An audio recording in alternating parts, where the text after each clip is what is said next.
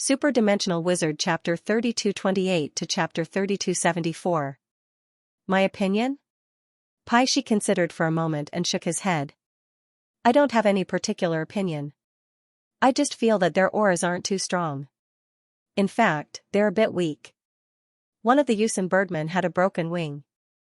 Looks like he just went through a big battle. That's right. Paishi rubbed his chin and continued, I have a feeling that they didn't have a smooth journey here. They must have used up a lot of energy.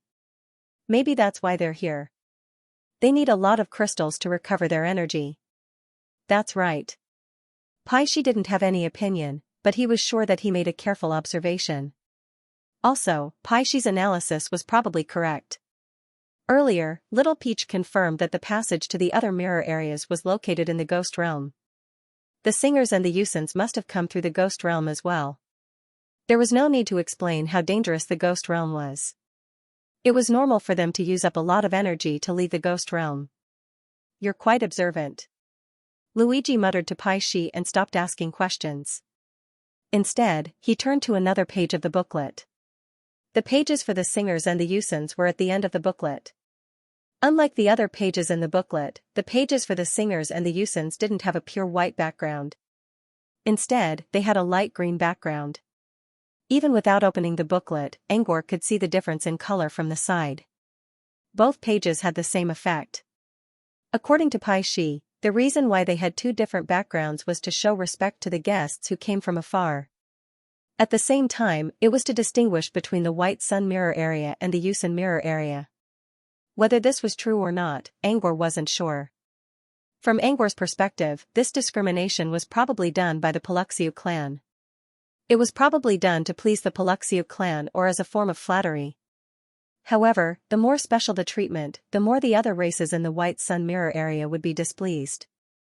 It might even push the singers and the Yusens to the opposite side. Usually, it wouldn't be a good thing.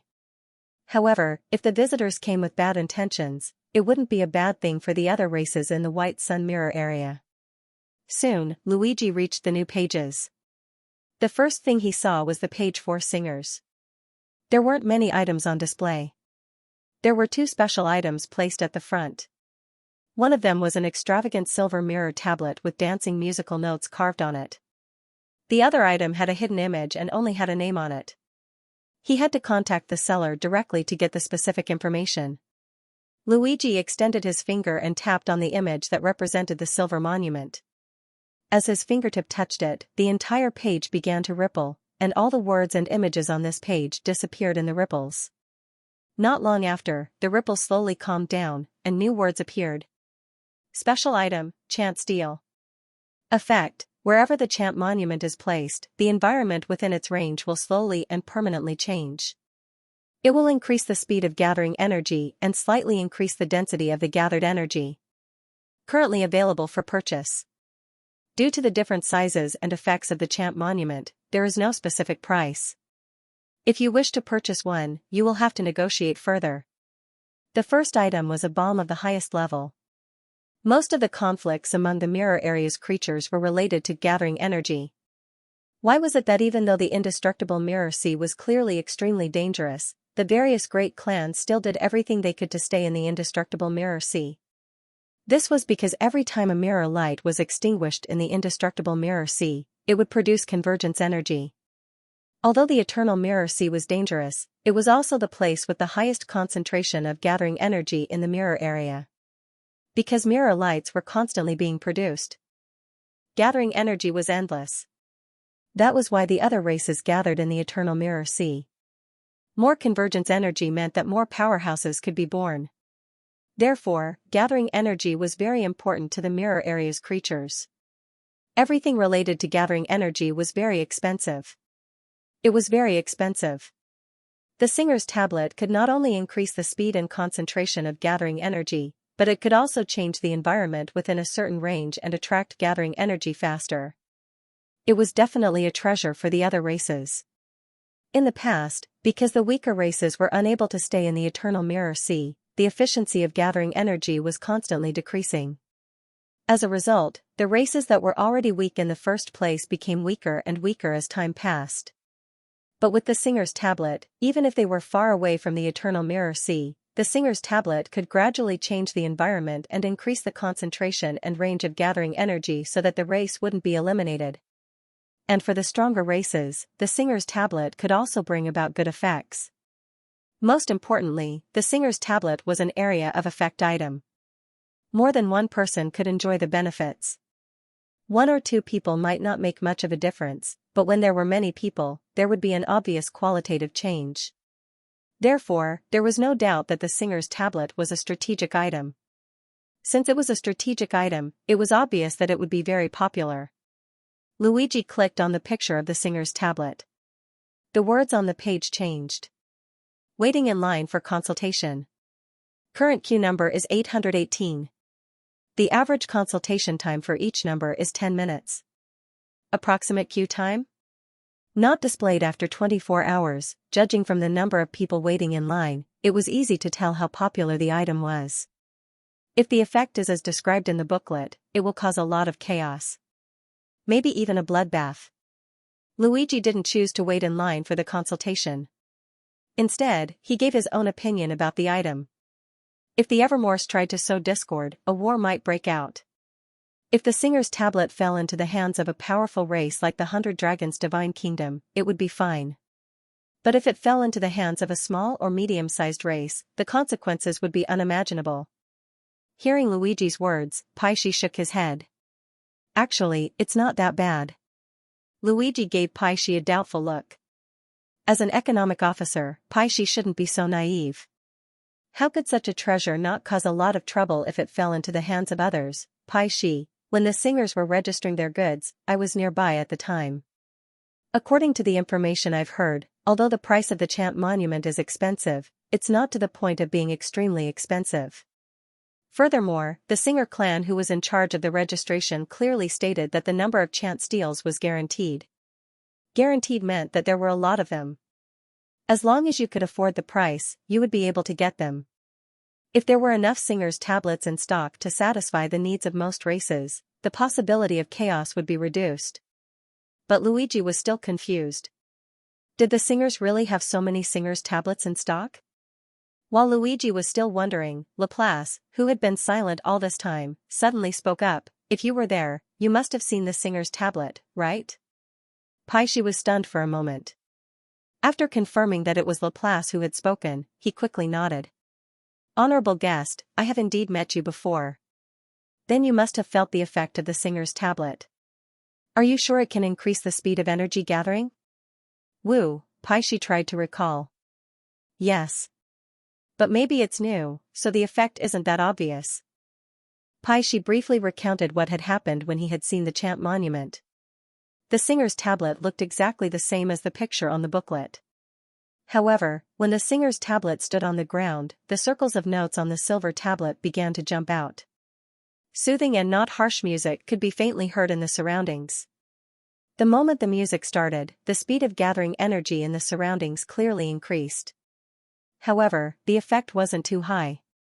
But the singers had said that the singer's tablet's effect was a long-lasting and slow change.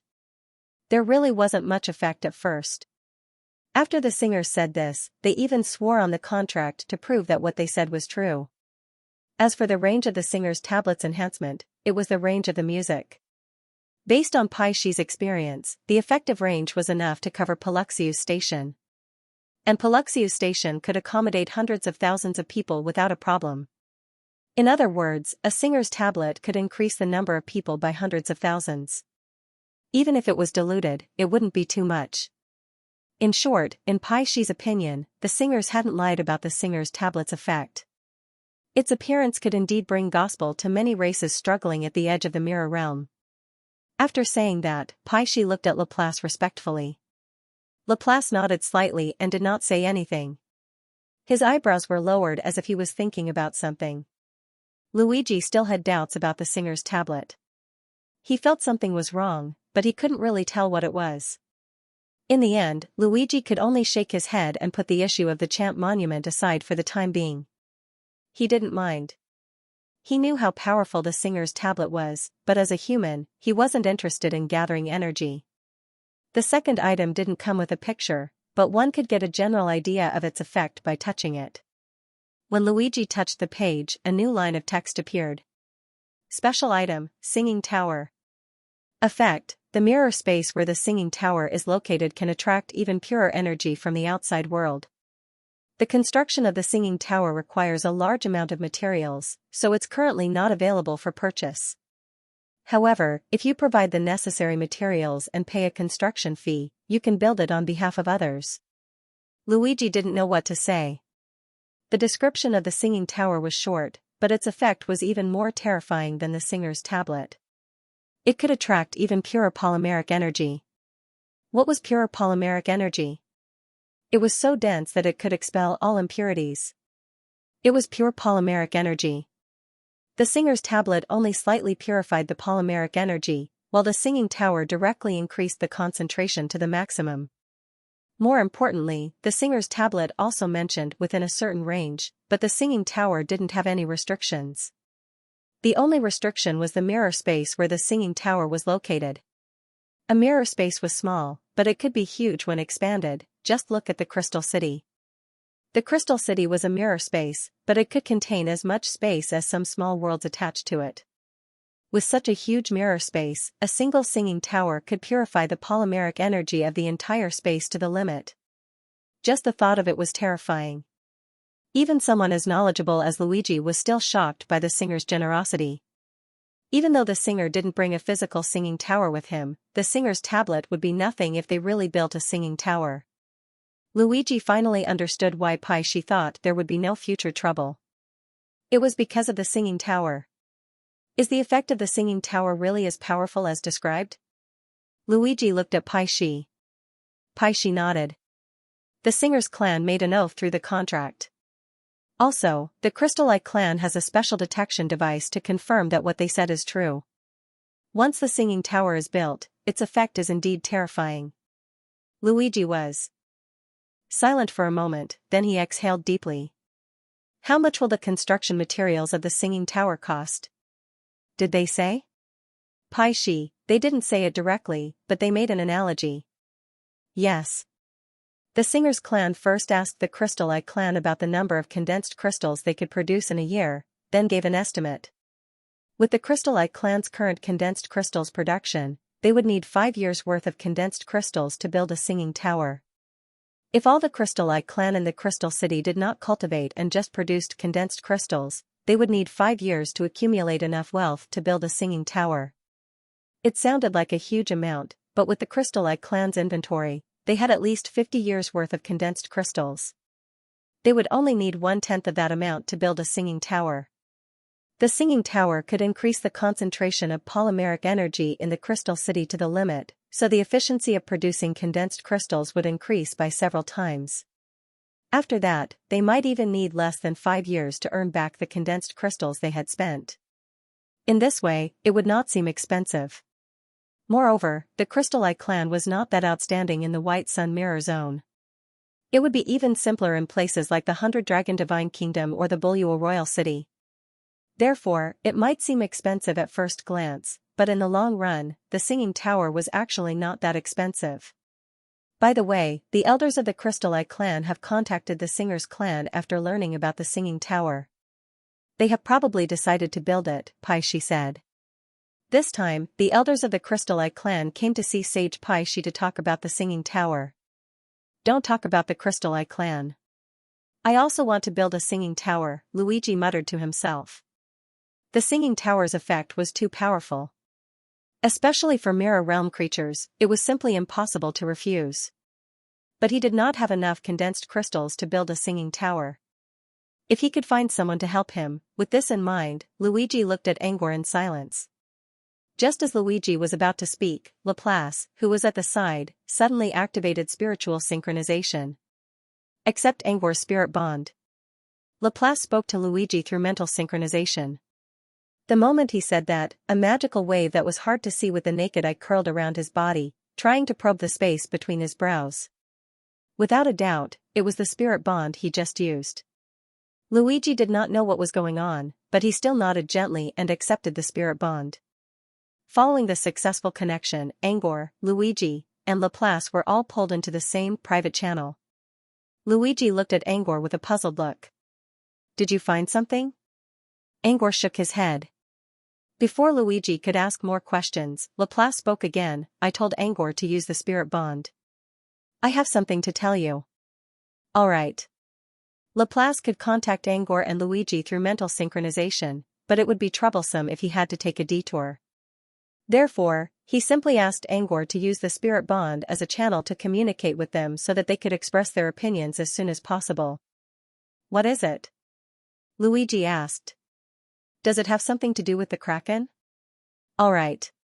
Of all the times, Laplace asked Angor to use the spirit bond when introducing the Kraken.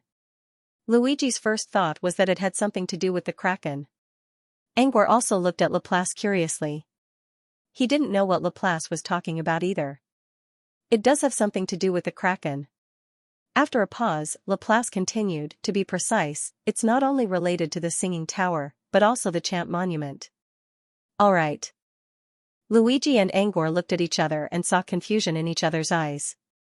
"What do you mean?" Angor asked curiously. Laplace said, "There's one thing I didn't tell you about the singer because I didn't think it was worth telling you at the time. But after seeing the Chant Monument and the Kraken, I think I should tell you about it." "All right."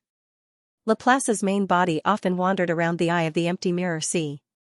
From time to time, he would find some items from other mirror areas. There were also items from the Gaussian mirror realm. Although most of them weren't of much value, it was still possible to pry into the general situation of the Gaussian mirror realm from some of the items. The overlords of the Gaussian mirror region were undoubtedly the Songers and the Yusin. The main reason why these two races could reach the top of the pyramid in the Gaussian mirror region was that their efficiency in absorbing convergence energy was much higher than that of other races. The reason why the absorption rate was so high was because of their innate talent, environmental modification. Regardless of whether it was the Singer or Yusen, they could create a suitable environment for themselves by modifying the space in the mirror. When the Singer and Yuri were in such an environment, their efficiency of absorbing energy would reach its peak through their innate talents. Both Angor and Luigi quickly realized what Laplace was talking about. "You mean, the Chant Monument and the Song Tower will modify the environment?" Angor's eyes widened in surprise. "Laplace, that's right. From the description, these two items can modify the environment within a certain range." Luigi also understood. He mumbled, "Also, the Chant Monument and the Singing Tower were both provided by the Singers. They did not provide them to change the situation of the White Sun Mirror domain at all, but to create a more suitable living environment for themselves. Once all the races are done with the Chant Monument and the Song Tower, the Songers will probably launch an invasion." Angor added, "More importantly, the Singers' Monument and the Singing Tower were both used by the Singers for colonization purposes. But they don't even want to pay for the items themselves.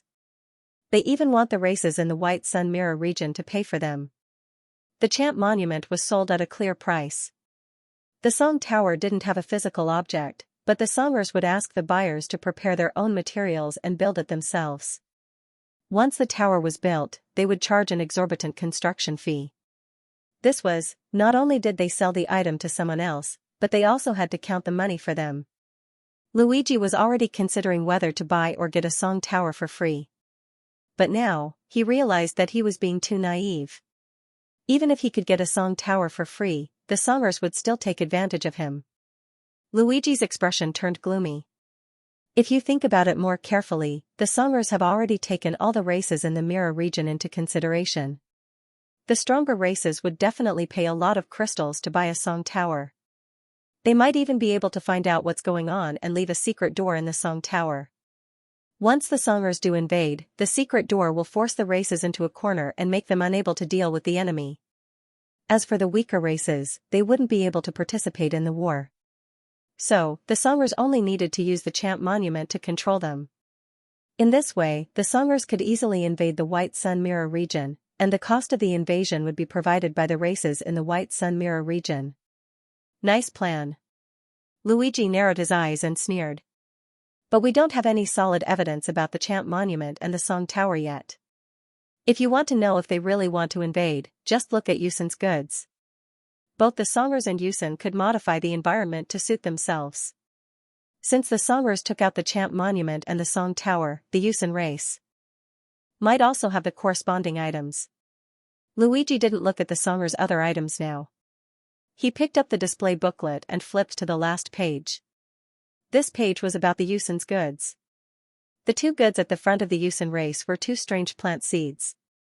If the Yusin race hadn't clearly said that these two were seeds, it would be hard to imagine that there would be plant seeds that looked like this. One of the seeds looked like a curled-up elf with small wings on its back. The other seed looked like a flower cluster. Flowers of various colors gathered together to form a round flower cluster. Luigi quickly opened the first winged seed. The display booklet immediately showed the corresponding information. Special plant, feather seed of life. Effect, a tree that can grow feathers. When it matures, it will slowly and continuously modify the surrounding environment. It will spread greenery, make the earth more fertile, and fill the air with the scent of life. Creatures living near the feather tree of life will not be affected by diseases and their lifespans will be significantly increased. Currently available for purchase. Because the feather seed of life has different attributes, the specific price will change according to the attributes. If you want to buy it, you need to discuss further. Note, with the Yusin race's unique cultivation materials, the feather tree of life can mature faster. Seeing the information of the feather seed of life, Luigi's expression became more and more ugly. Sure enough, it was another item that could change the environment. Moreover, it was a tree species. According to Laplace's information, the Yusin race was a group of special life forms that lived in a large number of plants.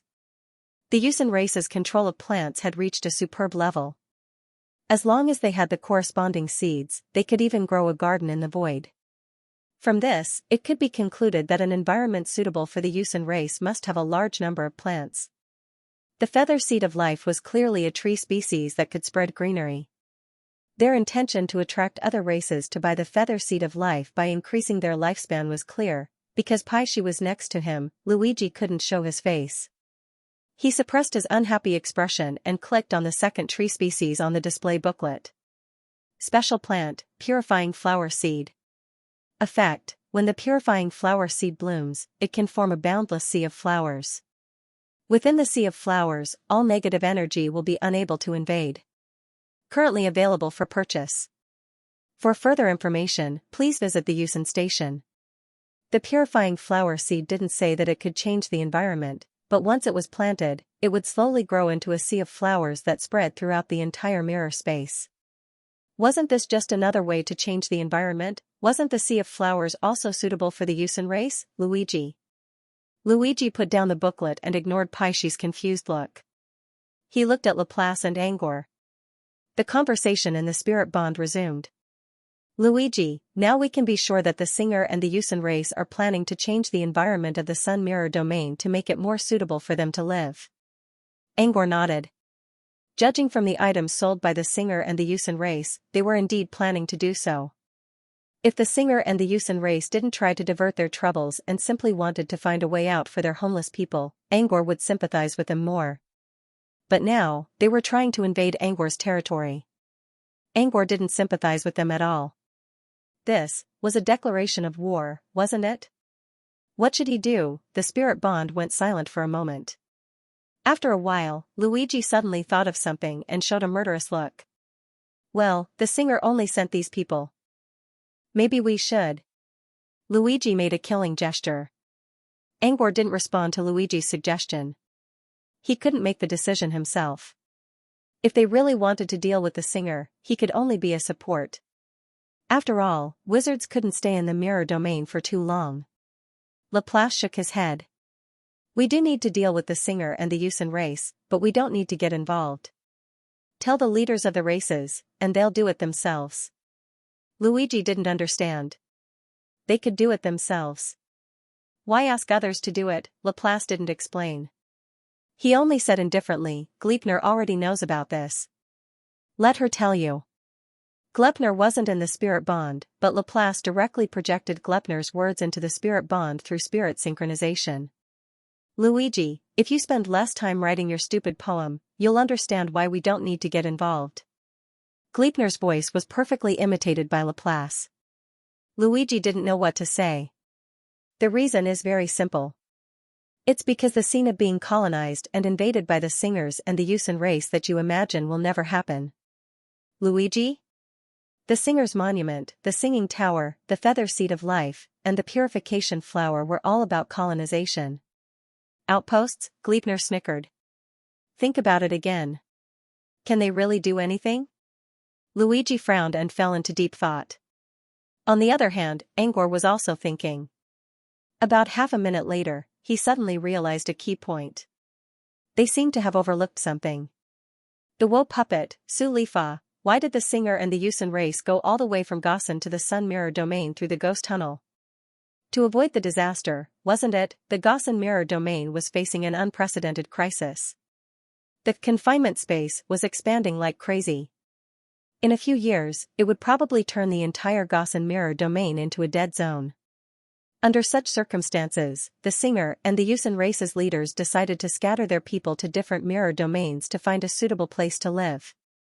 The singer and the Yusan race who came to the Sun Mirror Domain were sent as outposts. They didn't know about the woe puppet, Su Lifa. They only knew that the leaders sent them here to find a place to live.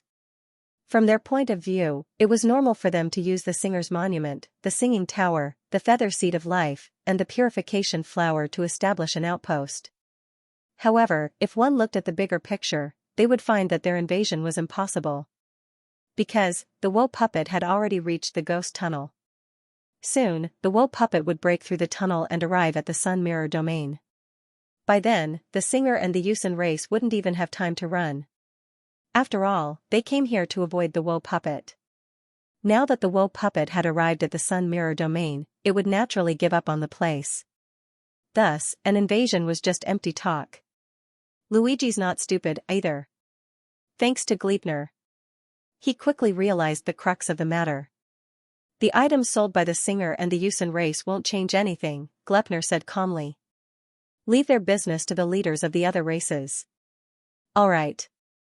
After all, the most important thing for us now is not to care about these small fries. We need to figure out how to solve the disaster brought by the woe puppet. Alright. Luigi remained silent for a while and nodded. I understand. Alright. Gleipnir didn't say anything else. I'll go find Force Tower and come to you. We'll talk when we meet. Alright. Gleipnir's voice slowly faded away. On the other side, Luigi let out a long sigh. What Gleipnir said seems to be right. Should I reduce my time to compose poems? Why didn't I think of something so simple? Alright. But, the poems I wrote were very popular, Angor and Laplace didn't know what to say. The baby tooth fairy from Tooth Fairy Paradise? Luigi shook his head. Forget it. Let's not think about it. The items sold by the singer and the Yusan race won't do anything anyway.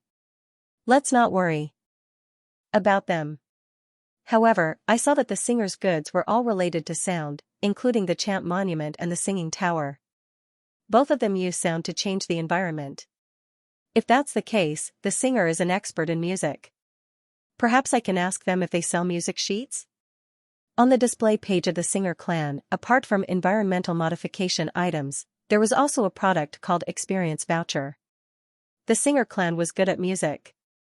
By combining different sounds, they could achieve extraordinary effects. For example, exorcism, enchantment, tranquilization, barrier breaking, enlightenment, and so on. The purpose of the Experience Voucher was to tell the Singer clan's requirements and solve different people's problems through singing. Literally, it was a jack-of-all-trades experience voucher. However, its effect was quite powerful. For example, the effect of Spirit Awakening was that the singer used a combination of music to awaken low-intelligence lifeforms, so that these lifeforms' understanding of cognition would increase by an entire dimension. In other words, low-intelligence lifeforms could break through the natural barrier and become real intelligent beings. Apart from the enchantment effect, there was also the barrier-breaking effect, which could increase the chances of a supernatural being breaking through a bottleneck. If the barrier-breaking effect could be used on the Great Barrier, wouldn't it mean that apprentices could easily become wizards? Even Angor wanted to contact the Singer clan when he saw the effect of the barrier breaking. However, Laplace spoke up and stopped him from doing so. Almost all energy systems have bottlenecks like barriers. Most of the time, bottlenecks are not defects. They are protections, Laplace explained.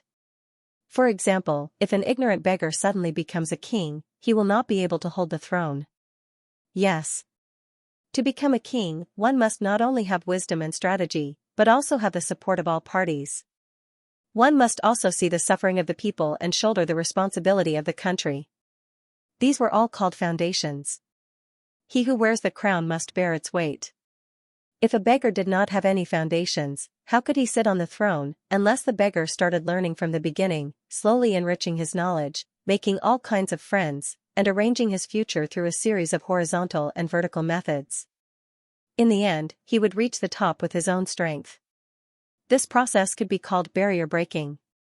Using external forces to break barriers is not necessarily a good thing, Laplace said calmly. As for what you're thinking, relying on external forces to break through the Great Barrier, that's even more difficult. It was the same example.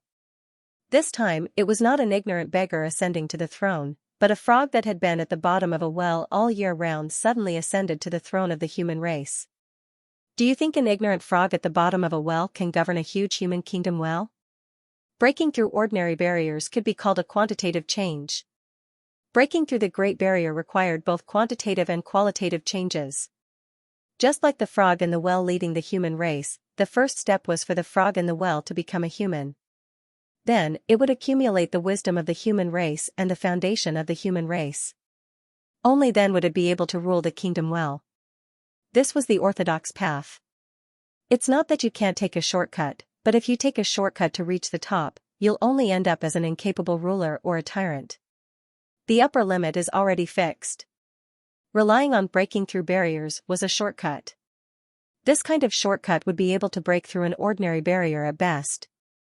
It was impossible to break through a large barrier. Looking at it from another perspective, if it was that easy to break through the Great Barrier, the singers would not have to wander around like this. The effect of breaking through barriers might not be as good as Angor imagined, but the ticket contained many different effects. All in all, it was still valuable. For example, Paishi had said that many Pelusius had bought admission tickets.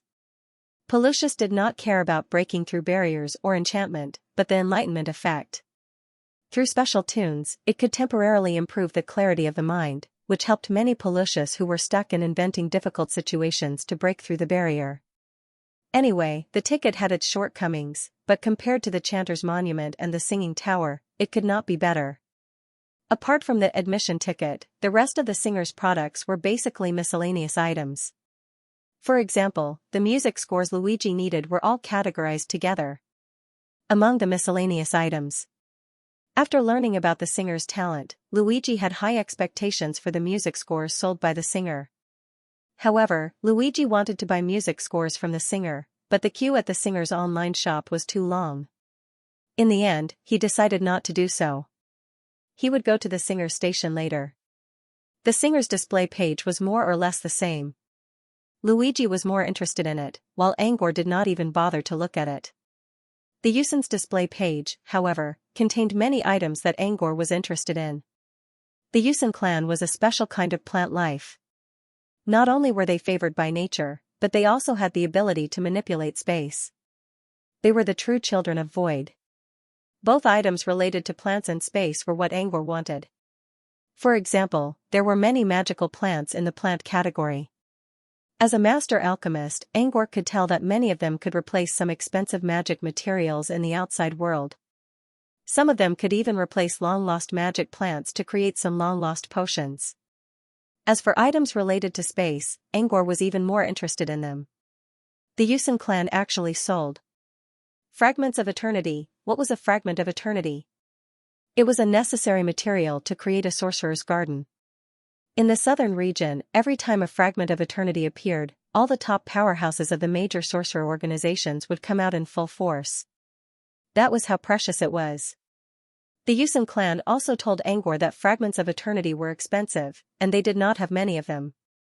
However, Angor still wanted to have his own sorcerer's garden.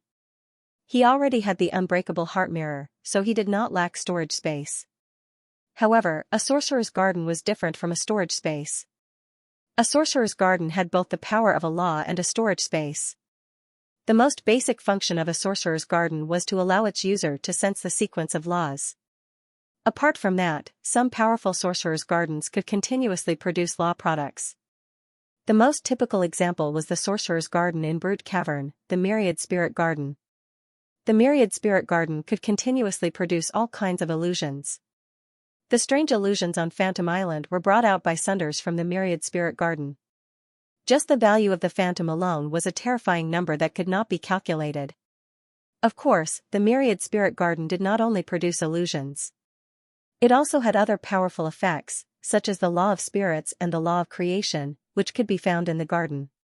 This was why Baroque and Samantha were so eager to get their hands on the Myriad Spirit Garden. Angor wanted a sorcerer's garden as well.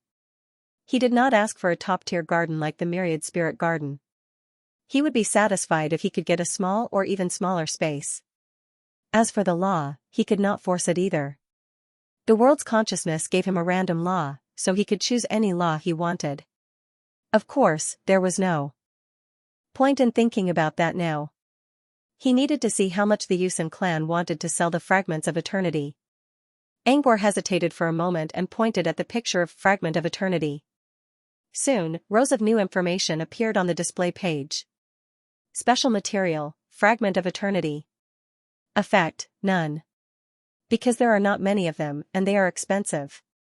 Currently not available for consultation. If you want to buy them, you need to go to the Yusin clan's outpost for verification. None did not mean that the Fragment of Eternity's effect was useless.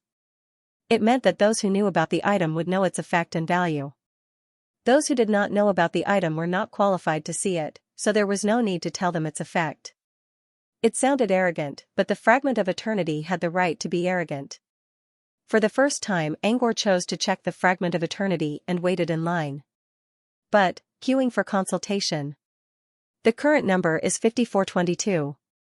The average consultation time for each number is 5 minutes. Approximate queue time is? Not shown after 24 hours, this number was longer than any of the previous items. It was even longer than that, however, it made sense. Items like the Chanter's Steel and the Get-A Path were strategic items that could benefit an entire tribe with a single purchase. Each tribe only needed to send a single representative to purchase them. However, materials like the Fragments of Eternity were sought after by every transcendent. In front of such a valuable item, even people of the same race would fight for it, let alone aliens. So, it was normal for there to be more than 5,000 people waiting in line. Moreover, there were still more people waiting in line. Once more booklets finished adding pages, the number of people waiting in line would keep increasing. It was obvious how valuable the Fragment of Eternity was. Do we need to wait in line? Luigi looked at Angor. Angor looked at the long line and shook his head. Forget it. I'll find a way to talk to the Yusin clan later. Alright. How about we wait until we get rid of the Yusin clan and rob them? Chuckle. Angor chuckled and shook his head. Well, I might have thought it was possible before, but I'm not. But now, the Yusin clan must have a way to protect the Fragment of Eternity. Alright. Don't forget that both the Yusin clan and the Songster clan have legendary level backers. Yes. Or even, a miraculous one. Under such circumstances, it was normal for the Yusin clan to have something up their sleeves. Angor even believed that the leaders of the major clans did not have to resort to violence to deal with the singers and Yusins. In fact, it would be best if they did not resort to violence. Angor really wanted the Fragment of Eternity, but he wasn't willing to sacrifice everything for it. It was better to take things one step at a time. After reading the new pages for the singers and the Yusin clan, Luigi handed the booklet back to Angor. Pi Erden's people were not back yet, and Sage Pika was still discussing with the leaders of the Crystal Eye clan. In this case, he decided to keep looking at the products of other races. He wanted to see if there was anything worth buying. Even if he didn't have condensed crystals to buy it now, he would mark it first. After he sold the login device, he would have condensed crystals. Angor started reading from the beginning and memorized everything he found interesting. He would then visit the designated locations of the races or ask them when the booklets were opened. While Angor was indulging in his online shopping, Luigi looked at Pai Shi. He had a question he didn't ask until now. so he decided to ask Pai Shi about it. You said that Pai Feifei's original name was Nakfi. Later, Pierre Dunn said that the inventor mouse had named itself Naxu. Okay. Just now, we only discussed one possibility. That is, Naxi gave himself a name after hearing Pai Feifei's initial name. That's why the two names are so similar. Okay. But what if Naxu never heard of Pai Feifei's original name? Luigi asked. What if Naxu gave himself the name Naxu when he was completely independent and unaffected by the outside world? What's the meaning of that? This question could also be asked in the same way. Why did Pai Feifei name herself Nakfi? Nakfi, Naxu, what special meaning does it have to the invention rats? Hearing Luigi's question, Pai Shi thought for a while and said, I actually haven't thought about this question. But I did read something about Pai Feifei. Okay. According to Pai Feifei, it was named Nakfi because it was a kind of meditation. Yeah. That's the right name. Yeah. Pai Feifei didn't know what the name meant. She only believed that it belonged to her. Even though its name was changed, it still called itself Nakfi from time to time. Yeah. Based on Pai Feifei's story, maybe the name Naxu also came from some kind of premonition? Yeah. Pai Shi explained part of the story, but the rest of it only made Luigi more confused. He thought that the Naxu in Nakfi meant the inventor rat race or a special name, while Su and Fei were the real names of the inventor rats. But now, it seemed that he was wrong. Their premonition led them to give themselves such names. It sounded strange, but it didn't take long to figure out that the so-called meditation meant that they received some kind of unusual information. The body of the inventor mice was extremely weak. Furthermore, when they named themselves, they were just born not long ago. It was impossible for the outside world to interfere and allow them to obtain the information. Then, there was only one possibility left. The unusual information with names came from their bloodline. In other words, the bloodline of the inventor rats might have inherited some bloodline information in ancient times. Most of the species that could pass down the bloodline information were powerful. For example, the mirror dragon and the abyss dragon could detect the inheritance information from their bloodline. If the inventor rats had bloodline information, did it mean that they had a bloodline inheritance? Thinking further, the invention mouse had the bloodline of a certain powerful creature. If the invention mouse showed signs of atavism, would it have the potential to become a powerful race? No, only Pai Feifei and Naxu had the possibility of inheriting the bloodline inheritance and returning to their ancestors. From the looks of it, Naxu actually has limitless potential, so, Pai Shi thought that Naxu was a disguise, so it might be real? While Angor was flipping through the pages, Luigi told Angor about his discovery. Angor paused and hesitated. There's another possibility. NAK was a sound that fit the speaker's comfort zone. NAK. The so-called vocal comfort zone refers to those syllables that fit the vocal cords and are easy to pronounce in an environment of adequate food and clothing. For example, most humans, including the Xi, the Karabites, the Mesopotamians, the Greeks, and so on, when they were in their infancy, the most common syllables they could produce were ah, ma, ah, and so on. This might explain why many languages on Earth had similar pronunciations like mother. These were the most common syllables that babies could pronounce, which belonged to their comfort zone. The same could be applied to the speaker's comfort zone. Since the speaker's vocal cords were different from humans, the speaker's comfort zone must be different as well. If NAK was a sound that belonged to the speaker's comfort zone, it was possible that the speaker named itself NAK. Luigi considered for a moment. But the speaker first learned how to speak before naming itself. That's way past the speaker's comfort zone. NAK.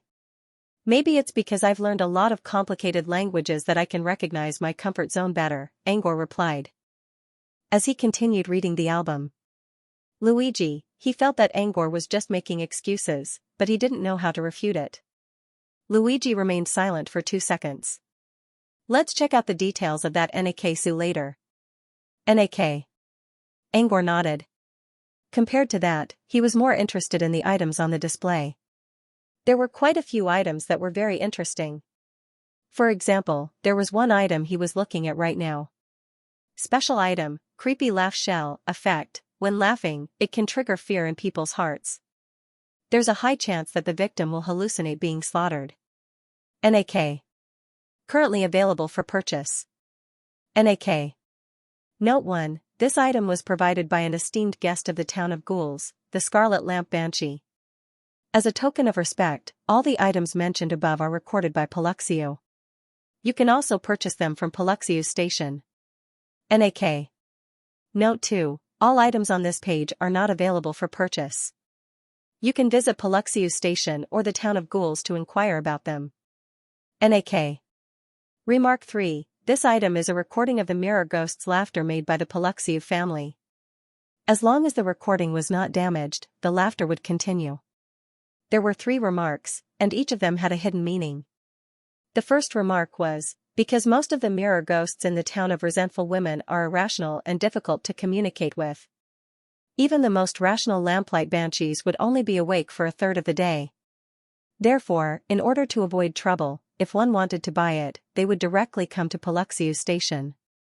The second remark was that Paluxio had endorsed all of the mirror demons' props and belonged to the town of resentful women's distribution point.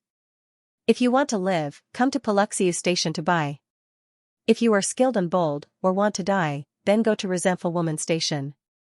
The third note pointed out the item Sly Smile Shell, which was the joint name of Paluxio and the mirror ghost tribe.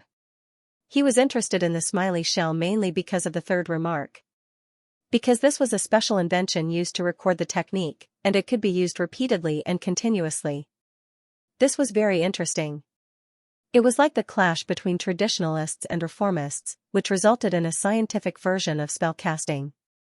This was what Angor wanted to see. The effect of the Sly Smile Shell was not very satisfactory. But its brilliance lay in the collision of different ideas, and mediums. If Paluxio's invention could record other types of spells other than the laughter of the mirror ghosts, wouldn't that be a new school of thought, mechanical spellcasting, or technological exorcism? There were quite a few items like this on the display page. Angor noted them down one by one so that he could find time to ask about them later.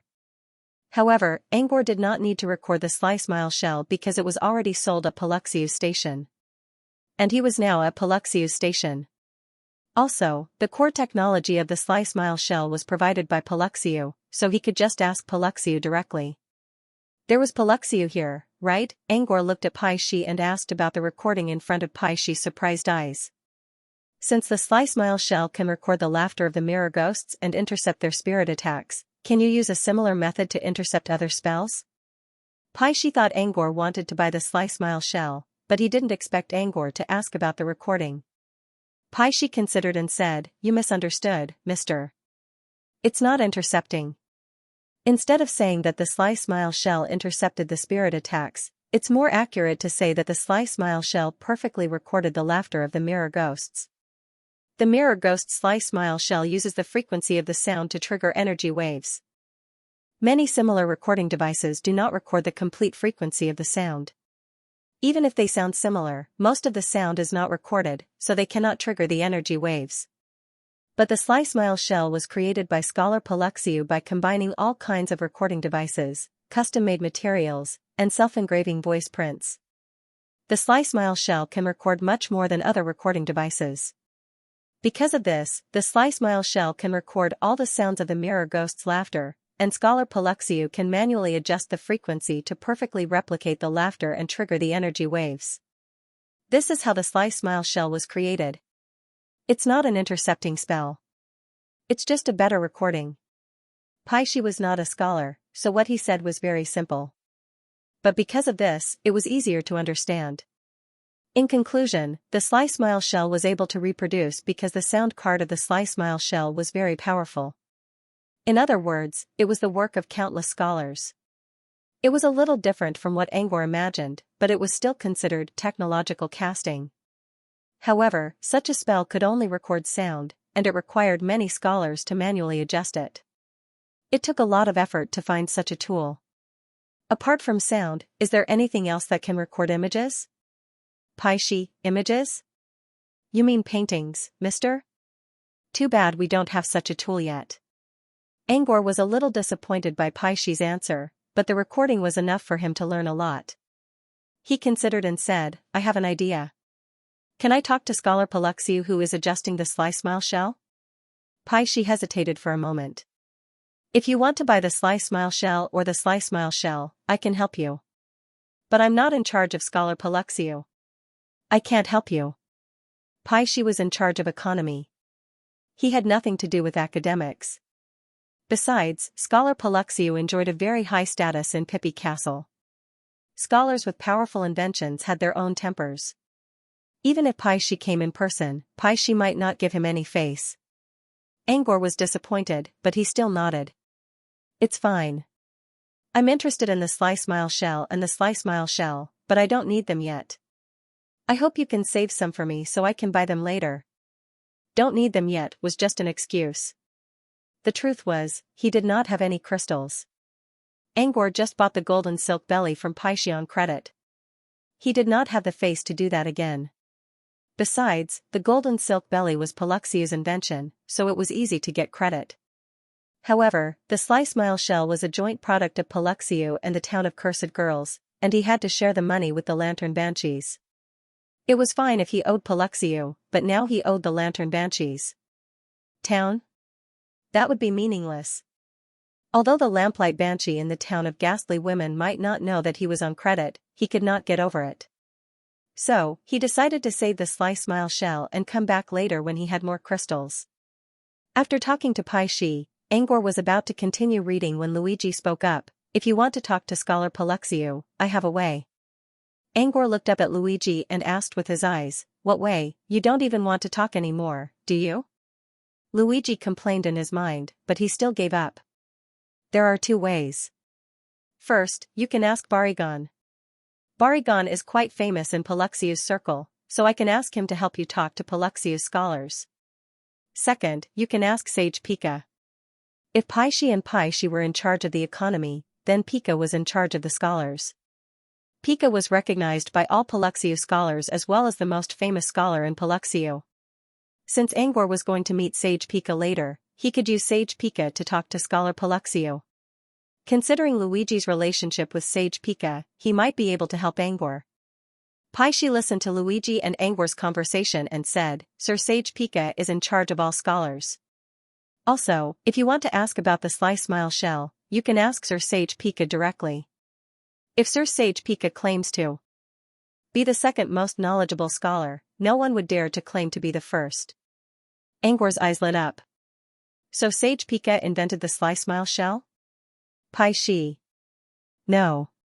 Paishi replied. The sly smile shell is the invention of a large number of scholars. Sir Sage Pika is the inventor of the invention. Including the sly smile shell, Sir Sage Pika's papers are the most numerous in the academic library.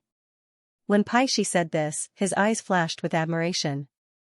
To be exact, Sir Sage Pika has written papers on most inventions, not just the sly smile shell. He knows almost all of them. He's the true successor of Sage Pika's spirit. Hearing that both Paishi and Luigi were praising Sage Pika, Angor decided that this was indeed a good opportunity. Angor didn't pay much attention to Paluxiu's inventions. But now, he realized that Paluxiu was quite talented in this field. The sly smile shell was only the beginning. Perhaps Angor could talk more with Sage Pika to improve his alchemy knowledge. With that in mind, Angor nodded to Luigi. I'll leave it to you then. Of course, Luigi didn't refuse. Sure. All right. With that, Angor went back to reading the booklet. He didn't have to read for long. As soon as he finished the page about the town of Cursed Women, he heard Pierre's panting voice. Greetings, sirs. I'm back. He looked up and saw Pierre running toward him at full speed. Beside him was another Paluxiu, who was wearing a black cloak and didn't even reach Angor's thigh. Paluxiu's entire body was covered by a black cloak, so Angor couldn't see his face. However, judging from his exposed hands and the color of his neck, he should be a green-skinned Paluxiu. Pi Erden came to the front of everyone and took a deep breath before he said, Sirs, when I went to find the merchant just now, I found that he had already distributed the invention mice to the lower-level merchants. Naxu is not in his hands. It took me a long time to find the merchant who got the Naxu. Pierre pointed at the black-cloaked Paluxiu. That's him. Naxu is with him now. His name is Zigwa. Perhaps because Paishi was here, Zigwa didn't dare to hesitate and took off his cloak. Under the cloak was a shifty-looking face. Sirs, I'm Zigwa, the owner of Zigwa's shop. Zigwa gave him a flattering smile as he spoke. His smile made Zigwa look even more sinister. Zigwa's smile looked even more sarcastic. So you're the vendor Pierre was talking about. At this moment, Paishi suddenly spoke. Pierre looked at Paishi in surprise. You know Zigwa, sir? Zigwa was surprised too. He knew Paishi and met him during the meeting.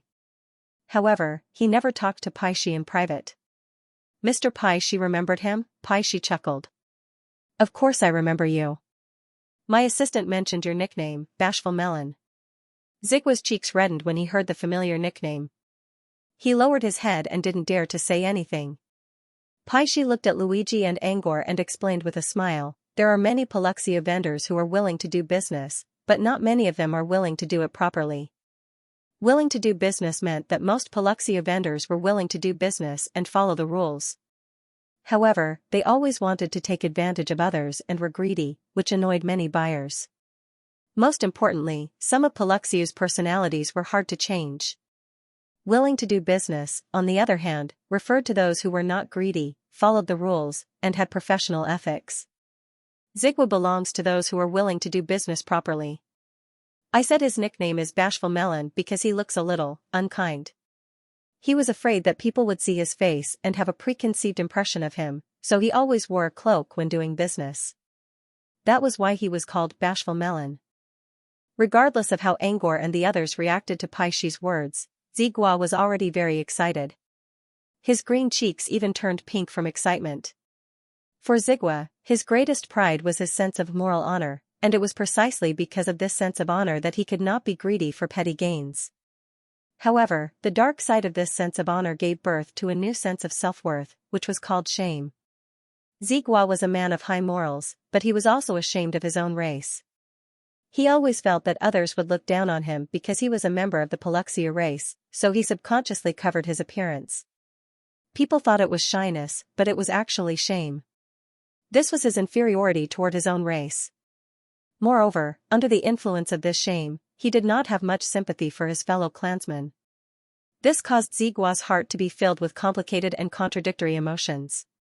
He was proud of what he had done, but at the same time, he felt inferior and ashamed of his birth. However, his shame never deviated from the pride in his heart. It sounded strange, and it was true. Zigwa's heart was twisted like this. Paishi's words alone were definitely not enough to ease the twisting in Zigwa's heart. However, Paishi's words gave Zigwa a sense of recognition. In the past, he always thought that his sense of moral honor would become the source of ridicule for his fellow Paluxia race. But now, he realized that there was someone who understood him. And this person was Mr. Paishi. Zigwa never thought that he would be praised by Paishi. Not only did such a big shot remember his story, but he also knew many details about him. This feeling of being recognized instantly lifted his spirits. How could he not be excited? How could he not be excited? Paishi only patted Zigwa's shoulder with a smile, as if he was saying, "Good job, young man. I have faith in you." This made Zigwa even more emotional. Luigi mumbled on the side, "What's going on? Let's go." Angor smiled and did not say anything. His beyonder senses read something interesting from Paishi and Zigwa's emotions. Zigwa was not as pure as Paishi said. Paishi didn't care so much about this fool. Although their emotions ran counter to each other, the greeting on the surface gave both of them some sort of spiritual satisfaction. Wasn't that interesting? Paishi also heard Luigi's muttering. He put away his slightly proud mood because of Luigi's worshipping gaze and said seriously, "Luigi, let's get back to the topic. When you came, Pai Erden should have told you about the requests of these esteemed guests." Zigwa quickly nodded. "I know. I brought the behemoth here." "Behemoth?" Paishi was stunned. "What kind of name was that?" Pai Erden quickly explained, "Naxu is a behemoth." Paishi frowned and looked at Zigwa. "You named it?" Zigwa shook his head. "No, it said so." Pai Erden had clearly asked about the situation on the way here. Without waiting for Zigua to explain, he said first, "It's like this, sirs." After Naxu was assigned to Zigua, Zigua asked him for his name. Naxu didn't say that he was Naxu, instead, he gave himself a new name, which was the current Behemoth. Behemoth? Behemoth. Paishi said, "What does that mean?" "That's strange." Behemoth? Both Zigua and Pai Erden shook their heads. They didn't know the name either. Angor also heard the name. He felt that it sounded familiar, but he didn't think he had heard of it before. Laplace, on the other hand, raised his eyebrows when he heard this name. He whispered in the spirit bond, "There's an ancient god in the Drauna Plain called Behemoth." The Drauna Plain? Angor also replied through the spirit bond, "You mean the plane that worships totems and worships beast-shaped gods?" Laplace nodded. "That's right. The beast god of the Drauna Plain is also called an outer god. Behemoth is an ancient outer god." But Laplace paused. "He disappeared tens of thousands of years ago." Disappeared? Is he dead? Luigi asked curiously. Laplace shook his head. "I don't know. No one saw if he died." However, many of the tribes that worshipped the Behemoth totem lost their divine protection after the disappearance of the Behemoth. In such a situation, either the gods had fallen, or the gods no longer protected the mortal world, or they had left the Drauna Plain. It's been so many years. I don't think there are any tribes that worship Behemoth anymore. At least, Laplace didn't see any tribes that worshipped Behemoth in the empty Mirror Sea. Laplace learned about Behemoth from the murals in the ruins of the Drauna Plain. No. There are still tribes that worship Behemoth. While listening to Laplace's explanation, Angor realized why the name sounded so familiar. Laplace looked at Angor in confusion. In the southern region, there's a continent called Faran, far away from the Fey continent. There are many primitive tribes in the central region of the continent, and some of them worship Behemoth. Luigi? They're all humans? Yes. Angor nodded. Since they're in the southern region, they must be humans. Behemoth is no longer a religion in the Sharp's world. I didn't think that humans would worship Behemoth, that's normal, actually. For the Sharps in the Drauna Plain, worship was to gain power and protection. Without power and protection, it was normal for them to worship other totems. As for the humans living in the wizarding world, they were already well protected. Their belief was to find a pillar in their hearts. As long as the pillar in their hearts doesn't fall, their belief will continue. Luigi rubbed his chin. So human belief is purer? Yes. But it's also more obscure and twisted, Laplace said.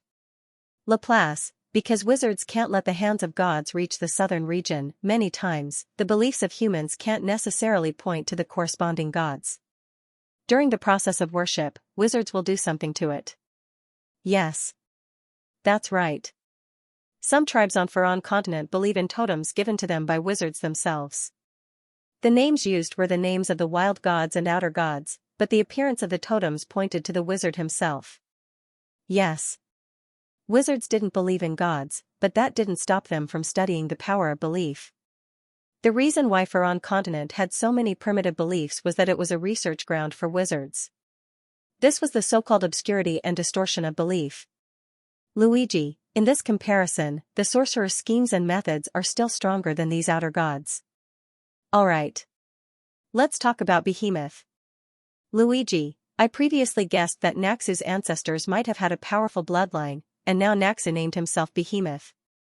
Behemoth was a beast god in Drauna Plain, and Naxu was also a beast. Does that mean Naxu is related to this Behemoth god? Alright. That's not it. Alright. It's like the mirror dragon doll looked similar to the mirror dragon, so the mirror dragon doll had the same power as the mirror dragon. That was obviously wrong.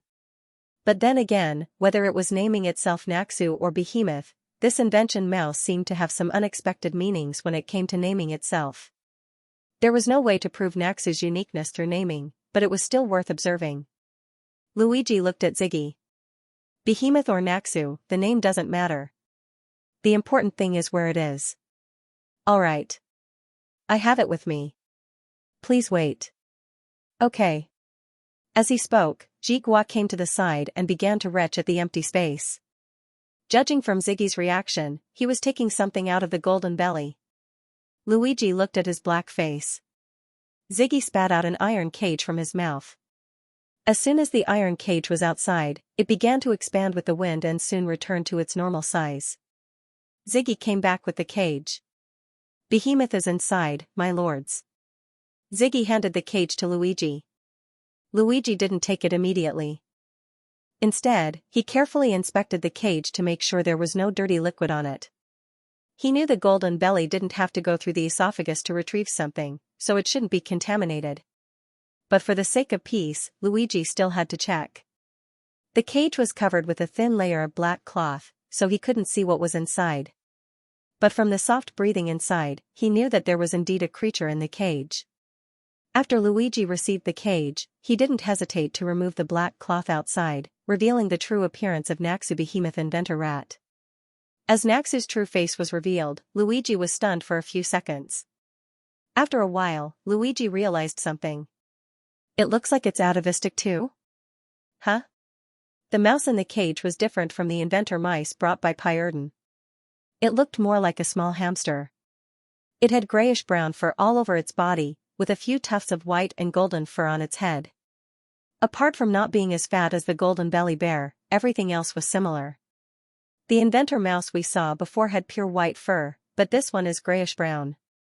Apart from the difference in fur color, everything else is the same. Luigi whispered. The small hamster squatting in the cage didn't look up.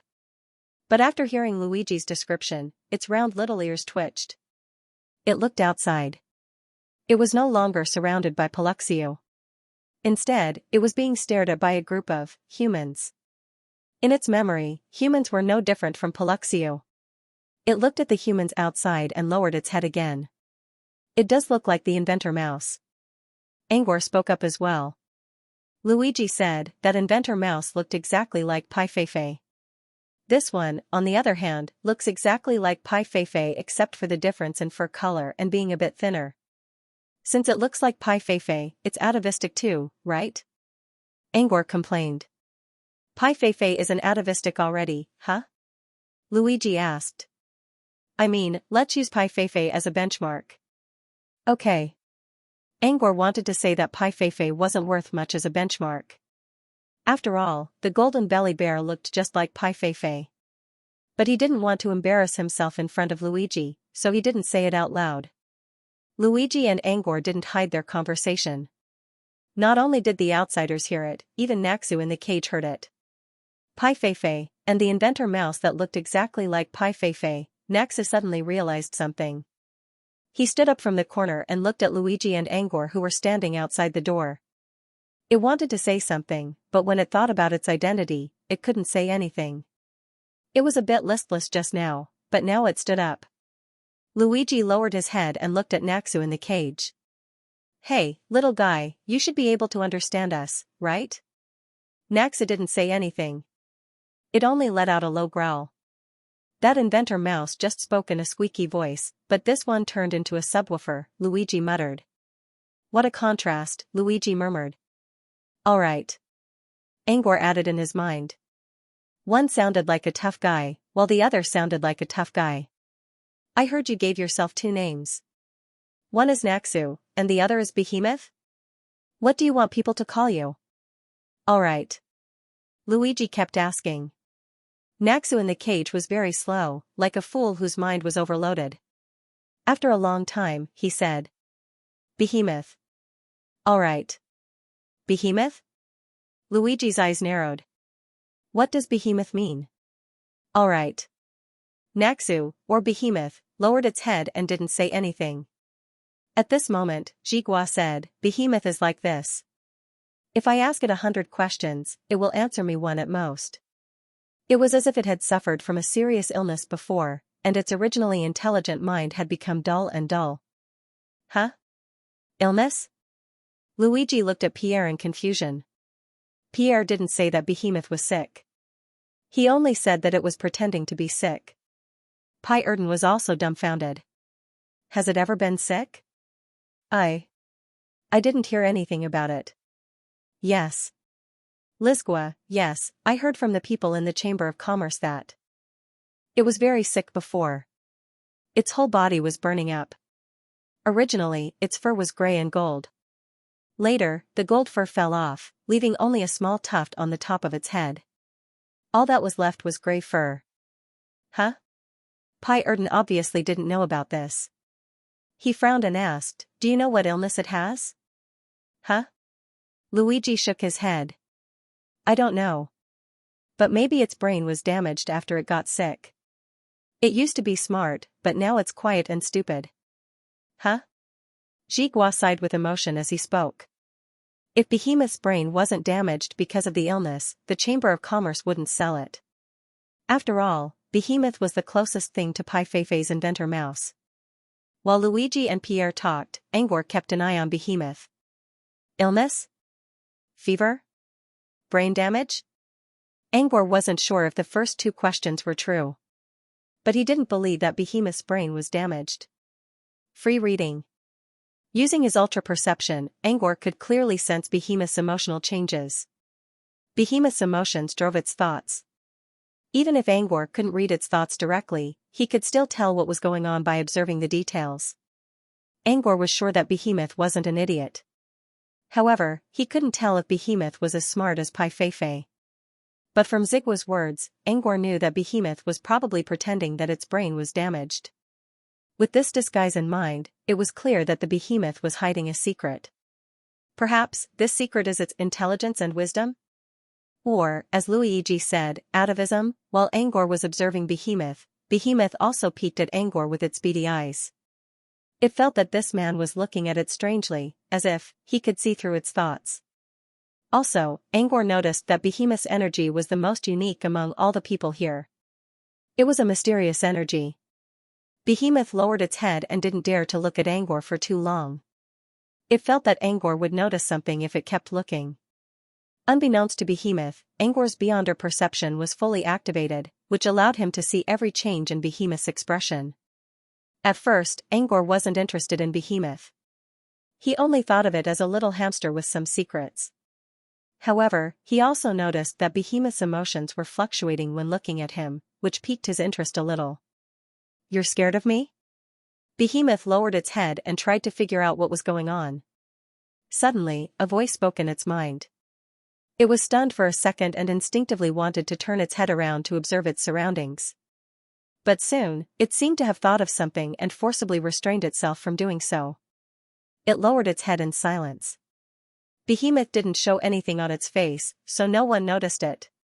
However, Behemoth couldn't hide its emotions. Angor saw Behemoth's panic and how it tried to suppress its emotions. Angor shook his head and continued using his spirit power. I know you can understand. Let's talk. Why are you scared of me? While speaking, he crouched down and moved his face closer to the cage. In the eyes of Pai Shi and the others, Angor seemed to be observing Behemoth. But only Behemoth knew how much pressure Angor was exerting on it. He was threatening her. Behemoth still did not speak. It silently muttered in its heart, he is tricking me. The ringed castle has a spirit. He did not use any energy, so it is impossible for him to detect the abnormality. He didn't know what Behemoth was thinking, but he could tell that Behemoth was trying to hypnotize itself. He forced his fluctuating emotions to calm down. However, the calmer it was, the more one could see the ocean currents surging beneath his sea of consciousness. You think I'm tricking you? Angor asked again. Behemoth didn't say anything. It even slowly returned to its original nest. It looked like it was preparing to rest. Seeing this, Luigi muttered, this guy seems to have accepted his fate. After all, if the inventor mouse had a mind of its own, it should know what kind of trouble it was in. It was locked up in a cage, but it didn't care about the outside world. It didn't even care about being bought or sold. It had already accepted its fate. Behemoth also heard Luigi's voice. It remained still on the ground, but its mind was filled with resentment and anger. How could it not care about its current situation? How could it accept its fate? However, it couldn't fight back right now. Besides, even if it had the chance to leave, it had to find a way to stay. It still had things to do. It needed to see the rat. It couldn't let these people get interested in it. It wouldn't leave, at least not now. Behemoth lowered its head and curled up on its smooth tail. It seemed to have fallen asleep. Luigi looked at Behemoth, who was completely unaffected by the outside world, and muttered in a low voice, "Is its brain really damaged?" "All right." Luigi looked at Angor. "What do you think of this inventor mouse? In other words, does this invention mouse really have a secret? Do you want to buy this invention mouse?" Angor considered for a moment. "Let me observe it a bit more." "Haven't you observed enough?" Luigi already noticed that Angor was talking to Behemoth using his spirit power.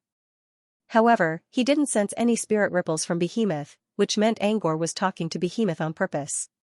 Luigi didn't know what Angor was looking for, but he still trusted Angor's friend. "Tell me if you find anything." "Okay." Angor nodded and ignored Luigi. "You don't want to leave, do you?" "Okay." Behemoth didn't move at all. "I'll take that as a yes." "Let me guess. Why don't you want to leave?" Angor asked. "Okay." Behemoth sneered in its mind. Was this human overconfident? Overconfidence was nothing short of narcissism. Did he think that he could convince him with just his mouth? Behemoth felt ridiculous. "You want to prove yourself? So you don't want to leave?" Behemoth was speechless again. Angor sensed Behemoth's disdain, but he didn't mind. He chuckled. "So I was wrong. You've already started hiding your talents. Why would you care about vanity?" "Okay. I'll keep guessing." "Okay. You want to continue staying by Palucci's side because you want to gain more knowledge?" "Okay. Behemoth, knowledge is indeed very important to me, but Palucci's knowledge can't solve its predicament. On the other hand, there is a mirror dragon called Babaragan. Its research might be of some use to me. But how can I get Babaragan's research?" Behemoth sighed in its mind. Angor couldn't understand Behemoth's thoughts, but he knew that Behemoth didn't want to stay for knowledge. "I'm sorry. I'm wrong again. As a human, it's hard for me to imagine what I want from a rat." "Okay. The only thing I can think of is that rats are always fighting for food and survival. But I don't think you're going to fight for these two goals, right?" "Okay. Behemoth, food? Survival? Only rats with no intelligence would chase after their biological instincts. Behemoth wasn't a rat. It only cared about higher spiritual pursuits. Since food and survival aren't your goals, then I can only rely on you. I can only judge you based on basic human needs." "Yes. My teacher once said that to find your true self, you have to find yourself based on your additional self." "Yes. To put it simply, it means that under the guidance of a guide, one can learn more knowledge and finally see the world clearly." "Yes. Self is the equipment of knowledge. Additional self is the gift of fetters. True self is the interpretation of the unknown." "Yes. I've already guessed self, and the answer is no. So there are only additional self and true self left. True self is the interpretation of the unknown. It's a difficult and false proposition. Or rather, it's not something that can be solved right now." "Yes. Then I can only think of one possibility, he's me." If Luigi was in Angor's shoes, he would have lost his head by now. Behemoth, on the other hand, somehow understood Angor's meaning. The more Behemoth understood, the more it feared Angor. At first, Behemoth thought Angor was just guessing. But now, he was getting closer and closer to the truth. To put it simply, additional self is the fetters between people, between lives. "Yes. You don't want to leave because of the fetters?" "Behemoth," Angor chuckled. Judging from Behemoth's sudden change of mood, he was sure that his guess was correct. However, whose fetters were these fetters with? Who did Behemoth not want to leave? Angor considered and continued, "You care about Palucci's family?" "Yes." This was the most unlikely answer in Angor's mind. And it was the truth. Judging from Behemoth's indifferent attitude, Angor could tell that Behemoth didn't care much about Palucci. "You're only concerned about your own kind?" "Yes." "Behemoth, is it Pai Fei Fei?" Angor continued, "Is it Pai Fei Fei?" "Yes." Behemoth turned its head away and kept pretending to sleep. Angor frowned. He didn't know much about the inventor rats. The only name he knew was Pai Feifei. But now, Behemoth denied Pai Feifei's answer, which made Angor hesitate. If it wasn't Pai Feifei, then it had to be someone else. But he didn't know who the inventor rat was. Angor planned to use a series of questions to break Behemoth's psychological defense, but it seemed that he was stuck at the last step. Behemoth sighed in relief when Angor didn't say anything. Its tense muscles slowly relaxed as if it was really going to fall asleep. Luigi spoke through their spirit bond. It didn't say anything. How did you manage to talk to it for so long? Angor didn't try to hide his spirit connection. Luigi could see that Angor was talking to Behemoth alone. Sometimes, no need to answer is an answer, Angor said. For example, I'm asking you now. Do you admit that your poem sucks? Luigi was puzzled. Why am I asking for trouble? What do you mean my poem sucks?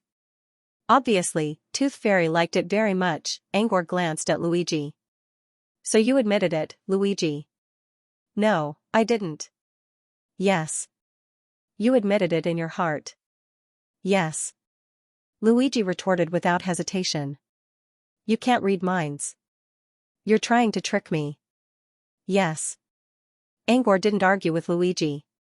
Instead, he looked at Laplace. Laplace glanced at Luigi, then at Angor. I'll stay out of this. Yes.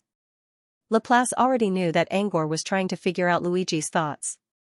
But she didn't want to stand in the middle. Luigi was her close partner, and she couldn't be separated from Luigi. Angor shrugged. Let's skip this for now. Let's talk about Behemoth. Yes. Angor didn't hide anything. He told Laplace about his conversation with Behemoth, as well as some of his guesses. Anyway, I don't know who Behemoth's connection is. Okay. Luigi was still thinking about the poem and how he was exposed. But when he heard Angor's words, his mind was pulled back to the invention rat. So Pai Erden was right? Behemoth didn't lose its mind. It's just pretending. Okay. Angor nodded. I don't care who its master is, but I'm sure it's not as stupid as it looks. Okay. But I'm not sure if it's as smart as Pai Feifei. Luigi continued, the fact that it's pretending means it's hiding something. You don't have to break its psychological defense. Just buy it and we'll talk about other things later. Okay. Angor didn't say anything about buying it. He was only interested and wanted to satisfy his curiosity, that's all. But when it came to purchasing, he was still a little off. If you don't want it, I'll buy it. I'll make it write poems for me every day. Luigi's eyes twinkled. Angor glanced at Luigi and then looked at Laplace again. It was Laplace. Laplace hesitated for 2 seconds and spoke calmly. He admitted that his poems are bad. No. Luigi quickly turned around. I didn't. I just want to see the inspiration of the invention rat. Angor shrugged. We'll talk about it later. Let's talk about Behemoth's connection first. What do you think? Luigi asked. Luigi grumbled, I only know Pai Feifei. I don't know any of the other invention rats. Pai Erden took out the list just now, right? Why don't you show it to Behemoth? Maybe Behemoth's connection is in the list. Oh, right. Halfway through his sentence, Luigi suddenly thought of something. There's also the invention mouse with an atavistic appearance. When you were with the parrot, didn't you say that the inventor mouse had a secret? That atavistic inventor mouse had its secrets, and so did this inventor mouse called Behemoth. Weren't they a pair? Angor smiled. You have a point. But let's hear what Laplace has to say first. No. Angor didn't want to admit that he was pretending to be the Riddler in front of Luigi. In fact, there was nothing wrong with the atavistic invention rat. Laplace hesitated for 2 seconds and said, maybe Behemoth's connection isn't just a single invention rat? Huh? Not a single invention rat. I think I get it. Maybe Behemoth didn't care about itself, but about its entire race. Behemoth didn't want to leave because all the invention rats were under Paluxiu's control. Perhaps it was enduring the humiliation because it wanted to liberate all the invention mice. Free reading. What moved people the most was not personal happiness, but the great love for the race. When he thought about it, wasn't this the most likely answer? Enduring humiliation, not fearing the nobles, and wholeheartedly serving the entire race. Behemoth had suffered too much because of this. It was so much that it was even willing to be locked in a cramped and narrow rat cage, just to see the dawn of freedom through the cracks of the cage. The more Angor thought about it, the more he believed this answer was the truth. Angor took a deep breath and spoke to Laplace. Hold on. I'll try Behemoth again. Okay. Angor looked at the small behemoth who was curled up in the corner of the cage. It seemed to be sleeping, but Angor could tell from its emotional fluctuations that it wasn't really asleep. Behemoth's mind was not as calm as it looked. Maybe I was too narrow-minded, Angor spoke to Behemoth. Angor sent a voice transmission to Beemon. Sometimes, an additional self doesn't refer to a single person. It can also refer to a group. Okay. Behemoth's ears perked up. It wanted to hear what Angor was going to say. In the history of mankind, there are always people who stood up in the face of danger and fought for the sake of the entire race regardless of their personal interests. We call them heroes. Okay. If humans can have heroes, why can't the invention rats have heroes too? Angor looked at Behemoth in the eyes. So, your additional self doesn't refer to a single person. It refers to the entire race, right? You don't want to leave because you want to free all the invention rats. Okay. Angor sounded confident. However, Behemoth's ears, which had been perked up, slowly drooped down. Using beyonder perception, Behemoth gradually calmed down and sighed in relief. And it was true. Behemoth heard Angor's confident tone and thought Angor really knew what it was thinking. But it didn't expect that Angor was just drawing a big pie. And the pie didn't taste like Behemoth's favorite. Invention rats? Most of them were puppets who didn't even know how to live without Paluxio. The best way to save them was not to free them, but to send them straight into the cycle of reincarnation. Boring. Behemoth sneered in its mind. Instead of listening to Angor's nonsense, Behemoth would rather go to sleep. At the very least, a dreamless sleep could pass the time quickly, and it would not arouse the desire of others to buy. With this thought in mind, Behemoth began its journey to sleep. He didn't know what Behemoth was thinking, but he sensed a hint of mockery from the creature's expression. He said a bunch of words that he thought were correct, but in return, he was ridiculed without even turning his head. There was no doubt that the speech he had made earlier had once again hit a wall. The additional self of the behemoth was not the so-called group. At the very least, he did not invent the rat colony. But if it wasn't for the whole, what was it for? Angor fell into deep thought. At this moment, Luigi, who was beside him, said, "It still doesn't seem to be replying." "You asked if it was the inventor mouse with the atavistic appearance? That rat is as dumb as a real golden silk bear." "How can it be?" Angor asked. He didn't think it was the bear at all, but he still decided to ask after seeing Luigi's encouraging expression. At least, he could make Luigi give up first. As for why Luigi would ask him why he was interested in the golden-threaded bear. Secondly, he would find a random reason to dodge the question.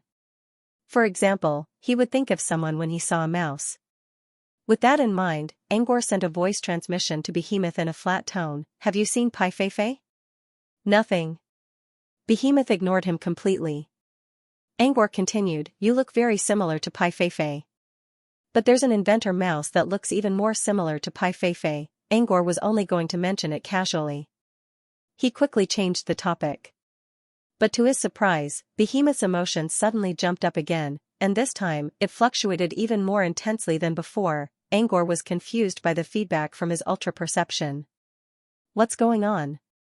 Why did it suddenly become so agitated? Was it because he mentioned Pai Feifei? But Behemoth did not react at all when he mentioned Pai Feifei. If it wasn't Pai Feifei who made Behemoth agitated, could it be that stupid golden silk bear? Angor's eyes flickered with doubt. He did not think it was possible. Even Laplace's concept of community was rejected by Behemoth. Why would Behemoth care about a bear that had nothing good about it apart from its appearance? But he couldn't think of another answer right now. He hesitated for a moment before he lifted a finger and released his nightmare aura. Soon, Angor created a new invention rat inside the cage where Behemoth was kept. It was an inventor mouse that was slightly smaller than Behemoth, but visually, this inventor mouse was rounder and chubbier. Its milky white fur was mixed with some gray and golden hairs. Together with its small ears and innocent eyes, it looked very cute. However, the cute little hamster was running on a roller as fast as it could. As they ran, they also whimpered and whimpered.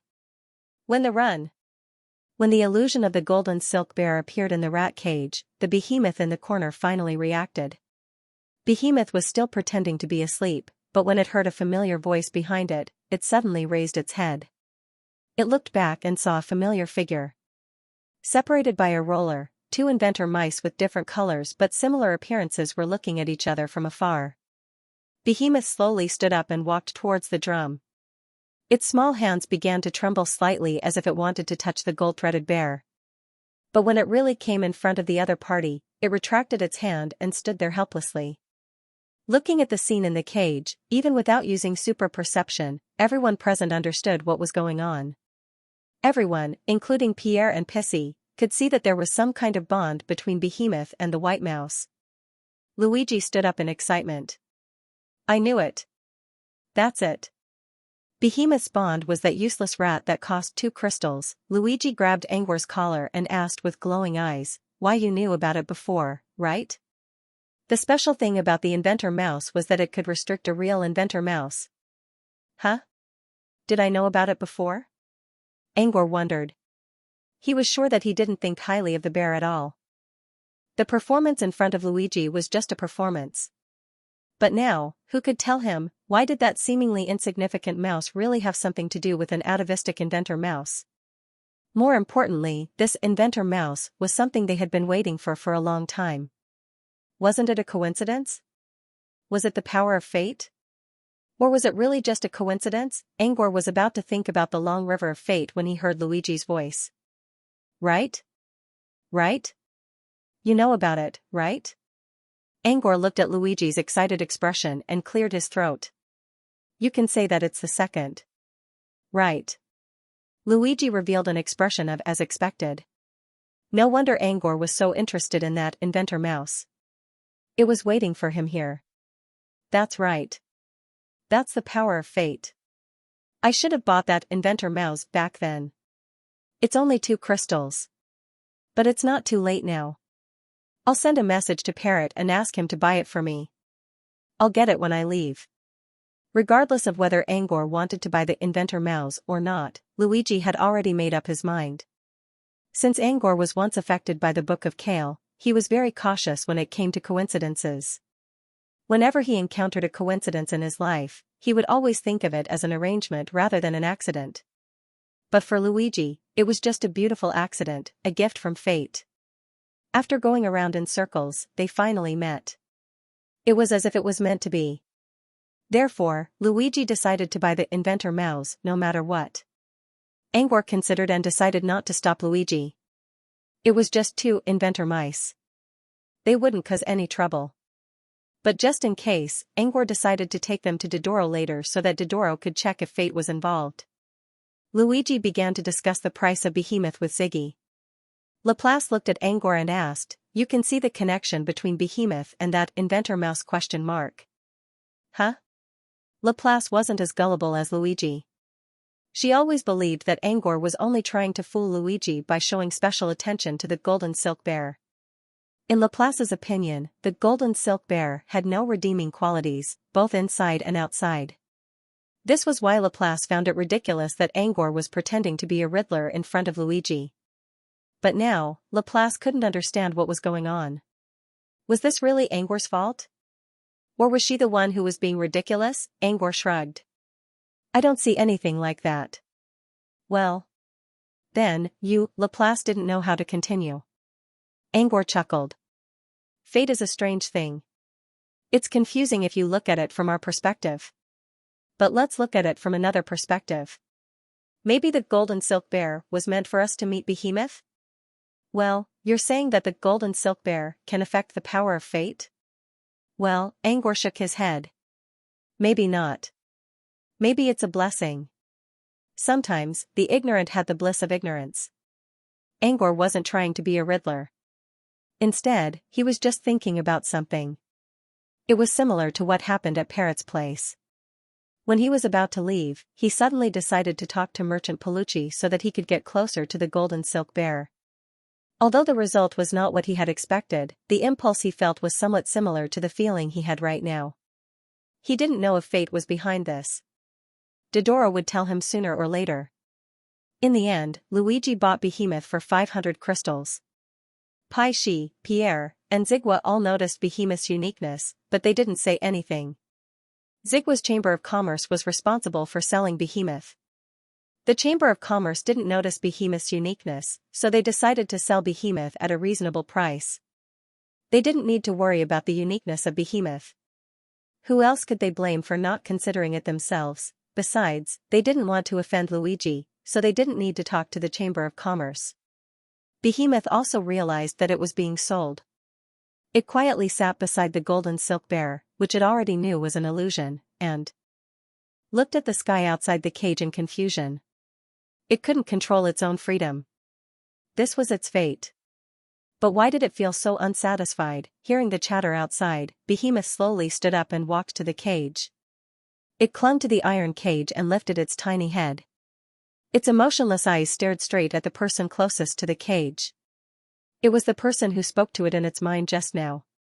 It didn't know who he was, but he analyzed its mind. Maybe he knew it better than anyone else. Maybe he knew what it wanted more. Behemoth was already the center of attention, so its movement attracted everyone's attention. Angor also looked at it. Behemoth was looking at him too. He hesitated for a moment and decided not to use spirit bond or spirit communication. Instead, he asked, "You still don't want to leave?" "Yes." Behemoth glanced at Zigwa and the other Palucci with an indifferent look. "I want to leave. But not now." Behemoth finally spoke. Its voice was as low and hoarse as usual, which didn't match its appearance at all. "Is it because of that thing?" "Yes." Angor pointed at the illusion inside the cage. Behemoth nodded. "Yes. I want to take Nakbi with me." "Nakbi? So it's called Nakbi?" "Yes." Behemoth hesitated. "I named it Nakbi.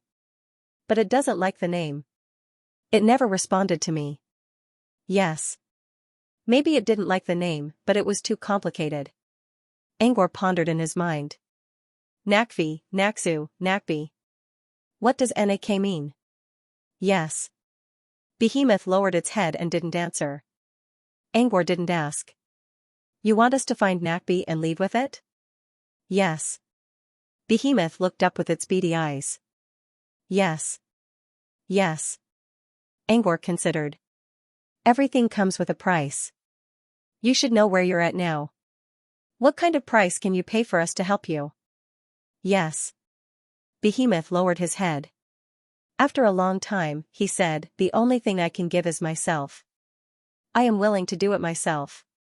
"Yes." Free reading. It didn't matter if it was recorded in the hologram tablet or a play written by various countries in the southern region. As long as there was something about love, there would always be that classic line, "You may have my body, but you will never have my heart."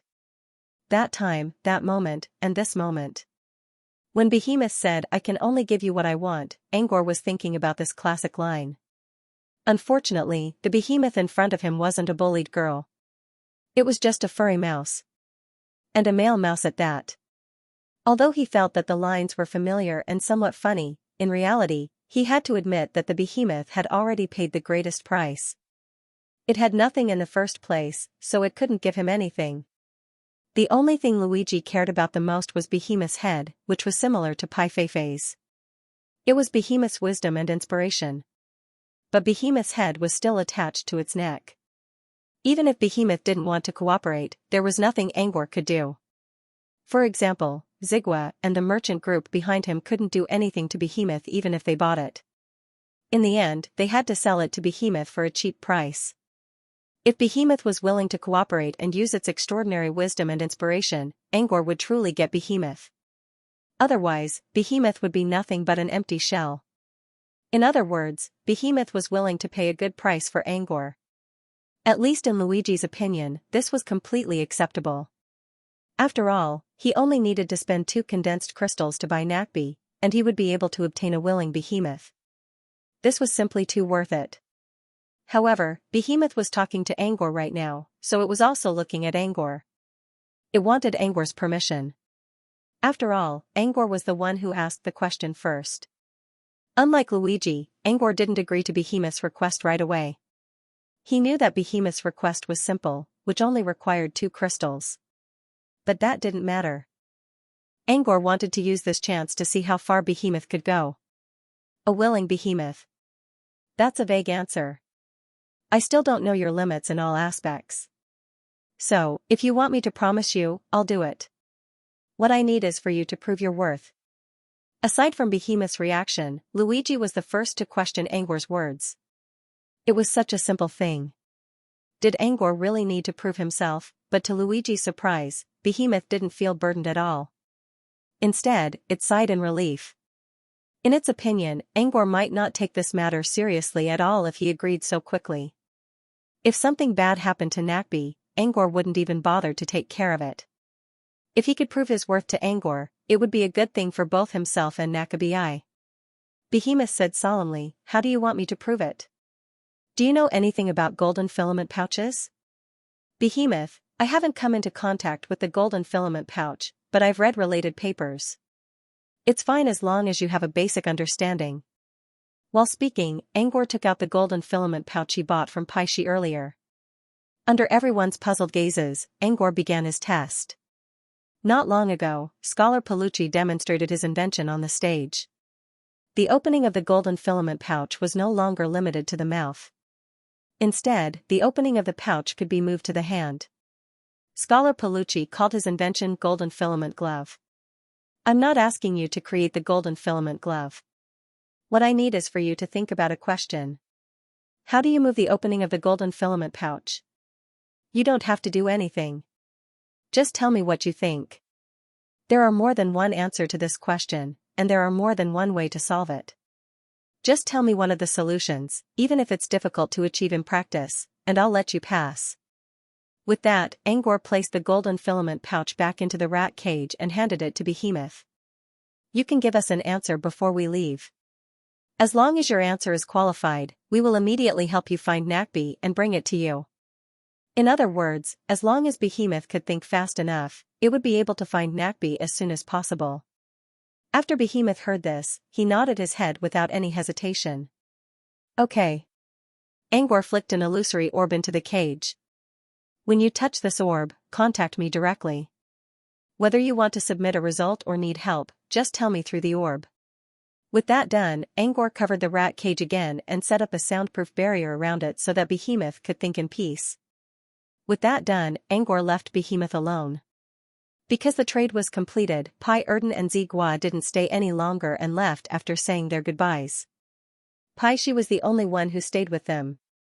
Inside the stage, Angor crossed his arms and watched as Palucci presented one creative concept after another on the stage. There were many creative ideas that made Angor's eyes light up. This was why Angor chose to stay here. After a new round of concepts ended, the sound of footsteps could be heard. When he turned around, it was Luigi who was panting heavily.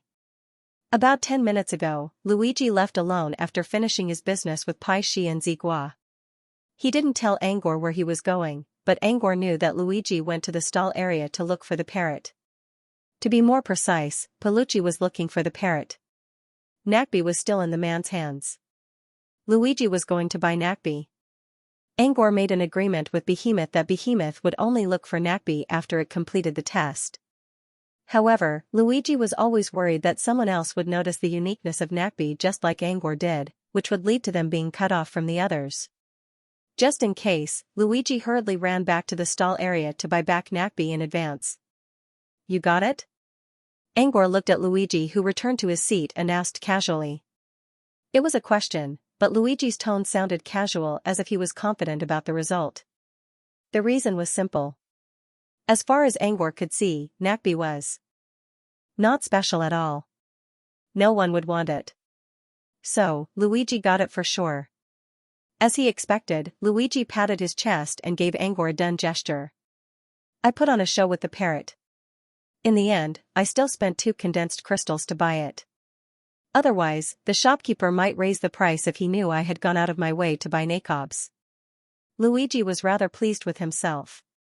In his eyes, exchanging 2 condensed crystals for nakbis was a huge profit. But Angor believed that no one would want nakbi without Behemoth's additional value. I've put nakbi in my space. I'll take it out when Behemoth is done. While speaking, Luigi used his spirit feelers to check nakbi's condition. That little guy seems to like rollers a lot. Back in the shop, it was bullied by the shop owner and was forced to use rollers to move the gears around. But I bought it, and it's still using rollers. It really loves them. Okay. Maybe Nakabi just wants to show off his worth. To Behemoth, Nakbi's value was its smart brain. But to Nakbi, it did not have a good brain. All it could do was to run. Back in Palucci's shop, Nakbi could still earn a living by running rollers. Now that Luigi bought it, Nakbi was still uncertain about its future. It did not know where Luigi was going to take it. But Nakbi only wanted to. The first thing he could do was to show the value of his roller wheel and hope to win Luigi's favor. Luigi considered and nodded. That's possible. Okay. Luigi paused and looked at Angor. What about you? How's Behemoth? Okay. Angor frowned a little when he heard Behemoth's name. I sensed Behemoth just now. It's been drawing and writing with a pen. It's using Palucci. I don't understand it, but I can see that it's trying to improve the design of the golden filament belly. And there's more than one. Okay. I don't know the final result, but it's better than I thought. Luigi smiled. Luigi's eyes lit up. In that case, the Behemoth is really as smart as Pai Feifei? Alright. I've never met Pai Feifei. How am I supposed to know? Luigi smiled. Luigi, then, do you think the question you gave just now is difficult? Considering how difficult it is? Luigi smiled. Transferring the opening of the golden filament belly was a difficult problem for Luigi. He might be able to come up with 1 or 2 solutions, but he would have to rely on his own power. What Angor asked Behemoth to research wasn't something that could be used by anyone. It was something that could be used by everyone. If Behemoth could figure it out, it should be a good solution. There are different ways to solve the problem, but there are also different ways to solve it. There are many solutions. Let's see what Behemoth chooses. Luigi smiled. Luigi muttered, your excuse is just like the ancient tooth fairy, always beating around the bush. What you said is equivalent to not saying anything. Luigi smiled. Angor ignored Luigi's complaint. How am I supposed to know when there are no results yet? I'm not a clairvoyant. But as far as I'm concerned, Behemoth is doing well. Alright. From the draft paper that Behemoth used, it could be seen that its research method had the shadow of the Academy's shadow, but it also had its own original ideas. It did not adhere to the form, and dared to be bold and innovative. It was a researcher with its own ideas. Using only 500 crystals to buy a researcher who was pretty good in all aspects, it was indeed not a loss. Research method is not something an ordinary inventor rat can do. Luigi noticed that Angor was looking at him strangely, so he quickly explained, don't look at me like that. I don't like to do research, but I've been with Barigon for many years, so I know a thing or two about it. Alright. Luigi, in short, the fact that the Behemoth can control the research formula means that it is an invention mouse with its own ideas. Helping me write poems is definitely not a problem. Alright. At this point, Luigi muttered to himself, speaking of which, I was the one who paid for it. Why do I feel that it's closer to you? It doesn't even look at me. Alright. I think I know what it's thinking first. Sigh. Luigi sighed and stopped arguing. It didn't matter who Behemoth favored. As long as he had Nakobi, he didn't need to worry about Behemoth not helping him. However, while Behemoth's research ability was proven, its poetry writing ability was not confirmed yet. Maybe Behemoth should come up with a question after Angor's exam was over? The title was Farewell Poem. Writing a poem with farewell in mind. If Behemoth didn't do as he wished, it would really say goodbye to Nakobi forever. Angor didn't know what Luigi was thinking. Even if he did, he wouldn't care. Poetry writing required 70% literary talent and 30% interpretation. If the Behemoth's literary talent was not enough, then find someone who was good at understanding to analyze it. After over-interpreting it, even smelly things could become fragrant. 30% interpretation and 20% flattery. In the end, Angor could come up with an avant-garde poem. Instead of asking Behemoth to write a poem, he was thinking about something else. What's the relationship between Behemoth and Nakobi? Behemoth? Behemoth cared more about Nakobi than it cared about all the inventor rats. Or rather, compared to Behemoth. Among all the inventor rats, Behemoth only cared about Nakobi. What was it about Nakobi that attracted Behemoth? What kind of connection did they have? Angor could not imagine how a stupid rat like Nakobi managed to convince Behemoth to submit to him. Behemoth even gave Nakobi a name, though Nakobi didn't accept it. Angor couldn't figure it out. Maybe he had to wait for Behemoth to tell him the answer. There's another way, Luigi said. After hearing Angor's question, Luigi spoke up. What is it? Yes. Luigi didn't give an answer right away. Instead, he revealed a mysterious smile and took out Nakobi's cage from his space storage. The cage was also covered with a piece of cloth. However, the cloth was translucent, so people couldn't see what was going on outside. Even through the cloth, Angor could still see the clumsy figure inside the cage. Just as Luigi said, the tiny Nakobi was still running on the roller without stopping. Judging from its expression, it didn't seem to know that it had left Pelucci's shop. You want to know the relationship between Behemoth and Nakobi, right? Simple. Behemoth can't come out for now, so we can ask Nakobi directly. Luigi proudly revealed the answer. Second, your idea is good. But are you sure Nakobi can talk? Yes. Nakobi's appearance was atavistic, but that didn't mean its intelligence was the same. The other inventor rats all learned how to talk, but Nakobi still couldn't. Of course I know. If it can't talk, then let's find a way to teach it how to talk. Yes. Luigi revealed another mysterious smile and took out something else from his space storage. Look, what's this? Yes. Luigi opened his palm, and a strange-looking fruit appeared on his palm. It looked like an apple with a pointed bottom, but its surface was covered with spiral patterns. Angor recognized the fruit. It was a fake product sold by Parrot. Its name was Pointy Fruit. It was the fruit of a holy tree cultivated by the Pointy Men tribe in Drauna Plain. Anyone who ate the fruit would gain incredible power.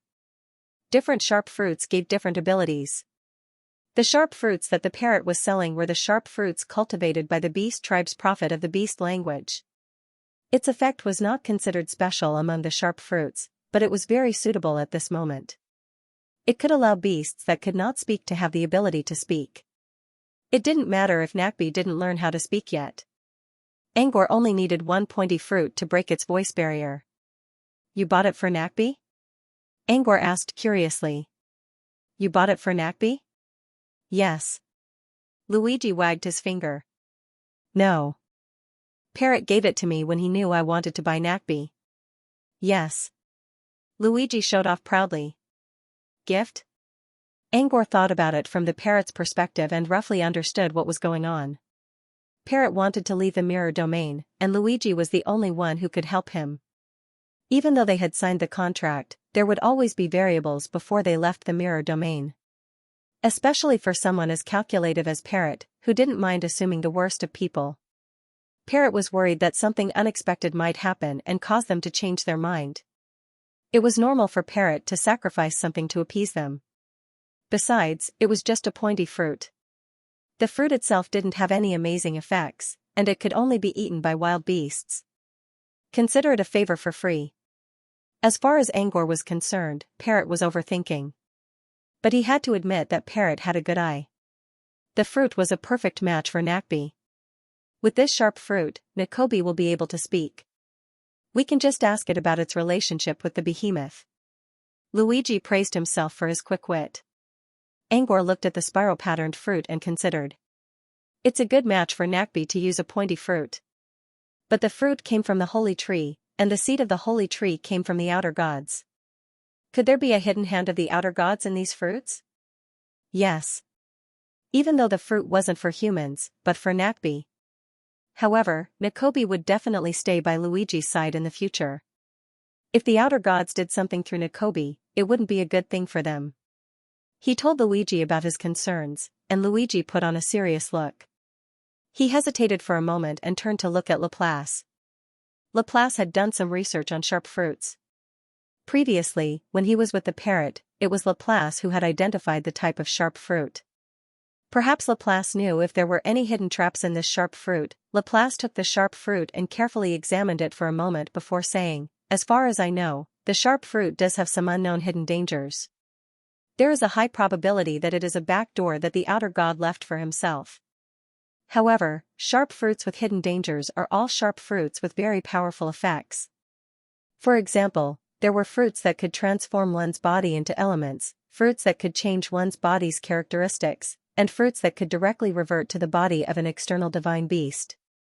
To put it bluntly, the effect of these fruits is that the outer gods will release the power of the heavenly gods that they control. The closer it was to the authority that the outer gods possessed, the greater the hidden danger. For example, the fruit that can revert to the body of an external divine beast I mentioned just now is basically the same as becoming the body of the outer god that walks the mortal world. On the other hand, if the sharp fruit's effect itself is not strong and is contrary to the authority of the outer god, then the fruit cultivated by the outer god will have very little or no hidden danger. Luigi, then what about this sharp fruit that can let a beast speak? Laplace, most likely, there is no hidden danger. Angor was a little confused. What is your basis for this? Is it because the fruit's effect is weak and goes against the authority of the outer god? That is one of the reasons. Laplace paused. The other reason is that I happen to know the outer god behind this sharp fruit. Wuma, also known as the goddess of Beast Mountain. Her true appearance was unknown, but in the totem of the pointy people who believed in Wuma, the goddess image was that of an eagle woman wrapped in a long golden whip. The three most important elements in this totem were the golden whip, the eagle's body, and the sleeping woman. These three elements also corresponded to the three authorities of Wuma. The golden whip represented the authority to control all beasts. The eagle's body represented the authority to transform. The sleeping woman represented the authority to comfort and rest. These three authorities turned into more than 100 holy tree seeds and were bestowed to the tribes that believed in Wuma. The most powerful tribe obtained 3 types of tree seeds with supreme authorities. The effects of the sharp fruits cultivated were familiar, beast body, and the power of rest. As for the other weaker tribes, the tree species they obtained were either inferior abilities of the 3 supreme heavenly god powers. For example, the sharp fruit that represented the ability to hypnotize was the inferior ability of the fruit of rest. The dream heal fruit, which slowly healed physical injuries in sleep, was the inferior ability of the fruit of rest. Also, the beastman fruit was the inferior ability of the fruit of beast body. The beastman fruit and the beastman fruit were inferior abilities. At this point, Laplace changed the topic back to the sharp fruit in his hand. The sharp fruit found by the parrot is the inferior ability of the fruit of beast language. The fruit of beast language is the inferior ability of the fruit of beast language. In other words, this sharp fruit belonged to Wuma's familiar authority, but it occupied less than 1,000th of the power of the familiar authority. This kind of fruit was extremely weak and had almost no effect. The only good thing about it was that, it was basically flawless. Wuma Ma would not waste his godly power on such a weak fruit. It was not that Wuma did not want to. Wuma's divine power also required a powerful fruit as a medium. A weak fruit would shatter on its own with just a little bit of divine power. There was no need to waste divine power on something like this. Because of this fruit is probably harmless, Laplace said. It's too weak. Alright. Laplace gave a long explanation this time, but he also explained the distribution of the authorities of the sharp fruit. The stronger the fruit, the more untouchable it was. The weaker the fruit, the safer it would be. This was the first time Angor heard about this, and he learned a lot from it. If he had a chance to study the sharp fruit in the future, it would be best to use the weak one to find out the authority of an outer god. If he wanted to save time, he could just use the stronger one. Otherwise, he might attract the attention of an outer god. Now that he was sure the sharp fruit would not have any side effects, he did not stop Luigi. Under everyone's watchful eyes, the spiral-patterned sharp fruit was placed inside the rat cage. The little Nakabi didn't notice that there was an extra fruit in the cage. It was still trying its best to run on the wheel, trying to prove its worth. In order to make Nikobi let go of the obsession of running, Luigi directly reached his hand into the rat cage, grabbed Nikobi by the back of his neck, lifted him out of the wheel, and placed him in front of the sharp fruit. Nikobi sat on the ground and looked around with a confused expression. Her small, bean-like eyes were filled with naivety and fear. Perhaps in Nakabi's eyes, once it left the familiar wheel, it fell into an unknown dark trap. It was surrounded by a pool of lightning, and it was completely at a loss. But in the eyes of Angor and the others, Nikobi's confused look was rather cute. Nikobi did not dare to cross the lightning and stayed still for a long time. It was not a good idea to let Nikobi eat the sharp fruit so that it could understand its current situation. Angor decided to cast a small magic spell into Nikobi's forehead. Through the magic deduction, Nikobi knew that the sharp fruit in front of him was edible and delicious. After Nakabi finished watching the magic theater in his mind, he hesitated for a long time before he walked to the sharp fruit with his short legs. He was ready to eat it. However, just as Nakabi reached the sharp fruit, his eyes started to spin and his body started to spin involuntarily. In the next second, Nikobi fainted beside the sharp fruit. What's going on? Luigi touched Nakabi doubtfully to make sure that it had just fainted. Angor did not know what happened either. Nikobi was fine before. Why did it suddenly pass out? Angor turned Nikobi over so that it was face up. When they saw Nikobi's expression, everyone was relieved. Nikobi's tiny eyes were spinning left and right. If they had to use a better word to describe it, it would be mosquito eyes. Nikobi fainted. The direct reason was that it saw the spiral patterns on the sharp fruit. But the indirect reason was that it had been running for a long time, which consumed a lot of its stamina. Angor also played the magic theater in its mind, which drained its spirit. Nikobi's mind was completely drained. When it saw the spiral patterns, it lost its consciousness and fainted. Should we wake it up? Angor asked. Pour some cold water on it and it should wake up. Huh? Pour cold water on it? Luigi's face showed that he couldn't bear it, but in the end, he shook his head and said, forget it. When it was at the shop, it kept running and exhausted a lot of energy. When it came here, it was frightened and frightened. It's good that it fainted, let it sleep. All right. We can leave the sharp fruit here and wait for it to wake up. Luigi looked at Angor. As for its relationship with Behemoth, let's wait for Behemoth to tell us. Nah. Angor shrugged. This was Luigi's idea anyway. Now that Nikobi was pitiful, Luigi decided not to do it. Luigi was just trying to come up with a plan. Nikobi probably wouldn't wake up for at least a day and a half after sleeping. Luigi carefully put Nikobi back into his space while mumbling something. Behemoth loves you more, so I'll make Nikobi love me more. Then I'll use Nikobi to win Behemoth's heart back. Angor didn't know what to say. He really didn't want to fight for Behemoth's or Nikobi's heart. Besides, Behemoth and Nikobi were both males. Nikobi wouldn't wake up for now, so Angor had to wait for Behemoth.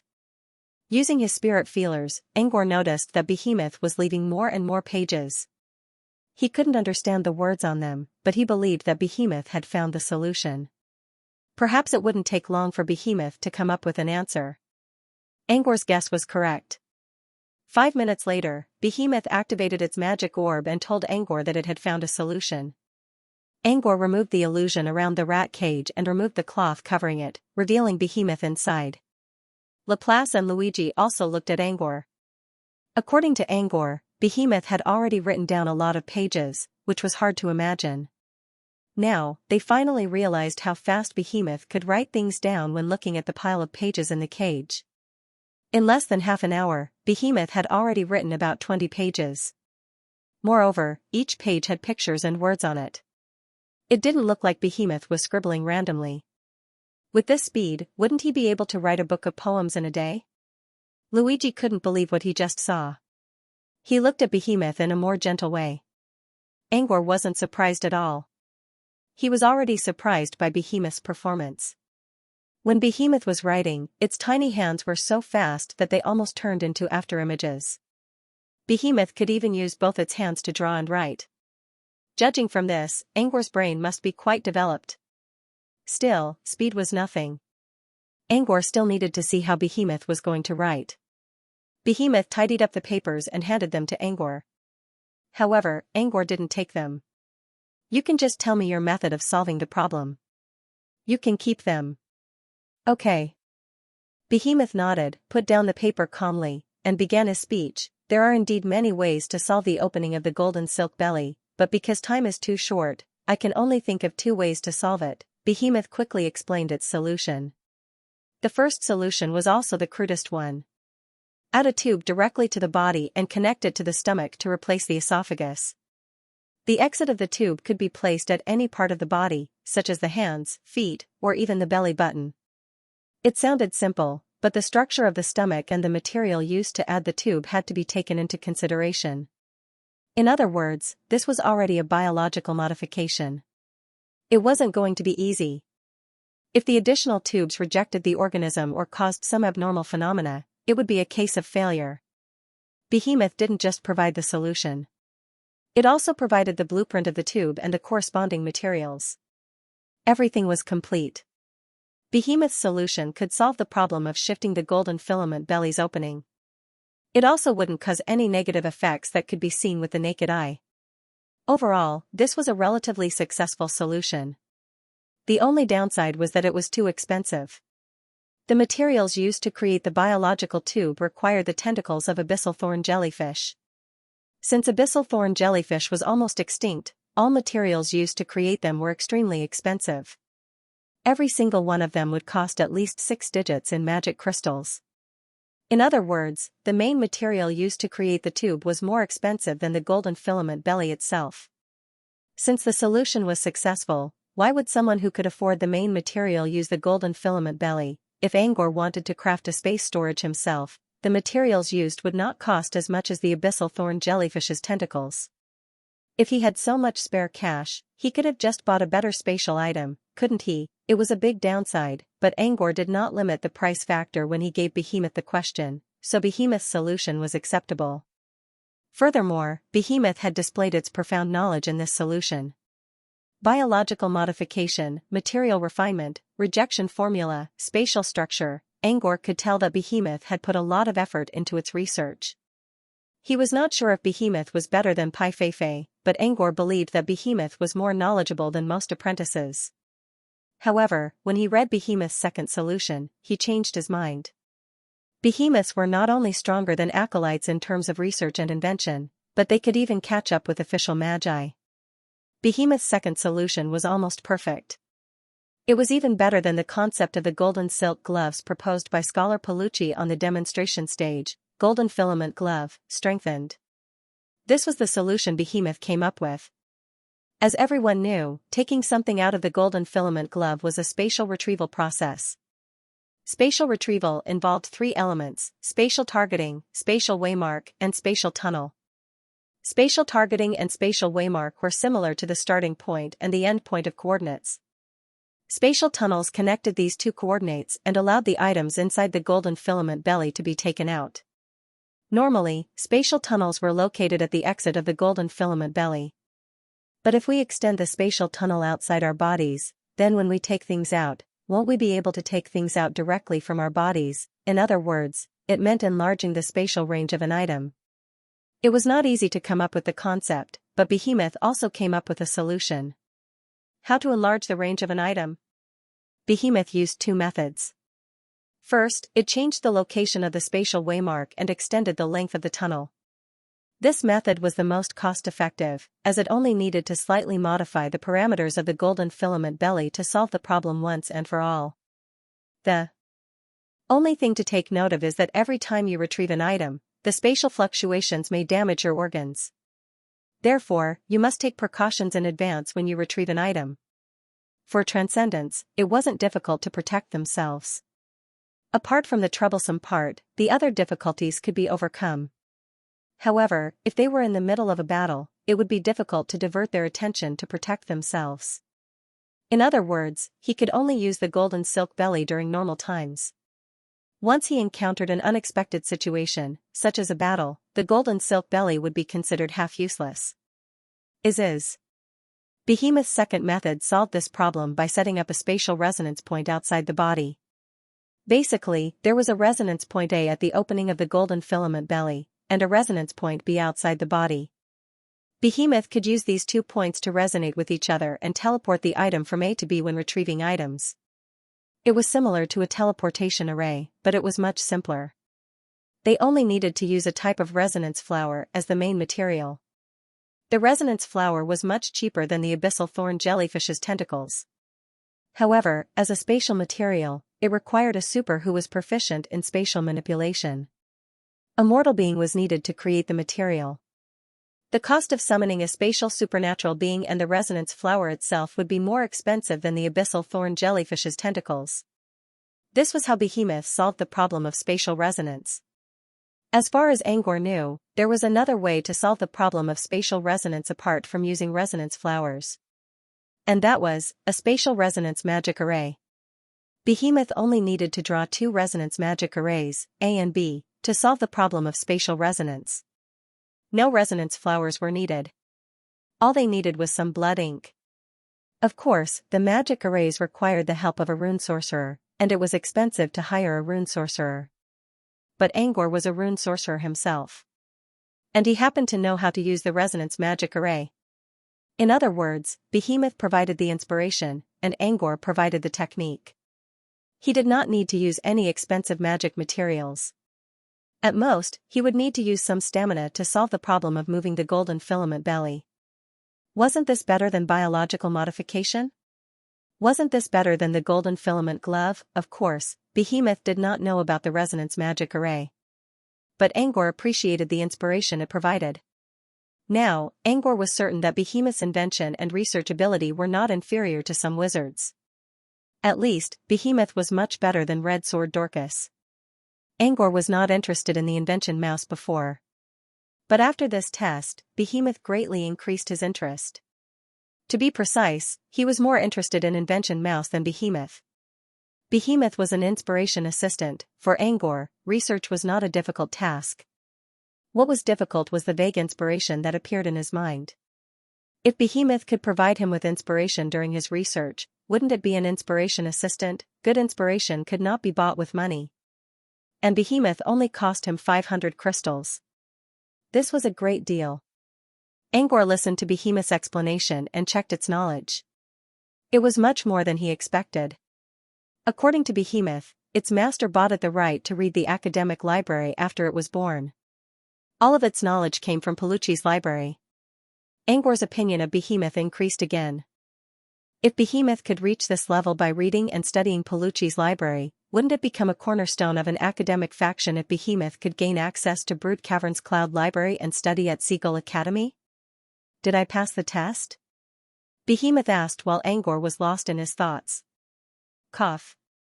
Angor cleared his throat. Both methods have flaws, but it's not your fault. Your vision is limited to Palucci's library.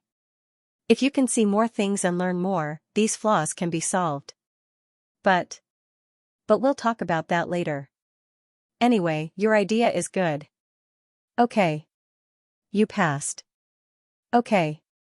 Following Angor's announcement, Behemoth eagerly climbed onto the bars of the cage and stared at Angor. My Nakbi, Nakbi. We already found it when you were solving the problem. Okay.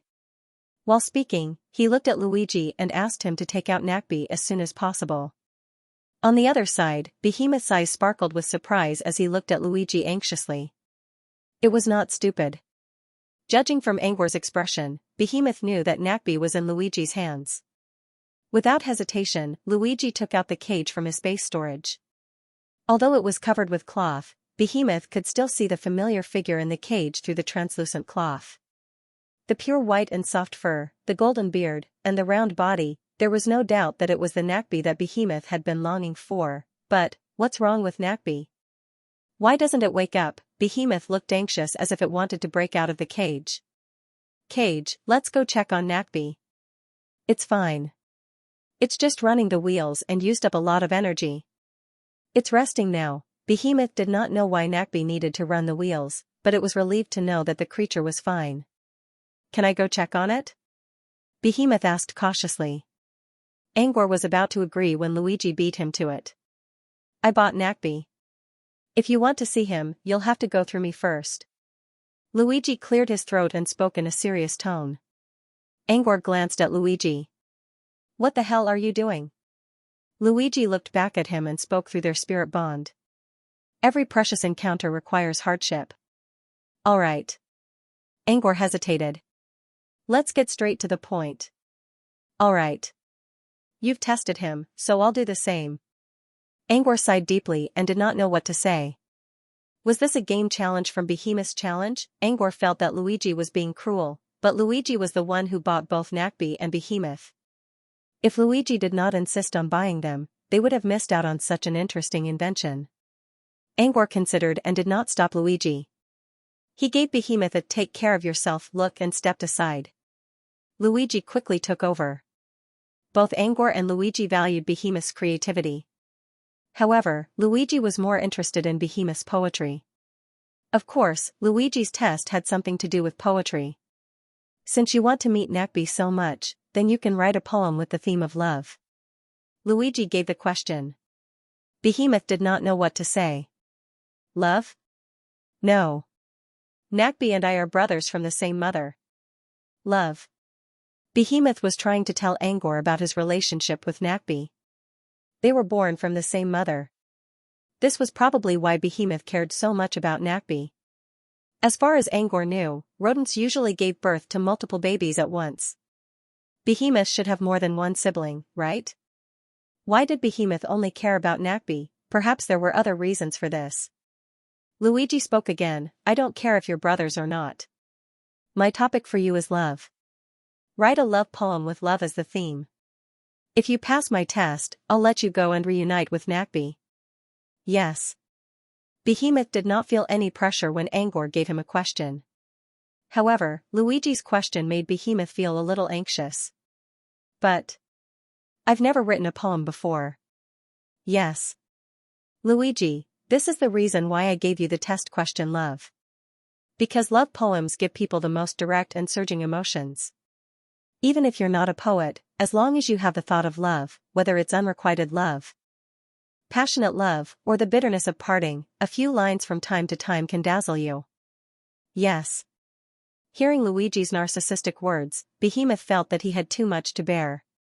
Behemoth did not want to write a poem, but Luigi clearly said that he would not be able to reunite with Nakbi if he did not do so. But I've never experienced love either. Yes. Luigi, isn't that even better? Okay. Behemoth and the others did not know what to say. You can write a beautiful poem without experiencing love. Doesn't that mean you're talented in poetry? Okay. Behemoth felt like crying. Why do I have to be talented in poetry? And you're just trying to argue with me. Although Luigi made things difficult for Ratty, Behemoth still accepted the challenge. He had no choice but to accept it. Under Angor's sympathetic gaze, Behemoth went back into the soundproof illusion and began his work. 10 minutes later, Angor sensed the situation inside the cage under Luigi's urging.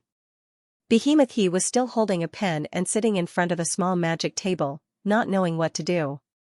A few lines of crooked words were written on a piece of paper on the table. Love is the scarlet words in the academic library that are crossed out. It is the gorgeous color of dye mixed with water. It is the sky outside the cage that cannot be touched. Love is the colorful cloth sewn on a tattered shirt. It's the residue of Pietram's law. It's the long road between you and me. Love is, Behemoth didn't finish it. However, what Angor saw was completely different from Behemoth's style when it came to studying. Angor looked away helplessly. He looked up and saw Luigi giving him a questioning look. How's it going? All right. Angor remained silent for a moment. Not yet. That's fine. Poems can be written in one go when you have the inspiration. But if you don't, you won't be able to write even one sentence in a day or two. How much did you write? All right. 2 sentences. All right. Luigi's eyes brightened up. That's not bad. You have inspiration. What about your standard? All right. Angor tried to recall the words he used and said, about the same level as you, I think. All right. Luigi clapped his hands. That means you're a genius. All right. Luigi was already overjoyed. On the other side, Angor and Laplace exchanged a glance and sighed in unison. Next, Luigi asked about Behemoth's progress several times. None of the answers he got were satisfactory. After Luigi urged him again, Behemoth still didn't come out of seclusion. However, he urged another person over. It was Gleipnir. Gleipnir was hunched over with a walking stick, but she moved very fast. Every time her walking stick touched the ground, her figure would blur. When she reappeared, she was already dozens or hundreds of meters away. Behemoth was still talking to Angor a second ago, and they couldn't see anyone else. But the next second, Gleipnir appeared in front of them with her walking stick. Gleipnir didn't say anything. She only nodded to everyone and looked to the other side. What did you see? Luigi asked in confusion. As an astrologer, Gleipnir would occasionally display some abnormal behavior. At first, he would find these abnormal behaviors very strange, but after understanding them, he would know that Gleipnir's abnormal behavior meant that something was happening. Gleipnir said indifferently, nothing much. I just saw a lost Paluxio. Huh? A lost peluche? What does that mean? Luigi was stunned for a moment, not understanding what he meant. Angor glanced at the direction Gleipnir was looking at and asked, Did you say the lost peluche got lost in the outpost? Gleipnir didn't look like she was looking outside the outpost. Gleipnir nodded. Yes. He got lost in the square. Angor looked back at the square again. The plaza was indeed very large, but the arrangement of the areas in the plaza was very clear. Furthermore, there was the Crystal Palace in the center as a reference system. How could he possibly get lost? Angor was about to ask when Paishi suddenly thought of something. Is it a greenskin peluche with a flower earring? Yes. Gleipnir looked at Paishi and nodded. Yes. Paishi slapped his own head. It's Pilly. Yes. Paishi stood up and bowed to everyone. Ladies and gentlemen, please wait for a moment. I'll bring Pilly here. Who's Pilly? Is she related to us? Luigi looked at Pissy in confusion. Paishi nodded quickly. Piley is my student. After I left the Grand Duke mansion, she took over my position and became Grand Duke Paishio's assistant. This time, Grand Duke Paishio didn't come to the gathering. Instead, he sent Piley to help Sage Pika. To put it simply, Pilly could be considered Sage Pika's temporary assistant. Piley followed Sage Pika as he negotiated with the Crystal Eye race. Now that Piley had left the Sage's office and appeared in the square, it meant that the negotiations between the Sage and the Crystal Eye race had ended. Pilly must have come to look for Luigi and the others. After Paishi explained, he hurriedly entered the crowded square to look for the lost Piley. Luigi looked at Gleipnir in confusion after Paishi's figure completely disappeared. Is Paishi really lost? Gleipnir nodded. Yes. Luigi frowned. You can get lost in the square? The main point was that this was Palucci's base. Wasn't this the same as getting lost in front of his own home? Gleipnir shrugged. Who knows? Maybe she was born with a bad sense of direction. Luigi muttered something and didn't ask any more questions. It seemed that he had accepted the answer. Angor, on the other hand, wasn't too interested in the answer. But he was more curious about something else. Why did you pay attention to Piley? Angor looked at Gleipnir. Was it astrology?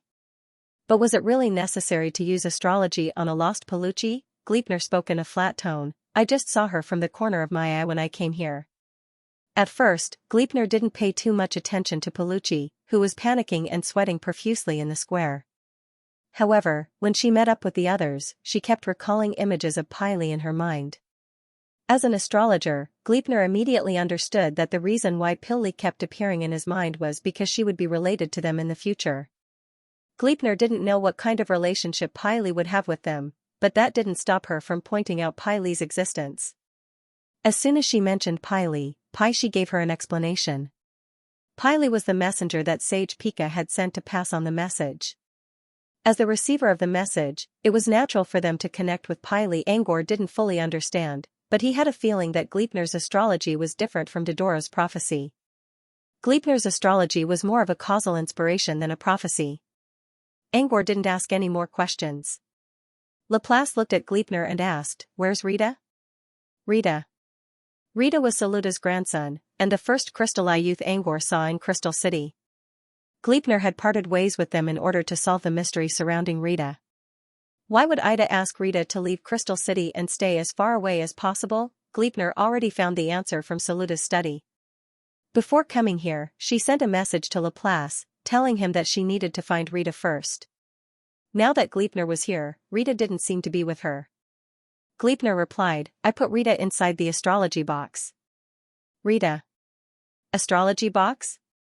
Angor and Luigi looked at Gleipnir in surprise. They knew about the astrology box after spending so much time together. Star chess divination was Gleipnir's most proficient divination. Astrology chess itself was Gleipnir's favorite pastime. Both the astrology box and the astrology chessboard were extremely valuable to Gleipnir. The box contained the power of the stars. If disturbed, the astrology box or the astrology box would cause unforeseeable consequences. For this reason, Gleipnir never used the astrology box as a space item, fearing that it would interfere with the astrology box. But now, Gleipnir had taken out the most precious celestial chess box and placed Rita inside. This was beyond their expectations. Why? Luigi was confused. Why did you put him inside? Why?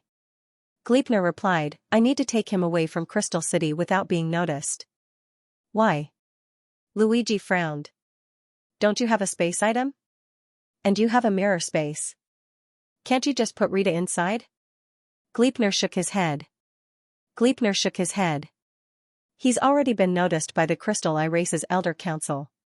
The spirit of the giant city has been watching him. Once he disappears for too long, the Elder Council may use a method similar to prophecy to find him. If he wants to avoid being discovered, he can only use the power of celestial bodies to interfere. Gleipnir shook his head. In order to take Rita away from Crystal City, Gleipnir had no choice but to open up the space inside the astrology box and let Rita stay inside. I think I understand. But why would the council want Rita? What did you find in Saluta's study? Luigi wondered. Gleipnir was about to answer when he saw Pai-Shi and Apollexia coming from the square in a hurry. Seeing this, Gleipnir joined the spirit bond and spoke in the public channel, "I'll explain later. Anyway, Letta's situation is a bit complicated. The elders have reached an agreement that Letta will die if he doesn't leave this place." Gleipnir was surprised. That bad? Luigi asked. Yes. Gleipnir nodded. Yes, but... Gleipnir paused and sighed. But, it's not as serious as the imminent arrival of the woe puppet. Previously, Gleipnir had been searching for answers in Saluta's study when he saw the truth of the puzzle. She was stunned. She never thought that the polite young Crystal Eye Race boy would cause such a big mess that lasted for thousands of years. Even the Crystal Eye Race's Elder Council began to distort their perception. If this matter was exposed, the Crystal Eye Race's reputation in the entire White Sun Mirror region would hit rock bottom. By then, even Pollexeu's reputation would be better than the Crystal Eye Race's. Back then, Gleipnir thought this was the most shocking news in the entire White Sun Mirror region. But before she could fully digest the news of the Crystal Eye Race's Elder Council, Laplace sent her a telepathic message without a sound. Through spiritual synchronization, Laplace could see Little Xiaotao and also hear the shocking secret that Little Xiaotao was talking about. The imminent arrival of the woe puppet, Zayulafa, was no longer important. It was a matter of life and death for the entire White Sun Mirror region. The matter at the Strength Tower was nothing compared to what was happening here. It was precisely because he considered the seriousness of the woe puppet's matter that Gleipnir sped up his pace and rushed over. Among Laplace's 3 avatars, Gleipnir was the most famous one. Even the 100 Dragons' divine kingdom would treat her as a guest of honor. Plus, she was known as an astrologer, so it was much easier for her to tell the story of Woe Puppet than Luigi and Angor. In order to save time, Gleipnir hurriedly put the tower into the celestial chess box. Otherwise, she would hide the tower's whereabouts and fight with the Elder Council later. But now, she had neither time nor energy to fight. With the arrival of Pai-Shi and Pai-Li, the spirit bond stopped ringing. Pai-Li was a Paluxiu who wore a skirt and flower earrings. She also had many accessories on her, which made her look like a girl who loved beauty. But she was a green Paluxiu. With her bright red skirt, the contrast was hard to describe. Although Pai-Li's love for beauty had reached another extreme, putting her appearance aside, her personality was very quiet and gentle. She was a rare Paluxiu who did not have bad habits. Not only was Pai-Li gentle, but she was also a little shy. When she saw everyone, her cheeks turned pink. She lowered her head and said apologetically, "I'm sorry. I should have come earlier, but I accidentally got lost." "Sorry." Luigi did not mind Pai-Li's apology, but he could not help but say, "It's fine if you got lost. How can you be careless when you're lost?" "Sorry." Pai-Li did not know how to answer. She stood there awkwardly. Pai-Shi hurriedly explained, "It's not what you think. Pai-Li didn't get lost before. It's just that something happened recently that made her lose her way." "Sorry." Pai-Shi did not explain what it was. But if someone who never got lost suddenly got lost, it must be something that affected her mind. Maybe her mind was damaged. Angor used his beyonder perception to check Pai-Li's condition and noticed that she was still in good spirits. It didn't seem like she was hurt. Since it was not a mental problem, could it be emotional trauma? Did he suffer from emotional trauma that led to mental problems? He did not say it out loud. After all, it was not polite to question a young girl like this. Since Pai-Li's condition was an accident, Luigi did not say anything. Seeing that no one was talking about Pai-Li anymore, Pai-Shi quickly spoke up, "I just asked Pai-Li. Lady Sage has finished her negotiation with the elder of the Crystal Eye clan." "All right." As soon as the negotiations ended, Lord Sage sent Pai-Li to look for you. "All right." Pai-Li quickly nodded. "If you don't have anything else to say, please follow me." "All right." Luigi wanted to wait for Behemoth to finish his poem, but he did not know when Behemoth would finish it. He nodded. "Please lead the way." "All right." Pai-Li nodded. She turned around and walked to the front, leading everyone away from the exhibition area. On their way to the sage's office, Pai-Shi approached Luigi and asked, "Do you need me to go with you, sir?" "All right." Nowadays, the various races were lining up to add pages, and there were endless troubles in the middle. As the person in charge of the economy, Pai-Shi still had a lot of things to do. However, as Pai-Shi's debtor, if Pai-Shi really followed him, he could only accept it. Luigi glanced at Pai-Shi, considered, and waved a hand. "It's fine. Go do your thing. I'll find you later." "All right." Pai-Shi naturally couldn't ask for more. He nodded quickly and left. After Pai-Shi left, they walked for another 3 minutes before Pai-Li brought them to a secluded alley. Although the alley was very wide, this place was already far away from the plaza. Other than a few Paluxio guards, there was no one else. When the guards saw that it was Pai-Li, they did not stop them and allowed them to go deeper into the alley. There was a row of connected row houses at the end of the alley. They were all made of iron sheets and looked similar. However, there were strange runes drawn on the iron sheets, which seemed to have some kind of concealment effect. He couldn't see what was going on inside the houses even after using his spirit vision. He could not even sense the energy flow inside. There were 5 entrances to the houses. The one in the middle was the largest, and there were 2 smaller ones on each side. According to Pai-Li's introduction, Sage Pika was now behind the door in the middle. When Pai-Li was about to lead them into the middle gate, the smaller gate on one side suddenly opened. As the small door was opened, a strange energy aura instantly came out from within the door. If Angor was asked, what kind of energy was best to identify? Without a doubt, Angor's answer would be mystery energy. Mystery energy was unique, full of the unknown and difficult to perceive. It was also the energy with the most sense of presence. This sense of presence could be understood as the ability to spread far and wide. If the energy was not actively covered, one could easily sense it even from hundreds of kilometers away. The energy coming out from the side door of the row house was exactly mystery energy. The mystery energy was faint, which meant it had been suppressed. However, its sense of presence was so sharp that Angor immediately noticed it even though it had been diluted many times. There's a mystery item inside?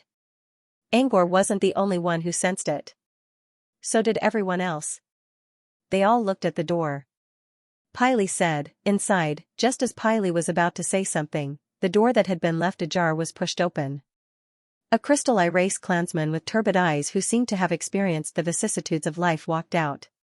Behind this Crystal Race clansman was a group of Crystal Race guards who were fully armed and wearing crystal shell armor. The Crystal Race guards escorted the weathered Crystal Race clansman out of the alley.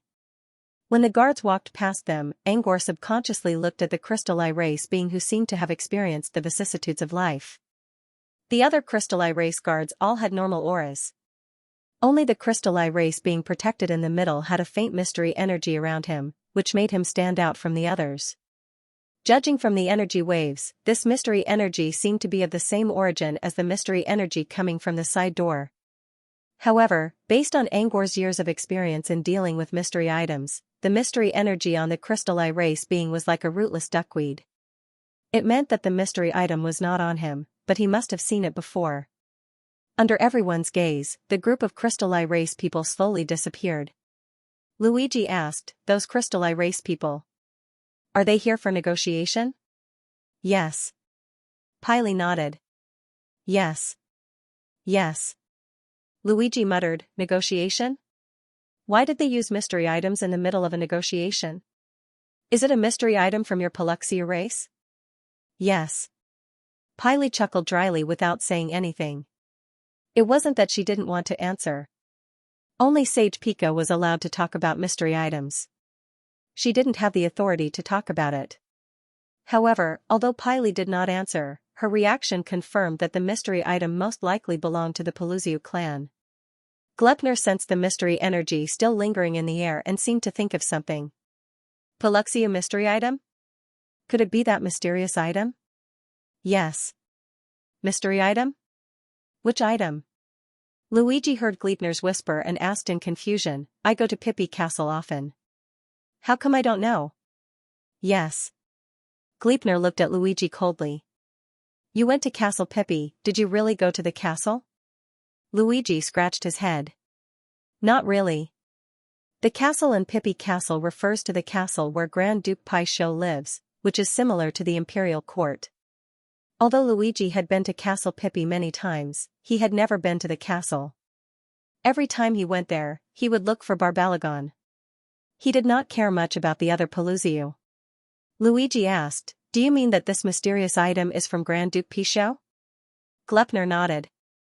"If it's the mystery item I'm thinking about, then Duke Paluxia is the one in charge of it." "What mystery item is it?" Luigi couldn't help but ask. Glepner considered for a moment. "Eyes." "Eyes?" Luigi and Angor both looked at Glepner in confusion. Did she mean the mystery item was an eye? A living one? An eye-like item? Before Luigi could ask further, a voice came from the side door of the house. "There are not many who know about the witch's eye." "Not many. And here I was wondering who it was. So it's Mr. Astrologer. Luigi and these two friends are also welcome." Angor, who was categorized as one of the two friends, looked at the side door and saw an old red-skinned Luxiu with a long white beard walking out of the door. He stood quietly at the door and greeted everyone with a smile. This Paluxia looked old, but he was the kindest Paluxia Angor had seen so far. Even though he didn't have a nose, his facial features, wrinkles on his skin, and the location of his white beard all made him look kind and amiable. His eyes also looked weathered, but they were much brighter than those of the Crystal Eye clan member. The refined temperament of a scholar naturally emanated from his body. "Mr. Sage." When Piley saw who it was, she immediately bowed in greeting. "Sage?" Judging from Piley's greeting, this must be the sage of Paluxia clan, as well as the grand scholar respected by all Paluxia scholars, Pika. Angor's eyes flashed. No wonder. He didn't look like any other Paluxio. If he were to take Pika's identity as Sage Pika, it would make perfect sense. Angor wasn't surprised by Pika's identity. After all, they were here to meet Sage Pika, so it was normal to run into him here. The only thing that surprised Angor was the trivial things. For example, Paluxio's long beard was also white. Angor thought that the red-skinned and green-skinned Paluxio would have beards of different colors. Angor's mind began to wander. At this moment, Sage Pika's voice interrupted his thoughts. Pika looked at Pily and said, "Pily, sorry for the trouble. Go back and rest. I'll take care of things here." "All right." Pily naturally didn't have any objections. She nodded her head and gave Paluxio's half-bow to everyone before taking her leave.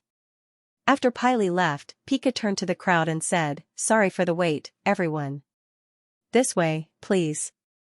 "All right." Pika pointed to the side door behind him. "Shouldn't we go to the front door? Why are we here?" "All right." Obviously, Sage Pika was very familiar with Luigi. He did not mind Luigi's straightforward questioning style. Instead, he smiled and answered, "Although Mr. Astrologer has heard of the witch's eye, I guess, with your personality, Luigi, you don't want to know about this mysterious object only from other people's descriptions, right? You brought it here anyway, so you have to show it to others." "All right. Since you're curious about the witch's eye, I'll show it to you." "Luigi, I am indeed curious, but what I am more curious about is why Grand Duke Paisho dared to bring the mysterious item to the gathering." "All right. It would be fine if the mystery item was in Pika Castle. The castle had enough firepower and the Eye of Thunder to protect it. But now, the item was here.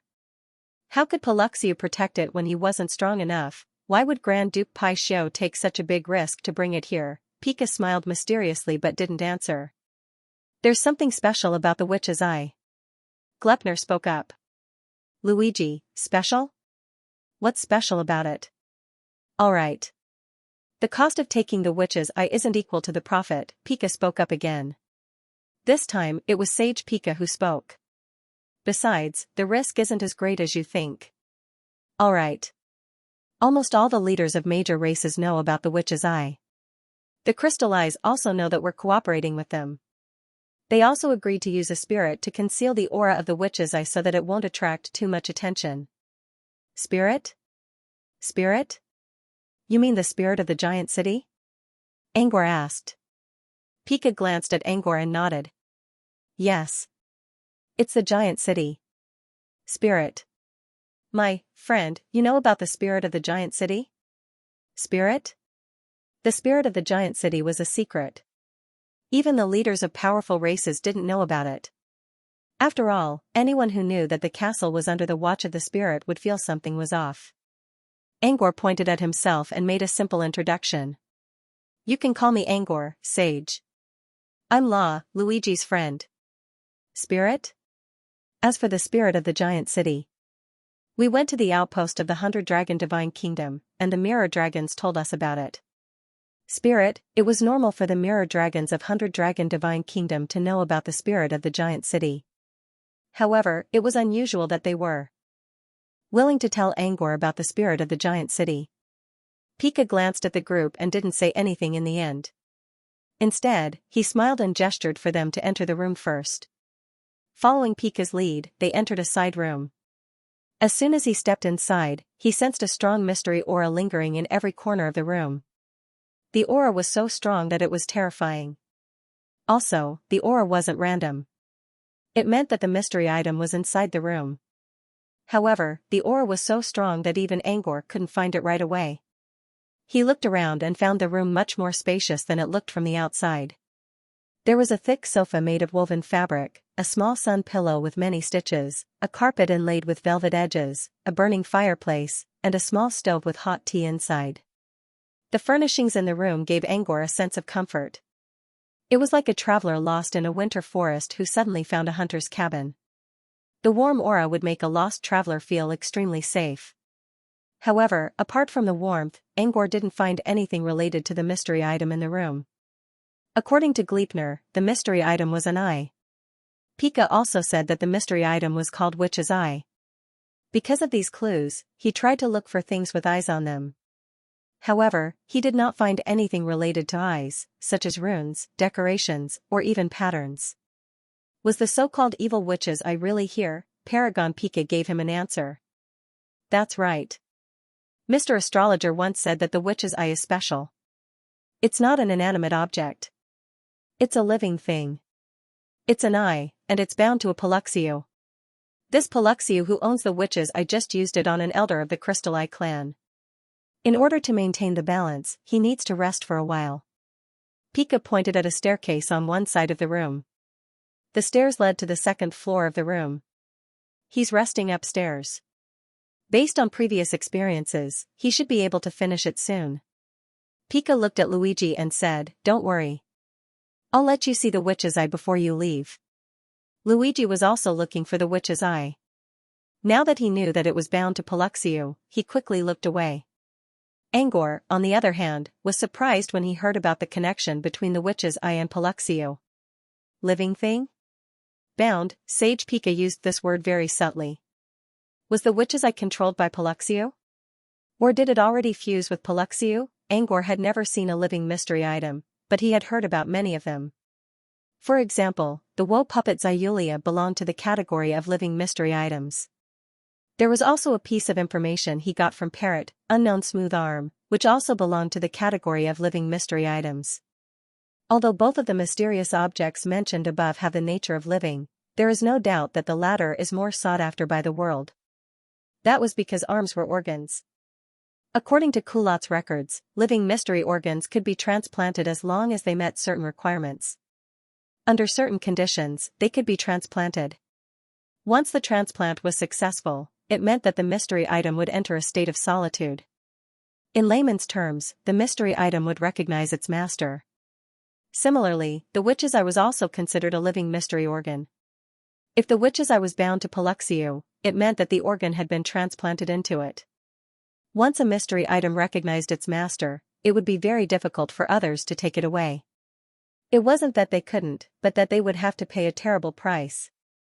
Just like Frost's Symphony of Darkness, this was also a mystic item in a state of solitude. If someone killed Frost and took the Dark Symphony, the first thing that awaited them would be disorder.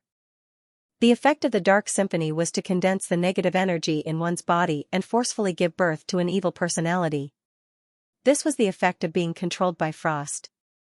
Once the evil personality went out of control, the Dark Symphony's effect would grow rapidly, and the consequences would be unimaginable. If there was no limit to the evil personality's growth, the consequences would be no less disastrous than Xianxia's. This was why very few people would try to steal a mystery item that was solitude. In other words, if Pika's binding referred to solitude, Paluxiu would be safer than anyone else. No one wanted to risk losing a mystery item. Perhaps this was why Grand Duke Paisho dared to let Pika bring the mystery item to the party? He kept his thoughts to himself, but he did not ask about it. As for whether or not he was in a state of solipsism, he would know when he met Paluxiu. "Please have a seat, everyone." Sage Pika smiled and led them to the fireplace. They sat down on a sofa around the fireplace. The soft sofa and the warm fireplace made them feel relaxed. "You've told me a lot about the witch's eye, but what does it do?" As soon as he sat down, Luigi asked impatiently. Sage Pika chuckled. "The witch's eye does not have a fixed effect." "Yes. A mystery item with no fixed effect?" Luigi looked at Sage Pika in surprise. Sage Pika nodded. "Yes. You can ask Mr. Astrologer if you don't believe me." "Yes." Luigi looked at Glepner out of instinct. Glepner considered and said, "Yes, the witch's eye does not have a fixed effect. But in general, the witch's eye does have a pattern." "Yes." Luigi was even more confused by Glepner's words. Sage Pika added, "Yes, it does have a pattern. It's called blessing." "Yes. Blessing?" Luigi frowned. When he heard the word evil in the name of the mystery item, he thought it was some kind of malicious or offensive item. But it was a blessing? "Is this a support type item?" "It's hard to explain," Sage Pika said. "How about this? The witch's eye has been taken out of Pippi Castle, and Palucci can't do anything about it. I can give it to whoever I want. You can try it later and see how effective it is. Yes. Luigi nodded. I can try it. Sage Pika smiled. Of course. Considering Palucci's condition, he can only use it 2 or 3 times a day at most. Elder Collada already used it once, and it would be a waste if he didn't use it. You can have it. Yes. Luigi gave Sage Pika a suspicious look. Why are you giving me a gift for no reason? Something's wrong with you. You don't want me to owe you a favor, do you? Yes. Sage Pika shook his head. No. You can refuse. How can I refuse a blessing? Pika smiled mysteriously. You'll know what I mean when you see the effects of the witch's eyes. Luigi? Angor suddenly spoke up. So you're saying that the witch's eyes blessing isn't always a blessing? It can also be malicious? Pika turned around and looked at Angor. He did not answer right away. Instead, he thought for a moment and asked, Excuse me, but are you a human wizard, Mr. Angor? Of course, you don't have to answer if you don't want to, Mr. Angor. There's nothing inconvenient about it. Yes, I'm a human wizard. Mr. Sage, do you really care about my identity as a human? Angor shrugged. Sage Pika shook his head. No, there are all kinds of races at the gathering. I've seen many humans. I'm asking because the witch's eye has something to do with wizards. The evil witch's eye is related to sorcerers? Evil witch? Is that the name of a wizard? Angor wondered. Go ahead. Sage Pika, I don't know about that. We don't know much about the witch's eye either. You'll know when you see it, Mr. Angor. Angor frowned but didn't ask any more questions. Luigi, on the other hand, was a little annoyed. I hate riddlers. Pika pretended he didn't hear Luigi's complaint and changed the topic. Let's get down to business. Luigi, you said you wanted to introduce someone to me. Now, there's more than one person here. Pika glanced at Angor, Glepner, and Laplace. His meaning was obvious. Luigi leaned back on the sofa and grumbled, Don't play dumb. You're wondering if they're the same person, aren't you? And you're asking me. Pika only smiled and didn't say anything. I won't tell you if they're the same person or not. If you want to know, go ask them yourself. Of course, Pika wouldn't ask. Luigi didn't say it out loud, but he already knew what he was trying to say. Mr. Astrologer, and this is Laplace. Laplace spoke in a casual tone. It's my pleasure to meet you, Mr. Angor. Sage Pika stood up and bowed slightly to the crowd. May I know why you've come to see me? All right. Can't I come to you for no reason? All right. Sage Pika, of course. My door is always open for you. All right. Pika paused and continued, but since you all came together, including Mr. Astrologer, I don't think it's a simple matter. All right. Gleipnir replied, We did come here because we wanted to talk to Sage Pika about something, but we're still discussing what we want to talk about with Sage Pika.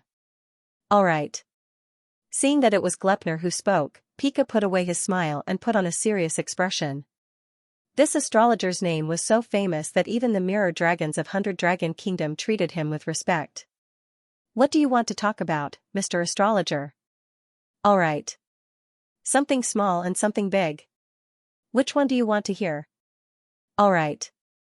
Sage Pika was silent for a moment. I don't know. Is this related to Palucci?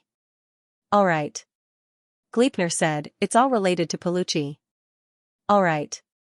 Sage Pika, let's hear more about Palucci first. Pika didn't choose between big and small. Instead, he talked about benefits first. This was his way of showing his attitude, or rather, the tone of the conversation. Gleipnir naturally understood what Sage Pika meant. He chuckled and said, Things that are more related to Palucci are considered important to me. As for whether or not we should talk to Sage Pika, we haven't made up our minds yet. Why don't we think about it a little more? All right. If it were anyone else, Sage Pika wouldn't have bothered with them. However, the one who spoke was Gleipnir, the famous astrologer. Furthermore, it was very likely that he was the past incarnation of that great existence. He didn't dare to offend Glepner. Is this a test, Mr. Astrologer? All right. A test? No. Gleipnir shook his head. I'm just trying to determine if the Pelusius family has the right to know about this. Of course, I believe that Sage Pika definitely has the right, but you can't represent the entire Pelusius family. Okay. Glepnir didn't say anything, but he raised the issue to a racial level. Pika's expression changed slightly. The big deal he thought was different from the big deal Glepnir wanted to talk about. Pika thought for a moment and said seriously, I can represent the Pelucci family. Okay. He knew that this was what Glepnir wanted.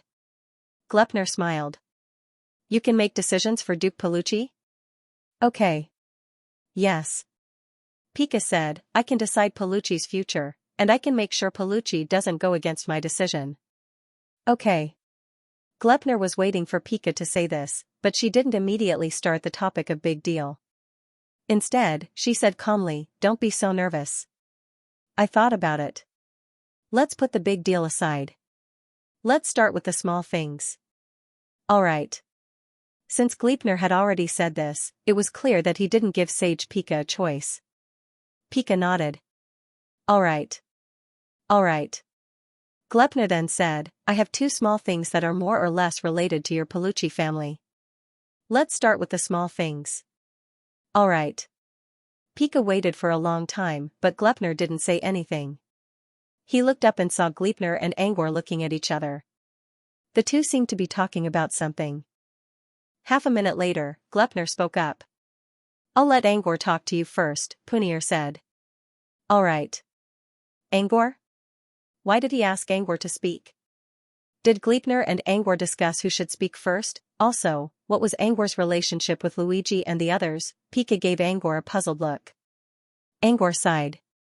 He was just trying to slack off. He was going to leave it to Gleipnir, but Gleipnir sent him a voice transmission. I'll handle the big stuff, you handle the small stuff. All right. Gleipnir's reason was that she wanted to use divination to see if it was worth telling Pika something important.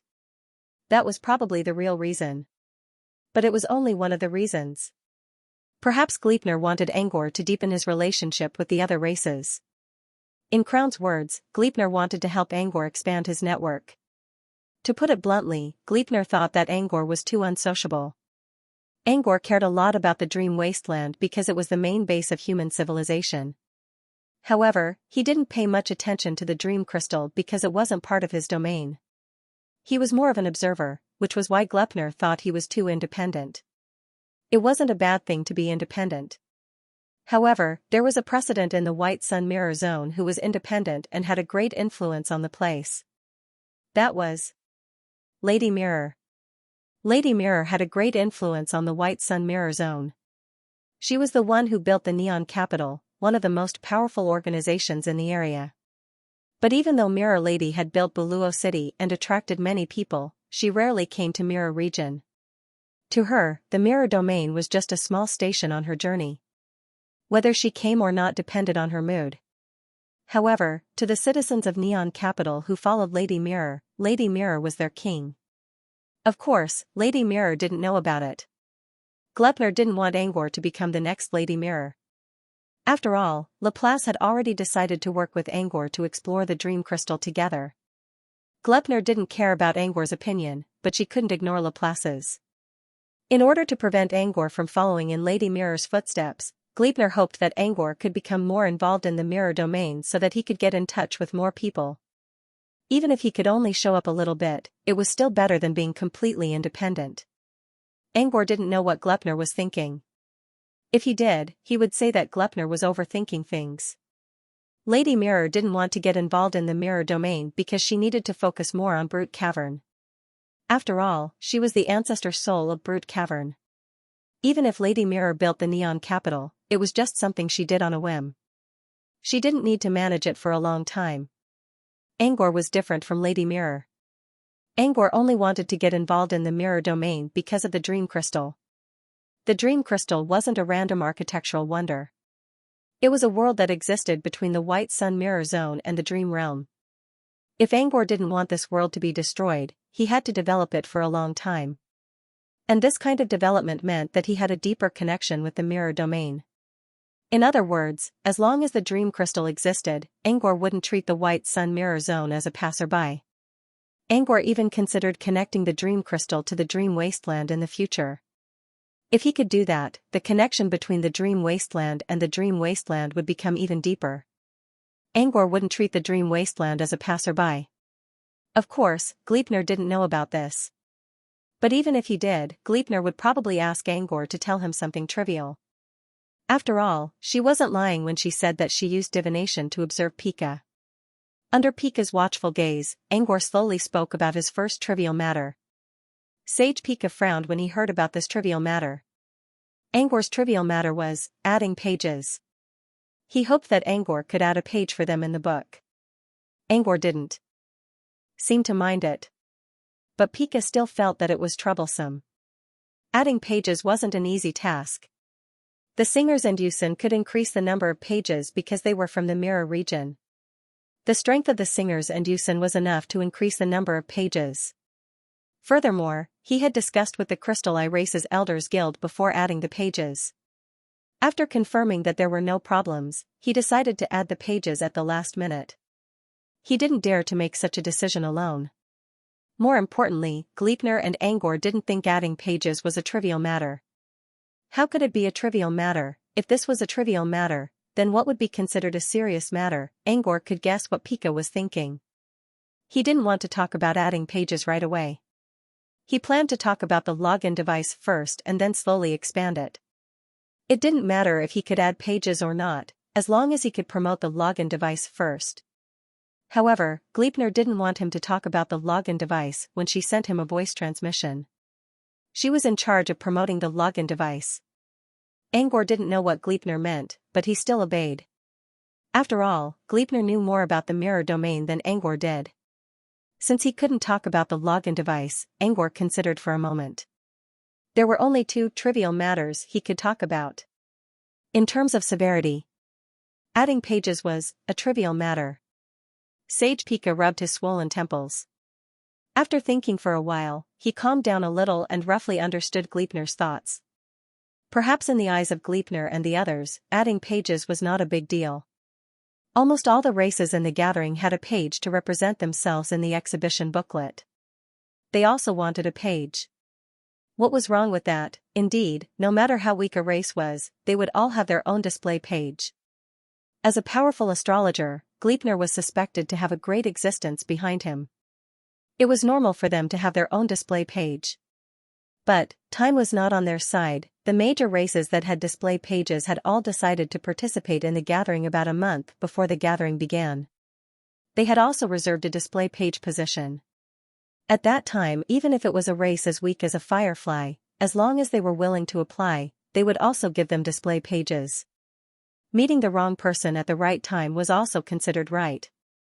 But now, the gathering had already started and the exhibition booklet had been distributed. It was much more difficult to add pages at the last minute. This was the so-called wrong time. Even if you met the right person, it was still considered wrong. Sage Pika sighed helplessly and spoke of his pain. Luigi said, according to what you said, didn't the singers and the Yusin race also meet people at the wrong time? How can they be considered right? You have too many double standards. Or rather. Luigi narrowed his eyes. Are you looking down on us and thinking that we are not as important as the singers and the Yusin race? Sage Pika hurriedly waved his hand. I definitely don't have such thoughts. As for whether the singers and the Yusin race could get additional pages, it was not decided by me alone. As you all know, Palucci is notorious. Many times, we have no choice but to do so. Sage Pika's face was bitter. It is precisely because of our bad reputation that the gathering this time, even if we are the sponsors and support, in fact, the gathering's rights have been divided into 3 parts.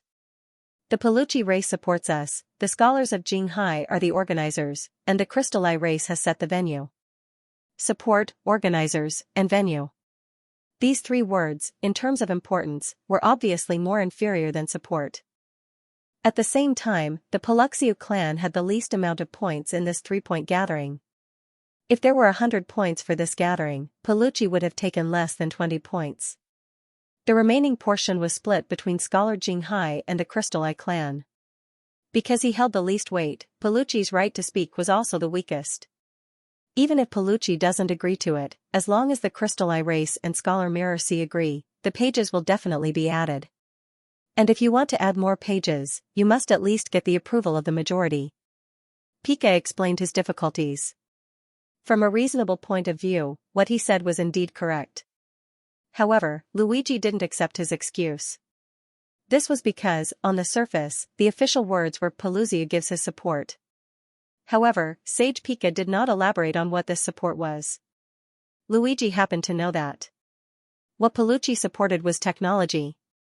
The various functions of the exhibition booklet, including online shopping and online negotiation, were all brought over by Palucci. Why did everyone line up at Palucci's station for the Songster and Yushin clan's new page? It was because Palucci had the technology and wanted to add more pages. Palucci was the source of the technology. Sage Pika pushed the functions of the booklet into the bigger picture and dragged the Crystal Eye race and Scholar Mirror C into the mess. Wasn't this just an excuse? If Sage Pika really wanted to add more pages, he could have just done it. Why would he care about other people? After all, Palucci already had the technology. After hearing Luigi's complaint, Sage Pika smiled bitterly. I do have the technology, but we don't have the channels. We can add more pages, but to get the other races to come willingly, we still need to rely on the influence of Scholar Mirror C and the Crystal Eye race. In other words, even if he agreed to add more pages and the other races didn't come, he wouldn't. Fine. Luigi, you're still declining.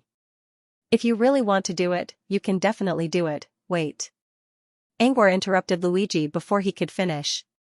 Luigi gave Angor a puzzled look. We'll talk about it later. Fine. Luigi didn't know what was going on, but he had to listen to Angor. Angor looked at Sage Pika and slowly explained, as I said, adding more pages is a small matter. It doesn't matter to us whether you agree or not. Fine. Sage Pika sighed in relief after hearing Angor's words. So there was still someone who could talk sense. However, Angor quickly added, if you don't want to add more pages, we won't be the ones to regret it. Fine. Sage Pika was puzzled. What do you mean? Angor didn't bother to explain. He simply waved a hand and changed the topic. Since we can't talk about adding more pages, let's talk about something else. Fine. Of course, it's also a small matter for us. Go ahead, Sage Pika. Fine. According to what Angor said, adding pages was the smaller of the two, which meant what he was about to say was the bigger of the two. If adding more pages was a small matter, what else could be considered a small matter? Under Pika's watchful gaze, Angor slowly explained, the second thing has to do with Songster and the Yushin clan. Yes, the two clans that you announced to other clans to add more pages. Sage Pika was speechless. You're talking about adding more pages, aren't you? You said you didn't care, but every word you said was about adding more pages. Ugh. Angor couldn't hear Sage Pika's thoughts, but he could guess from the old man's expression. Angor did say that on purpose. What he was about to talk about was exactly what the singer and the Yushin clan came for, a silent invasion. Didn't you care about the singer and the Yushin clan? You should know that adding more pages to the singer and the Yushin clan didn't bring them prosperity. Instead, it was an invasion. Your actions became the trigger for the singer and the Yushin clan to invade the White Sun Mirror region. Didn't you want to talk about the bigger picture? Adding more pages to the singer and the Yushin clan was a betrayal to all living beings in the White Sun Mirror region. One had to control their emotions first. Angor began his story in a plain tone. Not long ago, with Pissy's help, we obtained a booklet with more pages. Alright. Angor took the booklet from Luigi and flipped to the last 2 pages in front of Sage Pika, the pages that showed the singer and the Yushin clan's products. I think Sage Pika already knows about the singer and the Yushin clan's products. Angor pointed at the singer's monument and song tower, which represented the singer's clan. Sage Pika nodded. Their products are quite good. Good. Good? Angor suddenly laughed. However, he didn't sound proud at all. Instead, it sounded like he was mocking Sage Pika. So you really like the Singer's Monument and the Song Tower, Mr. Sage? Do you know what they're really used for? Good. This was the first time Angor used respect in front of Sage Pika. However, whether it was a form of respect or a form of mockery was another story. Sage Pika sensed something wrong from Angor's tone. He hesitated and asked, so the Singer's Monument and the Song Tower have hidden uses? Huh? Hidden uses? No, they're just side effects. The Singer's Monument and the Song Tower's side effects were only mentioned in the booklet. Their true uses weren't recorded. Sage Pika's expression slowly turned serious. The booklet was made by Palucci, and he was also responsible for the registration of the products. Before the registration, Palucci would also send someone to inspect the products. In other words, if the products were discovered, Palucci would be held accountable for anything that went wrong. Now that Angor told him that the Singer's Monument and the Singer's Monument didn't tell him the true uses of the products, Sage Pika's heart skipped a beat. Sage Pika had a feeling that the Singer's Monument had tricked them. Angor didn't explain right away. Instead, he glanced at Laplace. With a flick of his finger, he created a barrier that covered everyone in the room. We're inside the city spirit's body, after all. We need to make sure we don't get spied on. All right. Sage Pika looked at the secret barrier and felt a strong sense of foreboding. What I'm about to tell you may sound ridiculous, Sage Pika. But I swear on Luigi's life that I'm telling you the truth. All right. Luigi heard his name and quickly added, Angor's right. All right. However, Luigi quickly realized something and looked at Angor in disbelief. Why are you swearing on my life? All right. Because I value you. All right.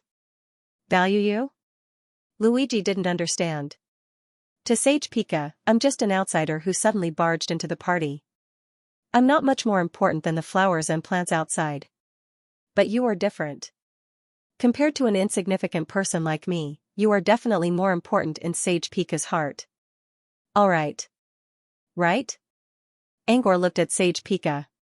Sage Pika didn't want to join the conversation at all, but since Angor and Luigi were looking at him, he had no choice but to lower his head and pretend he didn't hear anything. Sage Pika didn't say anything, but his silence meant that he agreed with Angor. Or rather, it was a common understanding. Whether it was 100 Dragons' Divine Kingdom, Tooth Immortal Ruins, Charlie's Palace, Crystal City, or Pippi Castle, Luigi was far more important than Angor. In the eyes of the White Sun Mirror Domain, Angor's light was nothing compared to Luigi's. Luigi thought about it and found it reasonable. But, swearing on one's life, still felt strange. Forget it, the more he thought about it, the more confused he became. You don't have to trust me, but you should trust Luigi. Luigi swore on his life that he wouldn't betray us, right? Yes. Are you sure Luigi swore on his life? Sage Pika complained in his mind, but he didn't show it on his face. I believe you're not lying. Yes. As long as you believe me. All right. Angor paused for a moment before he continued, the Singers have hidden the real purpose of the Singer Monument and Song Tower. Why would they do that? Because they're not here to do business. They're here to start a war. What? War.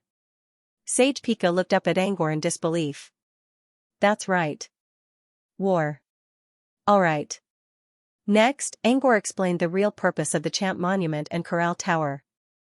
They could enhance the mirror world in various ways, such as the concentration of energy. However, these enhancements were only meant to modify the environment and fill it with musical notes so that the singers could adapt to the environment. To put it simply, those who bought the Champ Monument were idiots, while those who bought the Corral Tower were the biggest idiots among idiots. Not only did they buy an invasion with crystals, but they also helped the enemy build a fortress. Sage Pika felt like his head was about to explode when he heard this secret. He immediately thought of many possibilities in the future. The invasion of the Singers, the change of power structure in the Daylight Mirror Domain, and Paluxia's job of adding more pages to the mirror world, which led to his downfall. The more he thought about it, the more he felt that Paluxia's future was bleak. Don't think about it. Don't think about it. None of this happened yet. Besides, there was still a way to fix it. Sage Pika took a deep breath and forced himself to suppress the violent emotions in his heart. He asked with difficulty, "Is all of this real?" Angor chuckled. "Don't forget that Luigi swore an oath in the first place." "That's right." Luigi didn't swear it himself, but he didn't deny it, which meant it was true. Sage Pika didn't know Angor well, but he knew Luigi well. He often met Luigi at Baragon's place and knew what kind of person Luigi was. Luigi rarely lied, especially when it came to important matters. If Luigi agreed with Angor, then Angor must be telling the truth. After confirming that this was true, Sage Pika recalled the uses of the Chant Monument and the Singing Tower, as well as the shameless act of using the enemy's money to arm oneself. He could not calm himself down. Suddenly, Sage Pika thought of something and turned to the last page of the booklet. The main products of the Yusin clan were Life Feather Seed and Purification Flower Seed. In a way, these two items were also used to change the environment. If the singers wanted to invade the Daylight Mirror domain, what about the Yusin clan? Was the Yushin tribe also planning to rely on these two seeds to gain the upper hand? Angor didn't hide anything from Sage Pika. "Yes, it's exactly what you're thinking." "Yes." After getting the confirmation, Sage Pika's eyes flickered with uncertainty.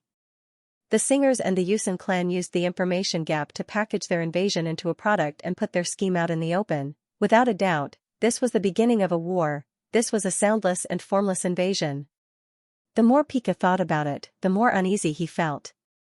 The more uneasy he was, the more he couldn't sit still. He stood up and paced back and forth in the room with a solemn expression. After thinking for 5 minutes, he finally couldn't take it anymore. He took out a thick book with a red leather cover from under the table.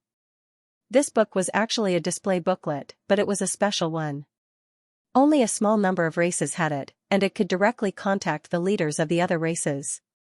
Now, whether it was the Feather Seed and Flower Seed promoted by the Yusin race, or the Song Tower and Chant Monument promoted by the singers, they had all been bought. He had to stop them before the goods were sent out. Also, he had to discuss with the leaders of the other races how to deal with the invasion of the singers and Yusin race. However, just as Pika opened the display booklet and was about to contact the others, Glepner suddenly said, "Sage Pika, you don't trust us?" "All right." Pika froze and looked up. "You don't trust us?" "No." "All right." If he really didn't trust them, he wouldn't be in such a hurry to contact the other races.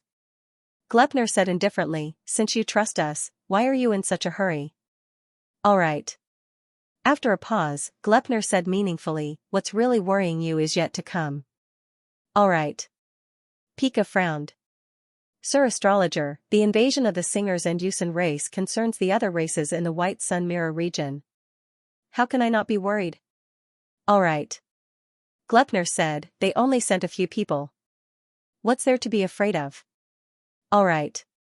Pika said with a serious expression, "Although they only sent a few people, as far as I know, the singers and Yusin race are the top 2 races in the Gozen Mirror region. They have legendary existences behind them." "All right." Also, I don't believe that their invasion is a last-minute decision. They must have received the approval of the existence behind them. "All right."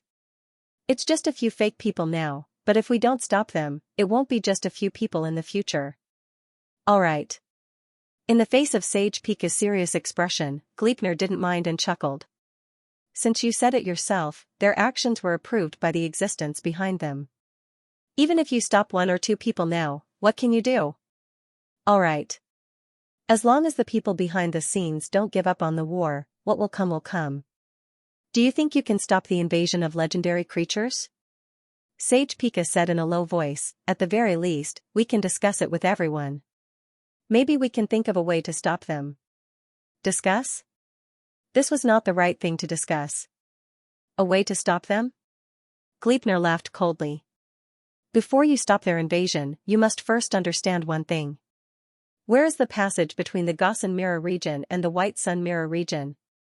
"Are you sure you know?" "I don't know." Sage Pika said, "But we can capture the singers of the Yusin clan and interrogate them." "And then? Aren't you afraid of alerting the enemy?" Sage Pika fell silent.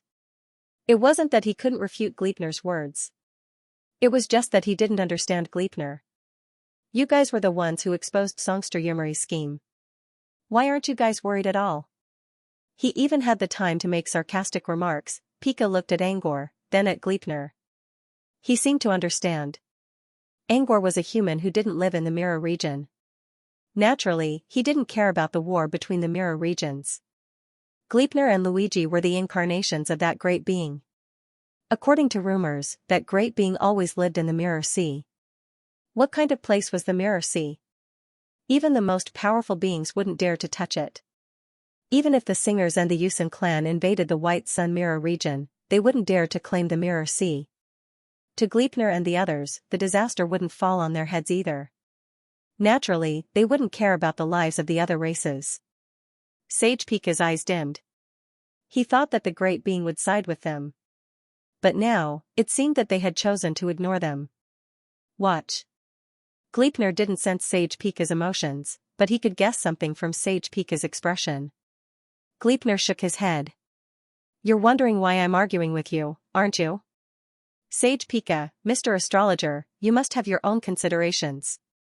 Gleipnir, I don't believe you. Maybe you're thinking about something else. All right. Sage Pika chuckled without saying anything. He picked up his booklet and began to do something. Gleipnir, I don't care who you contact. You'll contact them sooner or later.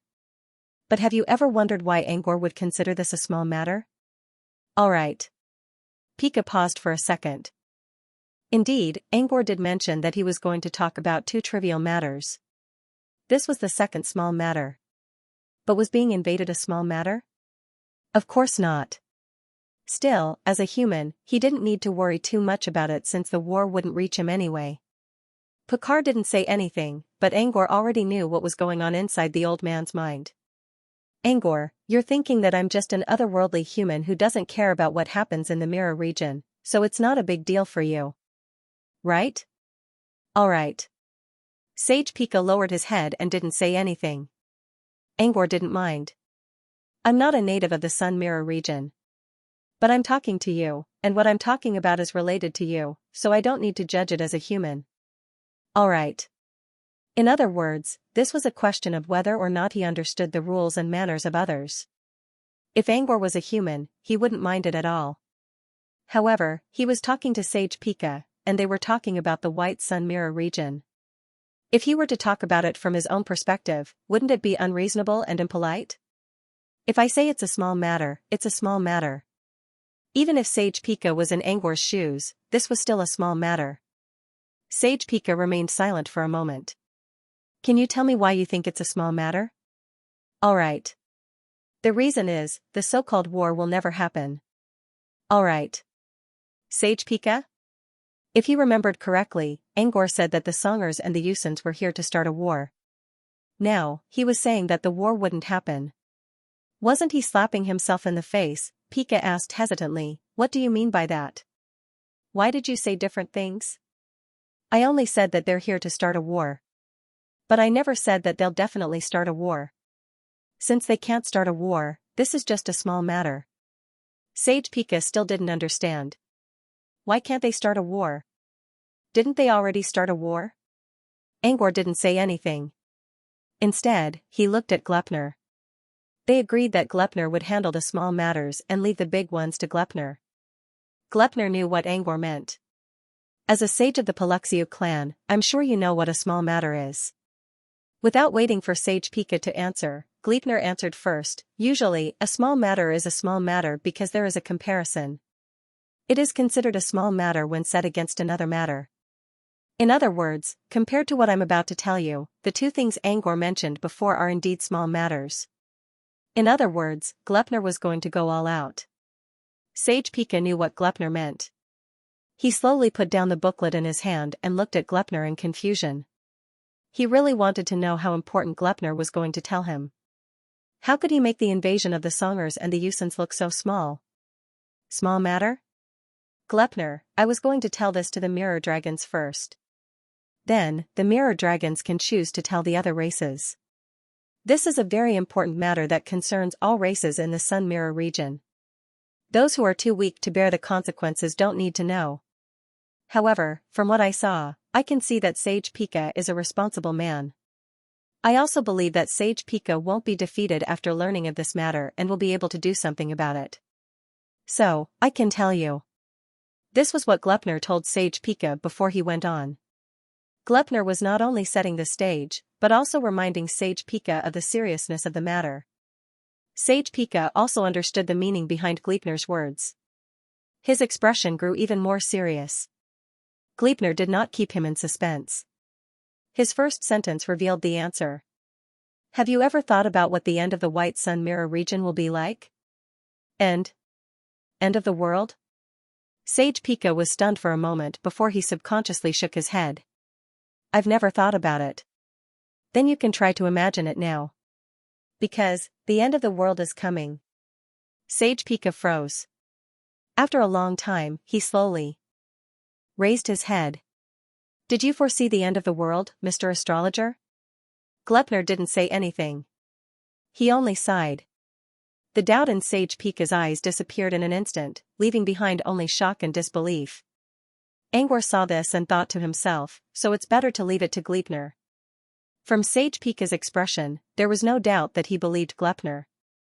Even though Gleipnir didn't give any reason and only gave a plausible conclusion, Sage Pika believed him. The reason was simple. Gleipnir was a famous astrologer, and she was also an honored guest of the 100 Dragons' divine kingdom.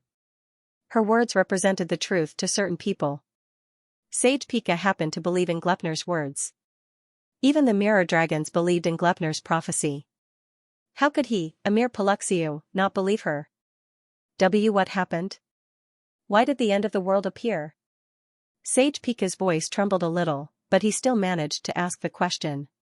He didn't think about the war anymore. For example, the end of the world didn't really matter. Even if they lost the war, Sage Pika didn't think that Gaussian Mirror region would kill every race in the Sun Mirror region.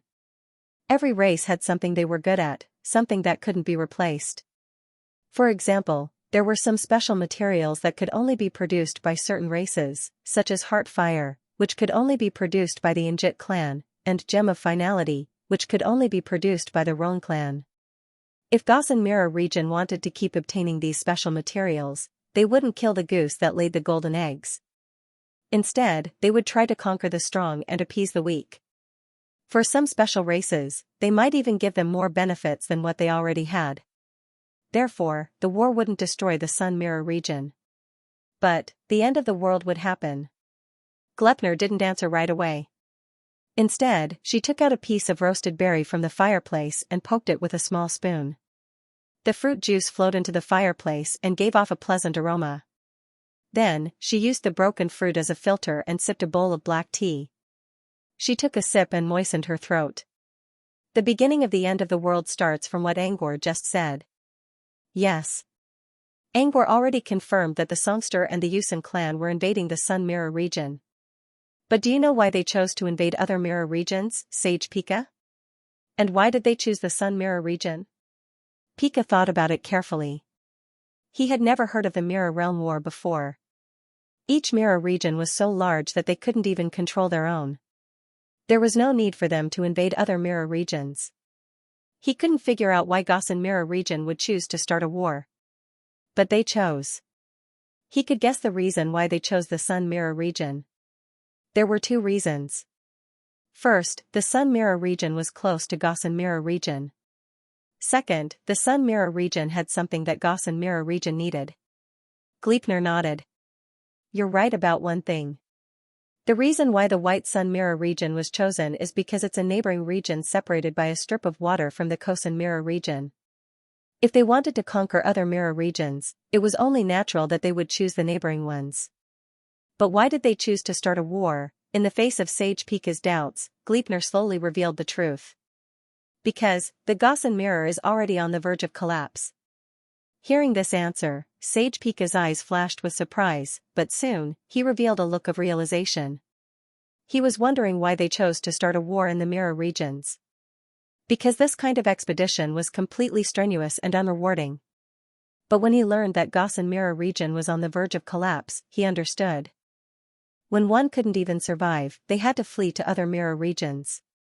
Singers and the Yusen clan didn't need to become refugees. It was normal for them to start a war to fight for the right to speak. But then again, it didn't seem to have anything to do with the Sun Mirror region's impending doom. Even if the Kosen Mirror region wanted to take over the White Sun Mirror region, they couldn't possibly push the White Sun Mirror region to its doom, right? As Sage Pika pondered, he suddenly thought of a problem. Why was Gosen Mirror region on the verge of collapse? Was the so-called collapse referring to the end of the world? Could the doomsday of the Gosen Mirror region be related to the doomsday of the White Sun Mirror region? As expected of the sage that Palucci admires the most. You can see through it with just a hint. Gleipnir nodded. That's right. The apocalypse in the White Sun Mirror domain was caused by the Gosen Mirror domain. Alright. Now do you understand why Angor said that the invasion of the Songers and Yusen was a small matter? Alright. Sage Pika didn't know what apocalypse or collapse meant, but he wasn't an idiot. As long as he understood the main reason, he would be able to make sense of many things he didn't understand before. The Songers and Yusen started the war because their own living conditions were threatened, and they had to move to other mirror domains. But now, the White Sun Mirror domain was also affected by the Gosen Mirror domain and was on the verge of collapse. The White Sun Mirror domain was no longer suitable for them to live in, so they naturally wouldn't continue the war. Without war, it was a small matter. Sage Pika admitted that it was a small matter. But this small matter was caused by a huge disaster. For a moment, he even felt that starting a war was better than ushering in an apocalypse. Sage Pika took a deep breath, looked up at Gleipnir, and asked in a slightly hoarse voice, "Is the end of the world inevitable?" "Alright."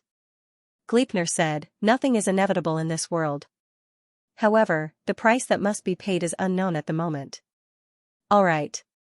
What do you mean?" Sage Pika quickly asked.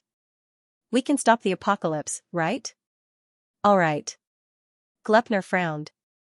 "I'm not sure if we can. But even if we can, it won't be easy." "Alright." Gleipnir didn't beat around the bush. He explained the origin of the apocalypse in detail. An out-of-order mystery item, an unfulfilled promise. Guadura's transformation into the woe puppet Xianxia, an infinitely expanding sealed space, random tests, and Xianxia, who had already reached the level of a ghost. After listening to Gleipnir's explanation, Sage Pika was a little absent-minded. He had imagined all kinds of apocalypse scenarios, but he didn't expect it to be caused by an out-of-order mystery item. What was even more unexpected was that the source of all of this was because a certain being from the Gosen Mirror region had made a wish to the boundless void. The wishing puppet Boisa answered his wish, but he did not complete the test of the treasure-hunting puppet Guadura, which led to the appearance of the woe puppet Xianxia. An insignificant sentence had triggered the apocalyptic calamity of two mirror domains. And this was the terror of an object out of order. And reach was the core of the Hall of Harmony. "The only way to stop the apocalypse is to complete Xianxia's test," Gleipnir said indifferently. Once the test was completed, not only would there be no doomsday, but the confinement space that had already appeared in the Gosen Mirror domain would also disappear. Everything will return to its original point. However, this is very difficult. Pika also understood why Gleipnir said it would be difficult. Although they didn't know what Xianxia's test was, they couldn't help but think about it. The two strongest races in the Gosen Mirror region didn't even pass the test and could only scatter in all directions. Could they pass the test? It was most likely very difficult. Pika fell into silence. After a long time, he raised his head. "No matter how difficult it is, we still have to try." He wasn't willing to give up without trying at all. Moreover, they could still escape from the Gosen Mirror region. Where could they escape to? Even if they could escape, only the top races would leave. It wouldn't be the turn of the Paluxiu clan. Thus, they could only try to accept the test if they wanted to break out of this situation. But what was this test? Only by knowing Xianxia's test would they be able to prepare for it. Do the singers and members of the Hamri clan know what the test is? Sage Pika asked. If they knew, then even if they were all captured and tortured, they would force them to tell. However, Gleipnir shook his head. According to the information I received, they don't know. This wasn't difficult to understand. Those who knew what the test was must have seen Xianxia's test. And now, none of them had passed the test, which meant that all of them had been locked up in the confinement space. Since they were all locked up, how could there be any information about the test? Of course, the singers and the higher-ups of the Hamri clan could obtain the content of the test through other methods. But the singers and members of the Hamri clan who came this time were just the vanguard. None of them were core members. Therefore, it was basically impossible to get any useful information from them. If we can't get the content of the test, we can't prepare in advance. When Xianxia entered the White Sun Mirror region, we were completely defenseless once she started randomly pulling people. Pika's face was bitter. In this case, it's even more impossible for us to pass the test. Alright. Luigi said, the situation is like this. So there's no hope. Let's run. Alright. Pika shook his head helplessly. There's no way to escape, publishing house. Even if they escaped, where could they go? The material world. Without energy, they could only wait for death. Other mirror regions? They had no way out. For a moment, Sage Pika suddenly felt that there was no light ahead of him. His heart was filled with despair. The air slowly became silent. It was clearly a room full of warmth, but the stiff and cold atmosphere kept spreading. Seeing Pika's frown getting tighter and tighter, and his expression getting uglier and uglier, finally, when Gleipnir felt that it was about time, she slowly said, actually, it's not completely impossible to know the content of the test. Pika suddenly raised his head. What method? Gleipnir softly spat out a word, control the entire region. Although it was said to be the entire region, it was actually the area within the psychological boundary to spread control. Every certain distance, people would be deployed and controlled.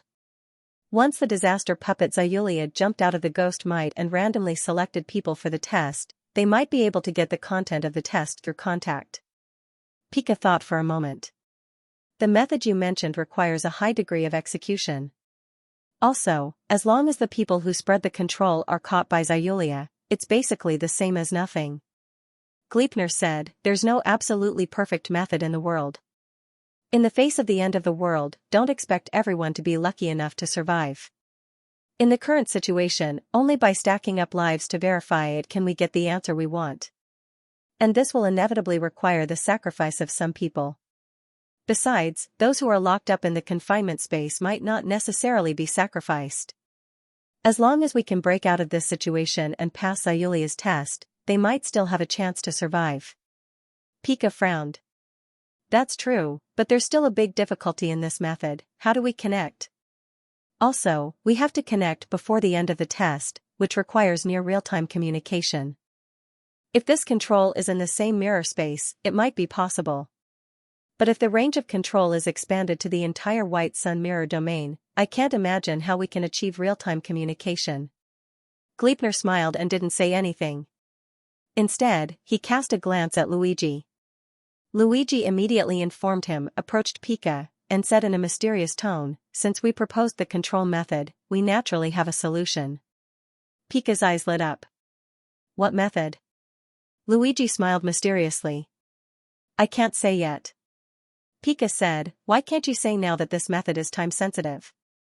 Luigi shook his head. It's not time-sensitive.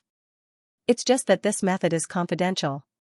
When we meet the Mirror Dragon clan later and confirm that this method is correct, we can tell them then. In other words, this method could be disclosed, but it required a certain level of qualification. The Mirror Dragon clan was powerful, and all other races obeyed them, so it wasn't a problem to tell them. However, Pelusiu's clan didn't have anything special apart from their invention. As for the control task, Pelusiu, even someone as crafty as Pelusiu might not be able to do it. There was no need to tell them. This was what Luigi was trying to say. From what Luigi knew about Pika, the man couldn't stand provocation, especially when he couldn't get an answer to his curiosity. Pika would never lose his patience in such a situation. As expected, Pika hesitated for a moment and said, tell me, what do you want? Just like how Luigi knew Pika, Pika knew Luigi as well. He could tell what Luigi was thinking when he heard Luigi's tone. Luigi was trying to keep him in suspense. Luigi chuckled and pointed at the booklet beside Angor. The meaning behind his words was self-evident. Add more pages? Pika asked in a soft voice. Luigi didn't answer directly. Instead, he mumbled to himself, the end of the world is near, and no one knows what the future holds. Those rules that were taken too seriously might become a pile of waste paper in the future. Most of the time, when you look at the problem from a different perspective, you will find that those who pursue the rules recklessly are not worth mentioning. Only those who are neglected may bring us opportunities. Pika. Do you want to add more pages? Just tell me. Luigi nodded without hesitation. Yes. Sage Pika thought for a moment and nodded 2 seconds later. Okay, I can help you add more pages. As Luigi said, the end of the world was near, and no one knew what would happen tomorrow. He could do whatever he wanted. Considering his relationship with Mirror Sea scholars and the Crystal Eye clan, no one would say anything if he asked to add more pages. As far as he knew, someone in Mirror Sea scholars knew about Luigi's identity and the person behind him. With this relationship, Mirror Sea scholars definitely wouldn't object. However, the only thing Pika could do was to add more pages. I can't force others to add pages. Luigi made an okay gesture. Okay. He didn't want to force other races to add pages. Besides, it wasn't good to force others to buy or sell.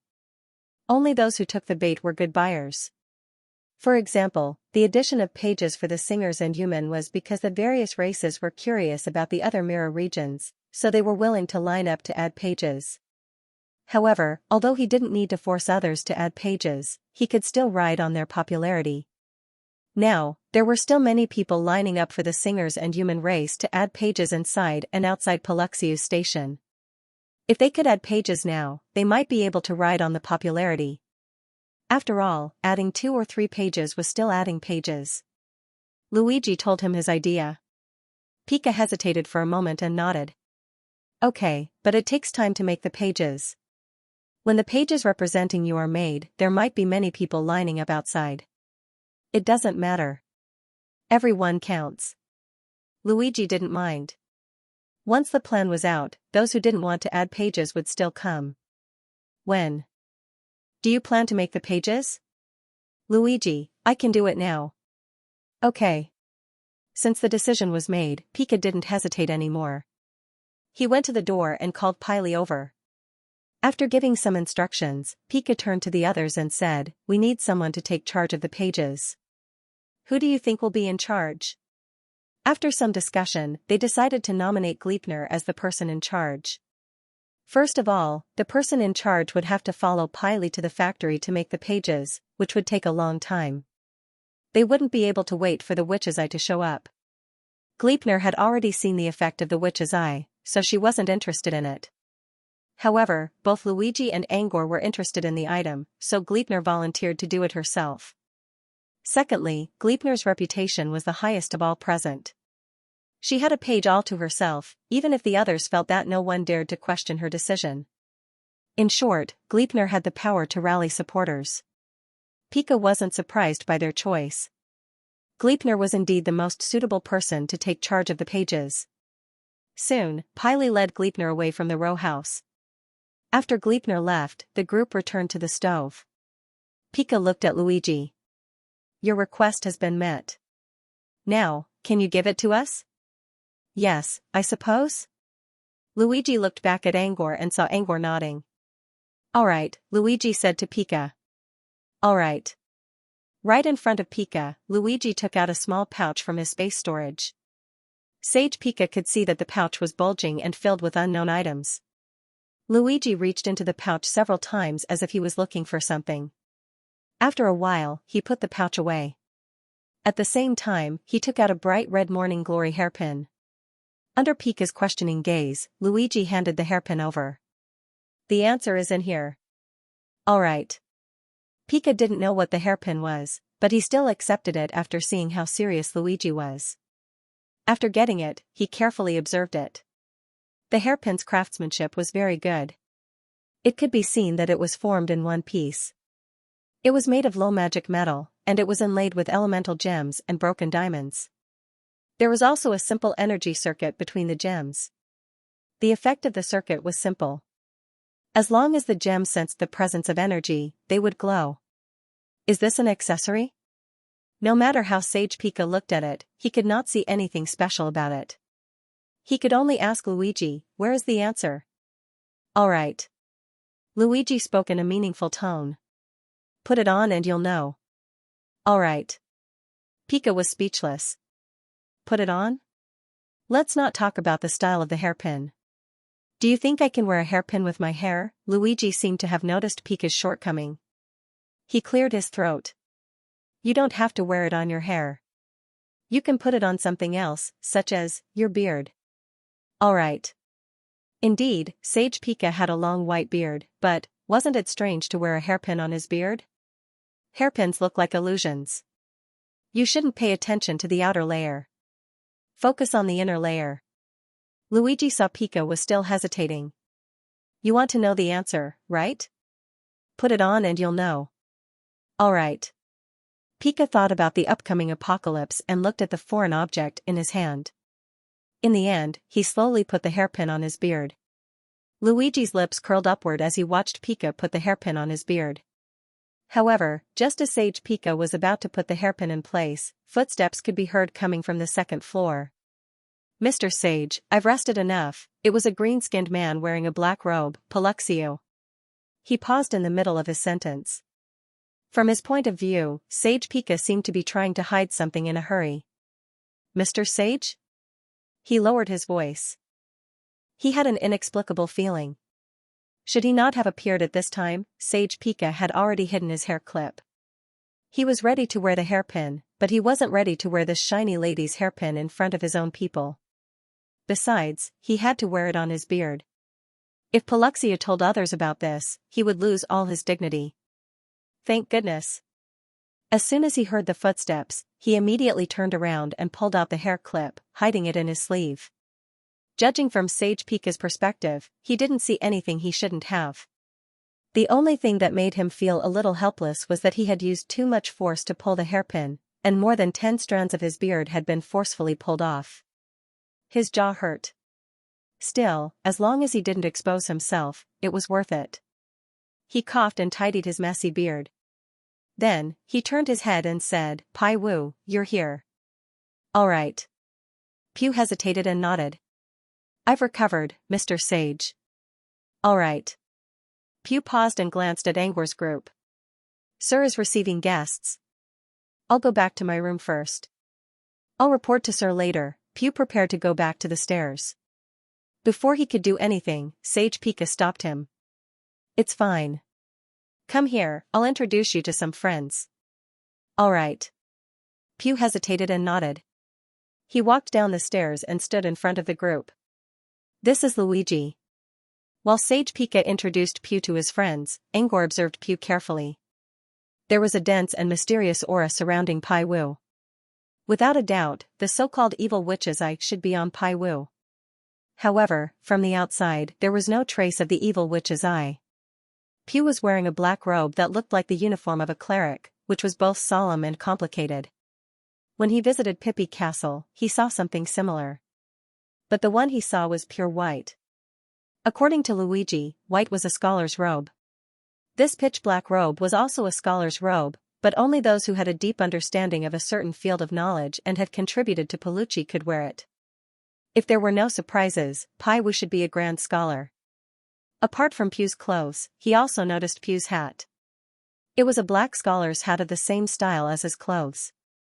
At first glance, there didn't seem to be anything wrong with it. However, the scholar's hat he saw was worn directly on the top of the robe, which allowed him to see the hair on the forehead and temples.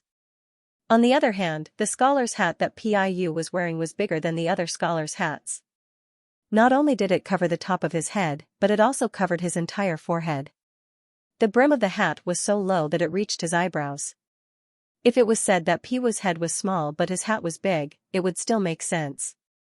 Compared to the other Paluxio, Pai Wu's head was not small, so his hat was not that big. There was only one possibility left: Pew's hat was custom-made and was deliberately so big. Any custom-made hat had to be made for a specific purpose. But what was the purpose of Pai Wu's big hat? The only thing Angor could think of from the different style of the other scholars' hats was to cover his forehead. So, was there something on his forehead that no one could see? Could it be the witch's eye? While Angor was thinking, Sage Pika finished introducing Luigi and Laplace to Pai Wu and looked at Angor. This is Angor. Mr. Greer, a knowledgeable human wizard. Sage Pika spoke to Pai Wu. Angor nodded to Pai Wu with a smile, and the latter nodded back. After the introductions, Sage Pika pulled Pai Wu to sit beside him. Pai Wu didn't know what was going on, but he knew that the sage would not go wrong, so he obediently sat down on the sofa. This is a grand scholar of our academy, Pai Wu. He is a first-class authority in anatomy, pathology, and microbiology. Sage Pika introduced to the crowd. Pai Wu seemed to be a little afraid of social situations, so he nodded shyly. My name is Pai Wu. Thank you, Sage Pika. I'm just an ordinary doctor. Alright. You're cited in nearly 1% of the research projects in the library. If that's the case, then there's nothing unusual about it. Sage Pika said with a smile. He had high hopes for Pai Wu. In fact, he already considered Pai Wu as the next great sage. Otherwise, he wouldn't have introduced Pai Wu to the crowd so politely. To put it bluntly, this was also a way to build connections. Oh right, I almost forgot. Pai Wu is the owner of the witch's eye. As Sage Pika spoke, he motioned for Pew to take off his hat. Pai Wu nodded and took off his hat. Seeing this, Angor knew that he was right. As expected, when Pai Wu took off his hat, everyone's eyes focused on Pai Wu's forehead. In the middle of Pai Wu's forehead, there was a vertical slit between his eyebrows. When the slit was exposed to outside light, it slowly opened, revealing a strange polychoria. The whites of his eyes turned black, and it was pitch black. The pupils were bright red. Since Pai Wu had polychoria, he had two pupils, each of which had a strange pattern in the middle. The left pupil had the outline of a black heart, while the right pupil also had the outline of a black heart. However, it was split in the middle and became a broken outline. One side was a complete heart, while the other was a broken one. This was the first time Angor saw polychoria, and it was such a strange one. Apart from the polychoria, Angor was sure that the witch's eye had fused with Pai Wu, which meant that Pai Wu was the owner of the eye. This was why no one dared to take the eye away from Pai Wu even if they knew about it. Once the solipsistic state of the evil witch's eyes was broken, they might lose their order on the spot. While Angor was observing Pai Wu's forehead, Luigi suddenly screamed and held his forehead. Angor quickly looked at Luigi's forehead and saw a bloody mark between his fingers. The mark was exactly where Pai Wu's third eye was supposed to be. What's going on? Angor frowned and looked at Sage Pika. Sage Pika looked a little embarrassed. I forgot to tell you that you can't use your spirit power to observe the witch's eye. Otherwise, you'll get a certain amount of backlash. But don't worry. The backlash will only happen after accumulating 3 times. Each time, you'll only lose a little blood. Sorry.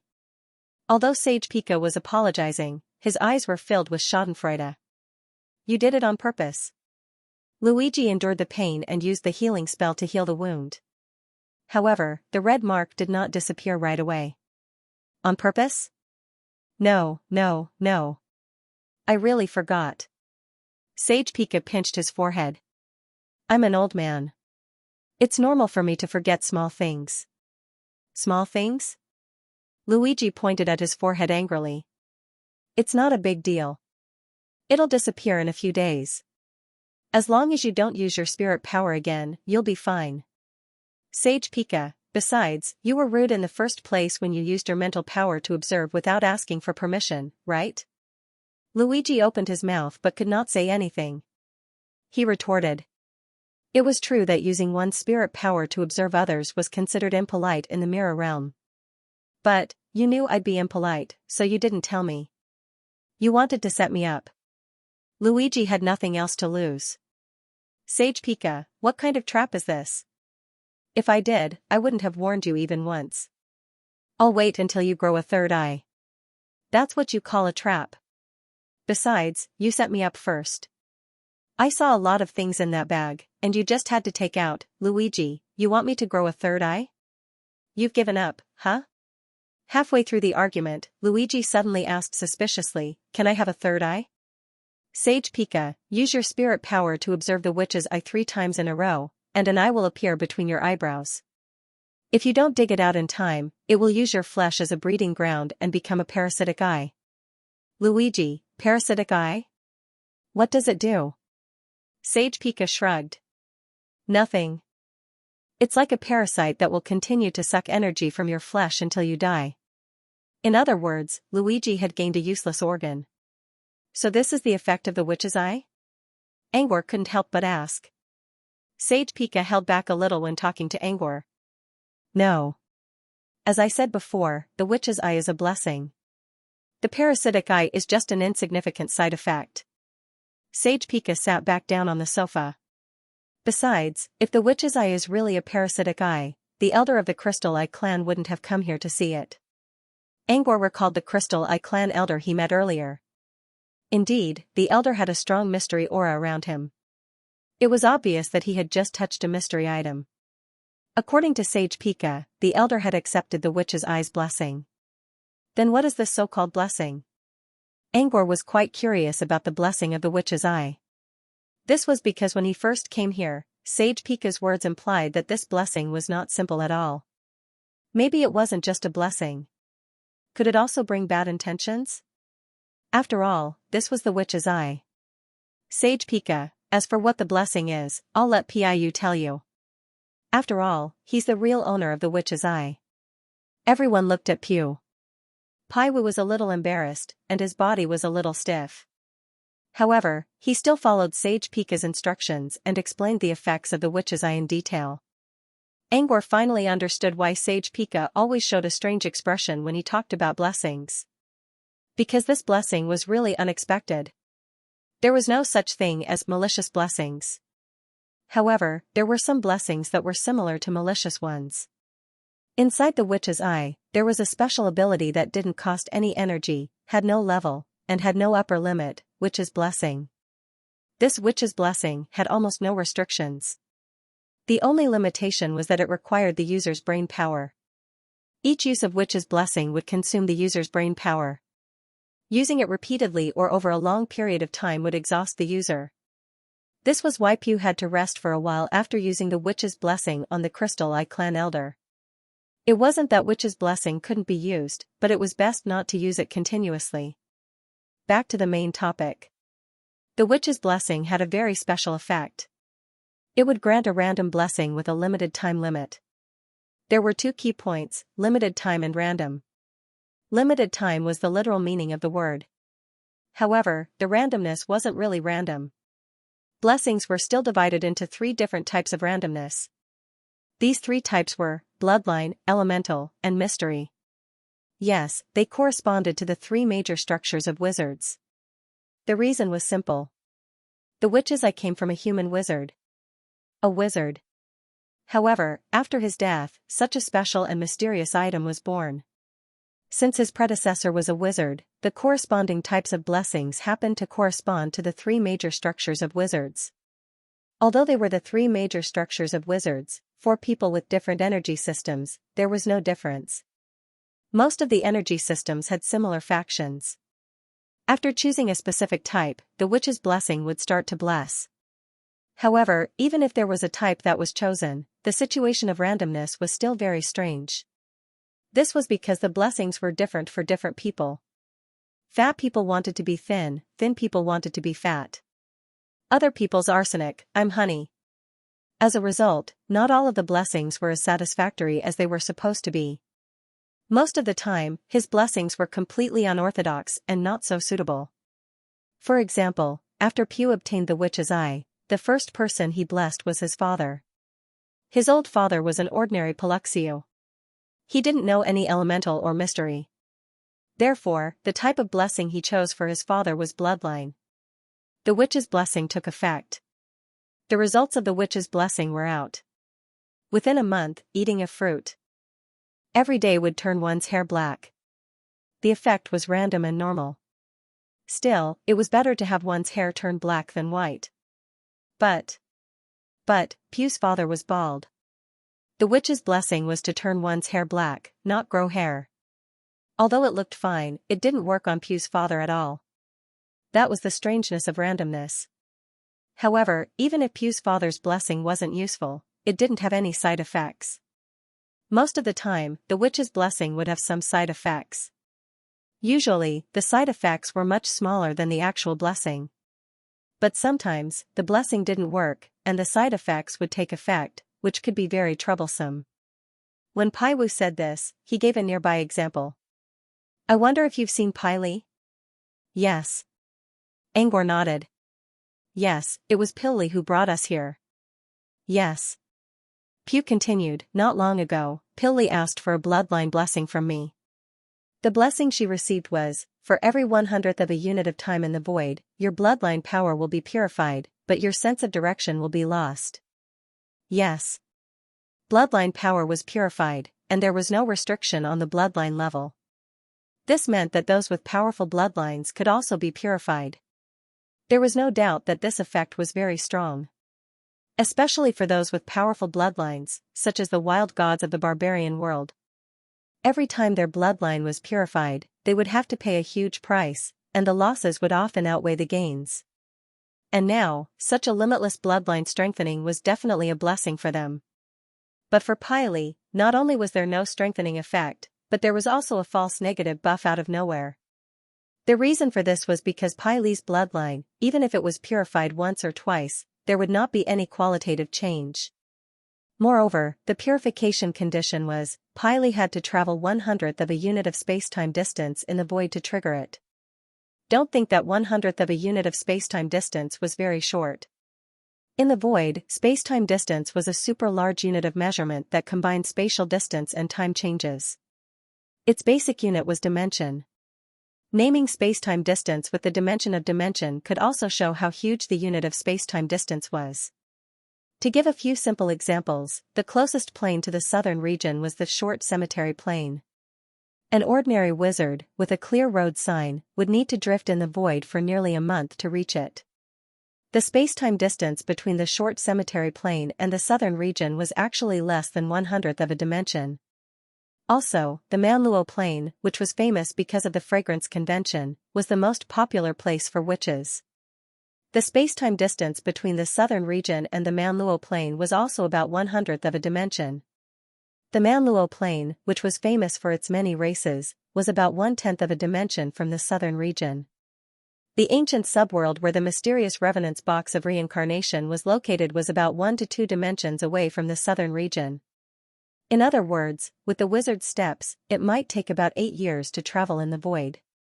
Of course, in reality, it would not take that long because of the existence of teleportation. Also, various layers of the void could be bypassed, which would increase the speed of travel. But this was enough to show that the unit of space-time distance represented a very long distance in the void. Furthermore, the blessings that Pai Li received clearly stated that she would only be purified if she traveled 1/100th of the distance of space. This meant that she still could not use teleportation portals and the like, and could only brace herself and walk in the void. Also, the blessing that Pai Li received was effective for a month. Pai Li's strength was not even comparable to that of a sorcerer apprentice. How could she walk 100th of a dimension in a month? What made Pai Li the most helpless was that when she received the blessing, she also lost her sense of direction. This was also the reason why she kept getting lost even though they were in the same square. Just think about it, if she really went for a void walk and got lost in the void demon's lair, would she still be able to return, even if her luck wasn't bad and she didn't encounter any void demons? What if she couldn't find her way home after getting lost? In short, this blessing didn't bring any benefits to Pai Li.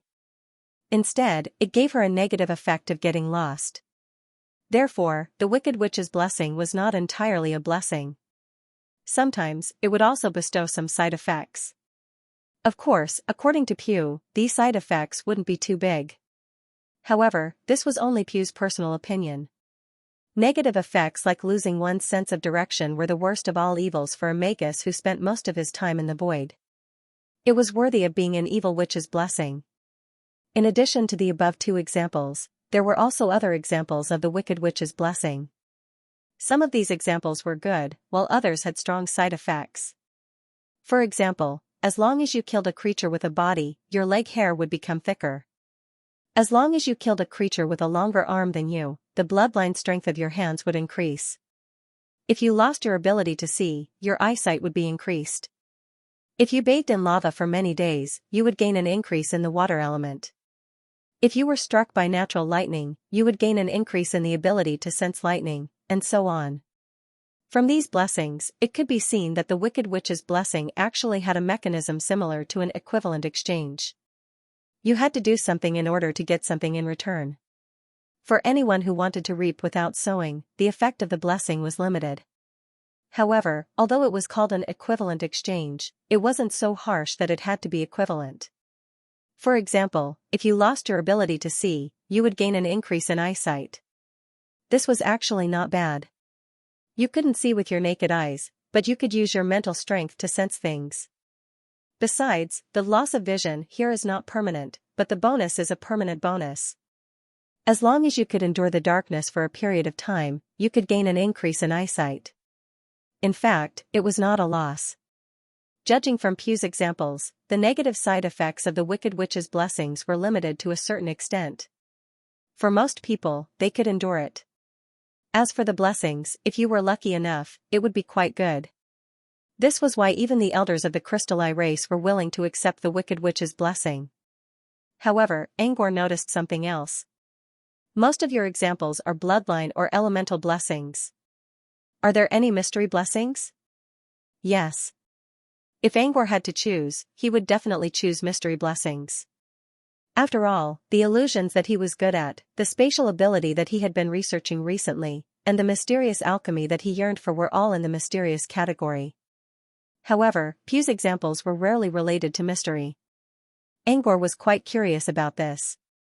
It's not that I don't want to tell you. It's just that very few people accept mystery blessings. Yes. Why? Angor was surprised.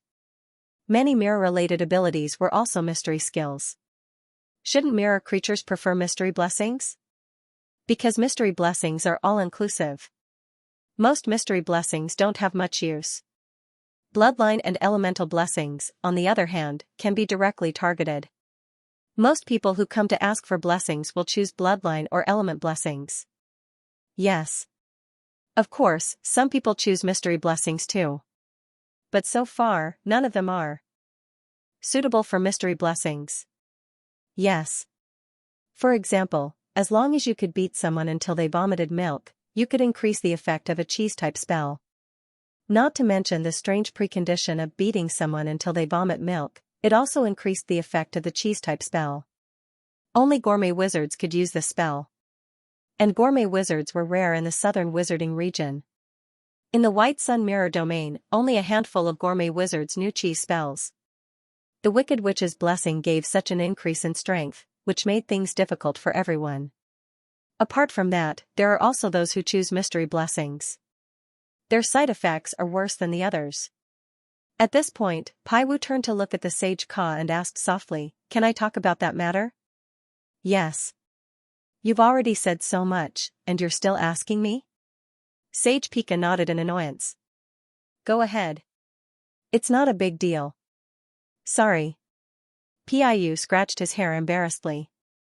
Looking at Luigi, who was already eating his melon, he said softly, "Sir Sage once asked for a mystical blessing from me for a test, and the effect of the blessing you received was, killing an undead creature would allow one to quickly enter a state of deep meditation." In Angor's opinion, this effect was not bad for wizards who could not easily enter a state of deep meditation. But generally speaking, it was not a big deal. After all, there were items in the wizarding world that could help one enter a state of deep meditation. However, such items had one thing in common: entering a state of deep meditation once did not mean one would be able to do so again. If one could enter a state of deep meditation permanently, the effect would be very powerful. But from the description, it was only a short-term effect. Also, one had to kill an undead creature as a prerequisite. Did Sage Pika have the ability to kill an undead creature? Probably not. In Angor's opinion, the blessing was probably a waste. There was no way Sage Pika was going to kill an undead creature. In fact, he might not even be able to find one. However, Pugh gave a completely different answer. "This blessing has a side effect that is not written on the surface. As long as you obtain as long as the blessing is in effect, the person receiving the blessing will become more attractive to undead creatures. This meant that even if Sage Pika did not go looking for undead creatures, the undead creatures would come to him on their own. During that period, Sage Pika could not rest at all. After all, the undead creatures would not only come at night. They would also come during the day. Fortunately, Sage Pika stayed in Pippi Castle all the time. With the help of the Eye of Thunder and the occasional help from Barigon, he managed to survive for a month. Sage Pika said, speaking of which, although I didn't have a good time, I was able to enjoy deep meditation after killing the undead creatures. During my meditation, I made great breakthroughs in many of my research topics and inventing new ideas. So, if you're prepared, the effect of this blessing is not bad. But it is undeniable that this kind of side effect that is not mentioned in the open can sometimes ruin big things. This was probably why there were not many mystery blessings. First of all, mystery blessings were all-encompassing. The chance of getting a random one was too small. Secondly, mystic-type blessings would occasionally play some tricks, and when you were unaware, the side effects would appear and ambush you. With these 2 points in mind, people would naturally prefer bloodline or element blessings. At least these 2 types of blessings were less likely to cause problems. As I said, I can let you experience it yourself so that you can learn more about the witch's eye. Sage Pika looked at the crowd and said, Pew has rested up. Do you want to try it? When Sage Pika said that, he looked at Luigi intentionally or unintentionally. In fact, he wanted Luigi to experience it himself. If Luigi could get some interesting side effects, it would definitely become a topic of conversation for the next few decades. Luigi knew Sage Pika very well. Luigi had already seen through the malicious intent hidden in his kind eyes. He refused without hesitation. I'll pass. I'm going to do something big. I can't let anything go wrong. Something big? Sage Pika was stunned. Are you talking about the apocalypse, the puppets? Sage Pika wanted to ask if it was about the apocalypse, but then he remembered that Pew was still around. In order to keep it a secret and not cause Pew any anxiety, he changed his words. In his opinion, the most important thing right now was that the apocalypse was coming. If Luigi was preparing for this, he really couldn't let anything go wrong. However, Luigi shook his head. Of course not. The big thing I'm talking about is performing a new score. This is related to my test. If Uriel isn't satisfied, then it's over. Sage Pika, although he didn't know who Uriel was, the test of music was very boring. However, Sage Pika didn't show it. Everyone had their own ranking of importance. Luigi loved the arts. He knew this very well. He even guessed that Luigi, as the body of that existence, was essentially performing art. In this case, it was only natural that Luigi would prioritize art first. Seeing Luigi's reaction, Laplace shook her head. I'm not interested in such flawed blessings. You do it, Angor. Go ahead. Laplace gave Angor the chance not only because she wasn't interested in such flawed blessings, but also because she knew that Angor wanted to craft a mystery item. She didn't know how to craft a mystery item, but she was confident that Angor would be able to sense the corresponding mystery energy from different mystery items. Therefore, letting Angor do the job was the best choice. Angor didn't refuse. He really wanted to see the effect of the witch's eye. Before he received the blessing, Angor asked, as the owner of the witch's eye, you should know a lot about it. Do you know if there's an absolutely perfect blessing? Go ahead. The owner of the witch's eye was Pew. There was no doubt about it. Once in this state, Pew would receive feedback from the witch's eye. Combining all the feedback, perhaps Paiwu could find the perfect method of blessing? A perfect blessing? Pew thought about it carefully and finally shook his head. There is no such perfect blessing. But... Pew paused and didn't say anything else. Luigi moved closer. But what? Okay. Pew took a step back. Ever since the witch's eye fused with my forehead, it has been quiet. But there was one time when it suddenly became very excited. Okay. I don't know why it suddenly became excited, but I have a feeling that if it blessed me back then, I might get something unexpected. Okay. Excited? Both Luigi and Pika exclaimed at the same time. Luigi looked at Pika in confusion. You don't know? Okay. Pika shook his head. Pew didn't tell me. Okay. With that, Sage Pika turned his head and looked at Piu. What do you mean by excitement? Okay. Pew shook his head. I don't know. At that time, Lady Sage was almost done with her research on the witch's eye, so I was sent to Duke Pichot's place for an internship. During that time, Pew often blessed the foreign guests who came to Pippi Castle. Once the city of Teluga sent some ambassadors to cooperate with Castle Pippi in its construction. It was then that Pew felt the excitement of the witch's eye. Teluga city's envoys, the Teluga people? Pika asked in a low voice. Pew nodded. I have a feeling that the witch's eye might be very interested in the Teluga people. But at that time, the Teluga people didn't choose to bless them and left. After that, Pew didn't feel the excitement of the witch's eye again.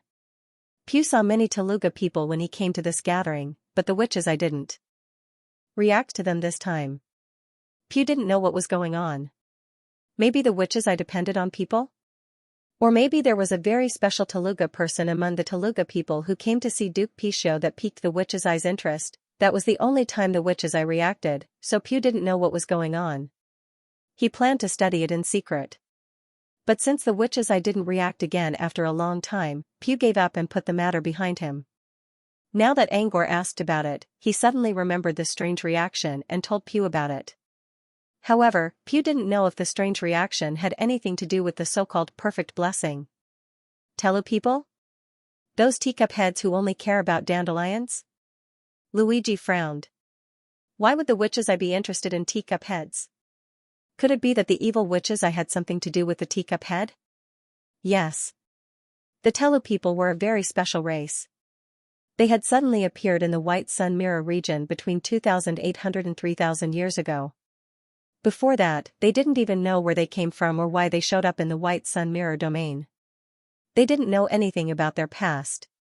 Most of the major races in the Mirror Realm guessed that they had come to the White Sun Mirror Realm through the Empty Mirror Sea. The Empty Mirror Sea had erased their memories, so their past was blank. But no one could tell for sure if that was the truth. If the Telu people had something to do with the witch's eye, could it have something to do with their blank history? According to Luigi's observation, the most special thing about the Telu people was their blank history. Pew shook his head. I don't know. I saw them when I came here. The witch's eye has been quiet all this time. Yes. Ever since the evil witch's eye became excited, it had not become excited again until now. Luigi pondered for a moment and looked at Angor again. You mentioned something about the Telu people being related to humans before, but I don't think so. Yes. Angor nodded. The Telu people were called teacup heads because their heads looked like all kinds of teacups. Teacups, on the other hand, were typical human tools. Even if a teacup had a spirit, it would only be one or two fake teacups.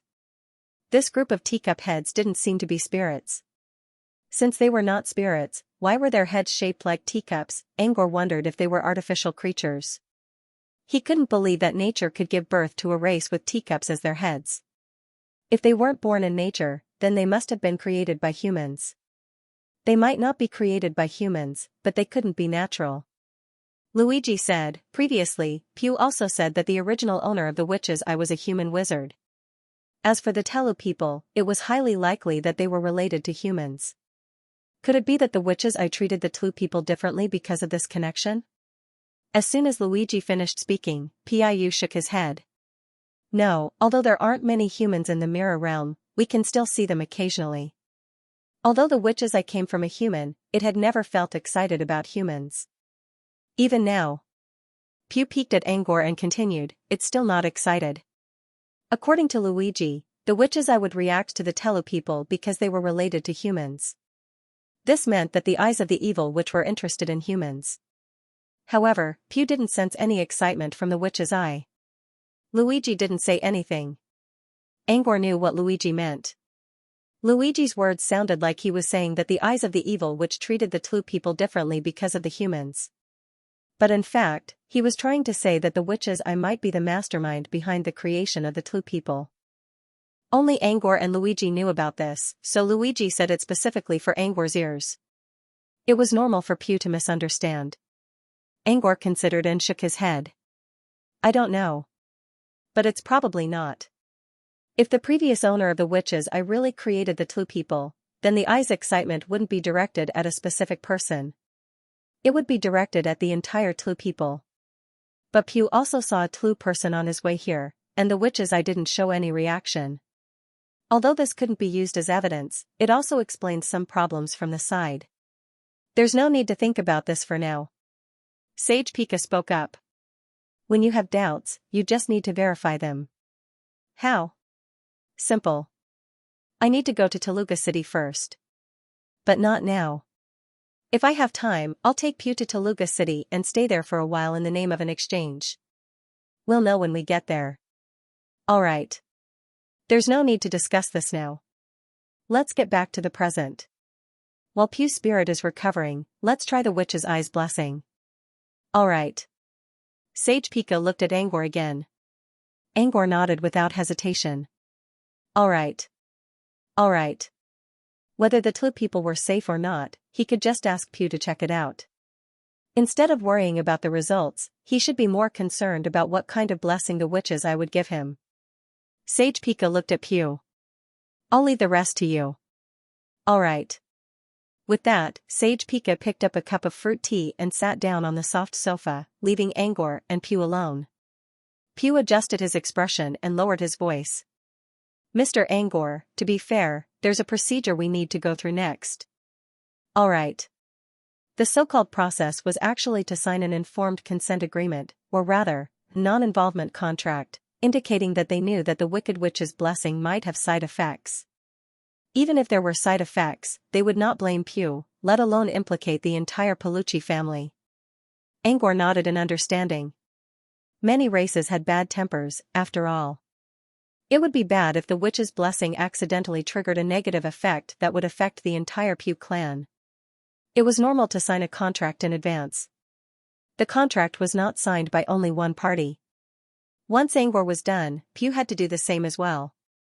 Pew's contract was a description of the witch's eye's effect. Pew detailed the effects of the witch's eye, possible side effects, and all kinds of restrictions.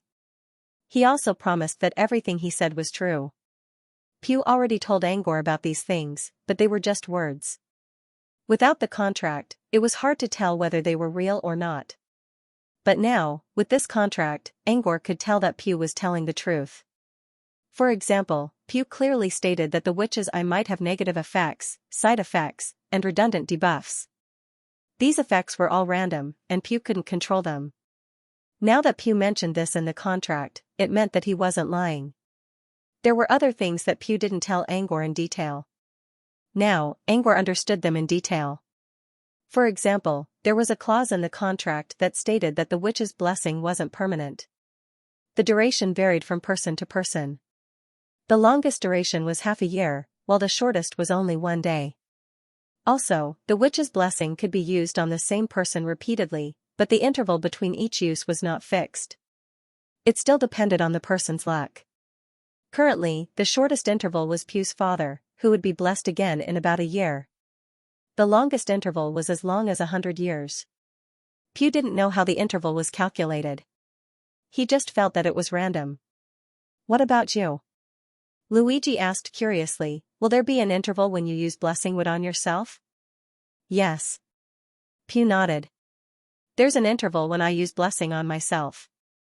But I won't use it on myself. Yes.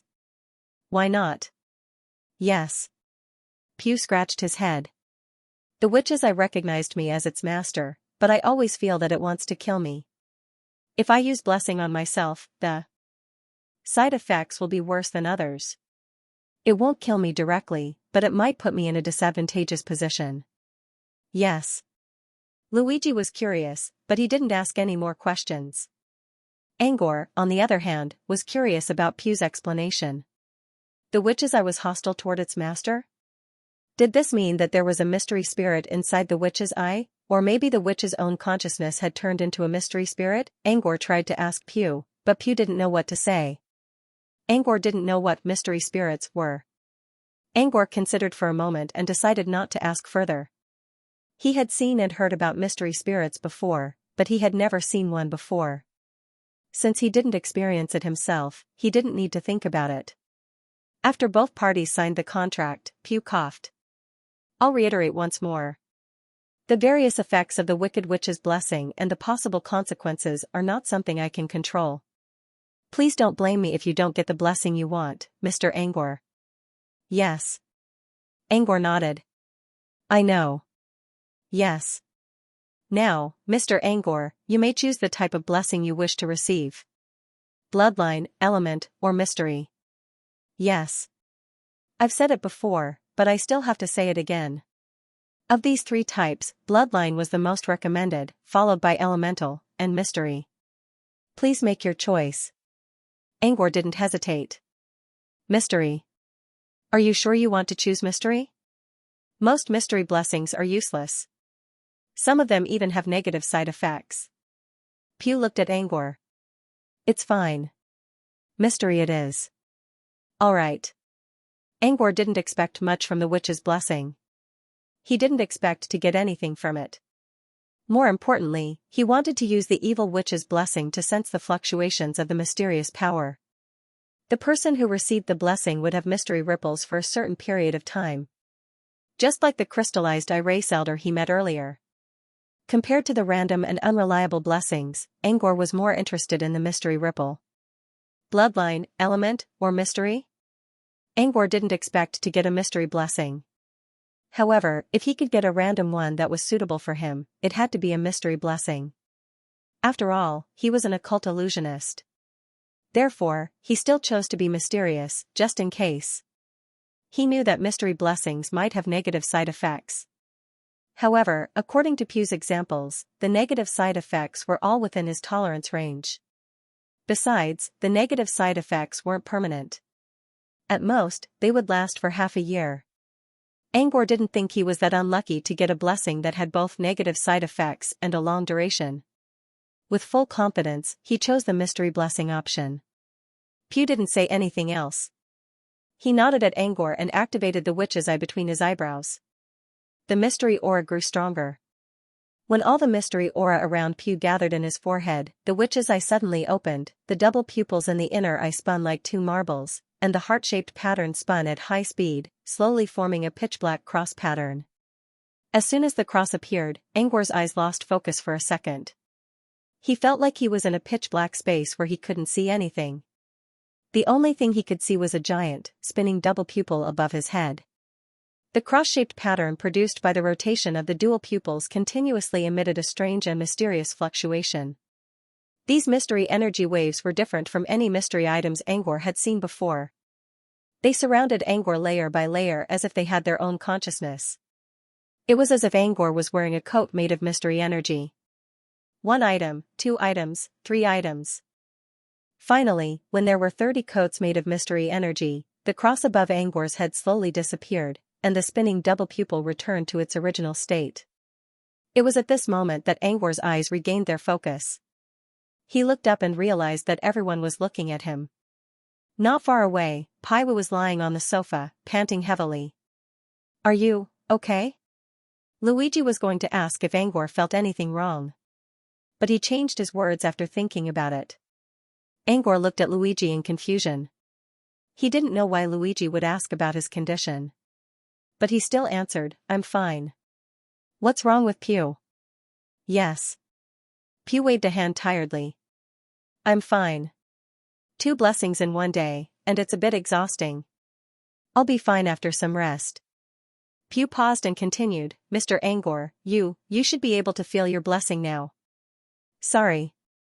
Pew gave Angor an apologetic look. I'm sorry, but it won't work on you this time. Sorry. Obviously, Pew already knew what Angor's blessing was.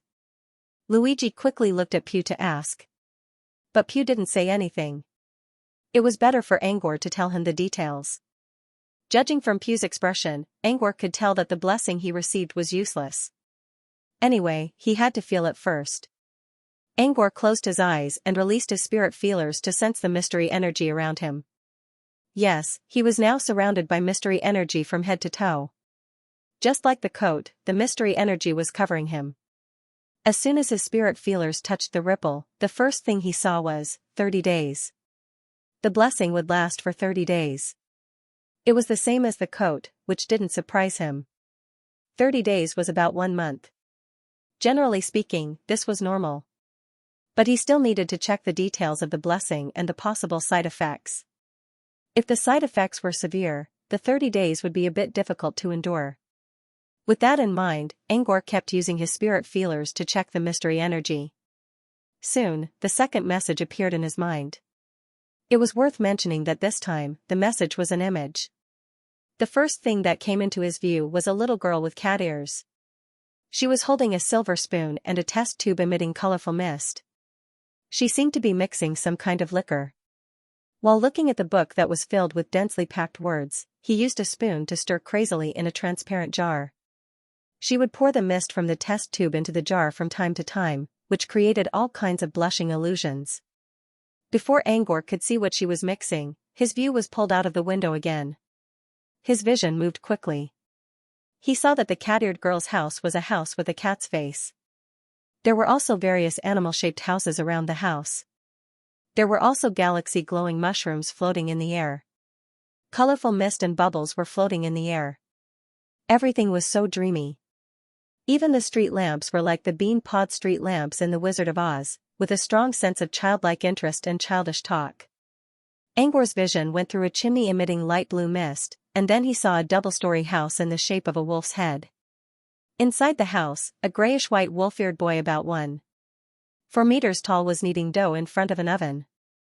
The dough inside the oven was being pulled by a long-tailed fire spirit, which expanded into the shape of mountains, rivers, and forests. The mountains and forests were probably made from flour. However, the mountains and forests created by the fire spirit were different from ordinary ones. They looked more like exaggerated fairy tale-style landforms. In the middle of the mountains and forests, there was a cake castle decorated with strawberries. This seemed to be the main part of the creation. However, before Angor could take a closer look at the cake castle, his view was pulled out of the window again. Next, Angor went to the White Fox woman's house, where he saw a big pot boiling soup that created illusions of mushroom monsters. Then he went to the Brown Bear man's house in the forest, where he saw a dried herbal tea that released colorful mist. Then he went to Spider Grandma's house, where he saw butter that released clouds of clouds. Angor did not know what kind of world this was, nor why there were half-orcs everywhere. However, he had a general idea based on these images. The blessing he received this time was probably related to the gourmet class. No wonder Pew said he was sorry. Gourmet blessings, no matter which one it was, were all worthless to Angor. He would be lying if he said he was not disappointed. He had thought that with his own luck, or maybe with the luck of Laplace, the chosen one, this time, his illusionary spells or spatial abilities could be improved to the next level. In the end, it was a gourmet. He was helpless, but then again, he seemed to be quite faded with the gourmet department recently. Not long ago, he had received a gourmet item, Granny Coco's secret ritual box. Now, he had received another gourmet blessing. Could it be that she wanted him to cross over and cultivate his gourmet ability? Finally, the image came to an end. After going through countless animal houses, forests, and rivers, he finally arrived at Strawberry Cake Castle. Yes, it was the same strawberry cake castle as the one in the oven. However, this one was real, and the one in the oven was just a model. From what Angor could see, a long line of people was waiting outside Strawberry Cake Castle. It felt like a long time had passed. The people in the line were all half-orcs. They were all smiling and holding different kinds of food in their hands. Many of them were half-orcs Angor had seen before, such as the cat-eared girl, the wolf-tailed boy, the white fox woman, and so on. They were all in the line. Angor's vision did not stay fixed. He quickly flew past the long line and entered Strawberry Cake Castle. Delicious food was everywhere in the castle. Golden honey pools, white milk fountains, sugar statues. The air was also filled with white clouds that looked like bread. Angor could not smell anything, but he could tell that the food was not just for show just by looking at the bright colors. After going through the food corridor, Angor finally reached the end of the line. There was a giant red velvet throne in the castle hall, on which a plump old woman wearing a blue-gray dress with heavy makeup was sitting. Amazing. She was only sitting, but Angor could tell that she was at least 3 or 4 meters tall. Just like Greya, she was also a mountain of flesh. The only difference was that she was older, and her face was full of loose wrinkles. She was adorned with jewels all over her body. Together with her red lips and wrinkled skin, she looked like a villain from a fairy tale. However, this villain was sitting on the high throne, smiling as she accepted the food from the half-orcs in the line. Every half-orc who offered their food to her would be devoured by her giant mouth. She would close her eyes and savor the taste for a few seconds. Then, she would say something to the half-orcs in a friendly manner, as if she was pointing out the flaws in the food. Each half-orc who received her advice would nod and bow in excitement, then run back home as fast as they could. It was as if they could not wait to start cooking again. Angor wanted to get closer and listen to what the mountain of flesh woman was talking about. Perhaps the picture sensed his thoughts. The originally fixed perspective really moved a few steps forward, and even crossed the curtained hall. However, as soon as Angor stepped into the hall, the mountain of flesh woman was talking to the half-orc when she suddenly stopped and looked at Angor. Her murky eyes were reflected in Angor's mind. Angor also felt like he had fallen into a dark space. The only thing he could see was the woman's murky eyes. It was as if she was looking at Angor from countless worlds away. However, when she saw Angor, her eyes were filled with doubt and disdain. She then turned away and no longer looked at Angor. It was at this moment that Angor returned to the world of light from the endless darkness. Like a drowning man, he struggled to get out of the endless black river and gasped for air. Everyone was confused by Angor's strange behavior. Luigi saw Angor's rapid breathing and did not dare to ask. He only looked at Pew. What's wrong with him? Huh? Pew shook his head. I don't know. Huh? Laplace, who had been quiet all this time, could not help but ask, You've never done this before?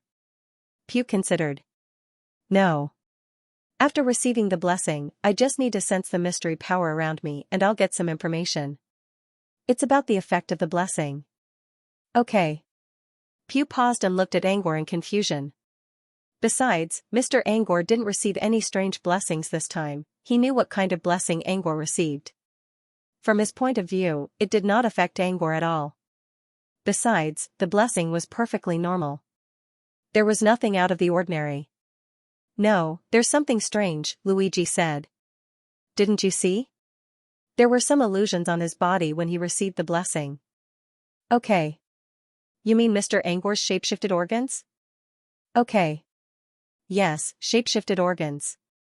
When Angor received the blessing, some shapeshifted illusions appeared on his body, such as beast ears, beast tail, and strange scales and hair. However, they were only illusions.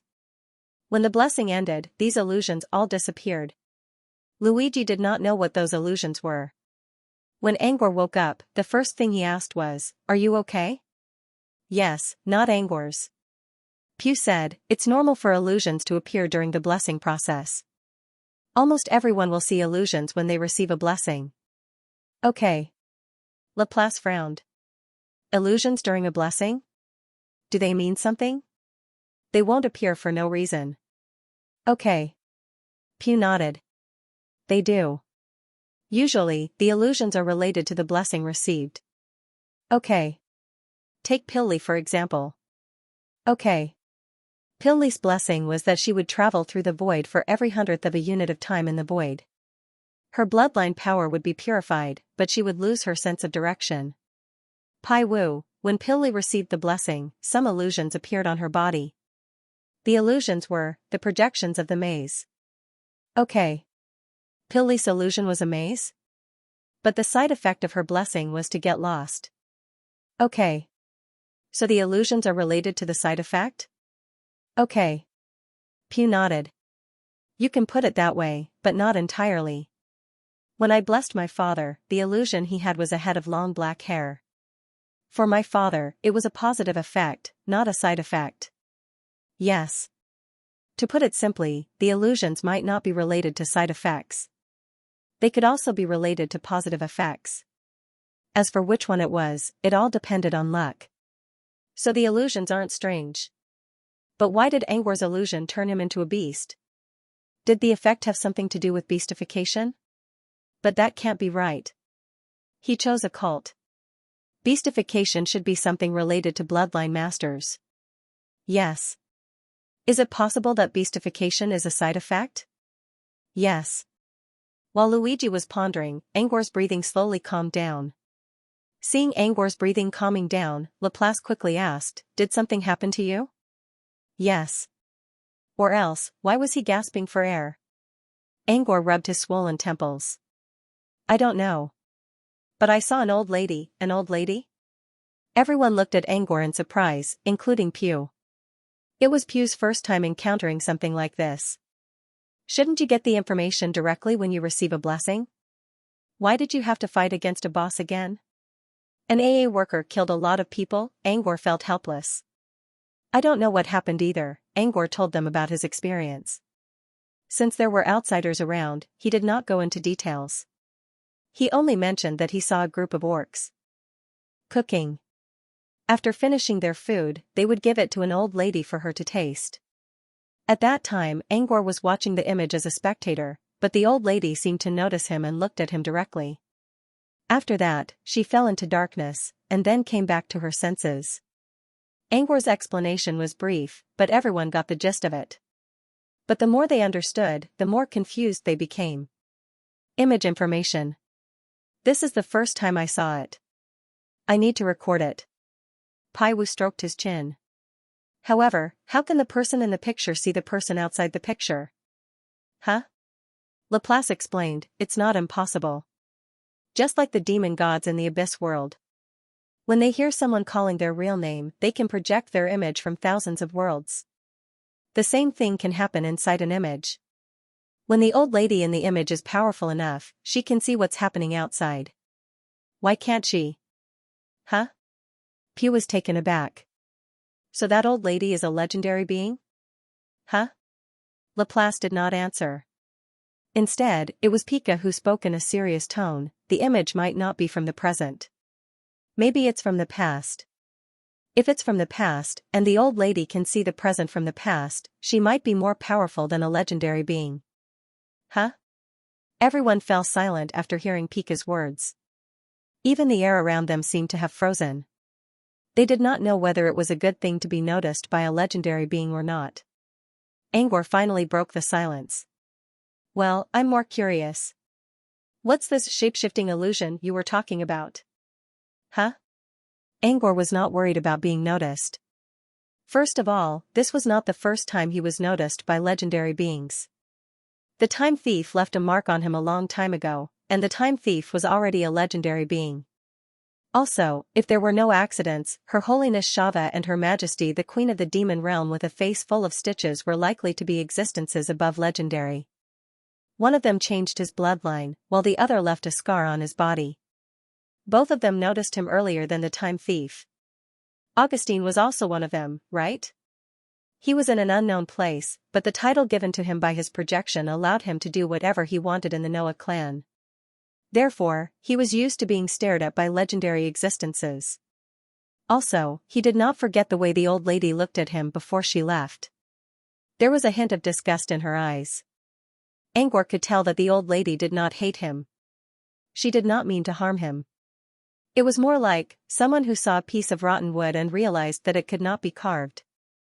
Angwar did not know why. But judging from the current situation, the old lady did not pay attention to him like Shava and the time thief did. She only glanced at him when she was looking down. If that was the case, why should he care? Compared to that, he was more concerned about the shape-shifting illusion that Luigi mentioned. Shape-shifting phantom. Paiwu briefly explained the possibility of creating a phantom during the blessing. Angwar rubbed his chin. Wait a minute. I got a gourmet blessing. Why would a shape-shifting illusion appear? Is it a side effect of the blessing? Maybe. Maybe it is, Luigi said. Luigi said, but then again, when I heard you say that the group of beastmen offered delicacies, I guessed that it was a gourmet blessing. What kind of gourmet blessing did you get? Okay. Luigi leaned forward curiously. Although you've received the gourmet blessing and can't do much, Didn't you say that you know some gourmet spells? And you have Granny Coco's box. Why don't you make a dish for me? I haven't tried it yet. Okay. Piu and Piu both looked at Angor curiously. They knew about gourmet wizards, but they never saw one with their own eyes. Angor was not a gourmet wizard, but since Luigi said Angor knew some gourmet spells, it was a great idea. Luigi's excitement and Piu's curiosity put a lot of pressure on Angor. Meanwhile, Laplace, who witnessed Angor's use of the box, did not say anything. Last time, something happened when Angor used the box, but that was just an accident, right? Maybe she could look forward to seeing Angor's cooking again? He wasn't afraid of cooking. With the help of the mystery artifact box, he wasn't afraid of anything. As for the box's mutation, well, it was just an accident. He couldn't expect the box to mutate every time he used it, right? Even the previous owner of the box couldn't do such a thing. But, cooking is something I'll do later. Angor glanced at Luigi, who was almost in front of him. Aren't you curious about the effect of my blessing? Yeah. Luigi said, that's true. Earlier, Pew said that there's a gourmet enhancement spell that enhances cheeses. Don't tell me you're using cheese too? No. Angor shook his head. No. The blessing doesn't work on a specific type of gourmet. It's an all-around buff. No. All-around buff? What do you mean? No. Angor did not beat around the bush. It's the smell. No. Taste? Luigi didn't know what to say. Yup. It's the smell of food. According to Blessing, as long as I make food, no matter what kind of food it is, it will have a certain degree of deliciousness. No. Something that already smelled good would taste better. Something that was fresh would taste better. Even something that wasn't tasty, such as a bitter witch's soup, would taste better under the effect of the taste buff. Every time he made a dish that was tasted better, he would get the same buff whenever he made the same dish in the future. The buff didn't have a time limit. In other words, even after the effect of the blessing ended, the buff would still show up in his future creations. There was no time limit.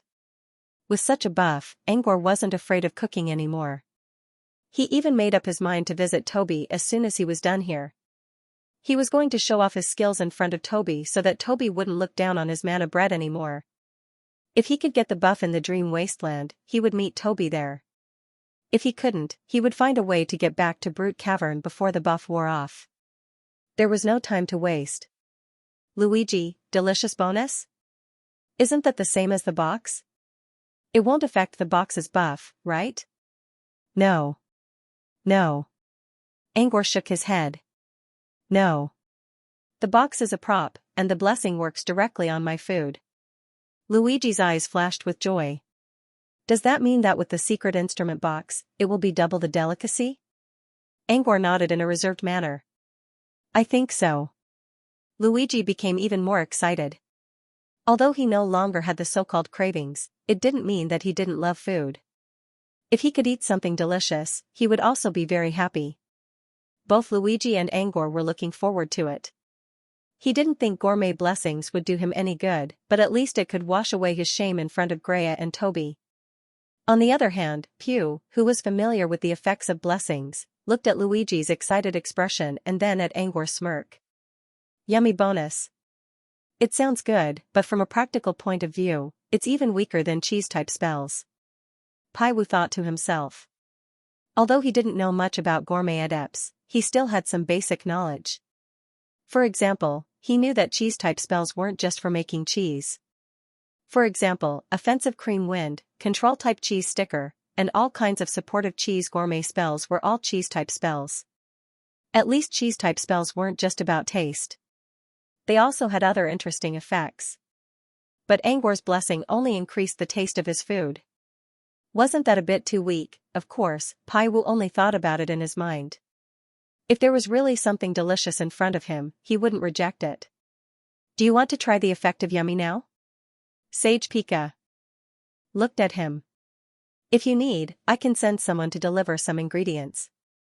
All right. Angor considered. I don't need ingredients.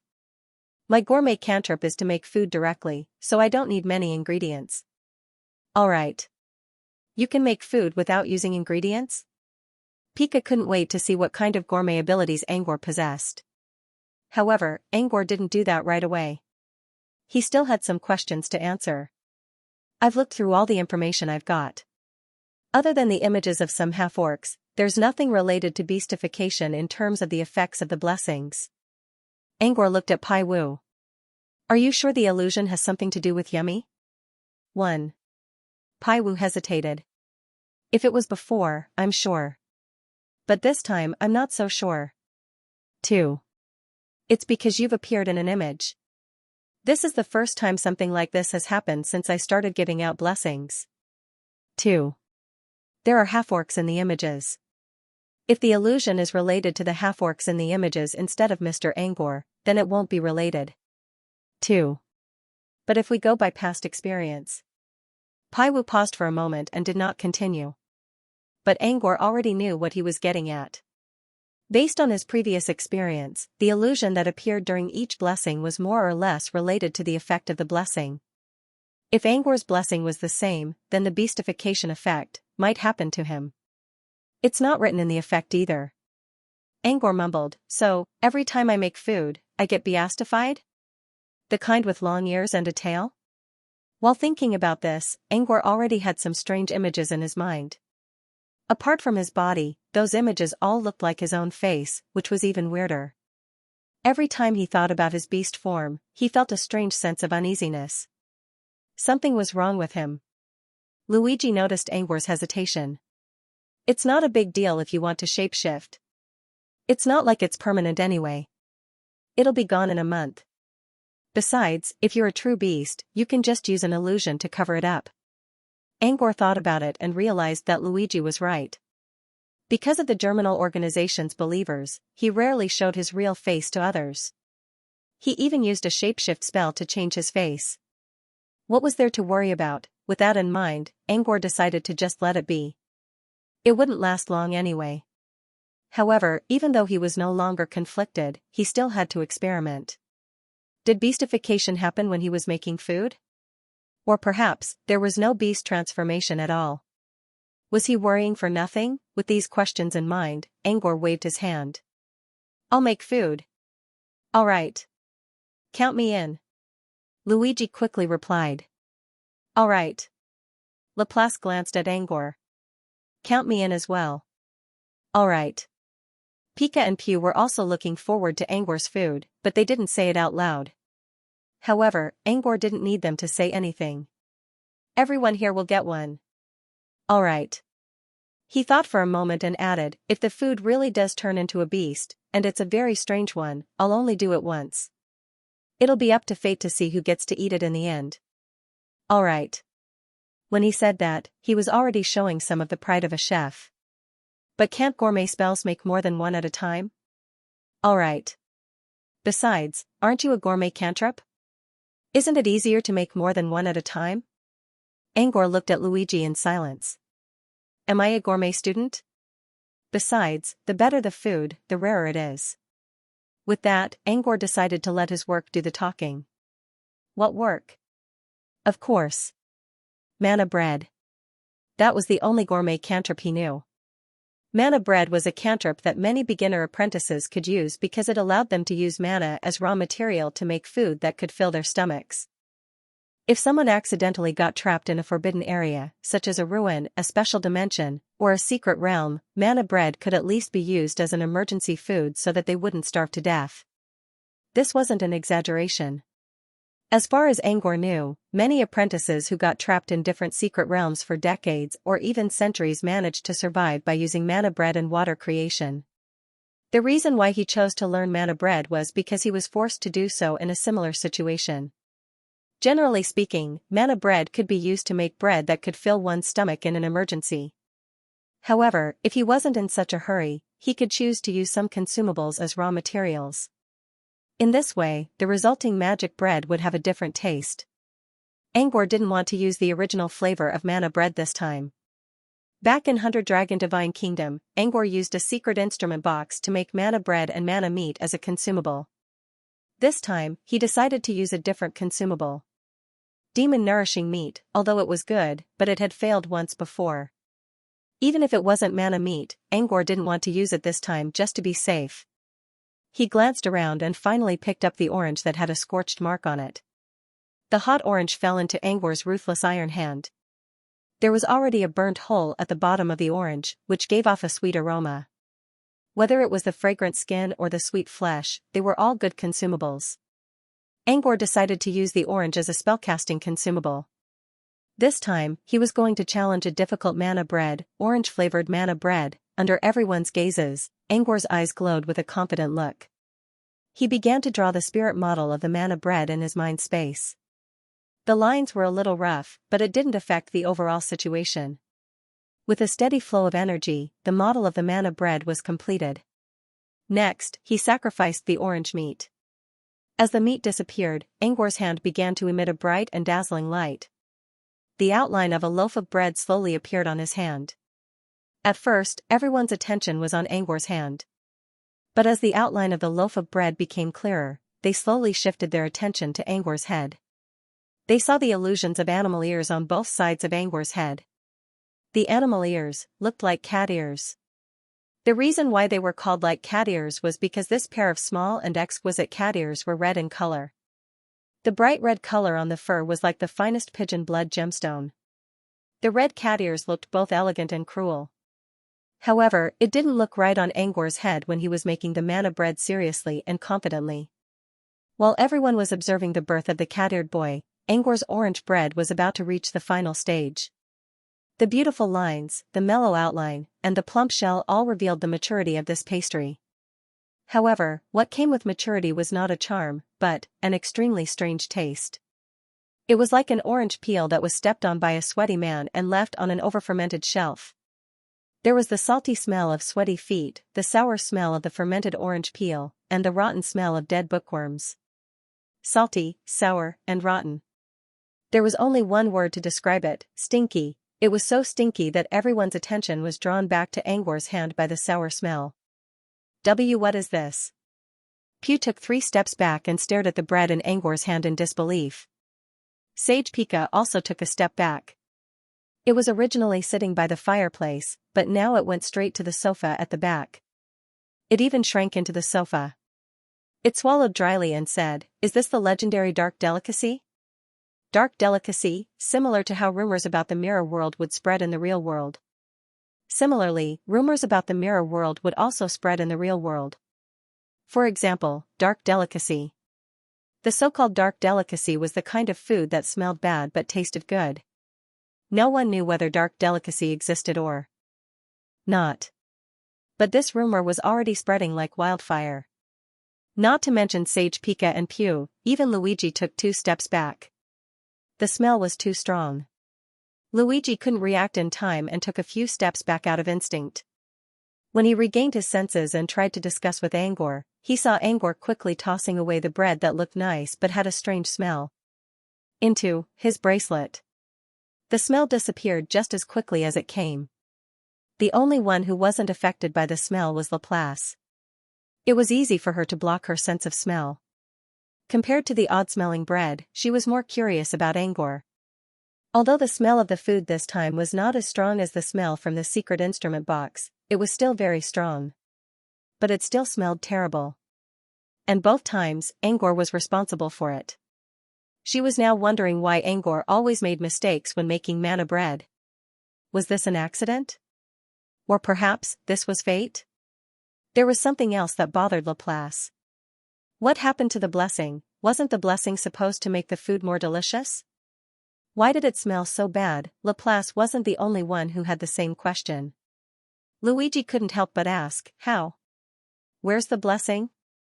Angor answered calmly, the blessing didn't work. Didn't work? Why? Luigi frowned. Don't be surprised. Angor explained with a straight face, I made a small mistake when constructing the spirit model, and there was a delay of 0.1 seconds when I injected the energy. In short, I failed. Angor emphasized, I failed to cast the spell, not to make the food. Luigi understood what was going on. Angor failed to cast the spell, so the blessing didn't work. Besides, Angor was an illusionist. There was a chance of failure when casting a gourmet spell. The only thing that bothered Luigi was that if he remembered correctly, the manna bread was just a cantrip. In other words, it was a level 0 cantrip, or at most a level 1 cantrip. Angor was a level 1 wizard. How could he fail to cast a level 1 cantrip? It wasn't a time cantrip. Besides, time cantrips didn't have such low-level ones. Luigi still had his doubts, but he still nodded to Angor in front of others. I understand. He paused for a moment and continued, so, do you want to try again? Angor remained silent for a moment. Then, he reached out his hand and used a light blue hand of spell to take out an exquisite-looking box. Go on. I'll help you this time. Just to be safe, Angor added in his mind. That's good. With the help of the box, the food should taste better. As soon as he finished speaking, Pika asked curiously, is this porcelain box an alchemy tool? Yes. Luigi nodded. Sort of. Luigi gave Angor a questioning look. After confirming that Angor wasn't going to hide anything, Luigi briefly explained the box to Pika. The 4 elements are activated to enhance the taste of the food. Sweet wind, honey fire, sugar spread life ritual. Pika murmured, knowledge related to rituals is rare. What a pity. Luigi, what's a pity? Pika sighed. It's a pity that there is no research related to gourmet rituals in the current academic library. If it was just unfamiliar knowledge, Pika would record it down with great interest. But now, this was completely unknown and unrecognized knowledge. Even if he wanted to record it, he didn't know where to start. This was what he felt was a pity. What's so pitiful about that? Anyway, your Palucci has never studied delicacies. Speaking of this, Luigi couldn't help but ridicule, I don't know if your Palucci family is bored to the point of panic. You've researched such a useless project like tooth dyeing thoroughly, but there's no progress in food at all. It's been so many years. Every time I went to look for the barbalagon, I saw you guys eating mush. I don't know how you guys managed to swallow it. Luigi shook his head, speechless. Pika smiled awkwardly. It's mainly because my teeth aren't very good, Luigi sneered. Where did your teeth come from? Isn't it because of tooth dyeing? Pika didn't say a word. He couldn't make a judgment on the matter of tooth dyeing. After all, it was done internally by the Palucci family. On the bright side, this matter didn't cause any harm to the outside world, and it wouldn't cause resentment from other races. In addition, it was a national trend, and it could also stimulate the economic cycle. Therefore, even if Pika knew that this was a rotten account, he had to swallow it down. Luigi didn't continue on the issue of tooth dyeing. He muttered. Because he knew very well that which race didn't have a few rotten accounts? For example, the Tlu people's dandelion plot, the Longhua people's self-differentiation, the Injit people's war casino, even the Mirror Sea scholars had a famous rotten account, hollow economics. Their compatriots who accidentally fell into the Mirror Void Sea and accidentally turned into the Hollow Tooth Fairy were used to pile up stones and become the soil of economics. Counting them carefully, they were all bad debts. Luigi took the box and said to Angor, activating this box requires 4 elements. Laplace and I will help. We'll each take care of 2 elements. All right. After saying that, Luigi looked at Laplace. Laplace didn't reply immediately. She silently stared at the small secret instrument box, and a meaningful memory emerged in her mind. She only regained her senses when Luigi asked her using mind synchronization. She stood up and gracefully turned around. 2 Laplace that looked exactly like her, but dressed differently, split from her body. The first Laplace, who was wearing a short skirt with flaming feathers, instantly caused the air to heat up. Even the sparks that escaped from the furnace became denser. It was Laplace, who represented the element of fire. The other doppelganger of Laplace, who was wearing a watercolored dress that was as transparent as glass, stood quietly by the side. Although her expression was also very calm, it was different from the indifference of the main body. She was more peaceful and quiet. She was also Angor's old friend, Laplace, who represented the element of water. After Laplace's water and fire elemental avatars appeared, Luigi also took out his harp and began to play. Two completely different notes turned into two clones that looked exactly like Luigi. The valiant notes turned into gusts of wind, swirling around the avatar in the green poet robe. The powerful movement of life turned into the illusion of a giant tree that hid behind the clone wearing a green poet's robe. The four clones all had their own characteristics. However, in terms of the quality of the doppelganger, Laplace's doppelganger was superior. Because water Laplace and fire Laplace were exactly the same as real people. However, Luigi's two doppelgangers were clearly illusory. They were more like phantoms. Regardless of whether they were illusions or real people, the four elemental clones already took their positions and stood around the box. The rest was up to Angor. He looked at the four clones, then at the floating box. His hand, which was hiding inside his sleeve, trembled a little. After his previous failure, he had a feeling that he wouldn't succeed even if he had the box. Well, he couldn't say that for sure. The manna bread was a success. He told others that the spell failed, but only Angor himself knew that the manna bread was a success. And it was the most successful spell he had ever cast in years. It looked almost the same as the bread sold in bakeries. The only thing that didn't change was its smell. Or rather, the smell improved as well. It was just a little bit less. Even with the blessing and such a success, the manna bread smell didn't change at all. Angor's confident heart turned into a trembling hand. "Shall we begin?" Luigi asked. Angor was about to say something when he noticed that Luigi kept looking up at him when they were talking. "Wait, is there something on my head?" "What?" Out of instinct, he reached a hand to his head and scratched it a few times. He didn't find anything strange. But Luigi's look only got weirder. Even Pika and Pew kept glancing at Angor's head. Laplace was the only one who didn't look away. But this only made Angor even more confused. Angor considered for a moment and used his spirit feelers to check his head. Next, he saw a pair of red cat ears of the same size. The furry cat ears were standing on both sides of his hair. He was already prepared to shapeshift, but he was still a little shocked when he saw his ears growing out of his body. He reached out a trembling hand and tried to touch the cat ears. But just like before, when his hand touched the cat's ears, it went right through.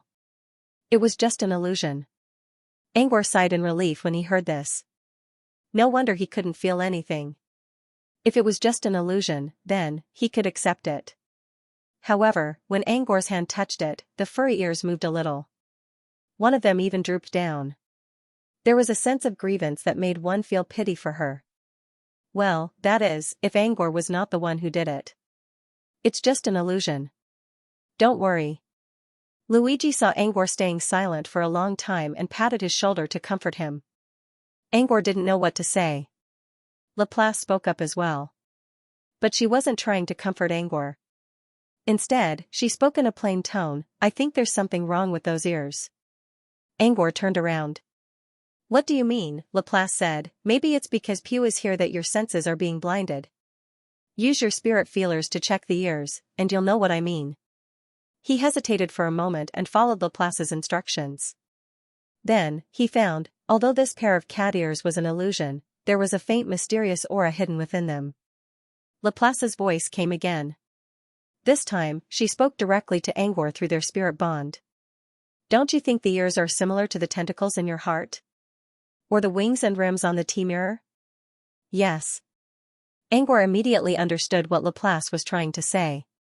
A manifestation of mystery, she was right. The ears were similar to a manifestation of mystery.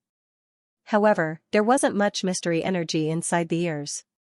Most of it was still floating around Angor's body.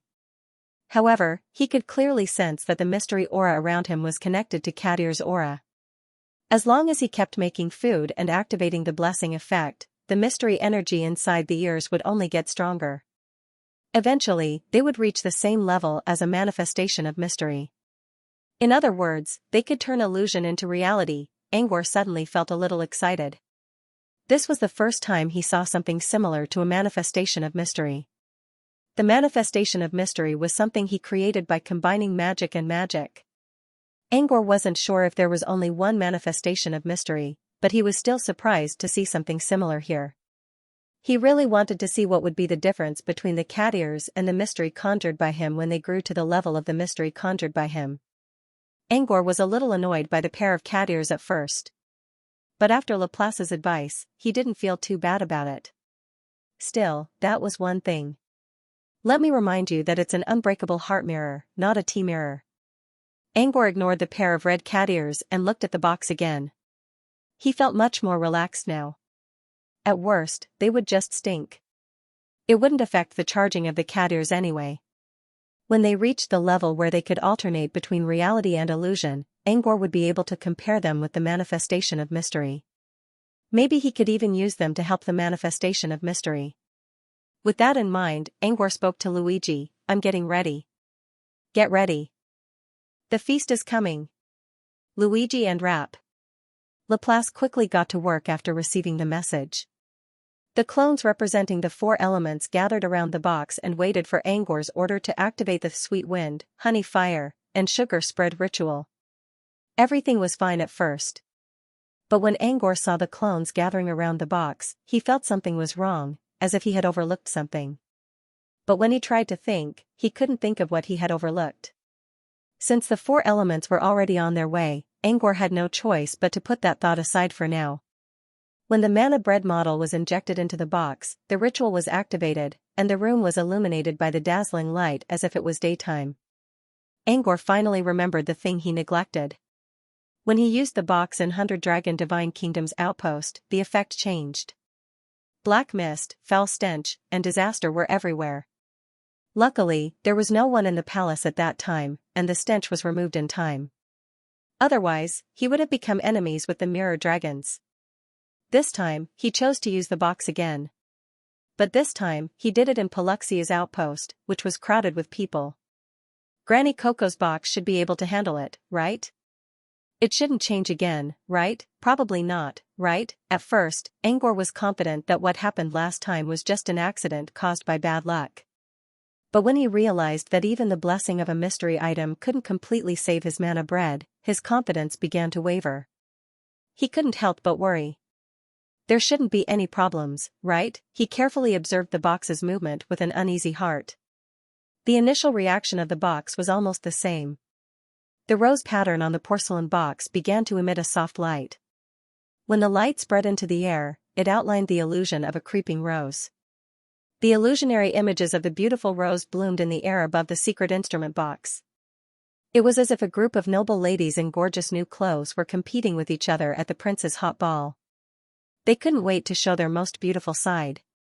Along with the blooming flowers, there was also a pleasant aroma. At first, the fragrance of the flowers slowly turned into something sweet.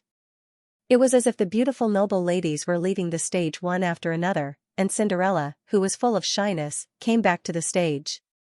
It wasn't as fragrant as before, but it was even more captivating, refreshing. At this moment, even the charred smell that remained in the furnace seemed to have been washed away, leaving only a beautiful rhythm. Everything seemed to be heading in the best direction. The others, including Luigi, Pika, and Pew, were all looking at the box with longing. Their gazes were blurred. It was as if they had already seen the incomparably resplendent delicacy that was about to be born. However, Angor's expression was completely different from the rest of them.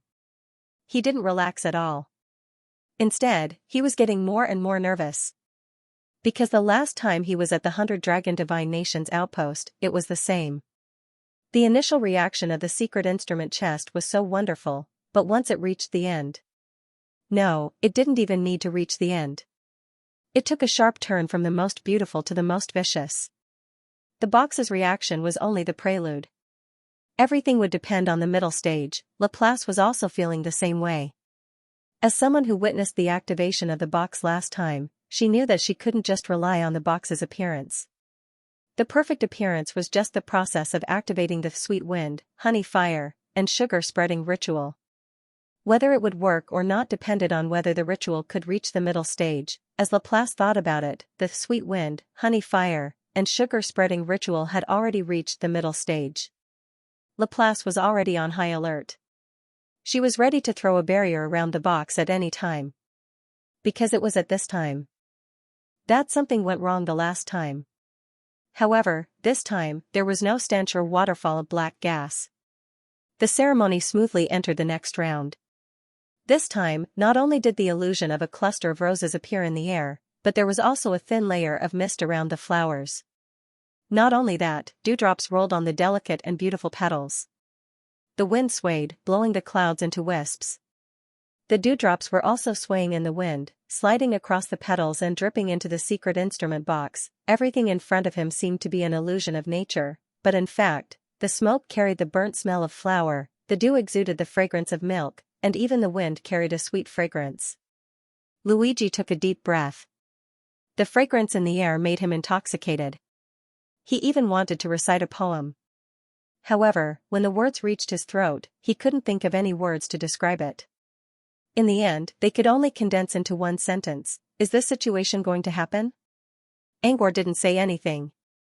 Everything was going well, but this was only the middle stage. He didn't know if something bad would happen in the end. Any confident words he said now might become a false flag behind his back.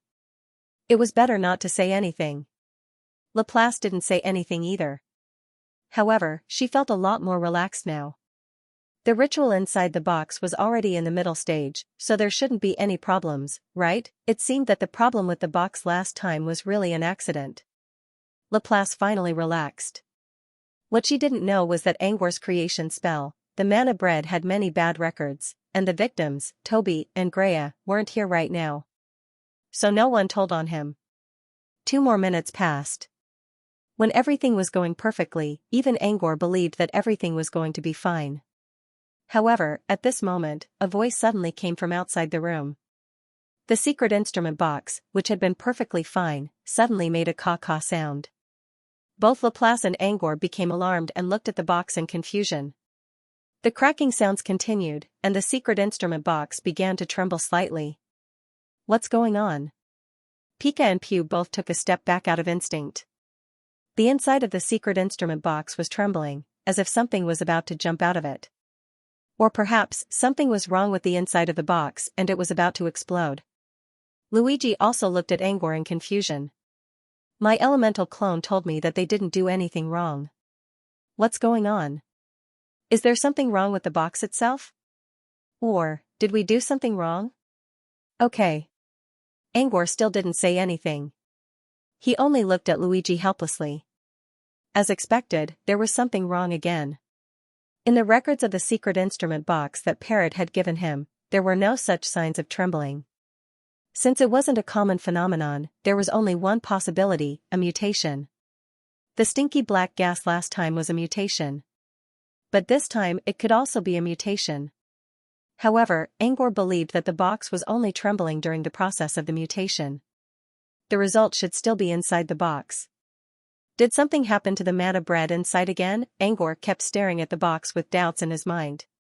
After a while, the box didn't stop trembling. Instead, it began to tremble at an even higher frequency. The various roses in the air and the illusion shrouded in clouds and mist all turned into broken bubbles in this tremor. The dreamlike space returned to reality. However, the real world was always filled with bones and foul odors. When the box trembled to a certain point, a faint, dark gray gas seeped out of the box. Along with the gas was a putrid stench that made people want to throw up. It was like a gaseous weapon, instantly setting off huge waves on the calm surface of the lake, smashing the expectant crowd onto the shore. Most of the people present were dumbfounded by the stink slap. However, there were still 2 people who remained conscious: Angor and Laplace. As soon as they noticed the box trembling, they quickly sealed off their sense of smell. As it turned out, they made the right choice. Before the first wave of stench arrived, they didn't get knocked out by the sudden change. Furthermore, they quickly responded to the situation. He quickly used a purification field to contain the stench. Although he couldn't get rid of it right away, he could at least keep it inside the room and not let it spread out further. Countless people were waiting outside Paluzzo Station. If the stench spread outside, it would be a serious problem. Angor would have to face the wrath of all the major races. On the other side, Laplace also made his move. A mirror-like barrier also enveloped the secret instrument box. It separated the box from the others. All the dark gray gas began to seep out of the sharp-edged mirror-like barrier. Like a gushing spring, it covered the entire surface of the secret instrument box in a short time. However, this was all the black-gray gas could do. Because Laplace was prepared, this time the barrier was thickened without any gaps, and the black-gray gas was successfully blocked inside the barrier. The gas was contained, and the stench didn't leak out either. In terms of solving the problem, it was a happy ending. The only victims were probably the others apart from Angor and Laplace. Luigi, Sage Pika, and Pew were caught off guard by the stench. All of them were in a daze, their faces pale. Among them, Pika almost fainted. He collapsed on the sofa and stared blankly at the ceiling. There's something else. Laplace looked at Angor. Angor avoided his gaze. I'll take care of it. All right. He only stopped the stench from leaking out. Now, he had to purify the inside. It was not difficult to deal with it. Whether it was using the purification force field or the exile space, it could quickly get rid of the stench. Using the space of exile would remove the energy faster, but he still chose to use the purification field. After all, Paluzzo Station wasn't a separate space like Hundred Dragon Divine Kingdom. It was connected to the ring-shaped fortress outside, and the city spirit could sense what was going on here at any time. If Angor used exile space like a trash can, it wouldn't attract the city spirit's attention. However, if Angor used exile space for a long time, the city spirit would definitely notice the intense spatial fluctuations.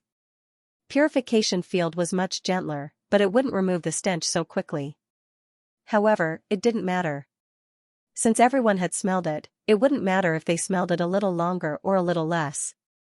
As the stench in the air was slowly removed, Luigi finally woke up and gave Angor a confused look. What's going on? All right. It's nothing. Maybe my spell failed. Gourmet spells are still too much for me. Angor had nothing else to say. Well, it's not a big deal. Maybe my spell failed. Gourmet spells are too much for me. All right. Laplace and Luigi didn't know what to say. Luigi asked, "Are you sure it's a spell?" All right. Cantrips are similar to spells. Angor shrugged. I can't do anything about it. All right. Angor paused and added, besides, it doesn't mean my spell failed. Don't forget, there's another possibility. All right. Angor looked at Luigi. Didn't Parrot say that accidents can happen to the box? Accidents mean. Angor tried to change the topic while explaining. Luigi was also successfully led astray. You mean, mutation? Yes. Angor nodded. Yes, mutation. Yes. But aren't mutations rare? Yes. Rare, but that doesn't mean they don't exist. And here they are, right? Angor glanced at Laplace, who was standing beside him. Luigi only experienced one mutation, so it wasn't a problem for Angor to fool him. But Laplace already experienced 2 mutations in a row. Angor couldn't fool her this time. Angor looked at Laplace to see how she would react. Laplace glanced at Angor. Are you going to try again? All right. Angor chuckled awkwardly. Never mind. I'll cook something for you guys later, meow. All right. Angor looked at Pika and Pew to make sure they were fine. Then, he decided to investigate why the box kept mutating. But when he turned around and was about to ask Laplace for the secret instrument box, he saw that Laplace and Luigi were both looking at him with strange eyes. What's wrong with you guys? Silence. Several seconds later, Luigi broke the silence. Do you remember what you said just now? Angor frowned. Angor frowned. What did I say? I was talking about mutation. Silence. No. Luigi waved a hand. I'm not talking about mutation. I'm talking about you. Do you remember that strange noise you made just now? Huh? Angor pointed at himself in confusion. I made some strange noises? Silence. Angor tried to recall but didn't find anything wrong. Suddenly, Laplace raised his hand and waved it lightly. A mirror appeared in front of Angor's eyes. Angor's face was shown in the mirror. At first, Angor was still looking at the pair of red ears. Compared to before, the pair of ears looked more solid now. Clearly, Laplace was making more food and activating the blessing effect. If he kept making food, the pair of ears would soon leave the illusion and become real again. Soon, he noticed that the mirror was showing his own face, but not his current one. Instead, it was showing his previous self several seconds ago. Angor was talking to Laplace with a pair of red ears. You can eat food anytime you want. Suddenly, Angor let out a meow at the end of his sentence. In the mirror, Angor didn't notice his strange meow. He was still doing his work. Both Laplace and Luigi were surprised by Angor's meow. Angor was also shocked by what he saw. Did he just meow himself? I'm sure it's you. It's Laplace. Angor might need to consider Luigi's words. But since Laplace spoke, Angor was certain. So I can turn into more than just cat ears. I can also turn into a voice? Angor frowned. But what's the point of that?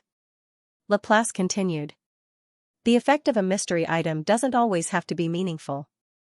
Laplace nodded. That's right. The witches I gave you delicious blessing.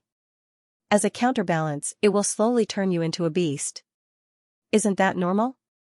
Just like how Pilly's counterbalance is to make her lose her way. Okay. You're right. Angor muttered. But he didn't see any delicious blessing. Angor felt like crying. Not only did he not get the blessing, but he also got a debuff for nothing. How was he supposed to reason with them? He felt a little helpless, but he quickly calmed himself down. He couldn't change it anyway, so he had to accept it. He could just treat the cat's meowing as a pet name.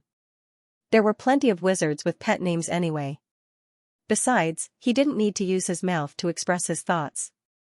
Spirit bond, mental communication, and even verbal communication could all help him avoid the pet name problem. Angor felt much better now.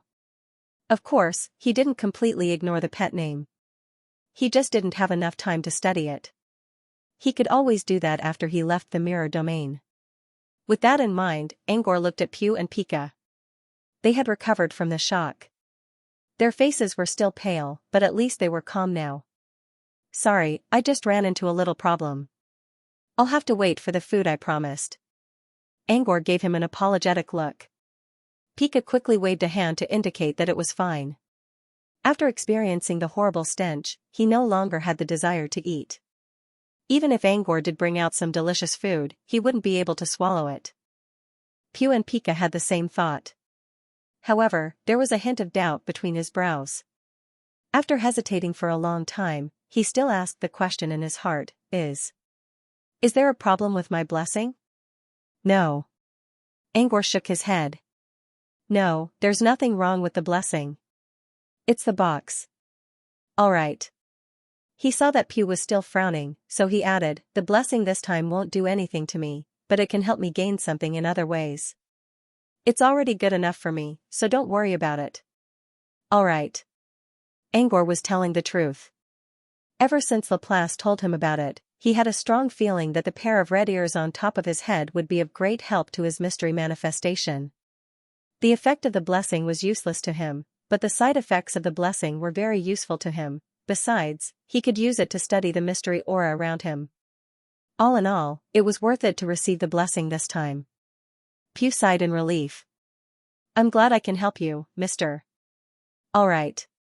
Maybe it was because Pew had been tense all the time, but when he finally relaxed, he collapsed on the sofa as if all his energy had been sucked out. His eyes also lost their luster. Pika explained, using 2 blessings in a row took a lot of energy out of Pew's brain. Angor remembered that Pew was still resting upstairs when they arrived. Should we send him to his room? Sage Pika, it's fine, I'll do it.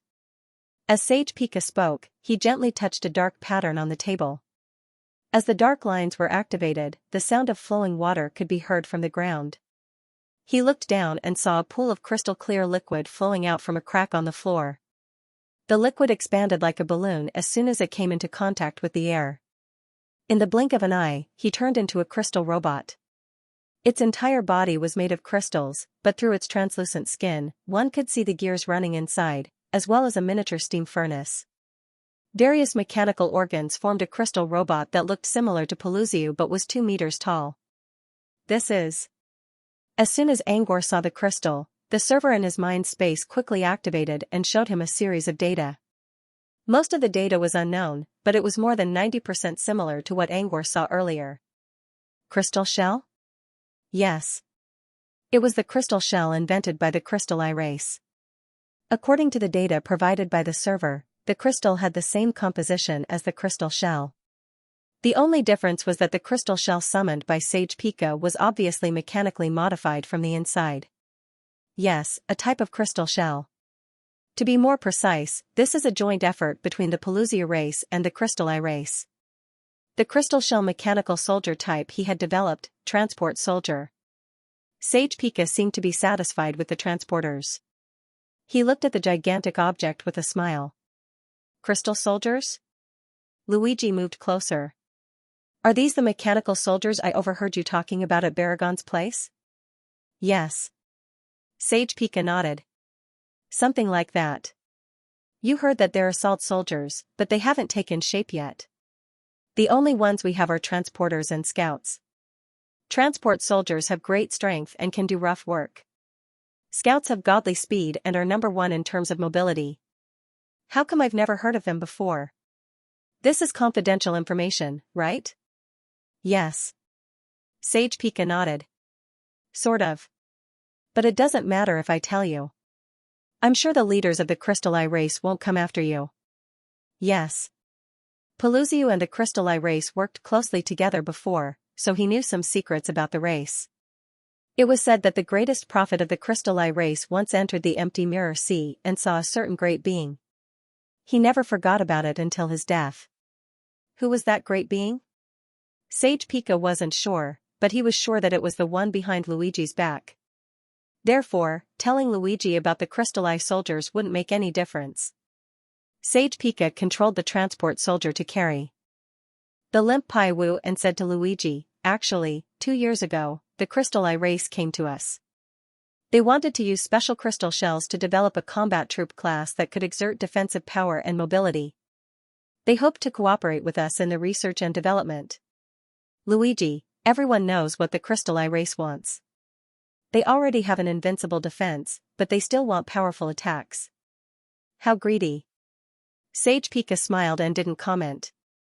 Instead, he continued, because of this cooperation, they didn't refuse when we asked to hold a party in their territory. Also, Pelusiu can get a lot of information about the Crystal Eye soldiers and keep 30% of the Crystal Eye soldiers. It's a win-win situation for us. With that, Sage Pika controlled the transporter to carry Pew to the 2nd floor. Sage Pika also stood up. I'll go take a look as well. Pew needs to soak in a special nutrient solution to recover quickly. The transporter can do a good job, but it doesn't have AI. I'll have to do most of the work myself. Alright. Please give me a moment. Alright. Luigi nodded.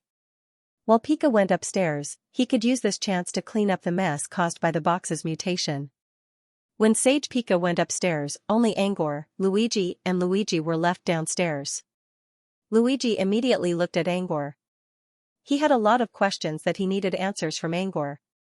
But before he could say anything, Laplace suddenly spoke up with a strange expression, something's wrong with the box.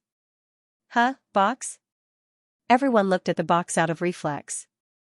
At this time, the secret instrument box was still covered by Laplace's barrier. Inside the sharp-edged mirror barrier, a pitch-black fog was surging, completely covering the secret instrument box. There was not a trace of it at all. Under such circumstances, they couldn't see what was happening to the box with their naked eyes. They looked at Laplace and waited for her explanation. Laplace considered for a moment. It's hard to describe with words. I'll take it out for you. All right. In the next second, Laplace's eyes glowed, and a horizontal crack appeared in the void behind her. A glass hand made of geometrical mirrors reached out from the crack.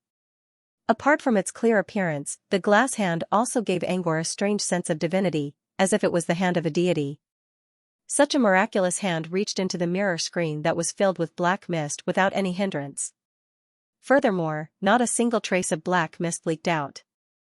The glass hand rummaged through the barrier, trying to take out the secret instrument box. Wait. The glass hand was holding it. Luigi suddenly stopped it. Are you sure there's no more black smoke coming out of the box?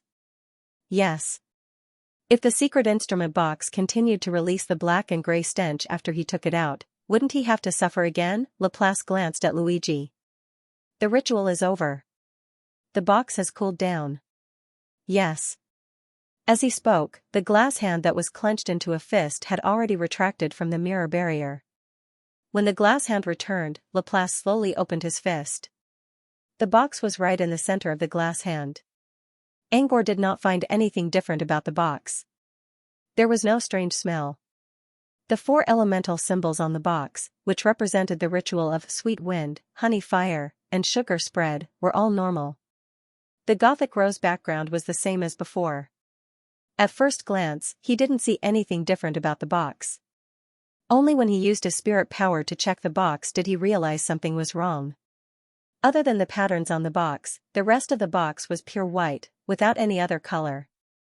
Using his spirit power, Angor could see that the box was now covered with a layer of dusk. The color of dusk was similar to gray, with a hint of silver in it. It was completely different from the pure white porcelain. Angor tried to touch the box with his hand. It was still as cold as before. Using his hand as a medium, he did not find anything wrong with the box. It was as if he could only see it with his spirit power, or rather, energy vision. Can you see what's going on? Angor asked Laplace. If the dusk was some kind of energy, why couldn't Angor see it? He could not touch it either. If it was just an illusion, why did it change again when he used his spirit power? Angor could not figure out what was going on. He could only ask Laplace, who was more knowledgeable, for an answer. But Laplace did not understand it either. She thought for a moment and said, if there are traces, it means it exists. But why can't I see it? That's strange. I don't know the details. I can only make some guesses. Maybe it's because of ritual? After all, Laplace did not know much about ritualism. She only knew that ritual could be big or small. A small ritual could change the weather of a place, while a big one could destroy an entire world. Besides, ritual was all-encompassing. Blessing, luck, prediction, summoning, disaster avoidance. It covered almost everything imaginable and unimaginable. More importantly, rituals could be easily hidden before the results were out. For example, Laplace once saw a remote world where countless residents began to pray for rain because of a drought. At this time, some evil shamans deliberately added some redundant details in the process of praying for rain. The East Village had an extra rain dance, the West Village offered sacrifices to cows and horses, the South Village came out of their homes to pray for rain, and the North Village held a bonfire to pray for rain at night. These seemingly insignificant actions eventually formed a special summoning ritual. A water succubus from the abyss was summoned, Panassi succubus. Panassi succubus did bring rain, but it was a rain of extinction that lasted for an entire month. This remote continent was drowned in a pool of water. It was these extra details that completed the summoning ritual. Those who did not know about rituals would not be able to see the purpose of these details. Even those who studied ritual would not be able to tell. Ritual studies were too complicated. Besides, high-level creatures often modified rituals, which made it difficult to study them thoroughly. Therefore, rituals were very secretive. Before the results were out, it was hard to tell whether it was a ritual or not.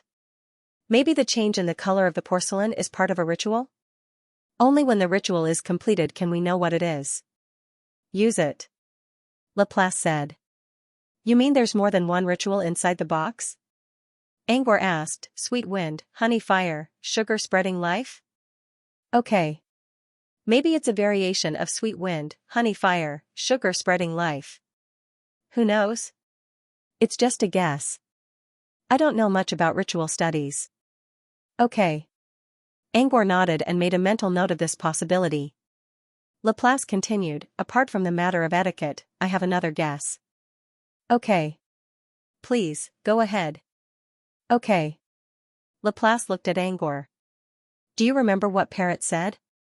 The creator of the box probably wanted to mutate the food. Mutation is a positive guidance.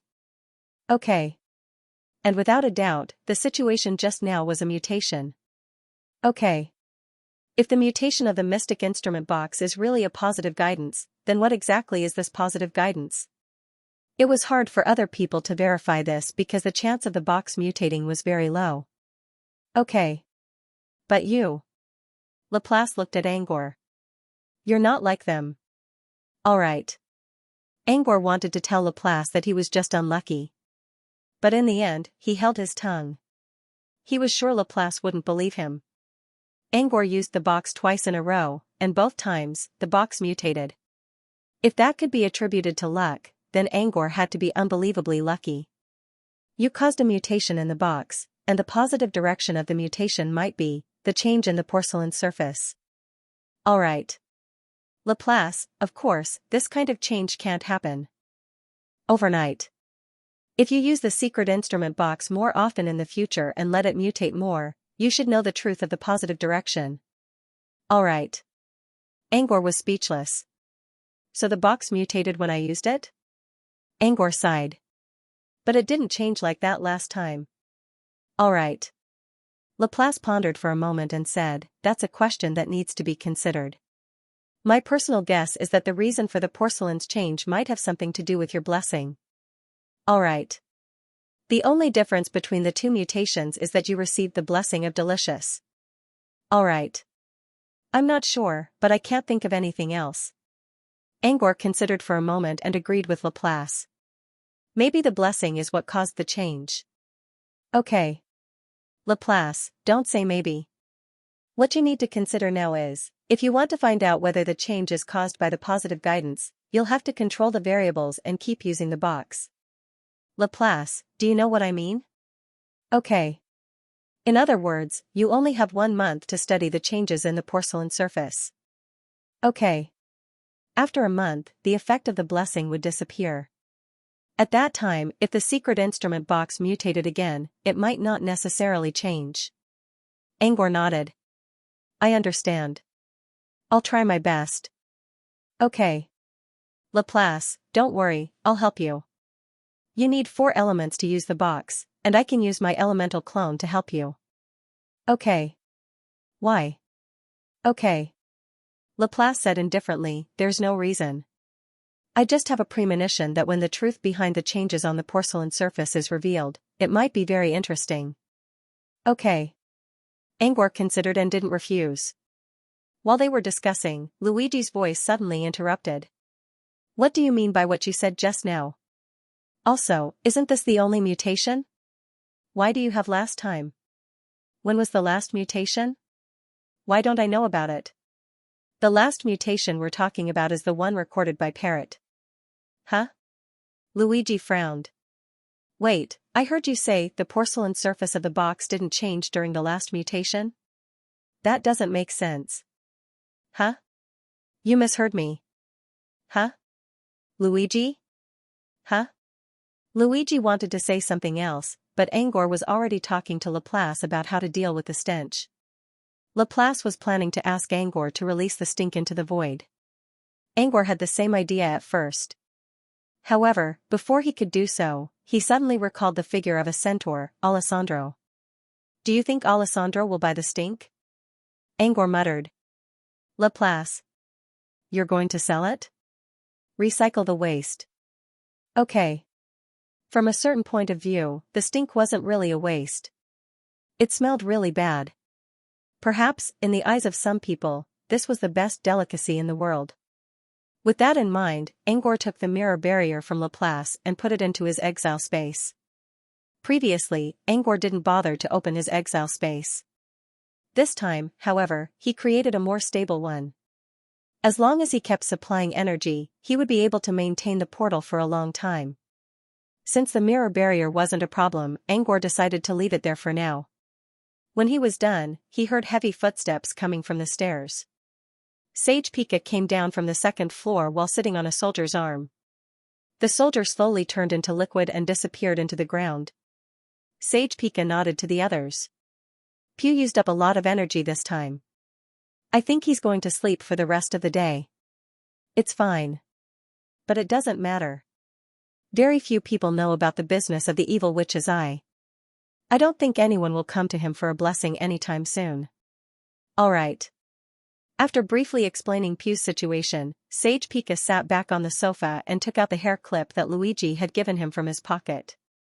Back to the topic. Sage Pika played with the beautiful hairpin in his hand and looked at Luigi. Are you sure this is the answer? Yes. Luigi nodded noncommittally. I've said it just now.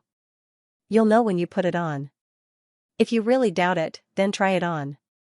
Saint Pika glanced at the confident Luigi and finally chose to wear the hair clip. He clipped the glittering hairpin to his long white beard. Then, according to Luigi's instructions, he activated the energy circuit on the hairpin. Guided by the dream, Sage Pika's eyes slowly lost focus. In the end, he fell into a deep slumber. When Pika fell asleep, Angor also entered the dream crystal. Previously, when Cuculus had entered the dream crystal, the rabbit girl had been the guide due to their prior agreement. This time, however, Sage Pika had entered the dream crystal by accident. The bunny girl hadn't logged off yet, so she hadn't received the situation on this side. Naturally, she couldn't come over to receive him. Since Luigi was trapped in the dungeon, Angor had to take care of Pika's Sage. Without a doubt, Pika's landing point was still Rabbit Town. Using God's view, Angor observed for a moment. As expected, Sage Pika lived up to his name as a sage. He was only lost for a short while after landing, but when he began to interact with the natives of Rabbit Town, the confusion completely disappeared. Instead, he became like a sponge, rapidly absorbing the knowledge of the natives. After asking several natives, Sage Pika had a general idea of how the dream crystal worked. As the name suggested, it was called Homecoming of Dreams. As long as one entered the dream, they would arrive at this strange town. The hairpin that Luigi had given him might be the special medium to enter the dream crystal platform. However, Homecoming of Dreams wasn't enough to surprise Sage Pika. Sage Pika was very surprised. He was now thinking about another question. The answer that Luigi mentioned was here, but what was the answer? Sage Pika muttered in a low voice, the woe puppet will randomly grab people to test them. So, those who are caught must report the content of the test before the end of the test. But this requires a very efficient and common method of communication. Luigi said he solved the problem. The answer is right here. Sage Pika looked around at the vast wastelands and then at the towering bunny skyscrapers. In this rabbit town, he didn't see any signs of an answer at all. He considered for a moment and decided to learn more about the greater Civ crystal so that he might be able to find out the truth Luigi told him. But how should he find more information? He heard from one of the natives that there was a library nearby. Maybe he could check it out. Just as Sage Pika was looking for the library, he saw a familiar figure from the corner of his eye. Mr. Angor? Sage Pika looked at the newcomer in surprise. This person looked exactly like Angor. The only difference was that Angor didn't have cat ears. It's me, Sage Pika. Alright. Angor looked at the confused Sage Pika and smiled. I know you have a lot of questions, but don't worry. We can find a place to talk. Alright. Or, we can talk when we return to reality. Alright. Out of instinct, Sage Pika wanted to tell Angor that they could talk in the dream crystal since he was very interested in the place. But when he thought about it carefully, according to the information he received, when he was in the dream crystal, his body in the outside world was in a sleeping state. In other words, right now, Luigi and Laplace were both watching him sleep. That was too rude. In the end, Pika Sage decided to go offline with Angor and talk to him offline. Angor wasn't surprised at all. In any case, Sage Pika had already been to the Dream Crystal Plane and had seen the rough outline of the place. He already had a basic understanding of this place, and that was enough. It didn't matter where they talked.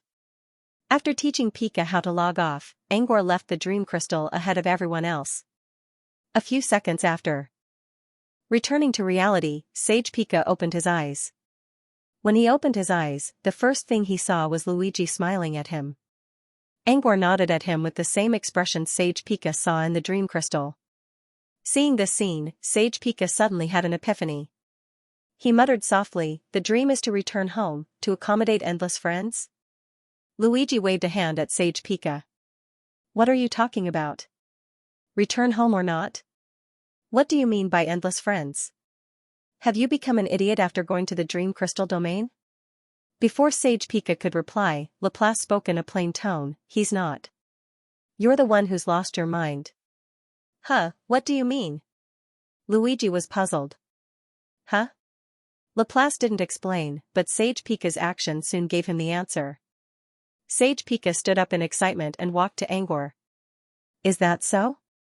Even people from all over the world, as long as they entered the dream crystal through the login device, they would be able to gather together? Is that the answer? Yes. Translator, Henyi Translations Editor, Henyi Translations. Pika already had some ideas when he saw Angor in the dream crystal.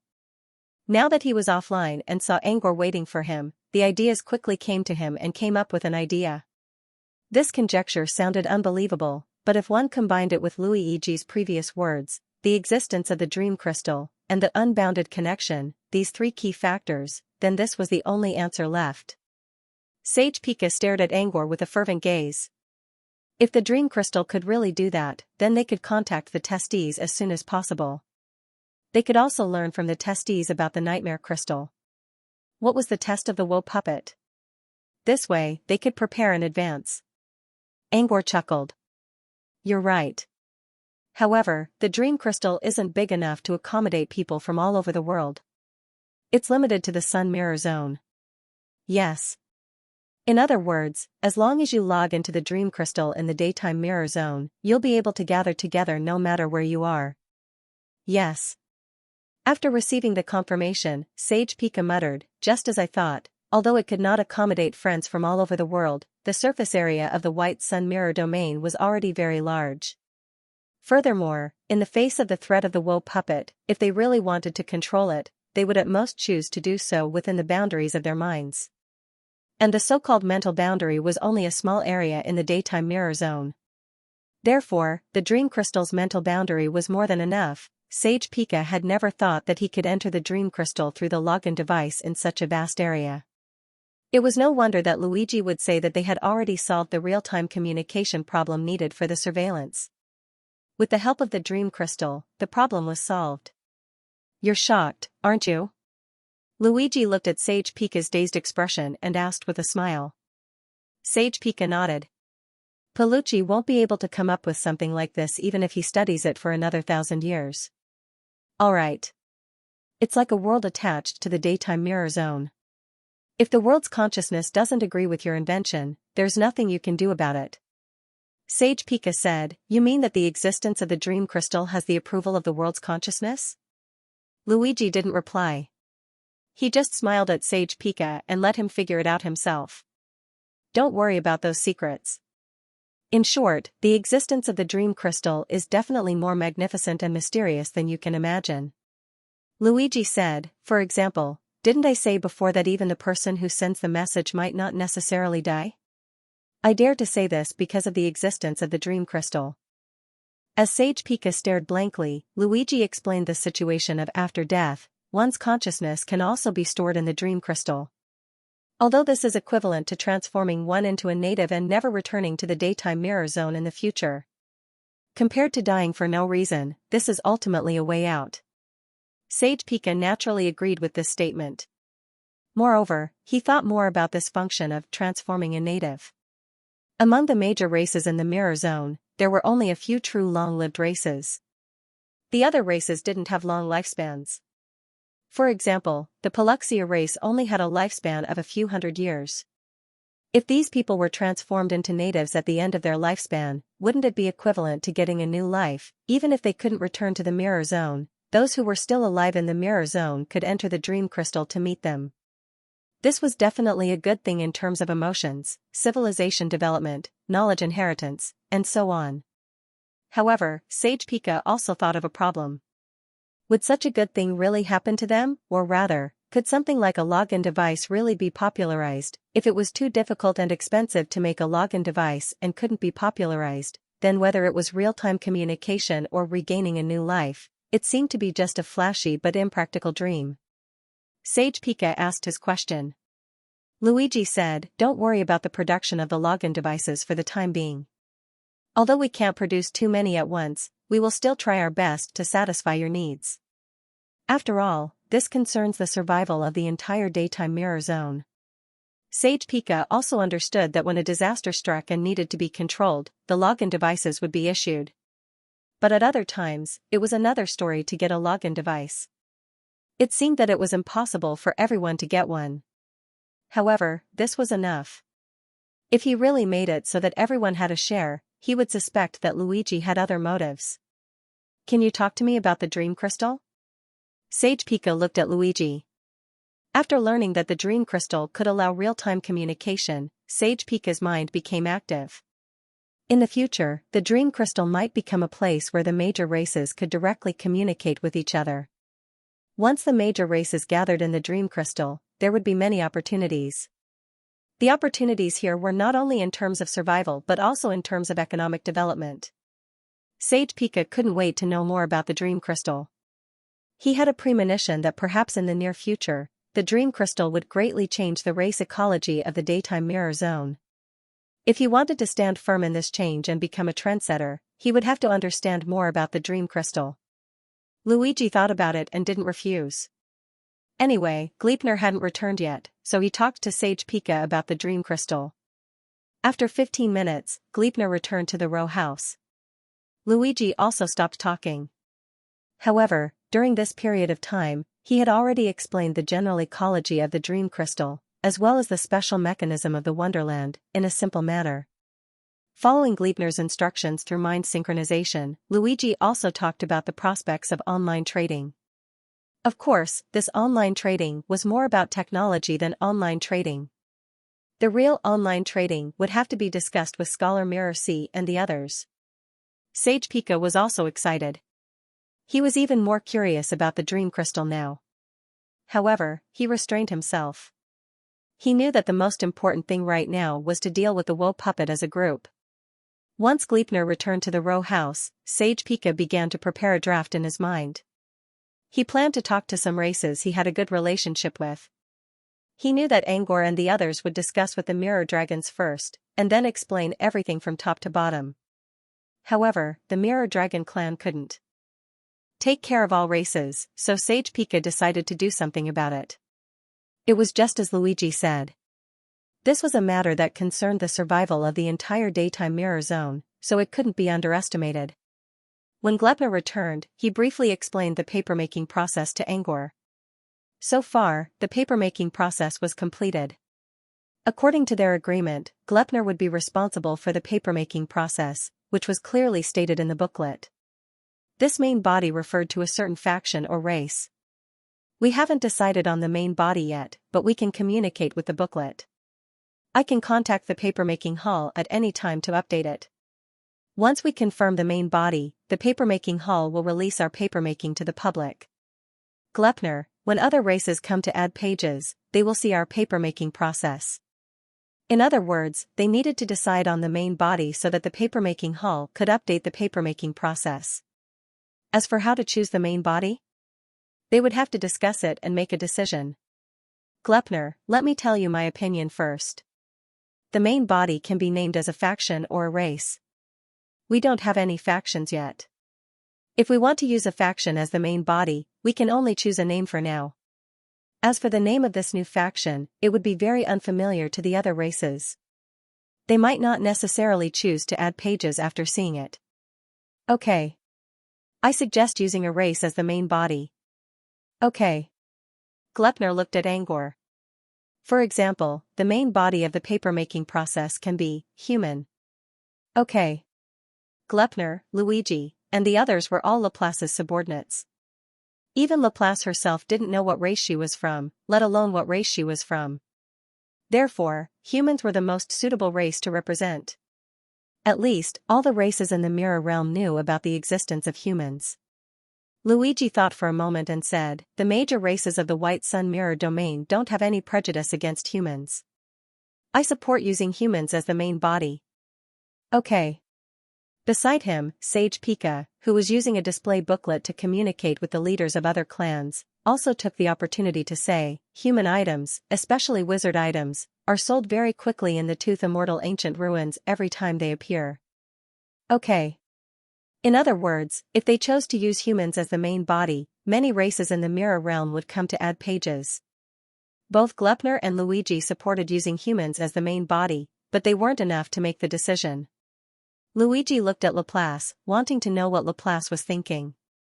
"What do you think?" Laplace looked at Angor first. Angor considered. "Human is too big a label. I can't represent them." Among them, Angor was the only one who was a real human, so the human banner meant that Angor was the representative of humans. But the word human was too big and heavy in his eyes. It carried the weight of a civilization that spanned across time and space. He could speak for himself, but he could not speak for other humans. "You don't have to represent humanity. It's just the name of the main body." Gleipnir said softly, "Just like the singers and the Yusin race, the people who came here might not necessarily represent the entire race. However, it was just a title." Angor gave it some thought and agreed with Gleipnir. However, he was unable to let go of the awkwardness in his heart and calmly use this name on behalf of the human race. He could only represent himself and disagree with using humans as the main body. But if the others all agreed, he would not object. Everyone turned their attention back to Laplace. Her decision was very important at this moment. Her answer represented both herself and the main body behind her. Laplace glanced around and spoke in a casual tone, "I don't agree with using humans as the main body." "Huh?" Angor looked at Laplace in surprise. Gleipnir he frowned and looked at Laplace. "Because of Angor's decision?" "Huh?" "Yes, Angor's decision will affect my judgment," Laplace said. "But I didn't agree with you from the beginning." "Huh?" Gleipnir frowned even harder. "Am I wrong?" "Huh?" Laplace shook his head. "No, you're not wrong. But there's one thing I don't agree with." "Huh? What is it?" "Huh?" Gleipnir wasn't the only one who was confused. Everyone else, including Pika, was also curious. "Do you think people won't recognize us if we use the name of a faction?" Laplace asked. "But using the name of a human as the foundation will allow us to gain popularity faster." "I don't agree with that." To put it bluntly, Gleipnir's point was, to gain popularity.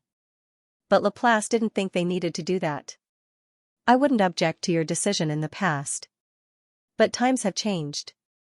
There's no need to choose a human just to gain popularity." Laplace deliberately emphasized the words present and past.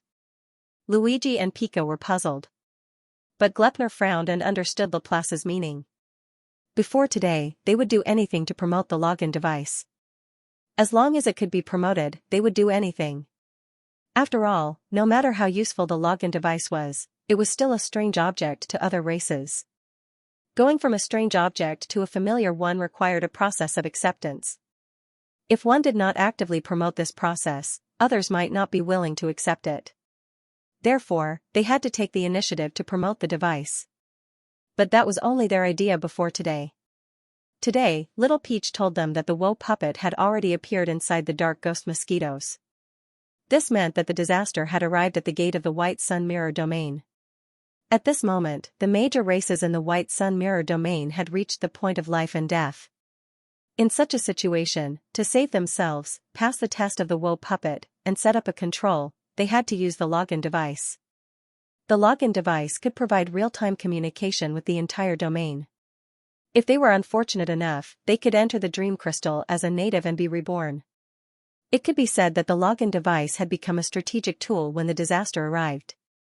At this time, there was no need for so-called promotion, nor did they need to ride on anyone's popularity. As long as the news of the woe puppet's descent was confirmed, no matter what their display page was based on, countless people would rush in to inquire about the login device. Therefore, Laplace didn't agree with Gleipnir's point of view. "Of course, we can still choose a human as the main body. But we can do things more freely now. Since Angor doesn't agree with this main body, we can change to another one." Gleipnir remained silent for a moment and nodded. "I didn't consider everything." Yes. Indeed, given the current situation, they could do things more freely. Even if they chose a random name, they wouldn't leave in disappointment. With this in mind, Gleipnir no longer insisted.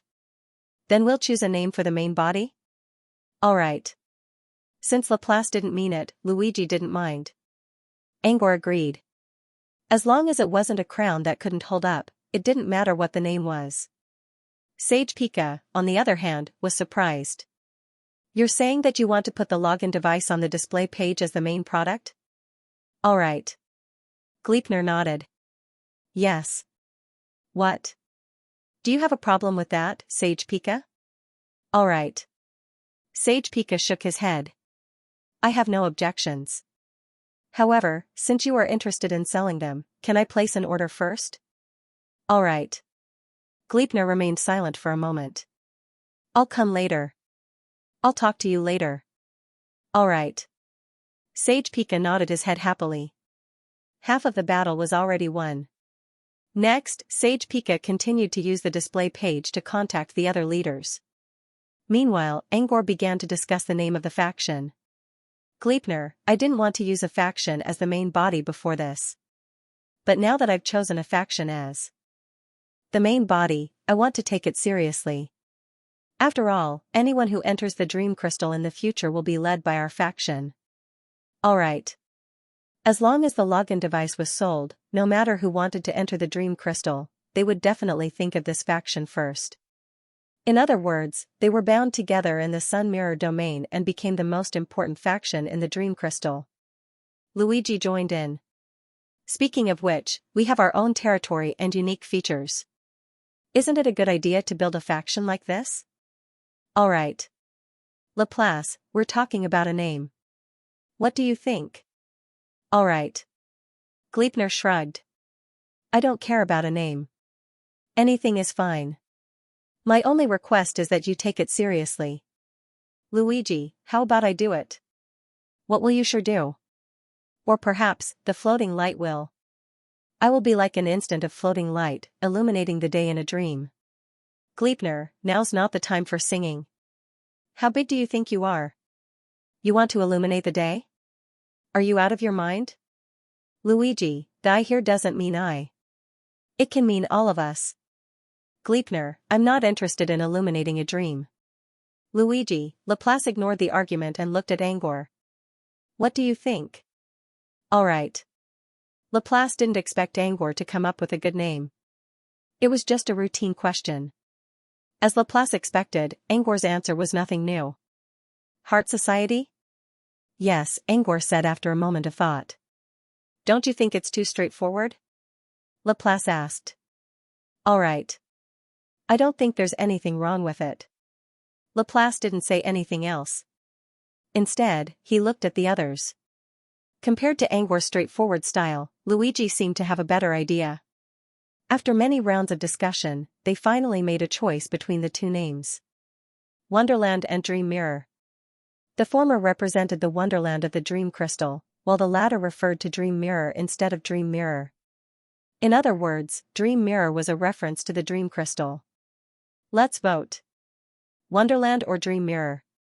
Gleipnir, the one with the most votes wins. Gleipnir, I'll go first. I choose Dream Mirror. Luigi, I've entered a fairyland. That's quite a nice name. Just saying it makes me feel poetic. Gleipnir looked at Angor and Laplace. What about you two? Angor hesitated. I choose Dream Mirror. Although Fairyland sounded good and was related to Dreamwalking Fairyland. However, Dreamwalking Fairyland was not a simple authority. There were many Fairyland instances that were quite torturous. For example, the circus and Tomorrow Town would make people hover between life and death. More and more people would enter the Dream Crystal in the future, and more people would be tortured by those instances. If Gleipnir named it Wonderland, people would probably hate him for it. Therefore, after careful consideration, Angor decided not to take advantage of Dream Wonderland's popularity and chose Dream Mirror, which was simpler. After Angor made his decision, Laplace spoke up as well. I choose Dream Mirror as well. Alright. 3-1. Finally, under the name of Dream Mirror, it became the main body of the display page. Soon, Gleipnir contacted the people in the paging hall and gave them the answer. As the paging hall updated the page, the title of the last page of Gleipnir's display book changed from blank to Dream Mirror. Although the birth of the dream mirror wasn't announced on the display booklet like the singers and the Yusen clan, the page-making hall began to publicize the birth of the dream mirror under Sage Pika's instructions. This kind of promotion wasn't special. When the people queuing up were about to add pages to the display booklet, the Pelusia staff would casually mention, in addition to the additional pages for the singers and the Yusen clan, we also have an additional page for the dream mirror. If you want it, we can add it for you. Alright. Dream Mirror Clan? Many of the people who added pages were puzzled. Where did this tribe come from? Pelucci's staff shrugged. I don't know. Maybe it's a new clan. Usually, new clans have many new things, right? It wasn't easy to attract the attention of those who wanted to add a new page. But since they were already here, they didn't need much time. Anyway, adding another page wouldn't take much time. Since he was already here, he might as well take a look. There were quite a lot of people with this idea, so there were quite a few who chose to add an additional dream mirror. As more and more people chose to add pages to the dream mirror, the page-making hall once again urged Gleipnir to do so. What was the point of adding a new page? To check out the new stuff. But there was nothing on the dream mirror page, which was against the rules. They needed Gleipnir to add more as soon as possible. If they wanted to register a product on the display page, they had to first go to the page-making hall to verify the product's effects. This way, they could avoid situations where the product's effects were exaggerated as much as possible. For example, if the singer's product, the singer's monument, was not tested, who would dare to believe that it could increase the concentration of aggregation energy? If they casually put up a product with exaggerated effects as a gimmick to attract customers, it would not only hurt their own race, but also hurt Peluxiu and the Crystal Eye race. Therefore, the step of verifying the product's effects was indispensable. However, if there were special circumstances, the verification process could be simplified. For example, if the product that needed to be verified was approved by Sage Pika. As long as their product was approved by Sage Pika, it could be considered as another form of protection. In that case, they did not need to go to the page-making hall for verification. Their main product, Dream Mirror, was the Dream Crystal Original Lager. Sage Pika had already experienced its effects. Therefore, he had also instructed the staff in the page-making hall to allow them to add the product remotely. After obtaining the right to add the product remotely, the next step was to actively restock the product. Currently, they only needed to restock the register. Therefore, they only needed to consider three things: the description of the register's effects, the price of the register, and the choice of the cover image of the register. According to Sage Pika, the effects of the product registered on the display page could not be vague. They had to be as detailed as possible. The price did not need to be written down immediately. They could make a decision after a discussion. Therefore, after their discussion, the text displayed on the display page of the register was roughly as follows: Special item, register. Effect: with the power of the register, you can enter a special dream mirror world at any location in the White Sun Mirror Zone, the Dream Crystal Origin. This is a new world full of opportunities, and it is also your new life.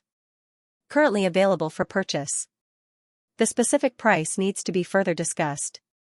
That was the text displayed on the display page.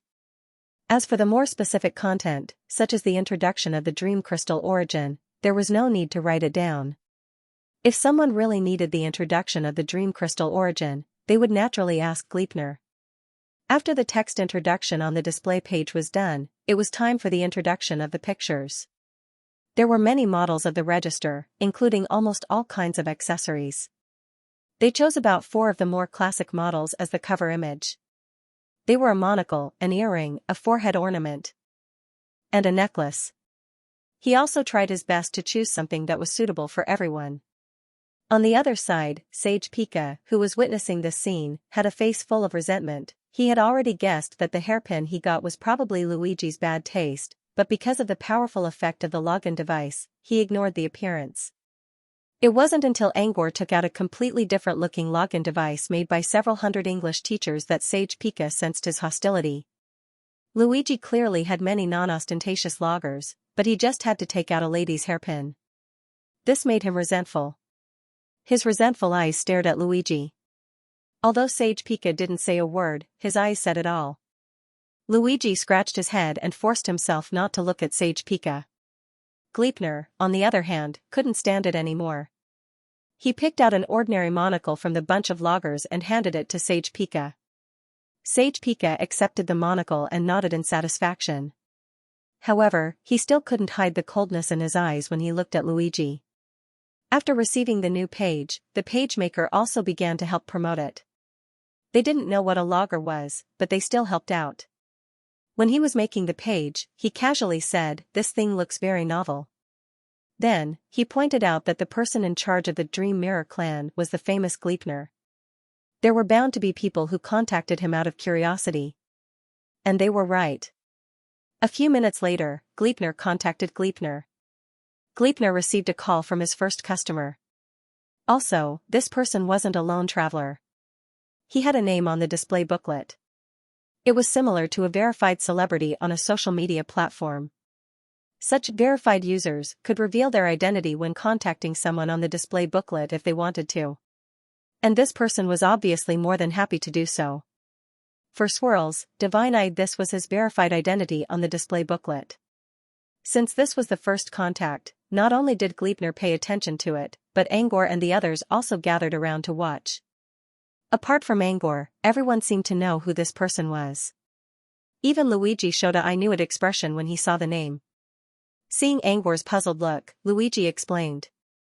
"Both Gleipnir and I have our own social circles. Personally, I prefer Tooth Fairy Paradise, Tooth Fairy Ruins, and Unfallen City," Luigi said. Yes. Luigi's social circle was basically his acting circle. Buying music scores from Tooth Fairy Ruins, reciting new poems in Tooth Fairy Paradise, and playing harp in Unfallen City. Luigi's reputation was mostly built on acting. Wolf Fong Flute, Dragon Fong Harp. These Mirror Sea scholars were also fated to meet Luigi because of his excellent performance. Gleipnir, on the other hand, was different. Her social circle was very wide, and because she was good at astrology, her route was more high-end than Luigi's. She was in contact with almost all the core members of the major races. However, there were only 3 places she frequented: the Crystal Kingdom, Charlie's Palace, and Sumerian Wet Bunker. The Crystal Kingdom had Gleipnir's best friend, Saluda. Charlie Palace was her territory, and the Sumir Wetlands had her biggest client. Or, it could be said that the Sumir Wetlands were her financial backer. For Swirls, Divine-Eye came from Sumerian Wet Bunker. Sumerian Wet Bunker was a large force in the Sun Mirror region. Its overall strength was not weaker than Gold Rush City. There was a special race living in Sumerian Wet Bunker. However, Sumerian Wet Bunker was only what they called themselves. Outsiders preferred to call them the Divine-Eye clan. The Divine-Eye clan looked like a humanoid race. However, they were more slender, with an average height of more than 8 feet. Coupled with their extremely thin bodies, they looked like tall tree trunks from afar.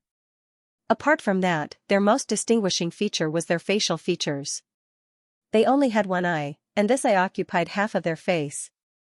The reason they were called the Divine-Eye clan was because of their one eye, which had unparalleled magical power. Controlling aggregation, mirror surfaces, and dark and light powers all depended on the Divine-Eye. As for how to judge the Divine-Eye clan's strength? Just look at the swirls in their eyeballs. The Divine-Eye clan had special swirls in their eyes. The deeper the swirls, the more divine authority they had. The more divine authority they had, the more powerful they were. If a wizard's strength was used as a comparison, a beginner with 1 swirl, a peak apprentice with 2 swirls, an official wizard with 3 swirls, and a legendary being with 6 swirls. However, the strongest of the Divine-Eye clan was only at 5 swirls, which was about the level of a beginner level 3 wizard. However, the only 5 swirls was always in seclusion and was rarely seen. The actual controller of Sumerian Wet Bunker was the 4 swirls, Divine-Eye.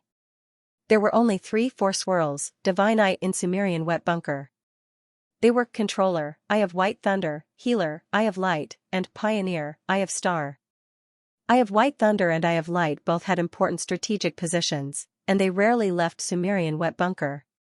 The only one who moved around was the Eye of Star. Without a doubt, Sumerian Wet Bunker sent the Eye of Star to the gathering this time. The Eye of Star was not only Laplace's business partner, but also Laplace's biggest financial backer. Therefore, when four swirls, divine eye appeared on the display booklet, Angor knew it was the Eye of Star. Eye of Star, Gutta Lace.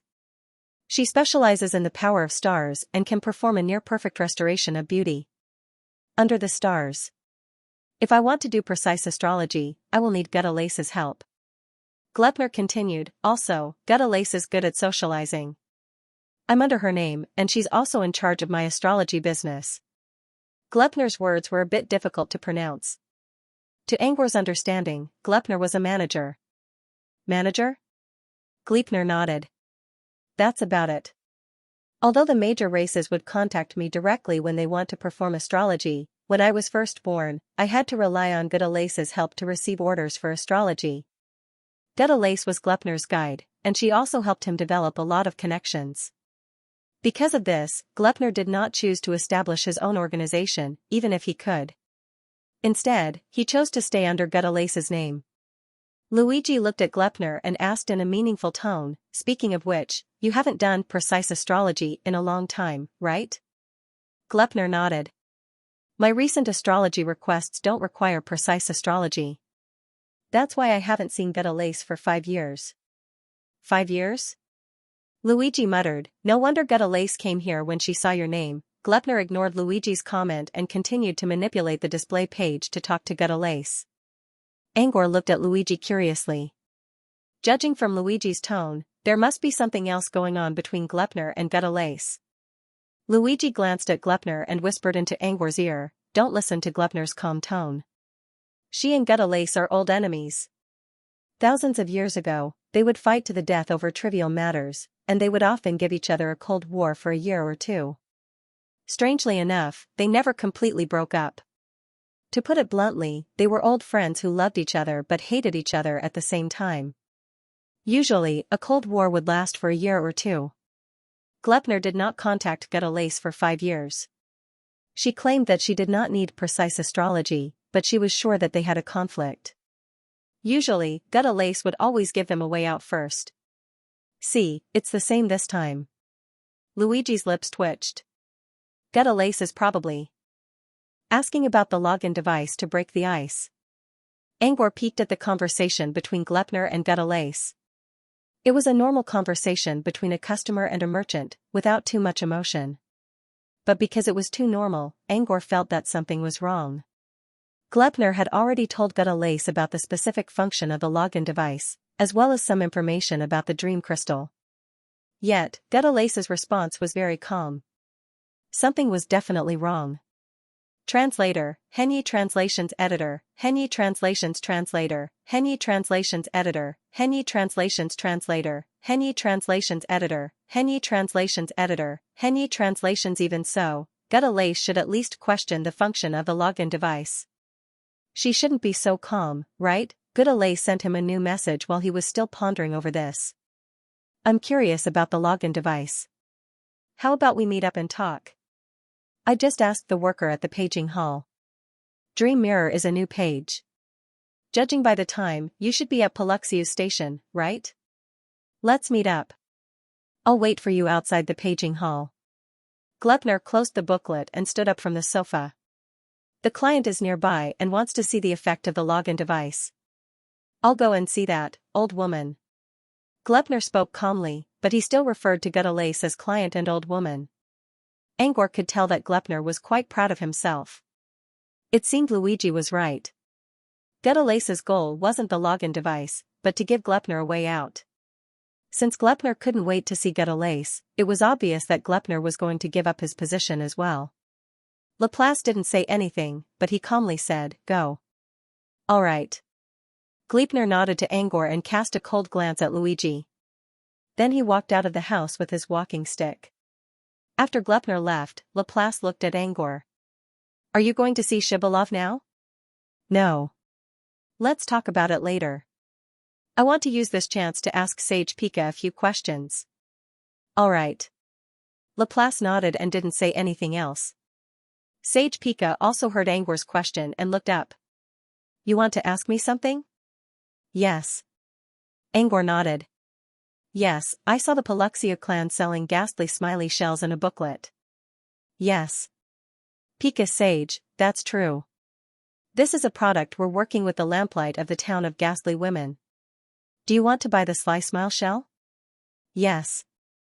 Angor chuckled. I'm interested in ghastly laugher shells. Not the shells themselves, but the technology behind them. Yes. Ghastly laugher shells used special equipment to record spells. It was similar to casting spells by machines or eliminating evil with technology.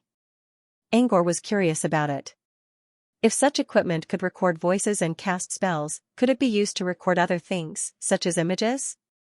Using the recorded images to cast intimidation spell, eye spell, or illusion spell? Pika pondered for a moment. The foundation of the creepy shell is Pelusiu's invention, which is called the recording shell. The audio cassette can record all the sounds in the mirror ghost's laughter, and Scholar Pelucci has to adjust it manually to achieve the effect of the creepy shell. What you're talking about, mister, is allowing the subject to see images. This was a completely different matter from receiving audio transmissions. However, allowing the subject to see sounds or images is a trick to their sensory organs. Theoretically speaking, it's possible. At this point, Sage Pika spoke very quickly and immediately followed up with a but. But that's only in theory. The recording was invented by a few Pelusian scholars after years of hard work. It's hard to explain how much inspiration, time, and technical knowledge they put into it in just 1 or 2 sentences. Alright. Creating the audio cassette was difficult. It would not be easy to recreate the audio cassette Angor mentioned. Sage Pika, do you understand what I mean? Alright. You mean you can't invent it? Alright. Paragon Pika wagged his finger. No.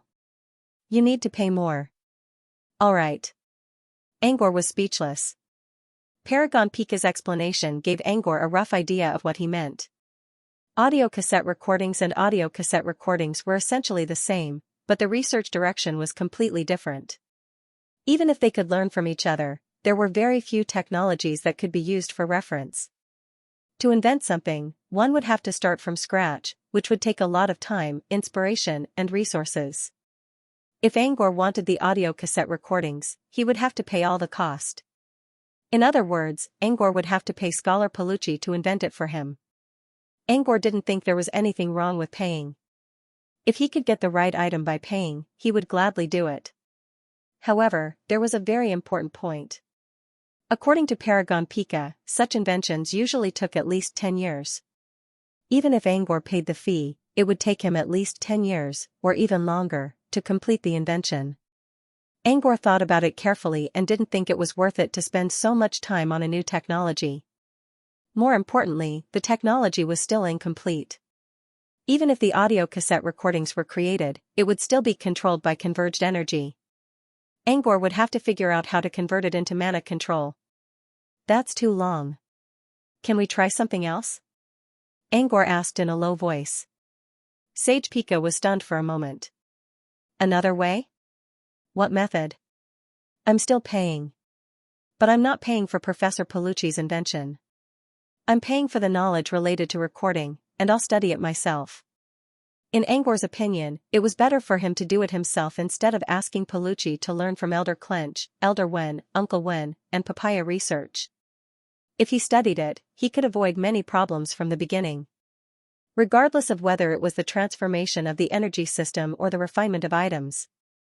He could correct all these by himself. Most importantly, even if he didn't succeed in inventing the videotape, the relevant knowledge entering his mind was a gain in itself. It wouldn't be a waste of effort. Pika looked at Angor up and down with his murky eyes. I almost forgot, mister. You're a wizard who pursues truth and knowledge. It's normal for you to make such a choice. Usually, Pelucci clan doesn't sell their knowledge. But for the sake of Luigi's backer, I can make a compromise. But even if I'm willing to sell the recording technology, it's not easy to learn how to do it. However, the technology involved in the recording was not something that could be explained in 1 or 2 sentences.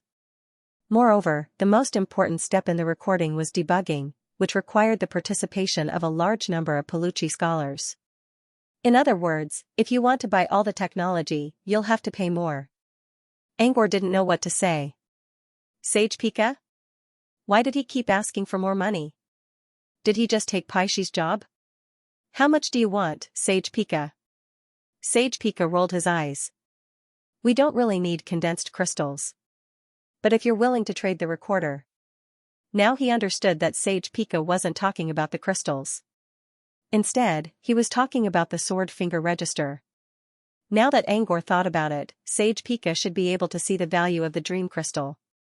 It was a treasure that could change the future of the White Sun Mirror domain. Whoever could control the dream crystal first would have a greater say in the future. Of course, Sage Pika didn't think Palucci would have the absolute say in the future. However, if they were given more opportunities, they might be able to change the way other races viewed Palucci. Great Sage Picasso's Great Invention campaign had caused Picasso to revolutionize the world. Perhaps, the appearance of the dream crystal this time was not inferior to the Great Invention campaign. There was a difference between good and bad, but Sage Pika wasn't worried. However, Sage Pika wasn't worried that things would turn for the worse. For Palucci, who was already at the bottom of public opinion, how could things turn for the worse? What they needed to consider now was whether they would stay the same, or become a little better, or even a lot better. In short, the recorder was a new opportunity for Palucci clan. How many do you want, Sage Pika? Yes. Sage Pika considered and showed Angor a 1 with his finger. Angor looked at the 1 and muttered, 100? 1.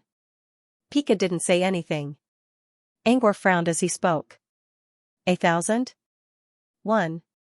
Sage Pika still didn't answer. Angor frowned and changed his tone.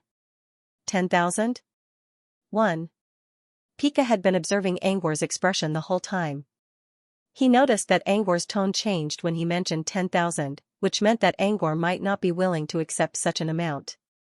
He thought for a moment, then said, what I mean is, 1,000, 1,900. 1. Angor frowned after hearing the number. After a while, he sighed. Sure. 900 of them. 1. Sage Pika was actually quite happy to hear Angor's answer. But he felt that Angor didn't give it much thought. This wasn't what he expected. Why did he feel like something was wrong? What Sage Pika didn't know was that Angor was laughing like crazy in his mind. When he saw Sage Pika's 1, he already knew that Sage Pika was trying to test his limit. Since they were both testing each other, Angor didn't mind showing off a little bit. Angor's concern was just an act. Maybe Sage Pika thought that 10,000 was too much. Angor estimated that he could only set up tens of thousands of them. In the end, he only asked for 1,900. But Angor didn't think that 10,000 was a small number. He could already craft multiple logins at once. As long as his spirit power could keep up, he could make 10,000 at once. Of course, with his current spiritual power, he couldn't do 10,000 at once. But he could make hundreds or thousands at once. Besides, Angor had been wondering if there was a better way to do it in an assembly line. The base, or the half-finished logins, could be left to other apprentice alchemists to craft them. He only needed to complete the last step, which was to engrave Phantom Dream on the logins. This way, the process would be much faster. He could even craft Phantom Dream into an inscription in the future. All he needed to do was to find a base and put it on the logins. He didn't even need to participate in the crafting process. Anyway, there were more than one way to do it. Yes, there were many of them. Sage Pika had miscalculated. Well, it wasn't surprising. Unequal information often led to mistakes in judgment. Still, Sage Pika could use this chance to get his hands on 1,900 logins in advance. Considering Palucci's long-term development, it wasn't a big loss. As soon as he agreed to Pika's request, he gave Pika Xian a total of 900 Weeping E's, Old Man TZ, White Tea, Bean Water, and Father-Child Ding Han Bei Bai. One hand for the money, the other for the goods. Sage Pika didn't hesitate. He quickly took out all the technical information about the recordings and smiley shells from the library and projected them in front of Angor's eyes. For convenience, Sage Pika even translated Palucci's words into the common human language. Angor only glanced at them briefly before using Phantom Dream to record all the information and turned it into a thick book. He didn't have all the information in his mind yet, but he could use the Phantom Book to read the projection. Sage Pika continued, these are only a part of it. The most important part is debugging, which needs to be taught by 6 Paluchi scholars. Debugging is more complicated and needs to be adjusted according to the situation, so it can't be written down. We have to ask them to teach you in person, which may take some time. Angor frowned when he heard the word time. How long do you need? Sage Pika considered. It won't take long to explain the theory. Maybe 1 or 2 days. But it's hard to calculate the time needed for the practical application. It depends on how fast you understand it, sir. If you're fast, maybe 3 or 4 days? If you're slow, you might not finish it in a month. Maybe more than a month? Angor didn't think he had a bad understanding. However, Paluchi's paper was all about aggregation energy. To understand it, he had to know something about aggregation energy first. The amount of time needed to complete this process was hard to calculate. Maybe it really would take more than a month. A month wasn't too long for him, but he had a better idea. Maybe he could avoid the time limit. Can I ask someone else to learn debugging for me? Angor asked seriously. He had to learn aggregation energy first, which would take a long time. But if he asked someone who knew aggregation energy to help him, wouldn't he be able to learn debugging much faster? Then, he could just ask the person to explain it to him when he needed to do it. Sage Pika frowned. Yes, sir. But who do you want to learn debugging for you?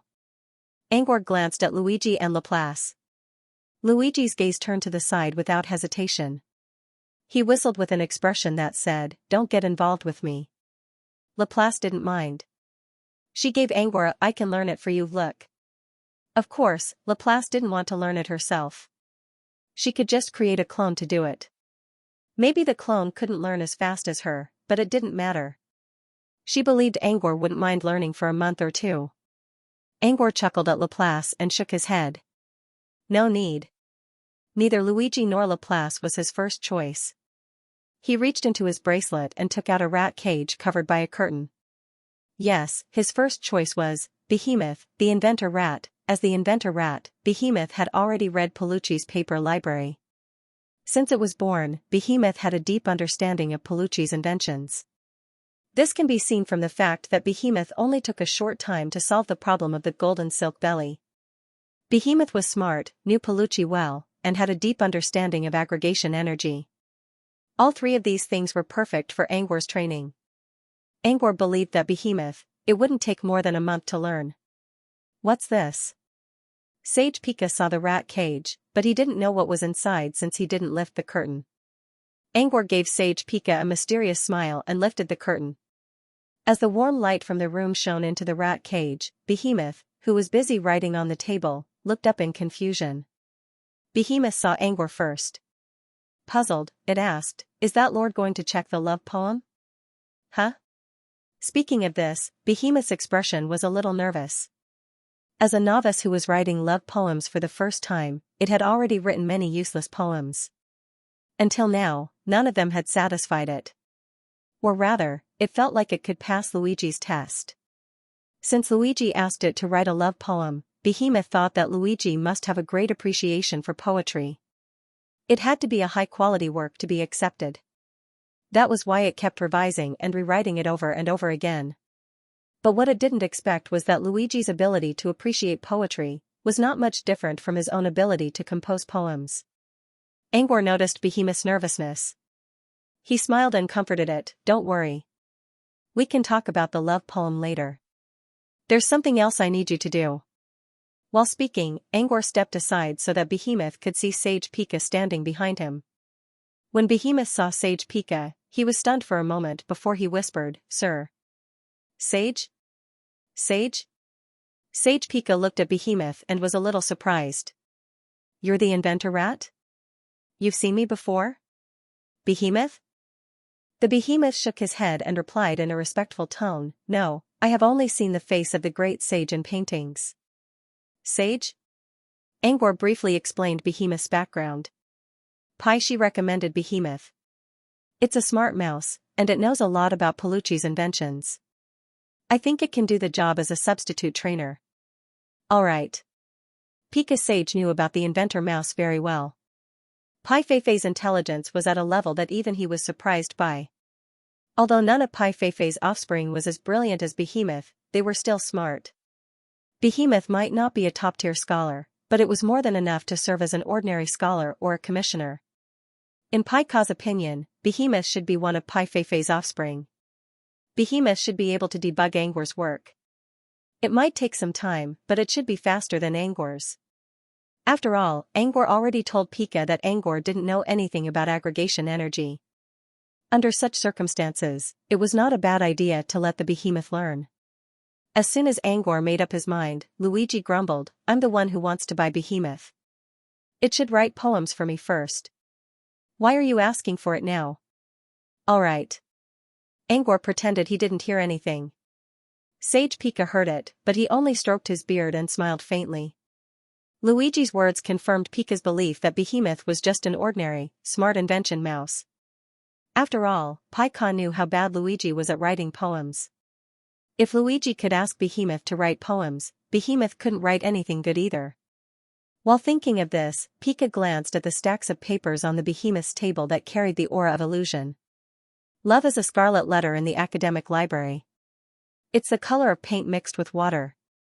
It's the untouchable sky outside the cage. Although he had only seen a short row, Sage Pika was already certain that Luigi had no eyesight, and Behemoth did not have many literary cells. Although Pai Ka didn't think Behemoth was smart, he liked the invention mouse a lot. It was a good choice for Behemoth to find Luigi and Angor as its next customers. More importantly, Behemoth might be able to improve his relationship with Pai Feifei. Thinking of this, Sage Pika praised Pai Shi in his heart. At the same time, he found Meng more and more pleasing to the eye. Behemoth frowned and looked at Angor with a serious expression. From its small black eyes, one could see the obvious doubt. Of course, he knew what Behemoth was thinking. What he wanted to say was, "Didn't you say you would let me see Nakbi after I finished writing the love poem? Why is there a new job? Was this a grand challenge?" Angor smiled at Behemoth's serious expression. He summoned a new cage and combined it with Behemoth's before opening the two cages on both sides. In the new jumping flower, the pen knows how to ask questions. I am the first to compare, to counter a sharp fruit of animal language. Nakbi was sleeping soundly with the sharp fruit in his arms. When Behemoth saw Nakobi, the doubt in its eyes disappeared. It immediately threw away the pen and paper and rushed into Nakobi's cage. However, the closer it got to Nakobi, the slower it became. Behemoth did not know how to describe this feeling. The closer it got, the more scared it became. In the end, Behemoth did not approach Nakobi. Instead, it stopped half a meter away from Nakobi. It looked at Nakobi with a gentle gaze. After making sure that Nakobi was only sleeping, Behemoth sighed in relief and sat down on the ground. After waiting for so long, Behemoth finally felt relieved. It felt a little tired, but at least it was satisfied. Behemoth looked up at Angor. "Mister, do you have a new job for me?" Behemoth overheard the conversation between Angor and Sage Pika. It knew that Angor needed it to learn something, but it did not know what it was yet. Angor nodded and briefly explained the situation to Behemoth. He needed Behemoth to learn about the debugging technique in the recording. For Behemoth. While doing so, Angor also created a mini-book about the knowledge of audio recordings and placed it beside Behemoth for reference. Behemoth did not know about recordings before, but it quickly understood what it needed to do after listening to Angor's explanation. "When you're done, I'll build a big house for you and Nakobi." In order to encourage Behemoth, Angor also gave it a special reward. It was not a great reward for Behemoth, but Behemoth knew that Nakobi would be happy about it. In other words, this place was their future home. With that in mind, Behemoth nodded seriously. "I'll learn the debugging technique as soon as possible." "Okay." Behemoth did not think it was hard. It would only take a few days. Angor chuckled. "I believe in you, meow." Before he realized what was going on, Behemoth suddenly rushed to Nakobi's side and carried him to a corner. Behemoth looked like its hair was about to explode. Behemoth stared at Angor with a frightened look. For some reason, it was terrified as if it had just met its nemesis. Angor was stunned for a few seconds before he heard from Luigi that he accidentally meowed again. Angor rubbed his temples helplessly. He did not notice the meowing at all. He did not even notice it after the meowing. He needed someone to remind him and his own memory to figure out what was wrong. The side effect of the blessing was much more subtle and difficult to detect than he thought. Angor sighed and did not think too much about it. There was nothing he could do about it. He had to endure it for now. But then again, all he did was meow. Why was Behemoth so scared? Behemoth wanted to touch Nakobe but did not dare to do so. But now, it was holding Nakobe firmly. More importantly, Behemoth carried Nakobe to a corner and hid there. Did it have to do this? Behemoth did not answer Angor's question. It only stared at the pair of red cat ears on Angor's head. It hadn't noticed it before, but now that it saw the cat ears, the fear in its heart rose again. Behemoth didn't say anything, and there was still fear in its eyes. Angor thought for a moment and covered the cage again to make sure Behemoth could not see him. Behemoth seemed to have found some sense of security in the darkness. Since there was no visual impact, Behemoth slowly regained its rationality and answered Angor's question. Why do I feel so scared all of a sudden? Angor was a little surprised to hear the answer. What was this? Was it because cats and rats were natural enemies? Wouldn't that mean that any random cat would be able to restrain the inventor mouse? Or was it because of Angor's cat form, which came from the orc race in the mysterious picture? Neither Angor nor Luigi nor Laplace knew what was going on. They had to put the question aside for now. Still, Angor decided to use Spirit Bond to talk to Behemoth before the side effect of the blessing disappeared. As for the cat ears, he could use an illusion to cover them up.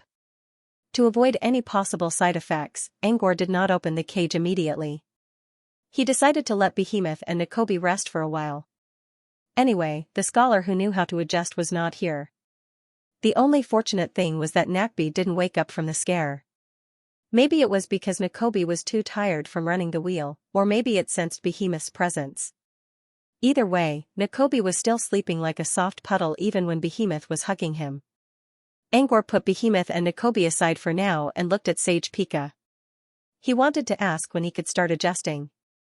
However, he noticed that Sage Pika was looking at the cage with a strange expression as if he was thinking about something. Angor glanced at the rat cage as well and figured out what Sage Pika was thinking about. You're right. Is Sage Pika asking about Nakobe? Yes. Sage Pika did not pay attention to Behemoth at all. Now that Sage Pika kept looking at the cage, it was obvious that he did not care about Behemoth. That meant Nakobe was the only one. Indeed, Nakobe had something that Sage Pika paid attention to. Its appearance was almost identical to Fanfeifei's. Other than its gender, there was no difference at all. Also, its name was very similar to Pai Feifei's first name, Nakobe, which would attract Sage Pika's attention as well. As expected, the moment Pika opened his mouth, he asked about Nakbi's situation. Angor smiled and told Sage Pika about Nakobe, including the fact that it was a useless rat. As for how Nakobe got its name, Angor did not hide it. Nakobe doesn't know about its name either. Behemoth gave it that name. Hearing this answer, Sage Pika immediately filled in the blanks. Why would Behemoth give Nakobe that name? It was not hard to guess. Behemoth probably knew that Pai Feifei's real name was Nakobe, so it named its beloved friend Nakobe. This reason made sense. But why did Nakobe look exactly like Pai Feifei? If Nakbi had been a smart rat, that would have been a question worth pondering. But now that it had been confirmed that Nakbi was a stupid rat, that question was no longer a question. Sage Pika might feel sorry for a smart rat like Behemoth, but he would never care about a useless rat. In Sage Pika's opinion, a useless rat and an inventor rat were two completely different species. Even if Nakobe was Behemoth's hindrance, it would not change Nakobe's nature. Therefore, Sage Pika decided not to worry about Nakobe at all. He quickly calmed down his restless mind. Next, Angor began to talk about debugging with Sage Pika. Sage Pika also told Angor that he had already contacted the relevant scholars and arranged a room for them to teach. Following Sage Pika's lead, Angor and Sage Pika left the row house and came to a secret location nearby. They were at the end of a long alley. There was only a wall in front of them, and there were no doors around.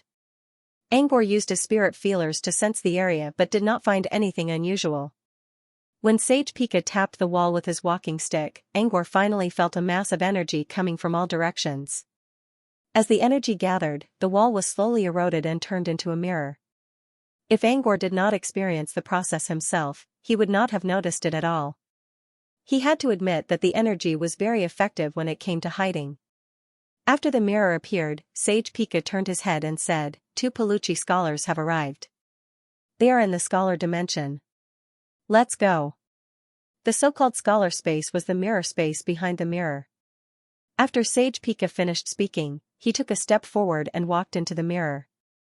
After a series of ripples, his figure disappeared. Angor glanced at Luigi and Laplace to make sure they were safe before following Sage Pika inside. The weightlessness was similar to what he felt when he entered the outpost of 100 Dragon Divine Nation. However, the 100 Dragons Divine Kingdom's encampment was a large space, while this scholar space was only about the size of the square outside.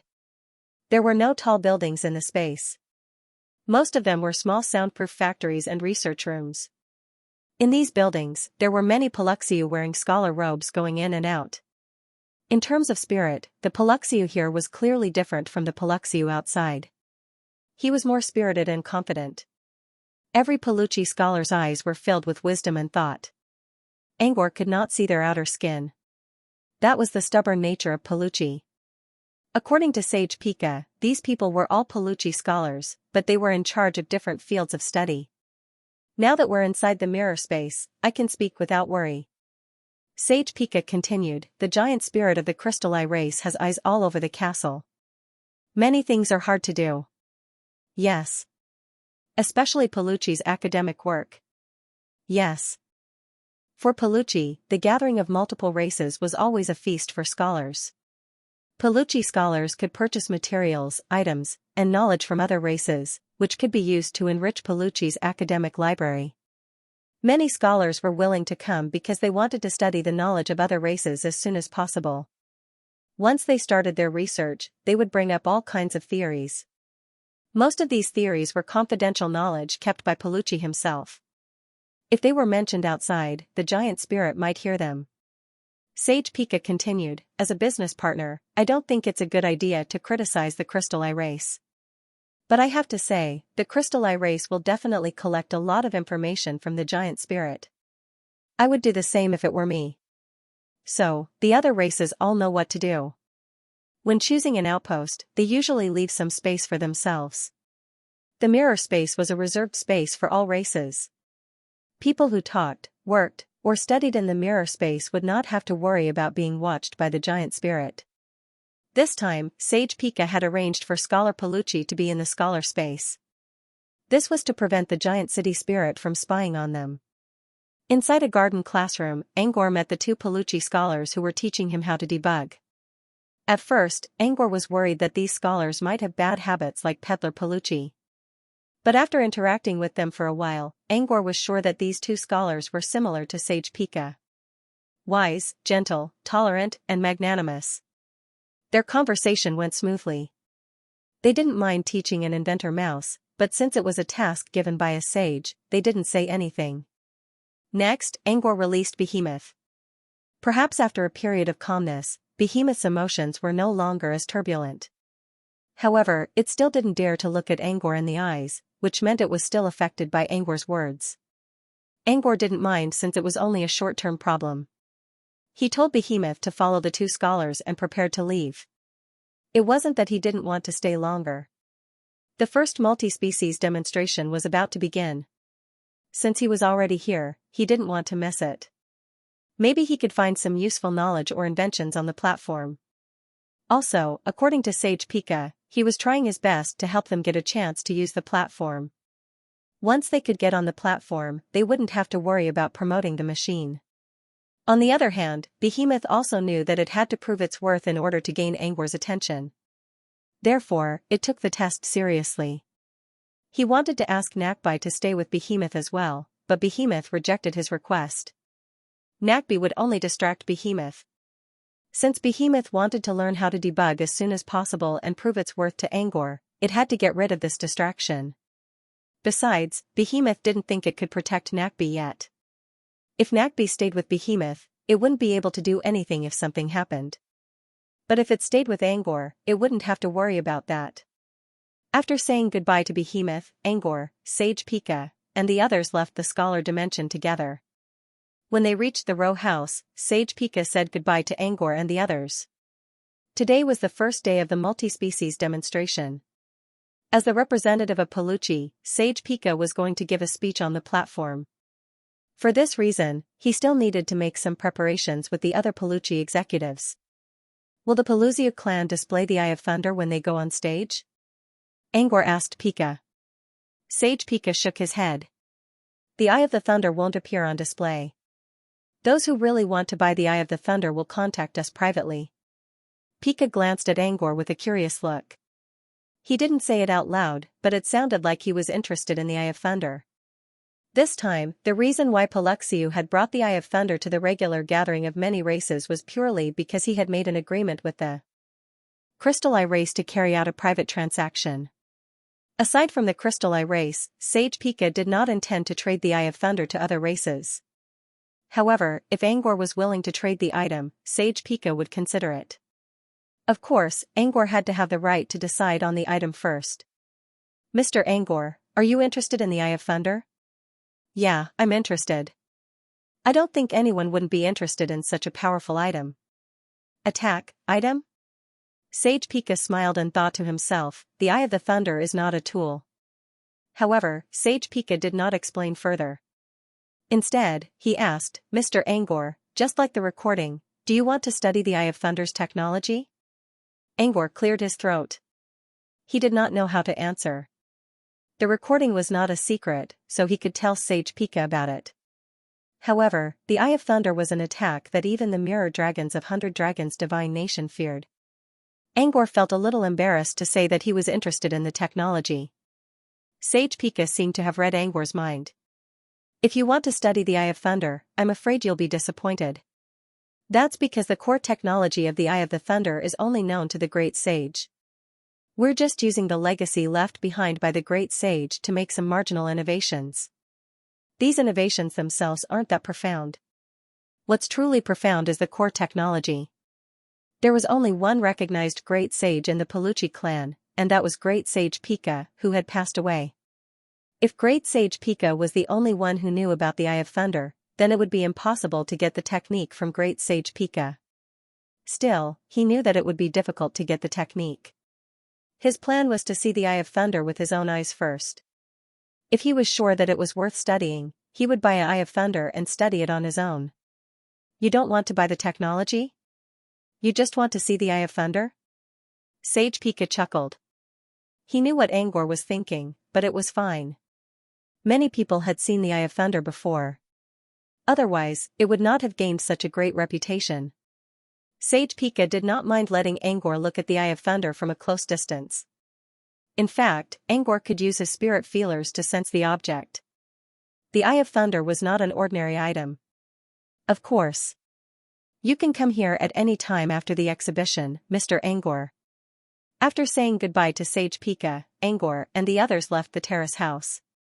At the entrance of the house, they saw Glepner, who had been waiting for them for a long time. Glepner would go with them to the exhibition platform this time. If Sage Pika succeeded in persuading Glepner, they would be able to go on the platform, and Glepner would be the speaker of the Dream Mirror exhibition. Therefore, Glepner had to go. To Angor's surprise, Glepner was not alone. An 8-foot-tall granny with a single eye was standing beside him. This granny was tall and wore a starry robe.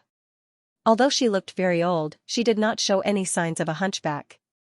She was also not like Glepner, who had to rely on a cane at all times. She was quite spirited. However, such a look only existed in the aura field. If one looked closely, they would notice that her body had aged. There were no distinctive features on her face. Her skin was sagging, and there were black and gray spots all over her face. Only her single eye was very eye-catching, or rather, dazzling. Her pupil was twice the size of a normal person's, which allowed one to see the vortex formed by the 4 lines in her pupil. Around the vortex, there were faint spots of light that looked like stars in the sky. Just looking at it directly made people feel like they were tiny ants looking up at the boundless night sky. Single eye, 8 feet, stars, and 4 vortices. These key labels all pointed to the woman's identity, the pioneer of Holy-Eyed Clan, Good-Alace, also known as Eye of Star. While Angor was observing Good-Alace was also looking at them. Good-Alace glanced at Laplace and Luigi. She didn't pay much attention to them. She only greeted them casually, as if she knew them very well. When Good-Alace's gaze landed on Angor, she stopped and looked at him with a meaningful look. "You're Angor?" Good-Alace finally spoke after a long pause. She seemed to rarely speak the common language, and her tone had an obvious sense of foreignness. However, her voice didn't match her appearance. She didn't sound old at all. Instead, she sounded like a child. Before he could say anything, Gleipnir looked at Good-Alace and said, "Don't forget what I told you." Good-Alace waved a hand. "I know. This is a friend of your original self. You told me to control my temper." "I did, didn't I?" Gleipnir rolled his eyes at Good-Alace. Was this the way to talk about control your temper? Besides, they already introduced each other when they met in private. Why would she ask your Angor, when she already knew he was Angor? What kind of nonsense was that? Good-Alace was helpless under Gleipnir's stare. She sighed helplessly. All right, I'll change the question. You're the one who created the dream crystal?" Good-Alace moved closer to him. Angor didn't think Good-Alace was trying to offend him. Besides, Laplace and Luigi didn't stop her, which meant Good-Alace had a good relationship with them. Angor nodded. "Yes, I'm Angor. I didn't create the dream crystal. Rather than creator, I think it's more appropriate to call me discoverer. The dream crystal was something I found by chance." Good-Alace raised an eyebrow and was about to ask more questions when she noticed Gleipnir was looking at her with an indifferent expression. She considered and decided not to ask. Instead, she smiled. "You're quite polite, aren't you? It's rare to see such a polite human. All the humans I've met before all had their own agenda." "Forget it," Good-Alace said. "I don't need to introduce myself, do I? Gleipnir already told you who I am. Even if that old hag doesn't, Luigi's big mouth will. My label doesn't matter. You just need to know that I'm Good-Alace. Since you're Gleipnir's friend, you're also my friend. If you run into any trouble in the Sun Mirror Zone, you can come to me at any time. I'll do my best to help you." Angor nodded with a smile. Judging from Good-Alace's simple words and her emotional fluctuations, Angor could tell that she was a straightforward person. It was no wonder that she had taken the initiative to help Gleipnir back then and even became Gleipnir's manager. However, Gleipnir's personality was rather dull, or rather, introverted. This was the complete opposite of Good-Alace's personality. In terms of social life, these two old women were on opposite sides of the spectrum. It wasn't that they couldn't make friends. It was just that they wouldn't get much feedback from other people in the same quadrant. Angor finally understood why they were in such a love-hate relationship. It was a conflict of personalities. Speaking of which, the more opposite quadrants were difficult to make friends with, the more likely it was that they would become close friends. It was no surprise that the two of them still had feelings for each other even after quarreling for so long. "Let's go. Aren't we going to the display platform? Let's go together." Good-Alace wasn't afraid of strangers at all. She stood beside Laplace with a smile. Her presence didn't feel awkward at all. Instead, it was quite harmonious. Laplace seemed to have expected this. He glanced at Good-Alace but didn't say anything. Gleipnir sneered. "My main body doesn't like your personality. Don't force yourself." Good-Alace retorted, "I'm not forcing myself. I'm just joining you and showing you the way. I heard that you have to climb the stairs to get to Paluxiu's station. How can you do that?" "Don't worry. I'm here. I'll take you straight to the 5,000th floor." Gleipnir said, "That's before." "Not now." Good-Alace didn't mind Gleipnir's tone. She continued with a smile, "You can't even reach the 5,500th floor when you come to Paluxiu's station. Think about it. The display platform is special for the first day. Are you sure you can reach the 5,000th floor? Then you might have to climb the stairs again." Gleipnir didn't say anything this time. Indeed, the routine display of many races was about to begin. If they wanted to reach the 5,000th floor directly, they would have to queue up again. But with Good Alace leading them, they wouldn't have to worry about congestion. After all, Good Alace was the leader of the Divine Eye race this time. She had the same level of authority as the Mirror Dragon race's Marion. With her around, there would be Crystal Eye race soldiers clearing the way even if they walked outside, not to mention queues and congestion. Thinking of this, Gleipnir didn't argue with Good Alace anymore. Instead, he walked to Laplace's other side. Let's go. As we walk, I'll tell you about my discovery. Good Alace asked, discovery? What discovery? Gleipnir glanced at Good Alace coldly. If you really want to hear, shut up. I'll tell you when it's time. Good Alace sneered and didn't argue with Gleipnir anymore. Laplace, on the other hand, activated a barrier and covered everyone in it. At the same time, he gave Angor a look. Angor also used the spirit bond to connect to the others. However, Angor hesitated when trying to connect with Good Alace. He knew that Gleipnir's discovery was probably about what he found in Saluta's study, which had something to do with the secrets of the Crystal Eye race. Should he tell Good Alace something like this? Laplace noticed Angor's hesitation and spoke through the spirit bond, it's fine. Connect to her. Good Alace knows what's good for her, Luigi chimed in. Gleipnir, on the other hand, spoke in a cold tone, I didn't want to go with that old hag, but she just kept following me. I can't get rid of her. Let's do it. Since they didn't object, Angor didn't say anything either. He used the spirit bond to connect with Good Alace. What's this? Good Alace asked. A wizard spirit bond? Interesting. No wonder those human wizards I met could always communicate with each other. It's because of this ability. Did you run into any humans recently? After hearing Vethail's words, Gleipnir asked curiously in the spirit bond. Encountering humans was nothing special, but Guthalize had said that all the humans she had met recently had ulterior motives. Therefore, Gleipnir was very curious. What had happened to Guthalize recently? Guthalize nodded and said to Gleipnir, when I went to the Land of Eternity to purchase the Star Mirror Stone, I saw a group of human adepts following a few Ir clan members. TSK, TSK. Those magi are all humans, but they're all scheming and deceitful. TSK. At this point, Guthails couldn't help but shake her head and sneer. I've never seen such a disunited tribe. Even when they are in danger, they still want to attack each other. TSK. Before Gleipnir could say anything, Luigi asked, the Land of Eternity? Is it the Land of Eternity of the Rongsher clan? If so, why are their ears here? TSK Gutta glanced at Luigi and shook her head. You don't know? I'm too lazy to explain. Let Gleipnir synchronize your mind. TSK Luigi didn't know what to say. Luigi looked at Gleipnir again. Gleipnir was going to synchronize the information with Luigi as Gutta told him. But when he noticed that Angor was also curious, he considered and explained through the spirit bond, people say that the Rongsher clan and the Ears clan have a grudge against each other. It's just a rumor. These two races aren't as bad as you think. Angor got a general idea of the situation from Gleipnir's explanation. The Land of Eternity was the territory of the Rongsher clan. The Rongsher clan was a kind of rock.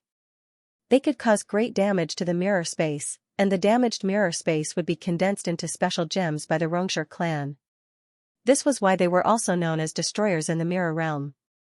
As for the Earsi clan, they came from a mirror space called the Sunset Forest. The Ears clan's ability was to stabilize the mirror space, which was the opposite of the Rongsher clan's ability. It was also because of the absolute reversal of their abilities that there were rumors in the outside world that these two races were not on good terms and were considered mortal enemies. However, Gutta Lace said that she saw the Ursi clan in the territory of the Rongsher clan, which was why Luigi was surprised. Why would an enemy race stay in the enemy's territory? The reason was simple. The Ursi clan and the Rongsher clan only had conflicting abilities, but there was no absolute feud. They were not as bad as the rumors said. Luigi, but as far as I know, the Rongsher clan and the Ursi clan often fight when they meet. What is this?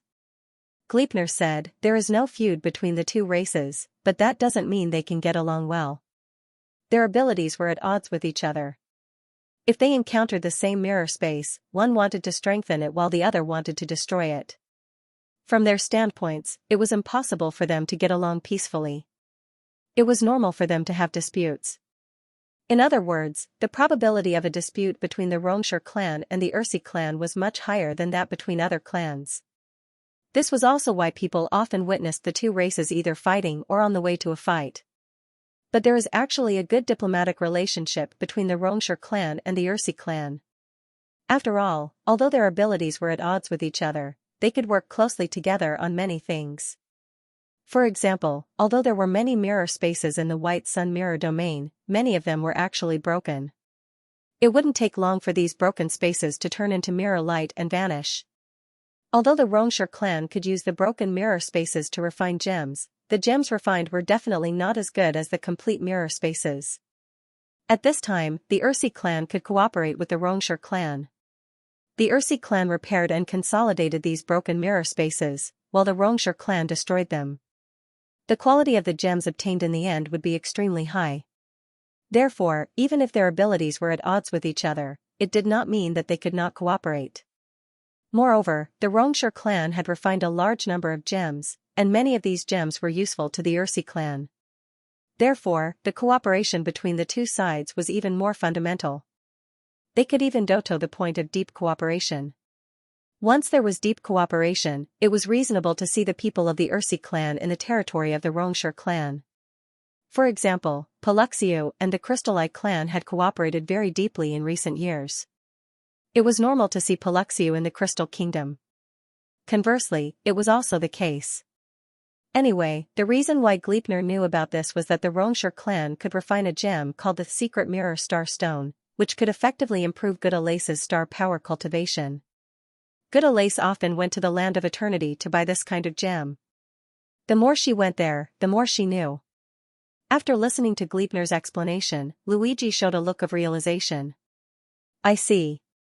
However, aren't these two clans worried about rumors at all? If there are too many rumors, the fermented public opinion may be able to influence the minds of most of the clans. At this time, Gudalace gave an answer. So what? The Xianxia clan and the Ursi clan's class concept is not worse than that of the Ingji clan. As long as the core members understand right and wrong, there will be no big trouble. After a pause, Gudalace continued, after all, why are you all concerned about the Xianxia clan and the Ursi clan? Aren't you talking about the human wizards? Luigi also came back to his senses. Yes, you just said that the human wizards are following the Ursi clan? What's going on? The Ursi clan and the human wizards are cooperating? Luigi suddenly thought of something and looked at Angor. By the way, do you remember that we saw a human with an Ursi clan member beside him? That human, what was his name again? Rice God. Luigi clapped his other hand. That's right. The Rice God, the Blood Hunter. Luigi looked at Gudalace and asked, is there a Rice God among the human wizards you mentioned? Gudalace, Rice God? What does he look like? If it were any other human, Luigi's description might be misleading. However, the god of rice was different because he had a very obvious feature. A man with a high ponytail? Gudalace considered for a moment. I remember now. There is such a person. He is a little different from other human wizards. Gudalace briefly explained the situation at the time. Every once in a while, the Xianxia clan would hold a gem trade fair. It was not a big fair, and only a small number of VIPs would be invited. And Gudalace happened to be one of them. When she went to the fair to buy star mirror stones, she ran into a group of Ursi clan members who came to buy gems. They also brought a group of human wizards with them. Normally speaking, the fair was not open to human wizards. But for the sake of the Ursi clan, the Xianxia clan did not refuse. Because of this, Gudalace briefly met the group of human wizards at the fair. These human wizards seemed to be interested in gems as well. However, they did not have crystallized crystals, so they only bartered. As for the goods they were using to trade, they were transcendent bloodlines. Most of the races in the mirror realm did not have much use for supernatural bloodlines. But the Xianxia clan was different. They could fuse their bloodline with the mirror space and destroy it to obtain some special gems. Therefore, the Xianxia clan members were willing to buy supernatural bloodlines, provided that they were rare ones. Because of this, Good Alace witnessed a large-scale scene of mutual deceit. The first human wizard took out a certain bloodline and got the approval of the Xianxia clan to exchange it for a gem. As a result, before the trade, another human wizard ridiculed him, saying that this bloodline was quite mediocre in the human world and was not worth the price at all. He could exchange it with a better bloodline. Once this evil began, it was out of control. They came together, but they attacked each other and exposed each other's secrets for fear that the other party would grab a certain gem. They had no concept of compatriots. For the Xianxia clan, this situation was definitely good, as they could get the most rare bloodlines. But this drama, in Good Alace's opinion, was very ridiculous. Gleipnir's predecessor was a human, so Good Alace had a good impression of humans. But the greed and desire of these humans made her feel that even Palucci was pure. However, not all human wizards were so unbearable. Among the human wizards, Gleipnir saw a man with a high ponytail. He would try his best to mediate and protect the humans' bottom line. However, perhaps because of their different ideals, his words became a reason for the other wizards to ridicule him. Good Alace still remembered that one of the wizards who had been at odds with Ponytail had once mocked him. "It's fine if you insist on your old-fashioned dogma when you're in the floating city, but to think that you're going to be so conservative in a foreign land as well. The church would rather raise a stray dog than you." At this point, Guthales mentioned a key piece of information: floating city, church. Earlier, Angor briefly talked with the human called Rice God, who clearly said that he came from the floating city of the wildlands. Rice God did not mention his organization, but he mentioned that he was a blood hunter. According to Laplace, the blood hunter came from an organization called the Dark Blood Church, which was similar to the extremist organizations in the southern region. The Dark Blood Church hated traitors. The traitors here mostly referred to half-bloods and other races.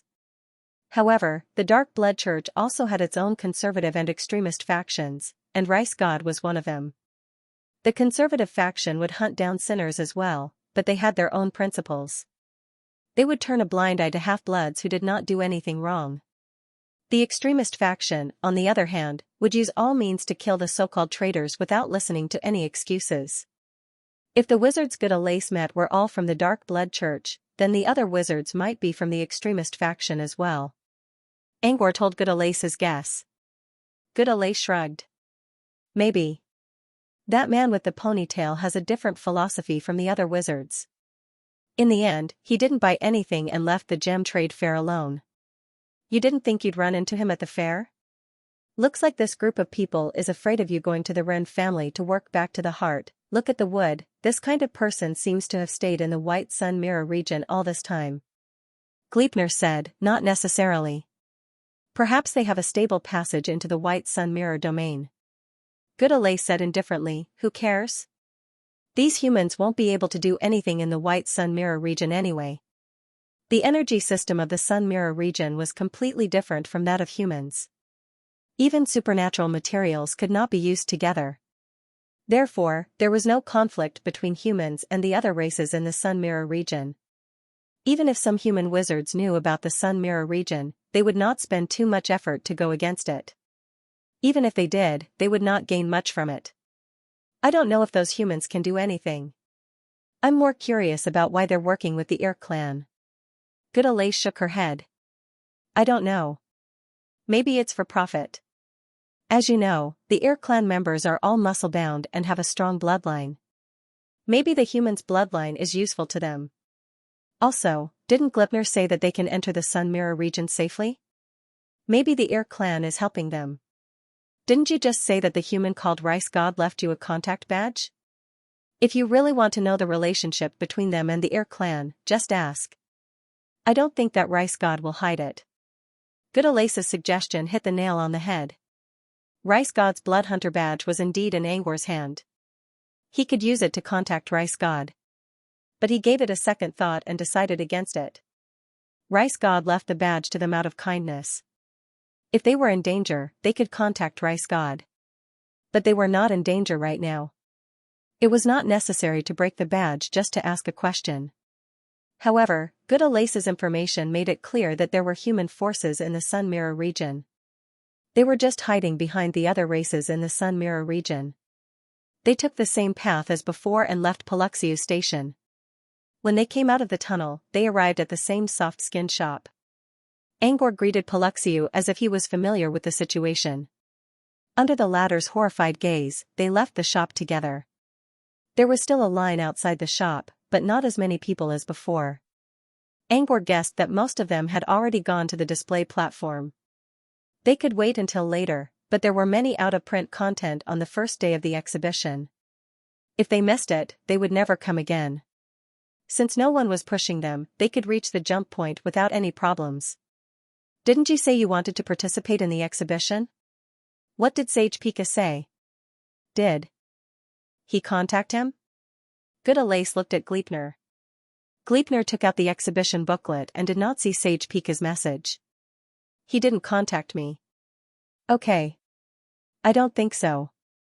Are we still going to the 5000th floor? Goodalace asked. If not, I suggest we go to the 5005th to 5010th floors. Okay. The central booth was located on the 5000th floor, but the floors from the 4800th to the 5200th floor all belonged to the booth area. The central booth was at the center of the ring-shaped castle, which was also the large booth that was suspended in midair. If they did not participate in the exhibition, the view from the 5000th floor was not the best. However, the 5005th to 5010th floors had a better view. Just like a stage play in an auditorium, the view from the jump level was better than the view from the ground level. Luigi also looked at Gleipnir and waited for her decision. In the end, they chose level 5000. It wasn't Gleipnir's decision this time. Angor was the one who made the decision. Coincidentally, when they arrived at the staircase, they saw a Ingji sergeant who was wearing a black and gold eye patch and had a flame between his eyebrows walking past them. There was nothing wrong with the appearance of this Ingji race officer here, nor did it cause any disturbance. However, when Luigi saw Angor, he suddenly remembered that Angor owed him a favor, so he asked another question. I remember that a one-star general from the Injit race will be on the stage on the first day. If a one-star general went to the stage, the other Injit race members should be there as well. Luigi looked at Angor. Do you want to see where Shibalov is? Yes. Angor already planned to look for Shibalov, so he followed Luigi's suggestion and took out the dragon scale he received from the deal. Previously, every time he tried to sense Shibalov, he could only vaguely sense Shibalov's position due to the distance. He was about 2000 floors below. But this time, Angor was surprised to find that Shibalov's location was very clear. He could even give the man a fixed spatial coordinate. And the coordinates were all the way to level 5000, Luigi was right. Shibalov really went to the stage. After confirming Shibalov's location, Luigi shrugged. Then we don't need to choose which floor to go to. Since Shibalov is on level 5000, we'll go there. Yes. Gleipnir and Laplace didn't mind. Without hesitation, Goodalace chose to jump to the 5000th floor. However, as their guide, Goodalace couldn't help but ask out of curiosity, Shibalov from the Injit race? You're going to level 5000 just to find him? Yes. Angor nodded and briefly explained the favor he received from Luigi, as well as his interest in Heart Flame. Heart Flame? Goodalace pondered in her mind. She didn't really care about favors. Everything the mirror dragons did was always right. However, she didn't expect Angor to be interested in Heart Flame. Let's not talk about whether the Injit race is willing to give you Heart Flame. Normally speaking, you can't control it even if you have it. With Goodalace's status, she naturally has a deep understanding of the Ingji tribe. Although Heart Fire was not an innate talent of the Ingji clan, it was definitely an inherited talent. It was not innate talent, but it was better than innate talent. This kind of talent depended on one's bloodline.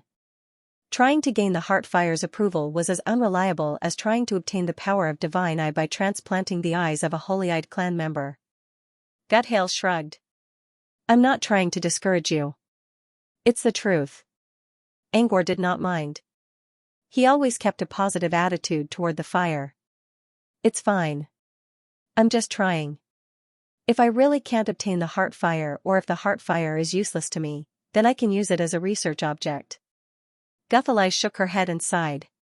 You're right. I almost forgot that wizards are after the truth. If he couldn't obtain it, he would research it. In any case, he wouldn't let himself be at a disadvantage. However, the prerequisite is that you must first obtain the heart fire. Angor smiled politely but did not say anything. Good Elise didn't care. She directly activated the jump in front of the onlookers. As the energy gathered around them, they felt a slight weightlessness. When they opened their eyes again, they were already standing still. A row of glowing words floated above the jump point, level 5000. This meant that they went down 500 floors in an instant. The pavilion where the jump point was located was crowded with people. They were all peddlers or spies sent by different races. When they saw Angor's group in the pavilion, they were surprised at first. Then they slowly looked away. Like Moses parting the sea, the crowd automatically cleared a path for Angor and his group. Of course, Angor's group did not have such power. Their clans gave way to them. These people were all doing this because of Guthalize. Almost everyone in the White Sun Mirror region knew about the Eye of Star. Even if she went to the 100-Dragon Divine Nation, Good Elise would still be able to obtain a seat of honor. With Good Elise leading the way dutifully, they were not blocked at the jump point and successfully broke through the crowd's encirclement. After they left the crowd, the path ahead became much wider. This was because the 5000th floor of the ring-shaped fortress was different from the other floors, where there was only one path in the ring-shaped fortress. The entire path was connected, including the railings. It wasn't an empty land, but a giant square made of clouds. In other words, the usable area of the other floors was limited to the circular line, and the rest of the floor was hollow. On this floor, the entire circular interior was solid, and the usable area was extremely large. At least on this floor, there was no need to worry about crowding. When they reached a place where the crowd was less crowded, Luigi suddenly stopped moving. He and Glepner both looked at a certain corner of the crowd. Angor followed their gazes and saw a pale yellow figure dashing through the crowd toward the distance. Glepner spoke in a small voice, "It's the Mind Bearer." "Yes." Luigi also nodded and added, "I just noticed that he chose to leave after seeing Good Elise." The Mind Bearer was not an independent race. They were vassals of the Mind Bearer race. They did not have a physical body. They were just shadows. Because of this, they were often used by the Mind Bearer race to spy on others. The Mind Bearer was basically the same as a scout. Normally, Luigi and Glepner would not pay too much attention to the Mind Bearer as long as they did not provoke them. However, when they were with Guthalize, they would pay more attention. This was because the Mind Bearer race once had a conflict with the Divine Eye race. The Divine Eye race eventually found out the truth, but the seeds of division were already planted in the hearts of many Divine Eye people. For this reason, most Divine Eye people who supported the Orthodox race hated the Mind Bearer race. Of course, Guthalize was the same. If Guthalize ran into a Mind Bearer outside, she would attack without hesitation. However, at the gathering of many races, she only watched coldly as the bewitching crowd left and did not do anything. "Don't mind him. He's just a spy for the Mind Bearer race." Guthalize scoffed. "Ever since the Mind Bearer race found out about their scheme, I'm the one they're most afraid of." Yes. Guthalize was the only high-ranking member of the Divine Eye race who liked to go outside. As long as the people of the Longhua tribe encountered the ancient tower lace outside, there was basically no chance of them returning alive. For this reason, the Mind Bearer race placed a large number of Mind Bearers in the mirrors near Sumer's wetland castle. Whenever Guthalize went outside, they would broadcast her general location. The Mind Bearers would also try their best to avoid Guthalize's direction. At this point, Good Elise said coldly, "Although I want to kill them all, I'm more satisfied to see them live in fear than to see them die. As long as they don't run into me, I won't care about them. But if I run into them, they can only blame it on their bad luck." Guthalize's murderous aura was strong. Even if it was not directed at a specific target, Angor still felt a chill when he sensed it. However, Glepner did not want to see Guthalize being so smug. He sneered. "That sounds cool. But I don't believe you can kill the Mind Bearer race." There was a reason why the Mind Bearer race was still active in the White Sun Mirror region for so many years.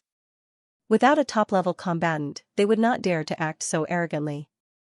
A top-level combatant of the Mind-Bearer race was no weaker than a 5 Vortices eye. Good Alace, on the other hand, only had 4 Vortex Divine Eyes at the moment. Although she said that she would let them go and not kill them, she couldn't actually do it. I know you want to talk about that old bitch, Naluto. I can't beat her. But ever since the war between the Mind-Bearer race, she never left the Valley of Division. As long as she doesn't show up, I have nothing to fear. Naluto was a top-level combatant of the Mind-Bearer race. She called herself Phantom Granny. Using the energy system of wizards, Naluto was as strong as a level 3 wizard. That's not all. I heard that the people in Sumer's wetland castle are getting restless.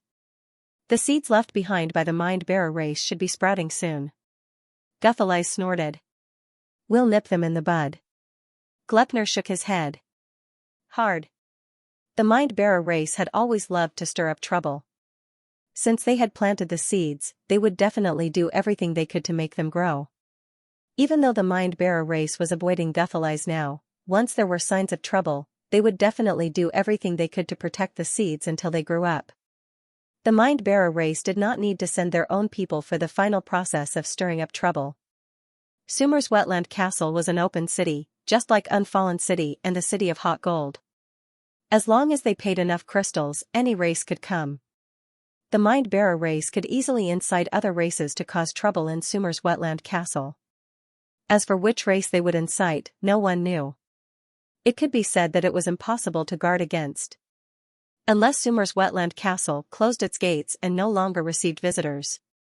But for the Sumir race who relied heavily on external resources, it was impossible to close the gates.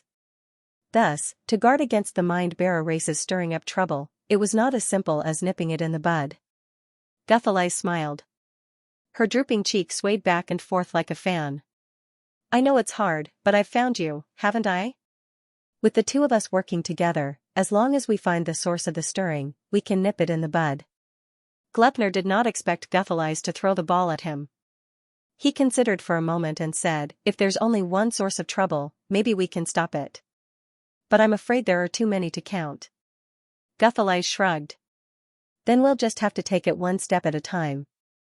Don't forget that the Mind-Bearer race has Old Lady Naruto, and we Sumir have Elder 5 Vortex as well. In front of absolute power, no matter how great the stirring up trouble was, it would be suppressed. However, if they really went this far, it would mean that the Mind-Bearer race had the ability to stir up trouble, which would definitely benefit the Mind-Bearer race greatly. Still, as long as they had this chess piece, they would not have to worry about anything else. Glepner shook his head and looked at Angor. Should we go to Hippolyta first? Or should we go straight to the central display? Angor did not answer right away. Instead, he took out the dragon scale and sensed Hippolyta's general location. Hippolyta is at the center of the cloud soil, probably near the display. They did not need to think about who to look for. They just went straight to the display. In any case, he would be able to find Shipolov at the display stage. Soon, they stepped over the railing and entered the cloud soil. Although it was called cloud soil, Angor's feet felt soft and fluffy as if he was stepping on a piece of cotton candy. It was good for walking and could reduce the impact of landing. However, it could easily cause him to jump too high and fail to stop. I heard from Kuda that these cloud soil were bought from an alien race at a high price. Gudalay stepped onto the cloud soil and jumped up and down nimbly. Even though her face was trembling, it did not affect the excitement in her heart. I wonder how much this cloud soil cost. It's light, but it's a real thing. Gutales was only responsible for muttering. She did not explain the names of the people she mentioned, implying that everyone knew about them. Angor knew too little about the White Sun Mirror domain. He did not know the name Kuda at all. At most, he guessed that she was a woman from the Crystal Eye race. Fortunately, although Gudalace did not explain, Luigi was keen on popularizing science. Following. From Luigi's explanation, Angor learned that Kuda was an elder of the Crystal Eye race and had a good relationship with Guthalais. It was worth mentioning that Guthalais took the initiative to befriend Kuda because Glepner had a good friend named Shaluta, who was also an elder of the Crystal Eye race. Back then, these two old ladies who loved and hated each other loved to secretly compete with each other. They even compared their friends to see who was better. Guthali's and Kuda's relationship was more pure now, but she still approached Kuda with a purpose. As for the alien race mentioned by Guthali's, it was not a race from the mirror domain. Instead, it was an elemental creature from a strange world. Angor saw such an elemental creature on his way here. It was a light green slime that could control the power of wind.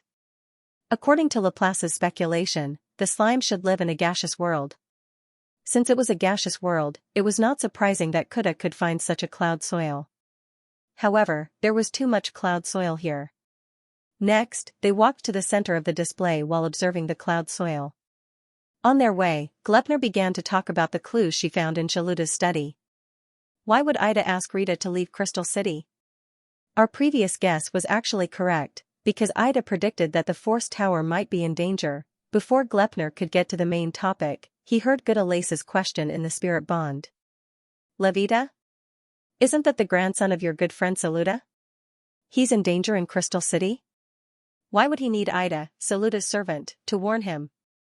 Why didn't Saluta do it herself? Or is Saluta the source of Rita's danger? Guda's tone changed as soon as she mentioned Saluta. Even Angor, who didn't know much about it, noticed the jealousy in Gudalace's voice.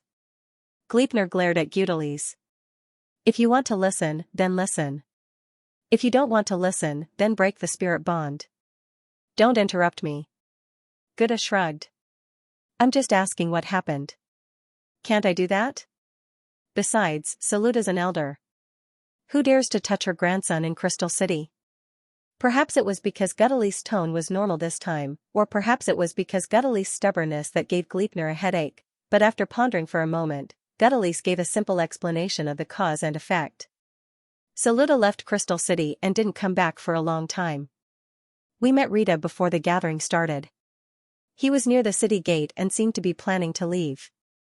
The reason was that his mother went to the snow mountain. But according to Rita's story, we realized that this wasn't a simple matter. Rita's departure was more likely instigated by Ida. As Sharuta's loyal servant, she wouldn't have let Rita leave for no reason. There must be another reason behind this. Gudalice nodded in understanding. To put it bluntly, Gleipnir had discovered some signs that something was wrong, so he had started to follow this clue and uncover the story behind it. Gudalice replied, I think I get it now. You want to find Ida and ask her why she hinted Rita to leave Crystal City? Gleipnir nodded. That was indeed the case. Back then, she had brought Rita to find Ida immediately. Gudalice, I bet you didn't find the answer from Ida. Even Ida only dared to hint at it. Moreover, there must be something fishy about Sharuta's departure, right? Gleipnir said, you seem to care a lot about Saluta. I will talk about Saluta's situation later, so just keep listening. Don't interrupt me. After saying that, Gleipnir glared at Gudalice. Gudalice nodded indifferently and didn't say anything else. Gleipnir continued his story. Originally, Gleipnir had planned to directly talk about the clues she had found in Saluta's study, but thinking that Guthalice did not know what had happened afterward, she decided to start from the beginning. When I brought Lita to find Ida, I discovered that there were Crystal Eye race guards following Lita in secret. Not only that, but I can also sense that there seems to be a vague eye in the unknown void that is secretly watching Force Tower. These 2 points are very unusual. Once again, I am certain that there is danger behind Force Tower. This danger is very likely to come from within the Crystal Eye race, or even from the upper echelons of the race. Otherwise, who would dare to order the guards to follow Force Tower? Also, the eye in the void is undoubtedly the spirit of the Crystal City, the current giant city spirit. Fortunately, today is a gathering, and the giant city spirit's attention is focused more on the ring-shaped fortress. I shook off the guards, then used the sinking star to cover Force Tower, temporarily cutting off the eye behind Force Tower. Then, I brought Force Tower to find Saluta's loyal servant, Ida. At Ida's place, Gleipnir, as Gudalice had guessed, encountered an obstacle. Ida did not admit to hinting at Force Tower at all. However, although Ida said that she did not admit it, she was always holding a handwritten letter from Saluta when she was talking to Gleipnir. Moreover, when Ida spoke, she kept using various angles. Gleipnir showed the handwritten letter from several angles. Gleipnir was not stupid. She immediately saw that Ida was unable to speak. If nothing unexpected happened, it must be the work of the upper echelons of the Crystal Eye race. They must have issued a ban or signed a contract that made Ida not dare to mention the relevant secrets. Perhaps Ida saw that Gleipnir had understood, so she placed the handwritten letter on the table. Gleipnir quickly asked if she could read the letter. Ida did not refuse. This letter is just Lady Saluda's travel experience. There are no secrets in it. Granny Astrologer, you are Lady Saluda's best friend, so of course you can read it. Without hesitation, Gleipnir picked up the handwritten letter and began reading. It was, indeed, as Ananda had said, the account of Saluda's travels. However, the theme of the book was very similar. It was about rituals. Rituals were not popular in the mirror realm. Very few mirror races would hold formal rituals.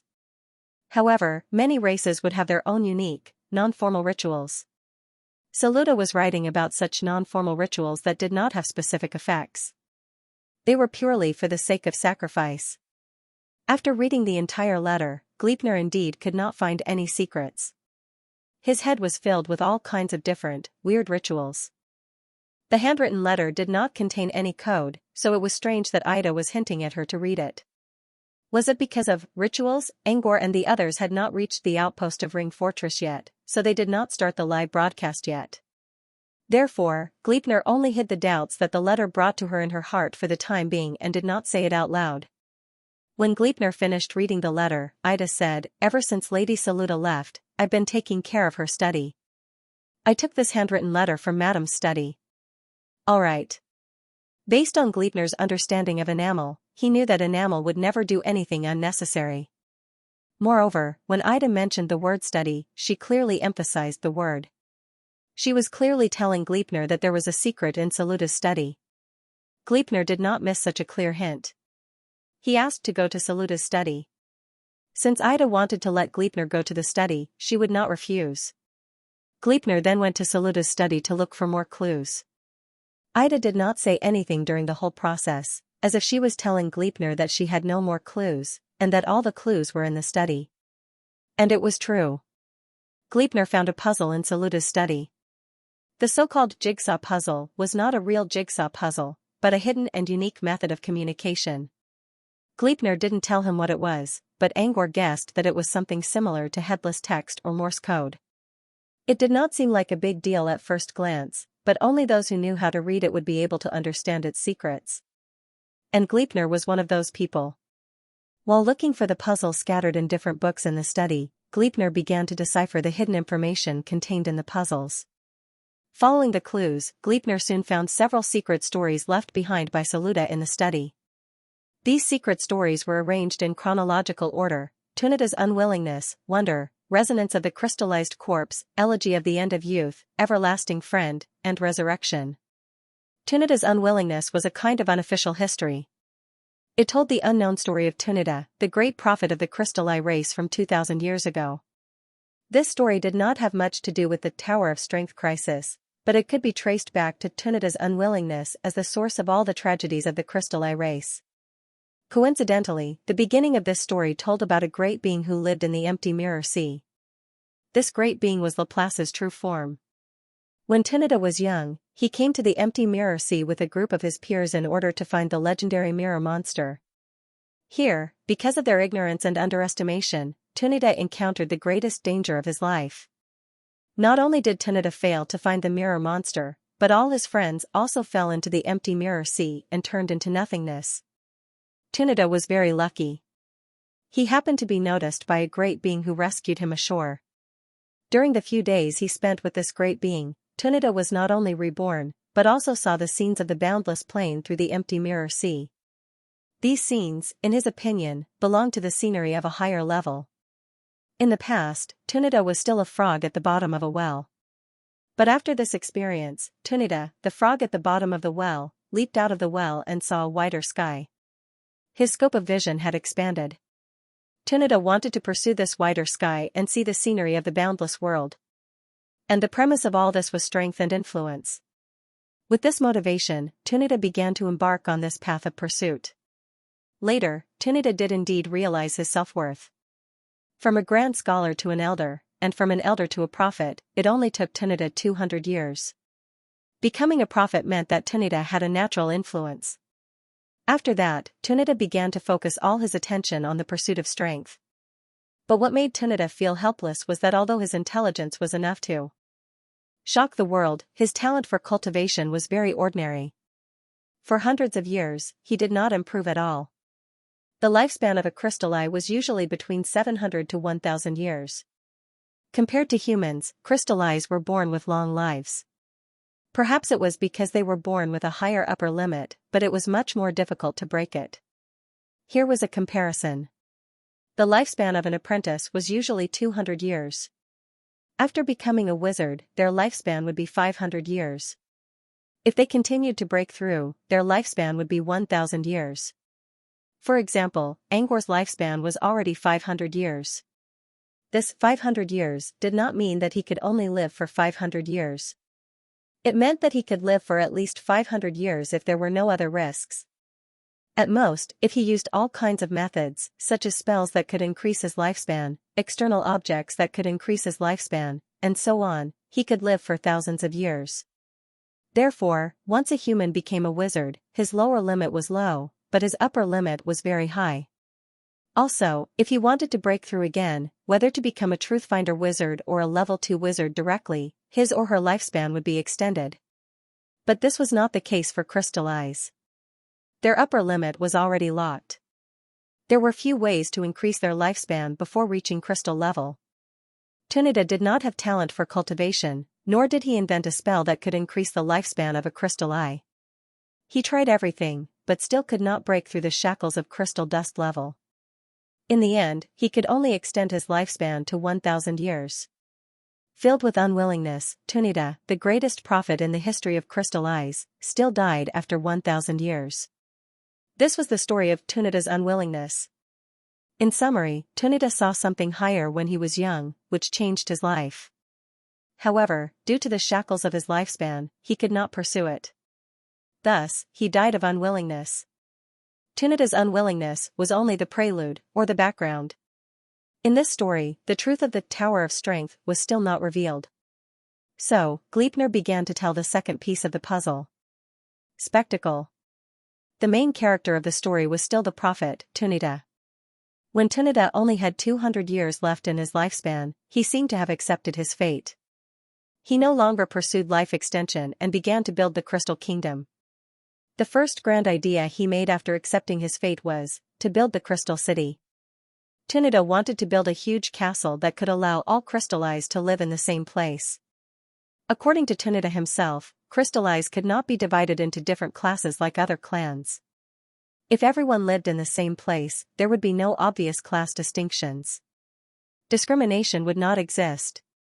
People would not fall on the frozen ground because of the cold. At the same time, the entire crystal city could condense richer aggregation energy, allowing all crystal eyes to enjoy a long life. Tunita's idea was extremely bold. This was because there would be many difficulties if he wanted to build a castle that could accommodate all crystal eyes. How many materials would he need? How big would the area be? How long would it take? Would the mirror space be stable for a long time? Many people did not think that Tunita could succeed, but they really hoped that they could live in such a magnificent castle. While everyone was in a dilemma, Tunita began to spend a lot of manpower and resources to build the crystal city on the frozen ground. There was no need to mention the hardships along the way. In short, the crystal city was built successfully in the end. It became famous in the White Sun Mirror region. It could even be said that there was no other wonder building. The above was the content of Wonder. It sounded like an inspirational story about the construction of the Crystal City. However, after Gleipnir finished the story, she added a few more sentences. Previously, I didn't understand the use of Sharuta's travel information book that Anamda had been holding. However, after I finished reading the story of Wonder, I suddenly thought of something recorded in the travel information book. During Sharuta's travels, she saw all kinds of rituals. She realized that most of the high-level rituals not only required the diversity of the ritual and the number of worshippers, but also the level of the ritual venue. The right time and people were already in place. Now, they needed the right place. As for the site of the ceremony, the ritual array was secondary, the sacrificial altar was middle, and the sacrificial altar was top. However, the best venue was not the large altar. It was the wonder building that countless people yearned for, the general trend, and even the love of the era. The building of wonders is part of a high-level ritual? Dedalus said with some surprise, so, Tunida's construction of the Crystal City is actually a preparation for a large-scale ritual? Gleipnir glanced at Dedalus and said calmly, "You'll know if it's true or not when you keep listening." After that, Gleipnir changed the topic and began to tell the story of the third piece of the puzzle, the resonance of the Holy Corpse Crystal. I think you've all heard of the Holy Corpse Crystal. To put it bluntly, the Holy Corpse Crystal is the corpse of the Crystal Eye race. The characteristics of the Crystal Eye race were very obvious. Their skin was like transparent glass, their flesh was like colorless liquid gold, and their bones were like icicles on the frozen ground. His entire body seemed to be made of ice crystals. This was indeed the case. Normal people would go through the process of rotting and returning to nothingness after death. But the Crystal Eye race was different. They would turn into a human-shaped transparent crystal after death. This transparent crystal was the so-called Holy Corpse Crystal. When Tunida was building the Crystal City, it was still a normal construction at first. With the eternally frozen earth as the base, the unmelting ice as the walls, and the unburning frost as the decorations. But as the construction entered the final stage, Tunida suddenly issued a new request to the Elder Council. Tunida's order was very strange. At that time, all the members of the Elder Council subconsciously refused when they saw this order. This was because Tunida's order was that in the future, the Holy Corpse Crystal of all the newly dead people would be integrated into the walls and used as materials to build the Crystal City. The Holy Corpse Crystal was the corpse of the Crystal Eye race. Although the Crystal Eye race's appearance was very different from humans, their attitude towards the dead was similar to that of humans at first. The Elder Council unanimously agreed that this was an act of blasphemy against the dead. It was absolutely intolerable. Even if the one who gave the order was the prophet, they still had to resist. Tunida did not object to the vehement resistance of the elders. But in secret, he issued the same order to his own supporters in his own name.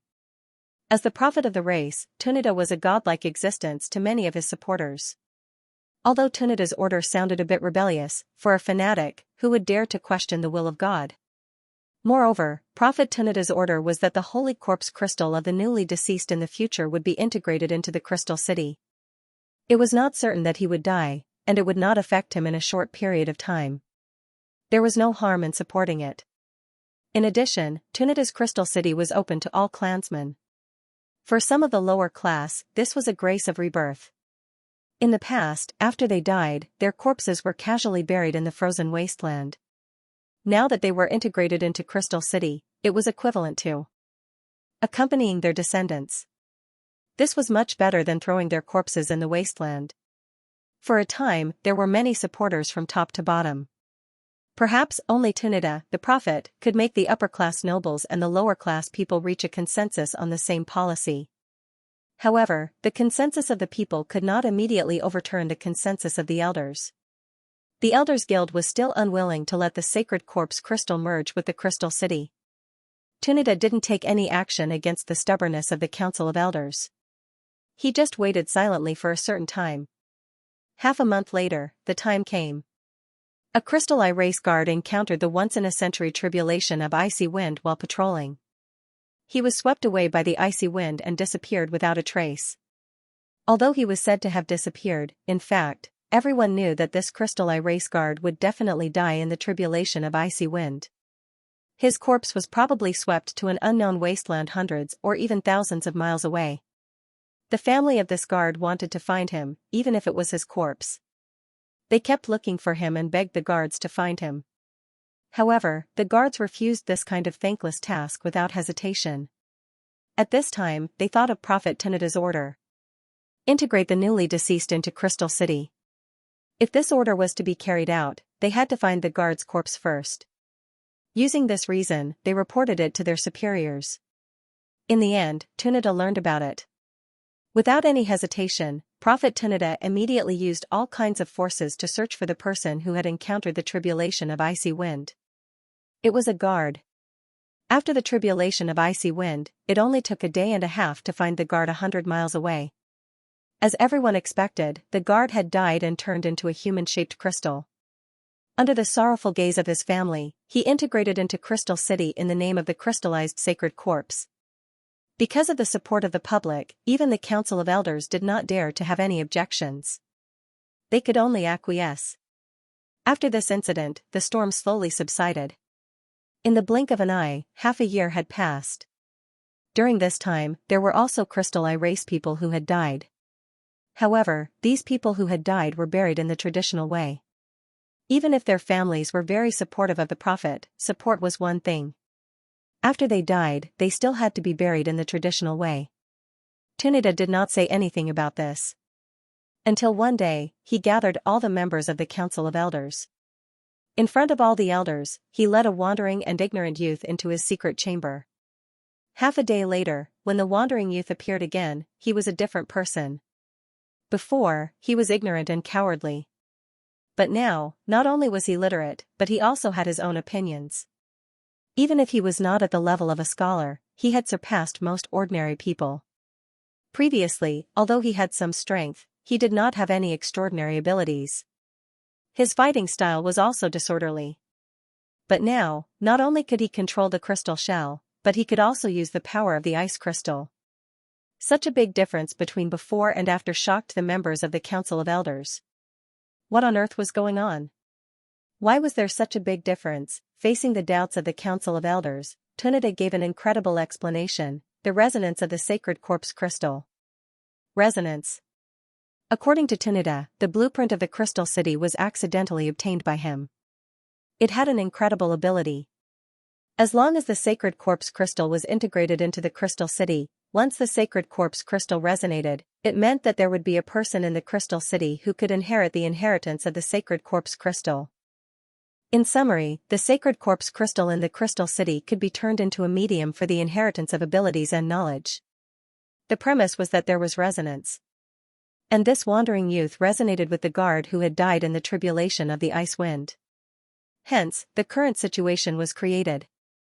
The wandering youth inherited the inheritance of the sacred corpse crystal and obtained a part of its abilities and knowledge. From a useless person, he became the backbone of the Crystal City. Tunida's words were like a stone thrown into a pool of dead water. A stone stirred up 1,000 ripples. The members of the Council of Elders did not believe such a ridiculous thing from the bottom of their hearts. But the truth was placed in front of them. It made them feel like they were watching a ridiculous play. They began to inquire about the situation in detail. They talked to the wandering youth in detail and consulted Prophet Tunida. As more information was revealed, they had no choice but to believe it. The wandering youth really inherited the legacy of the dead guard. At this moment, Tunida also announced loudly, the construction of the Crystal City is not only to eliminate discrimination and break down the hierarchy, but more so for the future of the Crystal Eye race. Think about it, how sad is it for an ancestor with outstanding abilities to pass away without a successor? Isn't it letting those outstanding talents in history disappear in the long river of time? And now, as long as the sacred corpse crystal is integrated into the Crystal City, this special building, there is a certain probability that it can inherit the talents of the past heroic spirits from the long river of time. How lucky is this? This is not going against tradition. This is a kind of innovation for the future. Don't you want the Crystal Eye race to become better and better? Don't you want the glory of our ancestors to protect us and move forward? Tunida's last question was suspected of putting a label on them and moral kidnapping. But it had to be said that this interrogation touched the depths of their souls. If they had the opportunity to inherit the legacy of their predecessors, wouldn't it be equivalent to taking a lot less detours? For a moment, the hearts of the Council of Elders wavered.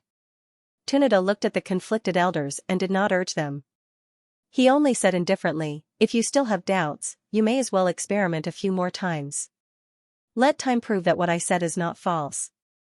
2 years later, a few more youths obtained the legacy of their predecessors in Tunida's secret room. Finally, after seeing the ironclad facts, the elder changed his mind. The first member of the old council defected. He stood beside Prophet Tunida and made his stance clear. With the first supporter, the second, the third. More and more people came forward to support him.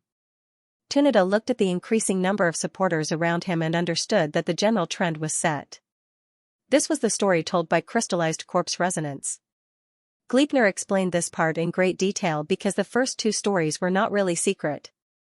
They were just a prelude. This story involved the biggest secret of the crystal eye race. Most people were still in a daze after hearing the story.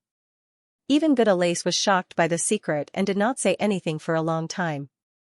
Luigi spoke to Angor proudly. Didn't I tell you about the crystallized corpse resonance when we came to Crystal City?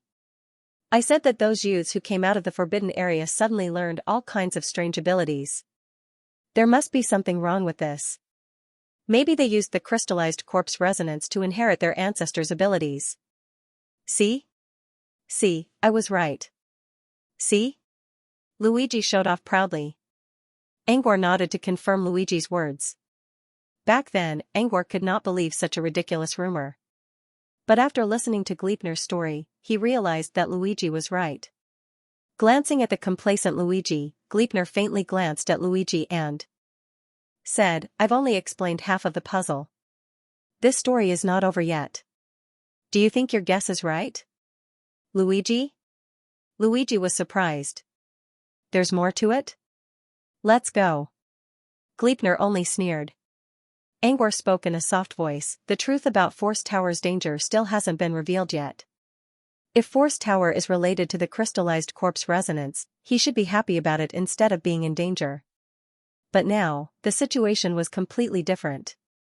Saluta's disappearance, Ida's warning, and Force Tower's danger. There must be more to it. Besides, Angor was also puzzled after listening to crystallized corpse resonance. As a wizard, he believed in one principle: if there was a gain, there must be a sacrifice. Even if the gains were not equal, they still existed. In crystallized corpse resonance, the homeless young man obtained the legacy of a deceased person. What did he pay for it? It was impossible to ask for something for no reason and not get anything in return. As expected, Gleipnir nodded at Angor's question. That's right. Gain and sacrifice are mutual. Even if you can't see the price now, you will pay for it in the future. At this point, Gleipnir finally entered the next puzzle. If the resonance of the holy corpse crystal is a beautiful dream, then the elegy of the end of youth is the reality that punctures this dream. In the 100 years since the crystallized corpse resonance merged with Crystal City, countless young geniuses were born. They inherited the legacies of their predecessors and reached the peak of their power in a short time. Then, they relied on their own efforts to break through their limits. In just 100 years, they achieved something that the previous crystallized eye race could not achieve in thousands of years. It was also because of this 100 years of shining stars that Tunita's reputation had reached an unprecedented level. He had become the greatest prophet of the crystal eye race, the greatest of all time. There were still many elders who insisted on the tradition and did not want to let the deceased enter Crystal City. However, when they saw such a glorious era, they all changed their minds. With the full support of the council, Tunita's own reputation, and the subtle influence of the past 100 years, the crystallized eye race became a new reality. Almost all crystallized eye race citizens accepted the new way of burial. They allowed themselves, their families, and friends to be merged with Crystal City after they passed away. Many crystallized eye race citizens even felt that the new way of burial made them feel more at ease. It was as if their deceased family members were always by their side. Whether it was the change of ideology or the dazzling stars, everything was going in a good direction. Just as the Council of Elders thought that such rapid advancement would continue until the crystal eye race reached an irreplaceable height, reality slapped them hard in the face at this moment.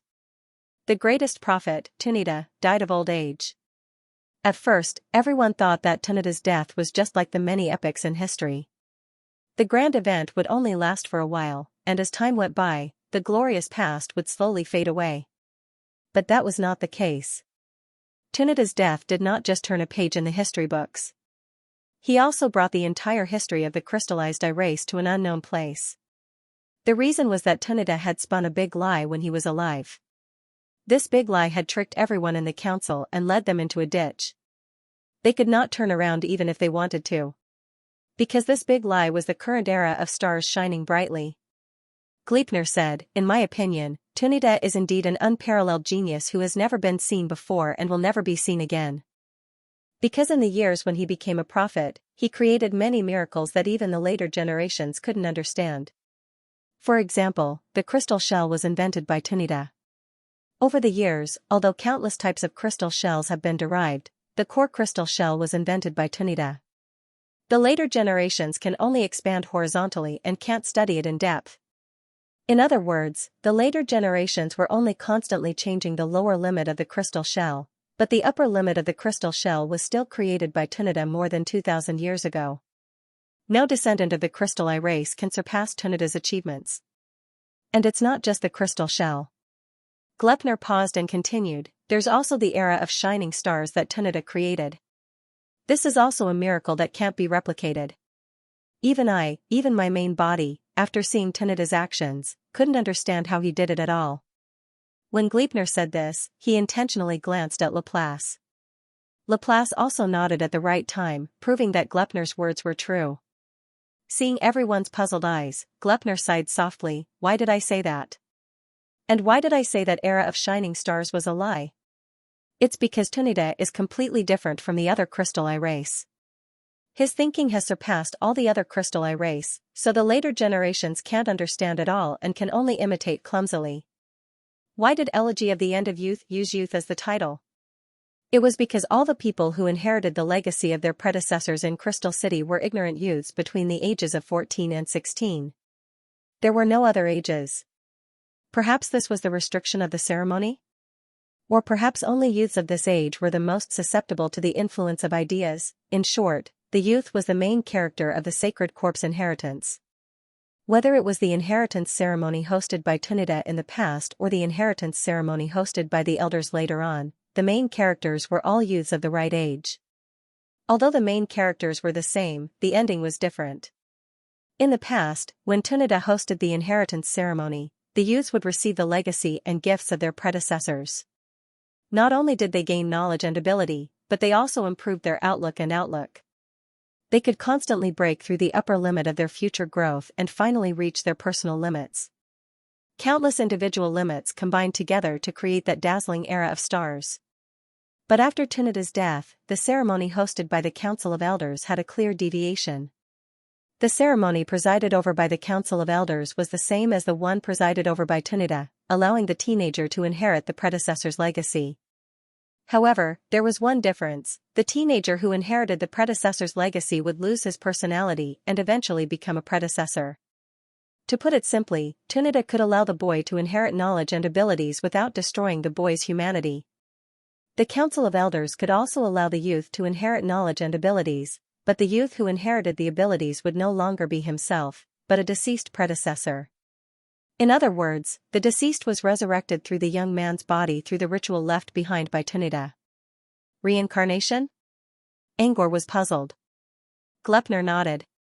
Yes, you can understand it that way. That's why this puzzle is called the Lament of the End of Youth. Groups of youths of the right age who resonated with the Saint Corpse crystal entered the forbidden area. Under the illumination of the ceremony, they thought that they would be able to obtain the gifts of their predecessors. However, he didn't obtain anything, only the lament of the end of life. The one who went in was the young man, and the ones who came out were a bunch of ghosts. This wasn't a lament. What was a lament? When Good Alace heard this, she felt a chill run down her spine. She had a good relationship with many members of the Crystal Eye clan. For example, Ku Anda and the others were her good friends. However, after listening to the Lament of the End of Youth, Good Alace began to doubt herself. Was there a ghost among her crystal eyes who came back to life by occupying the bodies of young men? As far as she knew, Ku Anda was also a genius who became famous as a young man. Wasn't this a perfect example of someone being reincarnated? Could she be the one who came back to life? She thought about it. Good Alace shivered at the thought of this possibility. She felt that everything was so ridiculous. Good Alace asked, Tunida could let someone get his legacy without losing anything. Why can't someone else do the same? Gleipnir glanced at Gudaliz and said softly, this is why I said that Tunida is a genius that no one has ever seen before and will ever be able to surpass. Because he did what no one else could. I already know the content of the ritual, but I still don't understand how Tinida did it. Just like Angor said, you have to pay for what you gain. When Tinida was alive, those young men only gained benefits without paying anything. This is something that even I don't understand. Angor considered. Is it possible that those young men already paid the price, and Tinida took it or transferred it to something else? Glepner said, it's possible. But there is no proof that Tinida paid the price in secret. The only thing that could be confirmed was that this era of shining stars must be a false appearance, because Tinida himself must have known that there would be no more shining stars after his death. This was a lie that he had woven. Back to the price. Now, after gaining knowledge and power, one's personality will be erased. This is more like a price. Goodalace frowned. But the price is too high. Has the Crystal Eye Race's Council of Elders never thought of stopping this practice? Even if they received gifts from their predecessors, they still destroyed the future of their race. Glepner snickered. The Council of Crystal Eyes might have thought of stopping the ritual, but sometimes they can't. It's like listening to the whispers of a demon. Once you listen to it, you can't get away. Your desires and bad habits will rise and completely suppress your conscience. Once Pandora's box was opened, it would never be closed again. Such was human nature. At this point, Gleipnir naturally entered the next puzzle, forever old friends. Why did the elders of the Crystal Eye race allow all this to happen and not stop it? Because they already tasted the sweetness. Because they also have old friends. Gleipnir paused and looked at Angor. You should remember the live broadcast. Angor nodded. Once you see the ritual, you should know why the Council of Elders didn't want to give up. Angor knew what Gleipnir was talking about, but Goodalace was still puzzled. What's a live stream? And what's this ritual you're talking about? Is it a ritual in the Forbidden Area? Did you go to the Forbidden Area? Gleipnir glared at Goodalace. The Forbidden Area of the Crystal Eyes race is located in the opposite direction of the gathering. Since we're here, it means we didn't go to the Forbidden Area. Then what's this live broadcast ritual you're talking about? Goodalace asked. Gleipnir didn't answer. Instead, he looked at Angor. Live broadcasting was Angor's ability. It wasn't a secret, but Goodalace couldn't explain it to him. Angor knew what Gleipnir meant. Live broadcasting is just a form of performance, Lady Goodalace. You don't have to worry about it. As for the ritual, I witnessed it and am willing to share it with you, Lady Goodalace. With that, Angor briefly explained what they went through. On their way here, they passed by a circular fort and were cleared out by Crystal Eye soldiers. Then, they saw an elder of Casada summoning an old friend through a ritual. I couldn't see it clearly because I was too far away. I can only say that Casada's old friend is most likely just a consciousness or a deceased soul, not a real body. He didn't say anything else, but Goodalace already knew what he was trying to say. If the soul or consciousness was going to combine with a young man of the right age, then the young man's consciousness would be erased and Casada's soul would be replaced. Casada's dead friend would return to the human world. Then everything would be explained. Gleipnir, now you understand. It's not that the elders don't want to give up on the ritual. It's just that they have a past they can't let go of. They also have someone they can't forget. As for forever old friends, it tells a similar story. 2,000 years ago. After Prophet Tunida's death, the elders noticed that something went wrong with the ritual Tunida left behind. At that time, there were also elders who wanted to stop it. It could even be said that the Elders Guild had agreed to this plan. But when they tried to carry it out, they found it difficult. This was because Prophet Tunida's prestige was too high when he was alive. Countless people had absolute trust in his actions. If they tried to refute the Prophet's beliefs, it would be like trying to explain some heresy to a fanatic. Not only was it suicidal, but no one would pay for it either. More importantly, if they wanted to stop the ritual completely, they had to destroy the Wonder Building, which was the core of the ritual. But did the elders dare to do that? No, they didn't. The entire Crystal Eye clan had moved into Crystal City and had been there for several generations. In Crystal City, people no longer had to worry about food and shelter. They didn't have to worry about sleeping on the frozen ground. They could also get to know more of their kind and build friendships. Whether it was the livelihood of the people, education, or even the reproduction of the next generation, the existence of Crystal City was indispensable. If they destroyed the ritual now, not only would the people not pay for it, but the elders themselves wouldn't agree either. They couldn't destroy the Wonder Building or stop the people from fusing the crystal into Crystal City. Even if they stopped the ritual for a short time, it wouldn't be hard for them to achieve something. This was the consensus of the elders. And it was true. It didn't take long for the deadlock to be broken. Moreover, the one who broke the deadlock was the founding elder of the elders, or the Grand Elder. The Grand Elder didn't have any partners. His life was very ordinary. He had given most of his life to the Crystal Eye race. In everyone's eyes, he was a good example of a professional. However, it wasn't as if the Great Elder didn't have any ties. He had a very close friend. Her friendship with this close friend of hers began even before they were born, when the two mothers bathed together in the Xiong Lake. After hundreds of years of friendship, one of them became the Grand Elder and was in charge of the internal affairs of Crystal City. The other became a warrior and was stationed at the Mirror Gate of the Crystal Kingdom all year round. Although this pair of close friends walked on completely different paths, their relationship didn't disappear. Instead, because they were both in high positions and didn't have any close friends around them, their relationship became even closer. Almost every week, the Grand Elder would communicate with his close friend at the front line through letters. As they went back and forth, the ties between them became deeper and deeper. However, because the ties were too deep, when a piece of bad news came from the front line, the Grand Elder instantly felt as if his world had collapsed. A mirror ghost from the gloomy mirror region tried to invade the Crystal Kingdom. In order to protect the Crystal Eye race's citizens, his close friend fought the mirror ghost in front of the Mirror Gate. In the end, although he killed the mirror ghost, he was exhausted and died. When the Grand Elder heard the news, he personally went to the front line and brought his close friend's sacred corpse crystal back to Crystal City. After the burial, the Grand Elder spent a few years in a daze.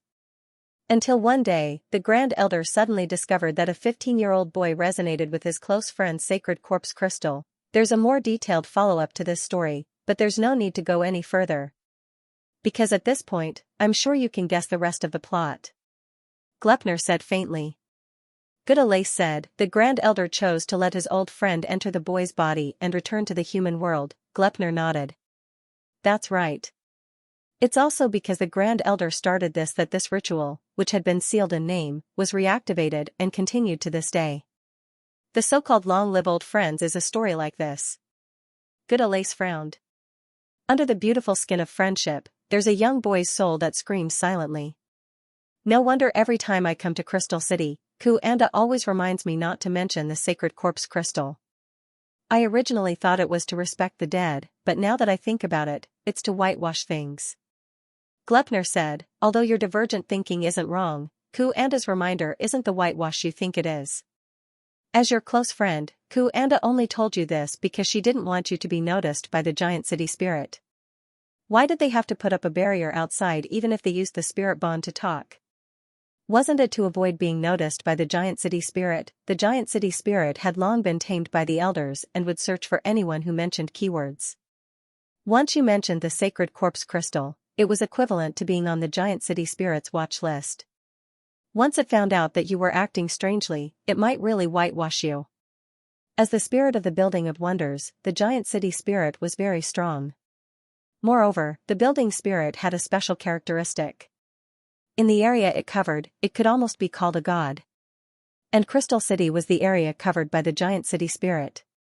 Especially now, they were inside the giant city spirit's body.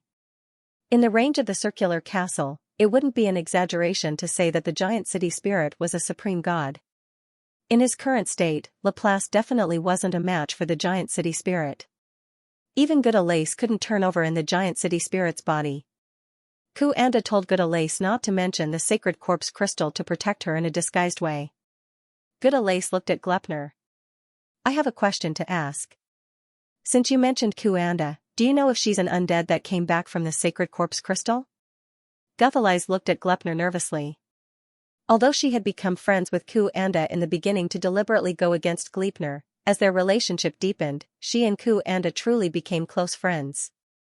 She wondered if Ku Anda was also someone who took over the boy's body and came back from the crystallized corpse. Gleipnir glanced at Guthaly's. Do you really care about that? Yes. I'm just curious. As far as I know, Ku Anda also became famous at a young age. She showed her talent at the age of 15 or 16, which corresponds to the crystallized corpse ritual. Yes. Gleipnir rolled his eyes in annoyance. You're just assuming that you're the one doing the talking. Think about it. What kind of people can reach the top of their race?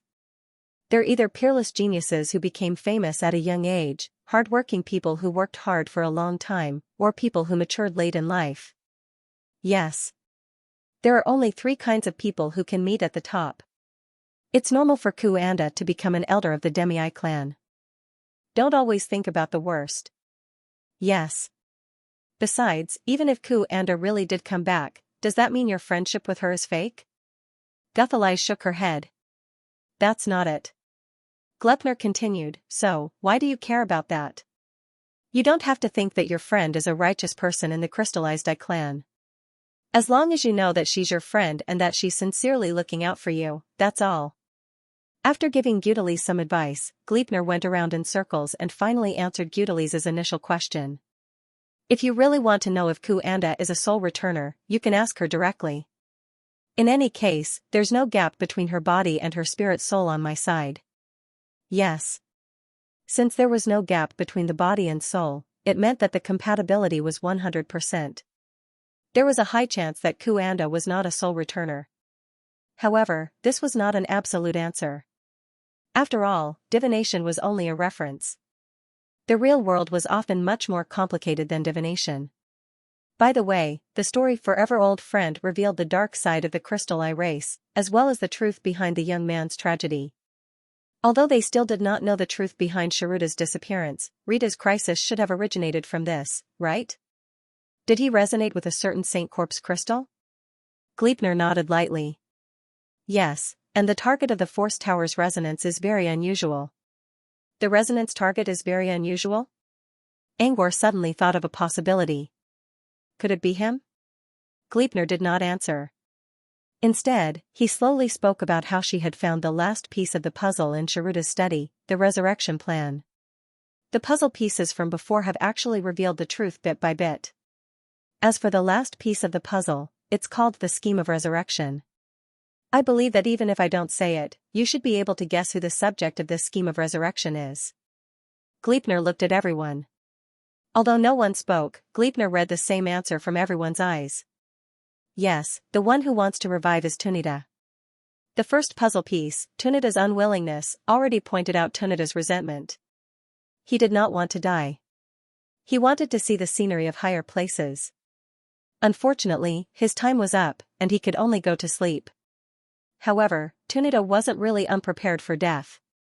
As a peerless genius, in his later years, he used the unwillingness in his heart to weave a big lie for all living beings and made the final plan for his resurrection. And this plan was the ritual of the Crystal City. He planned every step carefully. First, he painted a big picture and built a crystal city for all living beings to solve the problem of food and clothing for the people of the Crystal Eye race. Then, he initiated a new burial ritual for the crystallized holy corpse. Although he did not get the consent of the people in the beginning, after many years of mediation with the Council of Elders, he gave the Crystal Eye race an irresistible dream of an era of shining stars. Because of this, the Council of Elders quickly changed sides.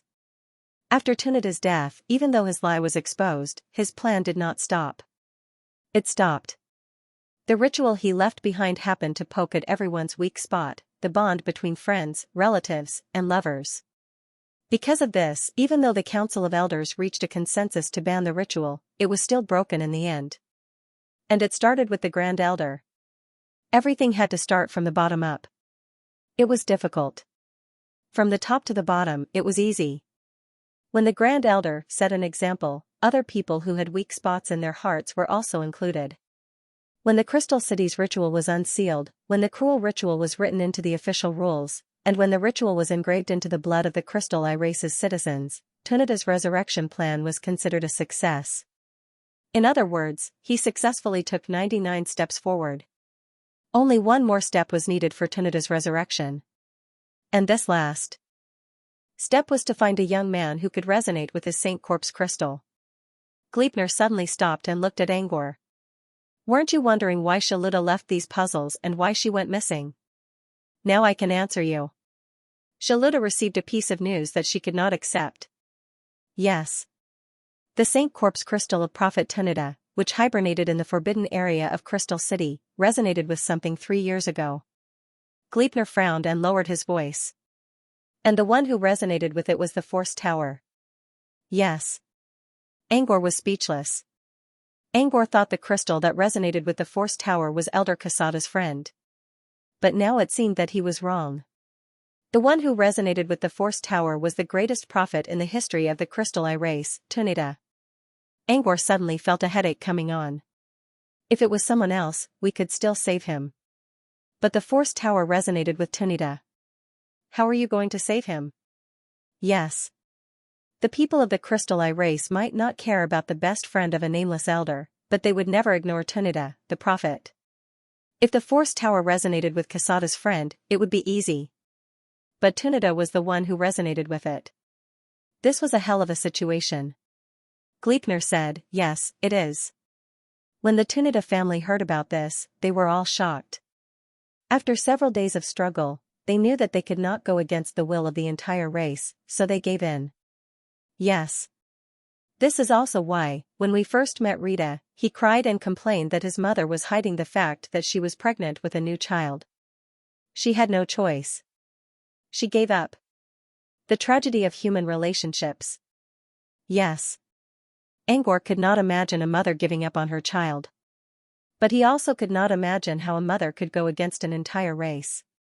Especially when they were living in Water City, which was under the watch of the giant city spirit.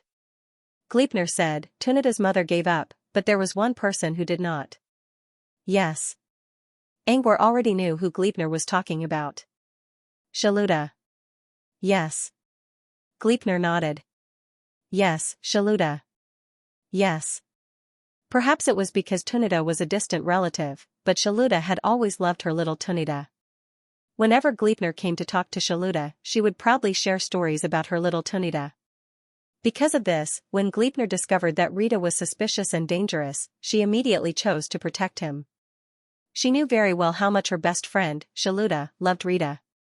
When Shaluda heard that Tunida's corpse resonated with Tunida's, she did not show much emotion on her face.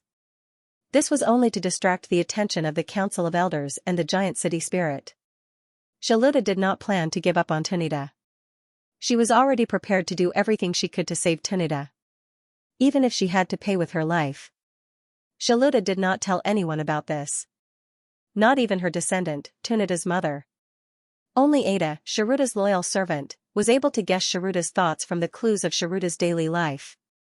Ada's heart was naturally on Sharuda's side. Even if she guessed it, she did not tell anyone. How was Shaluda going to save Tunida? The first idea she came up with was to take Tunida away from Crystal City. Shaluda had tried to take Tunida away, but it was useless.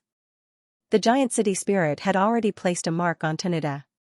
Even though the giant city spirit did not keep an eye on Tunida, once Tunida left its monitoring range, the giant city spirit would immediately turn its attention to him.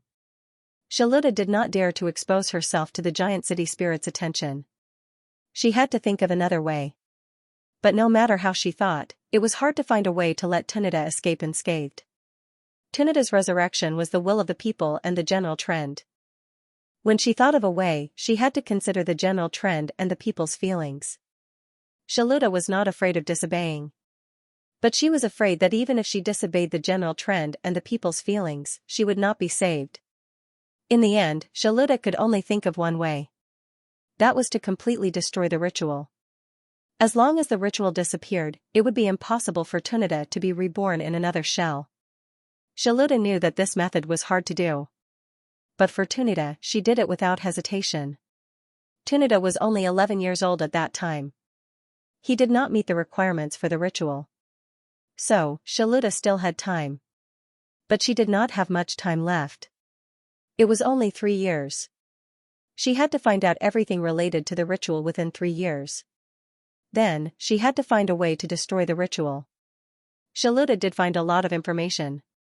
The pieces of the puzzle she left behind were the information she had gathered over the years. But the deeper Shaluta went, the harder it was to destroy the ritual. Unless she destroyed Crystal City as well, the ritual would always be revived. But how could she destroy Crystal City with her own strength? Even if she wanted to manipulate the people's feelings and public opinion, she would need a lot of time to plan. She might not even be able to do it in 1 or 2 generations. Shaluta did not have that much time to plan. When Shaluta was in despair, she received a piece of news from Nalujuo. There was a mirror space in the gloomy mirror that reflected an unknown time and space. That mirror space contained a lot of information about ritual studies. Over 2,000 years ago, some adventurers had obtained the ritualistic parchment from that mirror space. It was said that the ritualistic parchment obtained by Prophet Tunida was purchased from adventurers. Shaluta did not know whether this was true or not. But if it was true, then it was very likely that Tunida obtained the Crystal City ritual from that mysterious mirror space. If that was the case, then perhaps there was a way to obtain the inheritance in that mirror space without being possessed.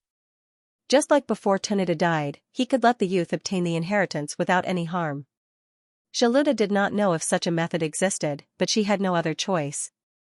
Even if the gloomy realm was dangerous, even if she knew that the light was dim, Shaluta still left Water Product City to search for the only hope in the gloomy realm.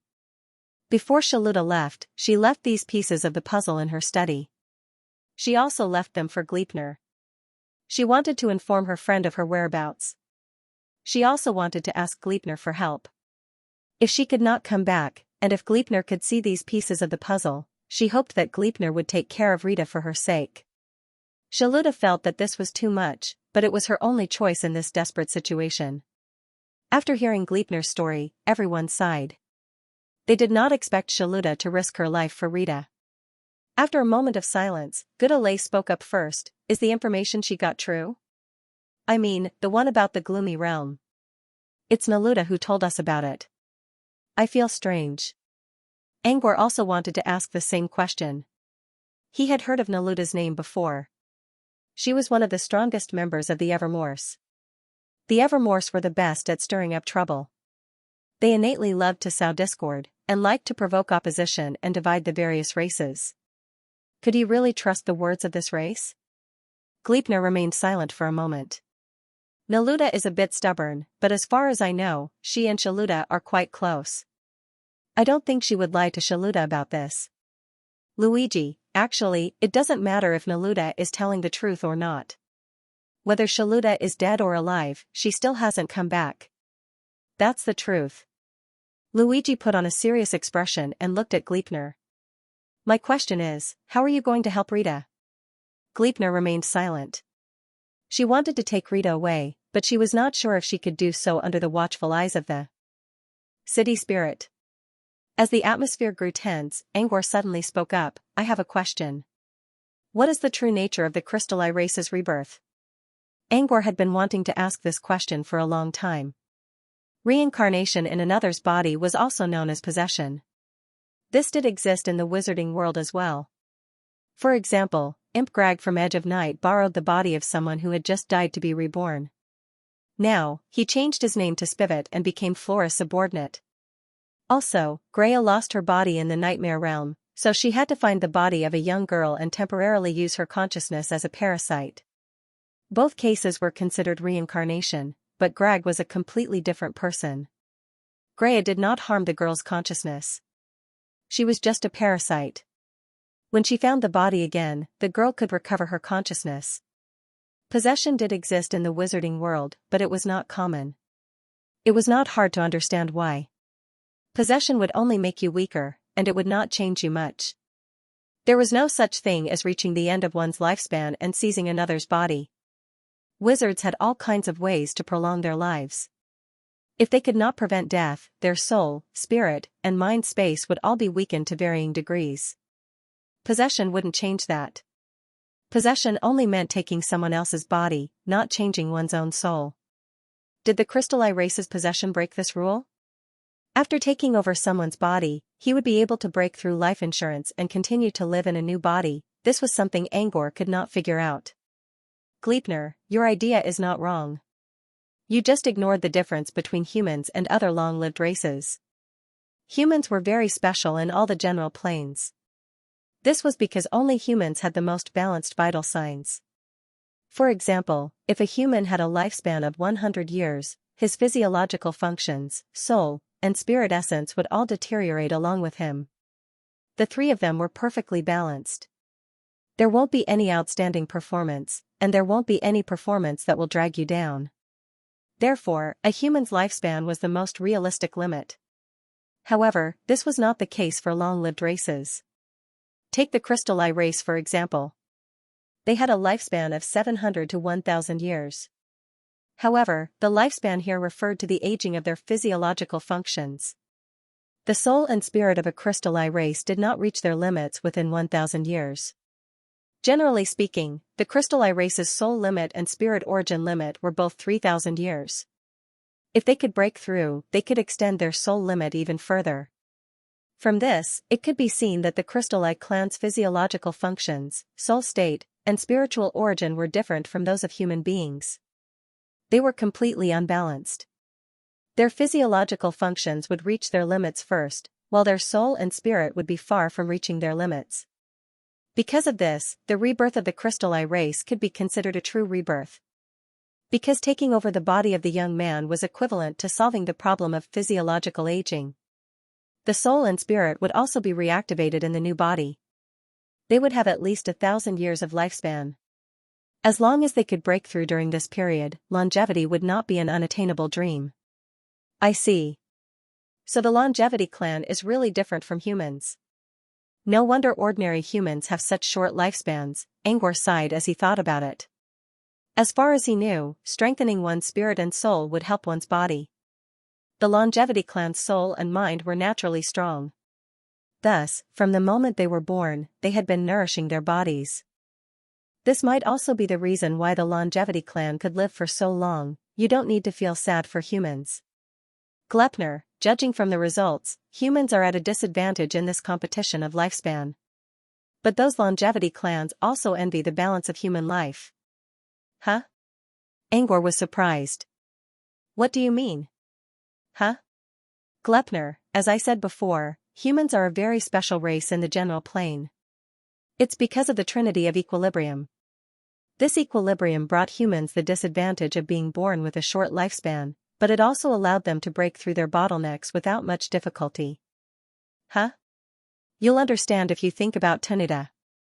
As the greatest prophet of the Crystal Eye race, he was able to control the Crystal Eye race during his heyday. How much resources and wealth did he have? The answer is countless. Huh? But even with the support of this endless wealth, Tanida still could not break through the crystal dust barrier and enter the crystal level. It was because the state of his soul and spirit origin were too powerful, completely beyond its control. Huh?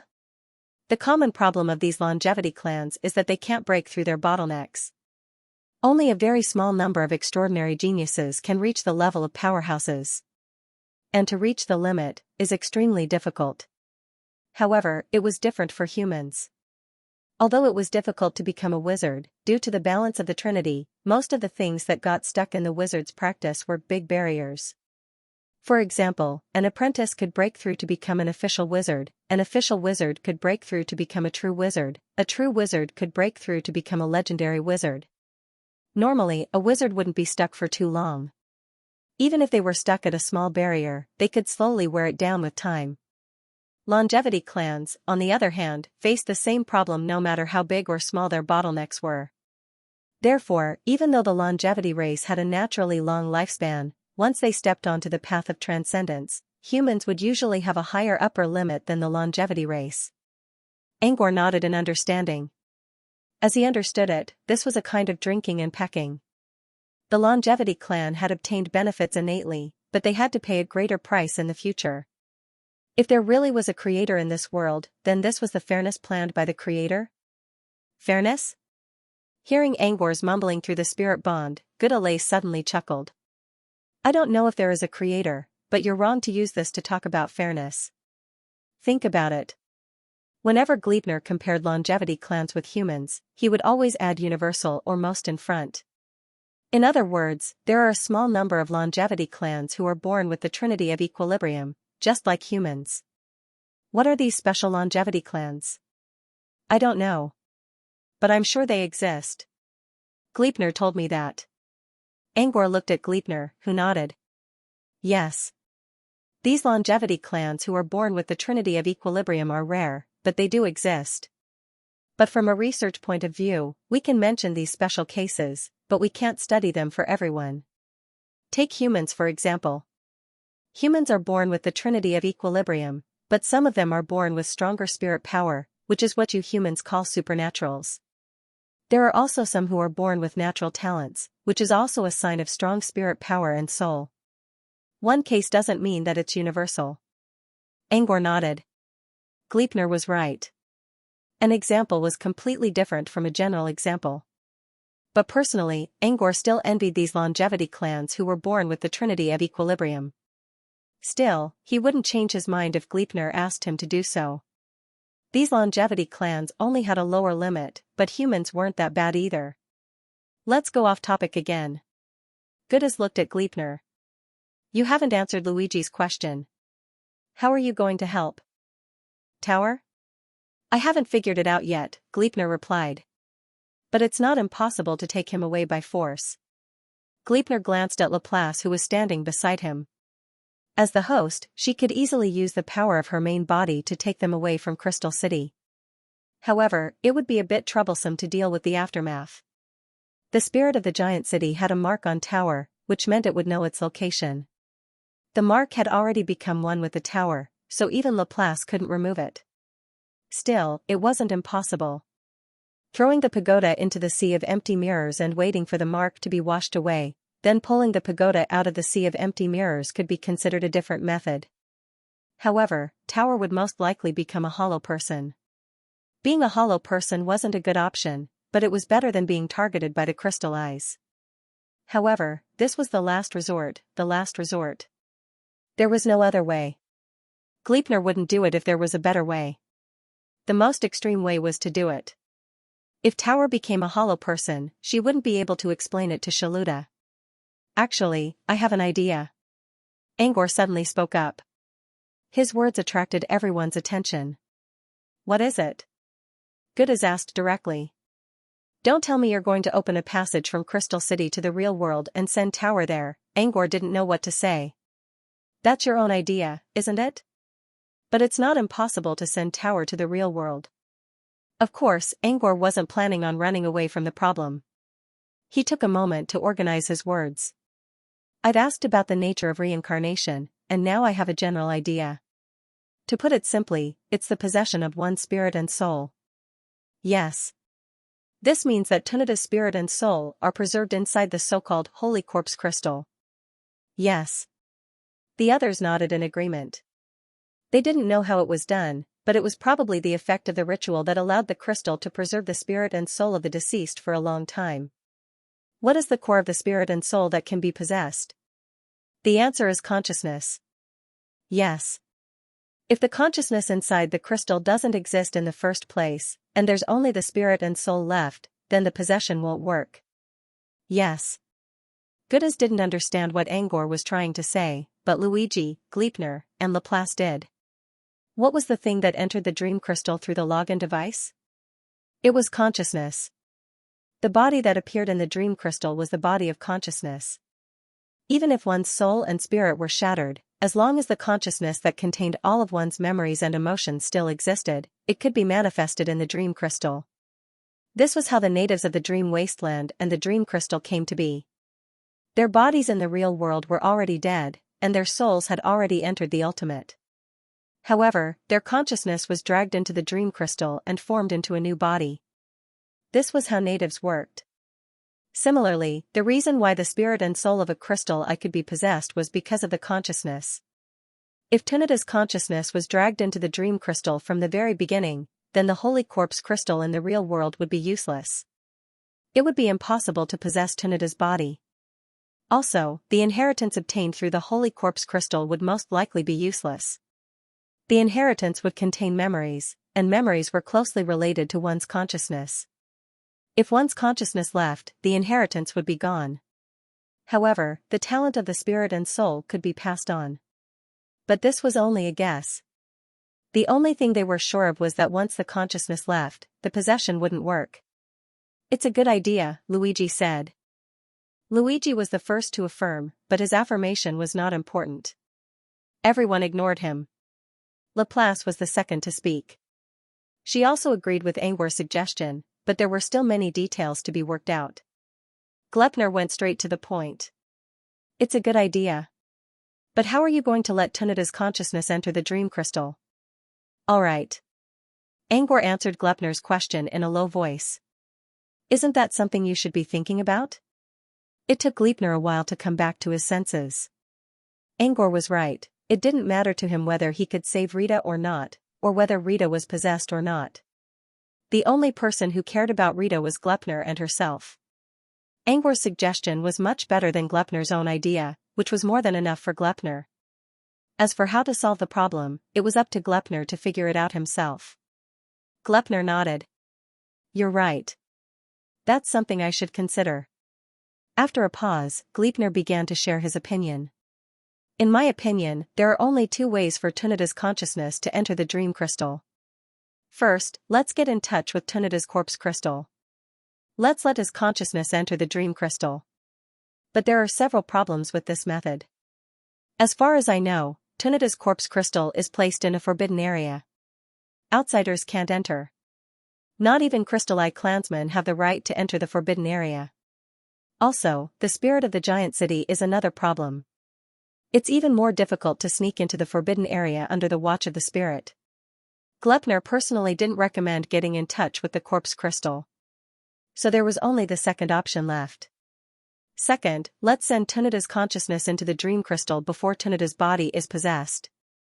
But there are also problems with this method. Tunida is carrying the greatest profit of Crystal Eye clansmen. When Tunida enters the dream crystal, there will be many people watching him.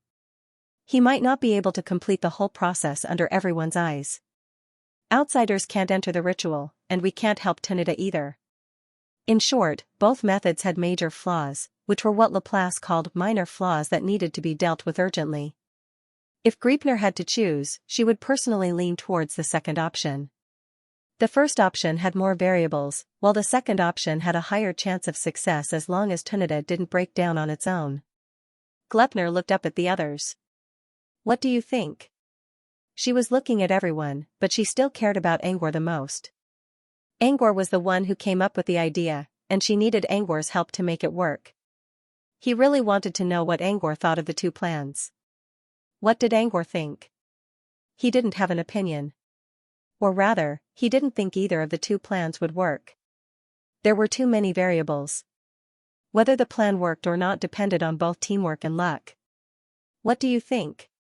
Seeing that Angwar wasn't interested in either option, Luigi moved closer and asked out of curiosity. Angwar shrugged. "The best way is to let Rita enter the dream crystal right from the start." "All right. Didn't Tunida want a young body?" If that was the case, he might as well give his body to Tunida, and Rita would become a native of the dream crystal. There would be no more variables. Even though Lita could only live in the dreamland in the future, he still had his spiritual thoughts, memories, and consciousness. This was also a form of living. What Saluda wanted was for Rita to stay alive, right? If Saluda missed Rita, they could just go to the dream crystal and see Rita again. Everyone remained silent after hearing his words. Actually, they agreed with Angwar's plan. However, if they were to consider feelings, this plan was a bit too hasty for Glepner. They looked at Glepner again and saw Glepner frowning. It seemed he didn't agree with the plan. Wasn't this the same as giving away Rita's body to someone else? All right. But this way, Rita's consciousness can be preserved. All right. Glepner didn't know what to say. From Angwar's point of view, this was indeed the easiest way. Angwar was an outsider in this matter. He cared more about efficiency and results.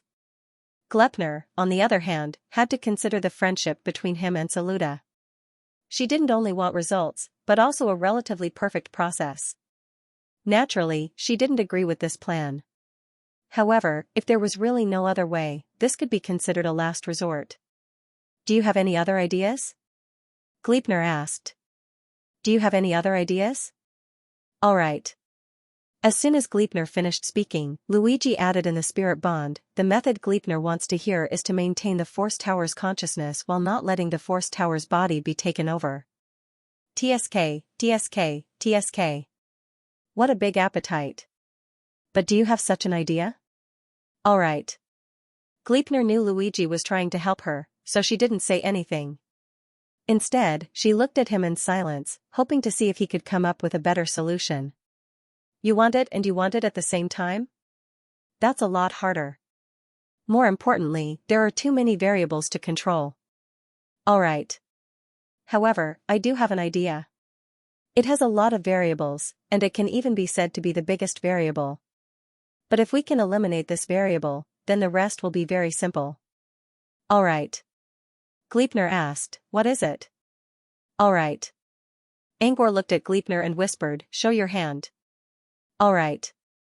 A showdown? Gleipnir didn't understand what Angor meant at first. When she did, she looked up. You mean, tell the Crystal Eye race about the Dream Crystal? You want them to banish Rita's consciousness into the Dream Crystal? Angor nodded with a smile. Yes. That's right.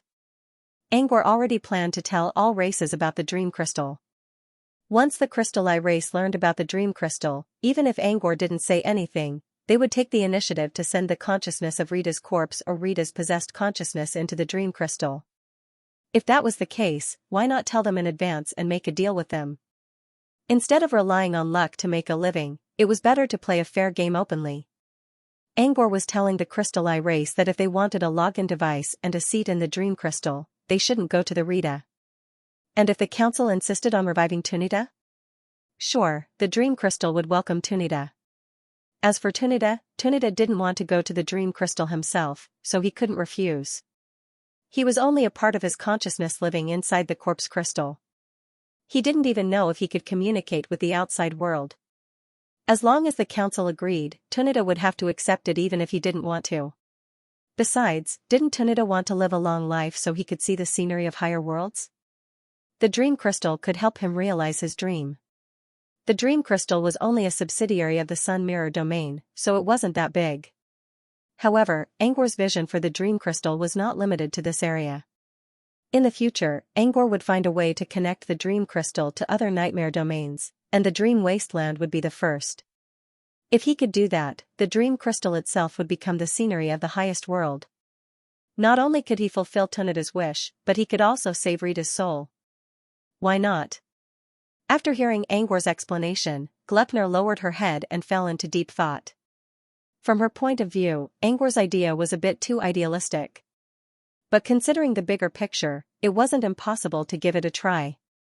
After all, the disaster caused by the Woe puppet could come to the Sun Mirror domain at any time. If the disaster couldn't be dealt with in a short time, the Dream Crystal would be the only safe haven for most of the mirror creatures. When that happened, the Dream Crystal would be in great need. The elders of the Crystal Eye race were not stupid. As long as these factors were taken into consideration, they would naturally understand that it was absolutely worth it to exchange the Crystal City ceremony for an opportunity to obtain the login device in advance and gain a seat in the Dream Crystal plane. Besides, the consciousnesses inside Tunita and the corpse crystals could also be turned into natives of the Dream Crystal. This would solve the biggest internal conflict of the Crystal Eye race. Once the conflict was resolved, it wouldn't be impossible for the Crystal Eye race to usher in a second era of shining stars. From all aspects, this was a very good suggestion. Gleipnir considered for a moment and nodded. You're right. Maybe it's the best choice to be frank with Sunders. All right. Angor chuckled but didn't say anything. In a way, the arrival of the Woe puppets Iulifa wasn't a bad thing. At least, they had the absolute initiative when it came to matters that required the Dream Crystal. Without the Woe puppet, it would be much more difficult to talk to the leaders of the Crystal Eye race. On the other side, although Gudalace didn't quite understand their conversation, she could tell from Gleipnir's expression that it was completely different from before. You've made your decision? Yes. Gleipnir nodded. Yes. I'll follow Angor's plan. After today's exhibition, I'll go to the Crystal Eye race's Council of Elders. All right. Since Glepner wanted to start the discussion, he didn't want to drag it out any longer. The sooner he dealt with it, the sooner Rita would be safe. Besides, by the time he finished talking with the 100-dragon divine kingdom, the news about the login device would spread like wildfire. By then, she wouldn't have much time to deal with other matters. Dealing with the inquiries on the exhibition booklet would take up most of her time. So, it was better to deal with it as soon as possible. After deciding on the general direction, they talked about some more relaxing things. Of course, it was only them who felt relaxed. For Gouda, many of the things they talked about were unimaginable. For example, after Gouda Lace learned about the story of the Woe puppet, she became a little uneasy. She took out the exhibition booklet and quickly passed the information to the Holy Eye race. After talking for a long time, Gouda's heavy expression finally relaxed a little. I've already asked my men to keep an eye on the login devices in your exhibition booklet. Once there's one, remember to give priority to the Holy Eye race. Gouda's words were to Glepner. Glepner nodded without saying anything. It wasn't up to her to decide whether there was one or not. It depended on Angor's crafting speed. However, Glepner didn't mind helping the Holy Eye race get more login devices. After all, she had a close relationship with the Holy Eye race. Helping the Holy Eye race was the same as helping herself. I don't know what you're thinking. You're talking so casually when you're in danger. Gouda's mumbled. It's normal for us to be relaxed, Luigi replied. We're not dragging our families with us. We can leave whenever we want. Of course it'll be easy. All right. Angor could return to the outside world at any time, and Laplace and the others wouldn't have to worry about anything in the empty mirror sea. No matter how strong the Doomsday puppet was, it couldn't go against the absolute forbidden area of the empty mirror sea.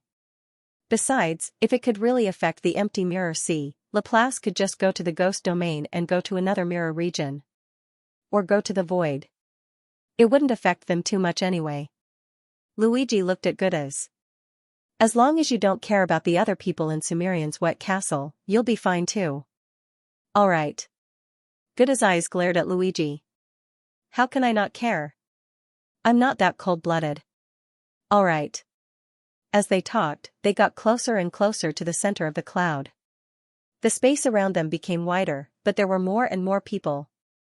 Amidst the mist, they could see vague figures around them. There were also several times more people on their path. These people were of different races.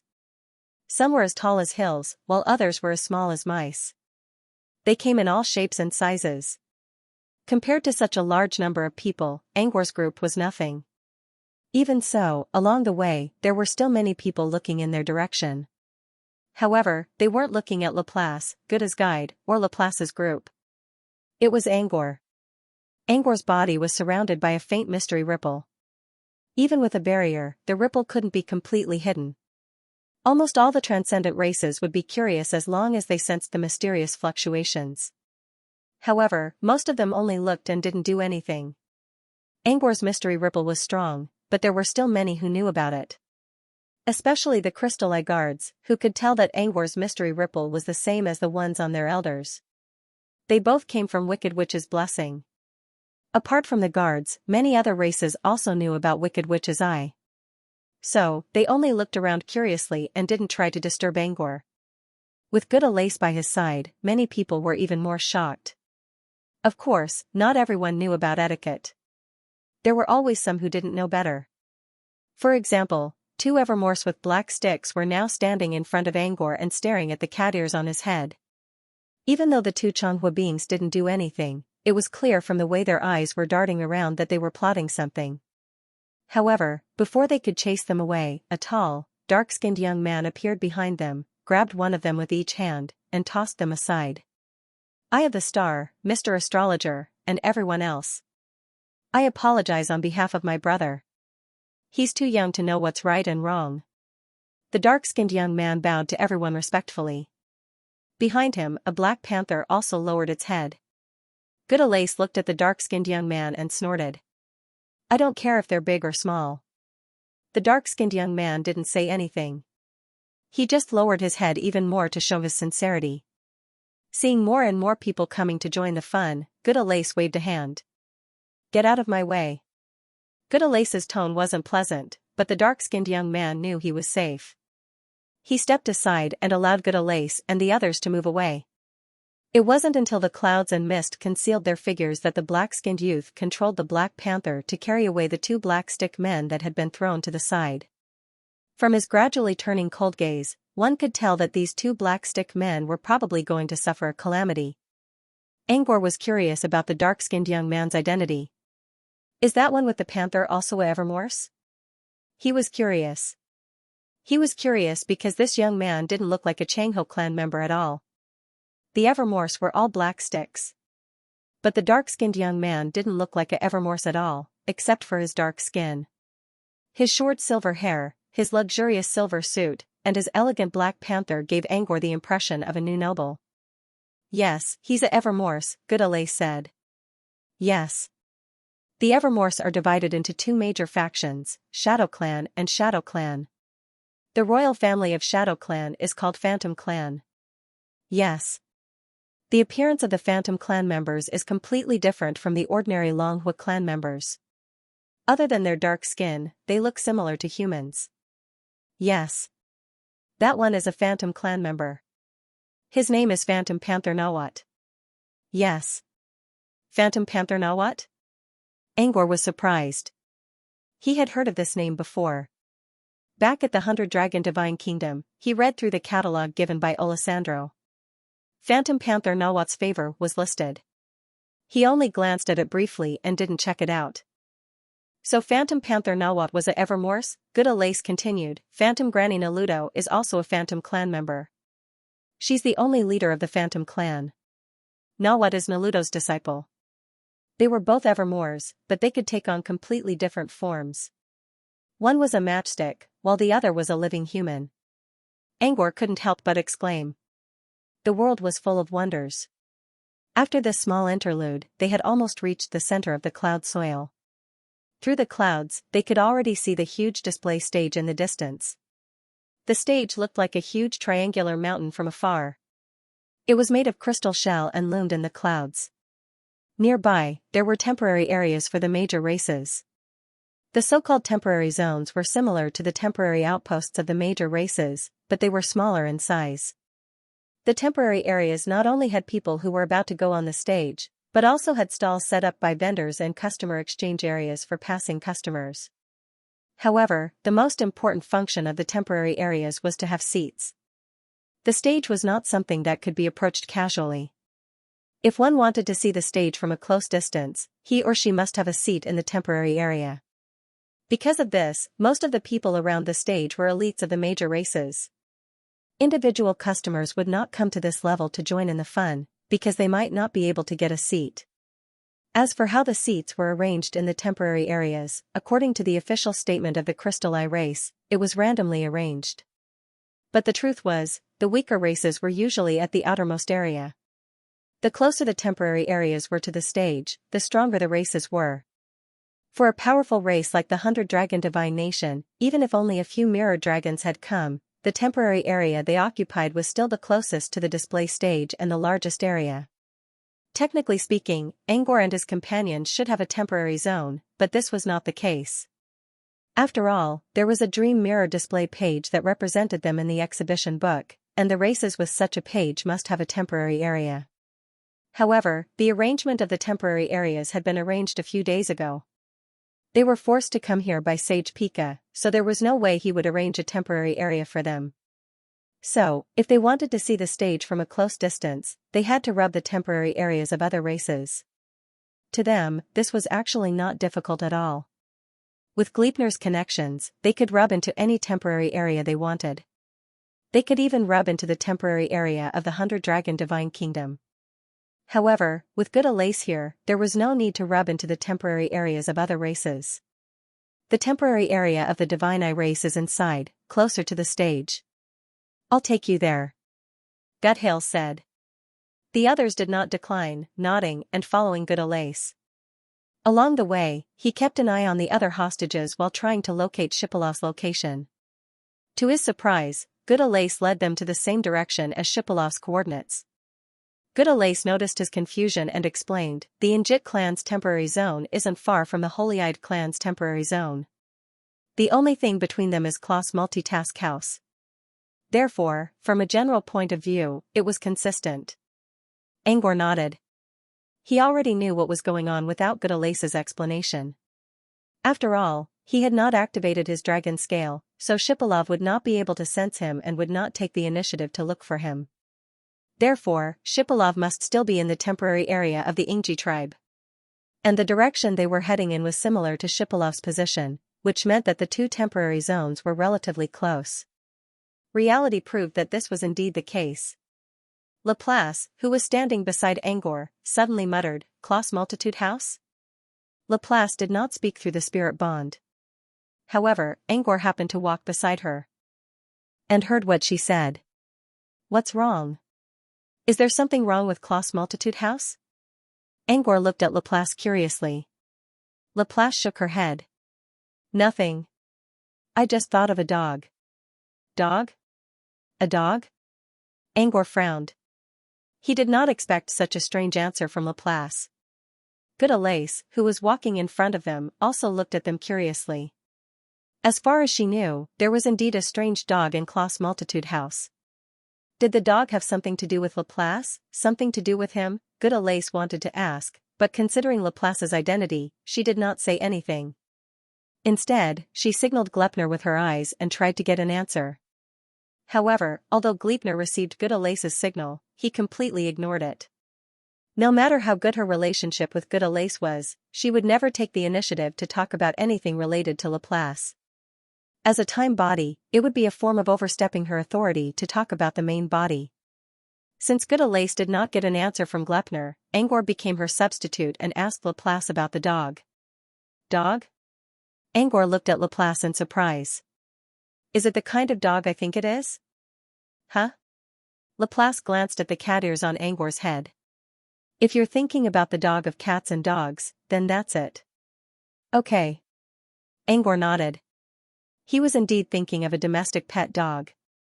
But why did she have to stare at the cat ears on his head? Angor complained in his mind but pretended that he did not care.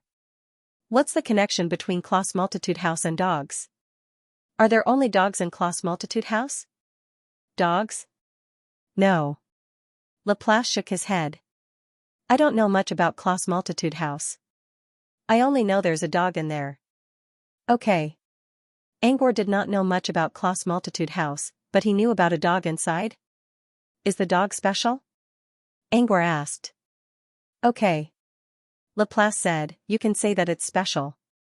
After experiencing the erosion of the sea, it can still retain the most important memories in its soul. Although it's just a dog, I've never seen anything like it. Okay. I have retained its memories? You're saying that the dog came out of the mirror sea? Angor asked. You mean the dog came out of the mirror sea? Like the astral guardians, it came from the general plane? Okay. Laplace nodded.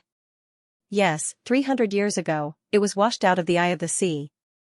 I fished it out of the empty mirror sea. Okay. As soon as Laplace finished his words, Good Alace's eyes widened. Dog Deacon, you've been to the sea eye of the empty mirror sea? Could it be that its talent was also activated at that time?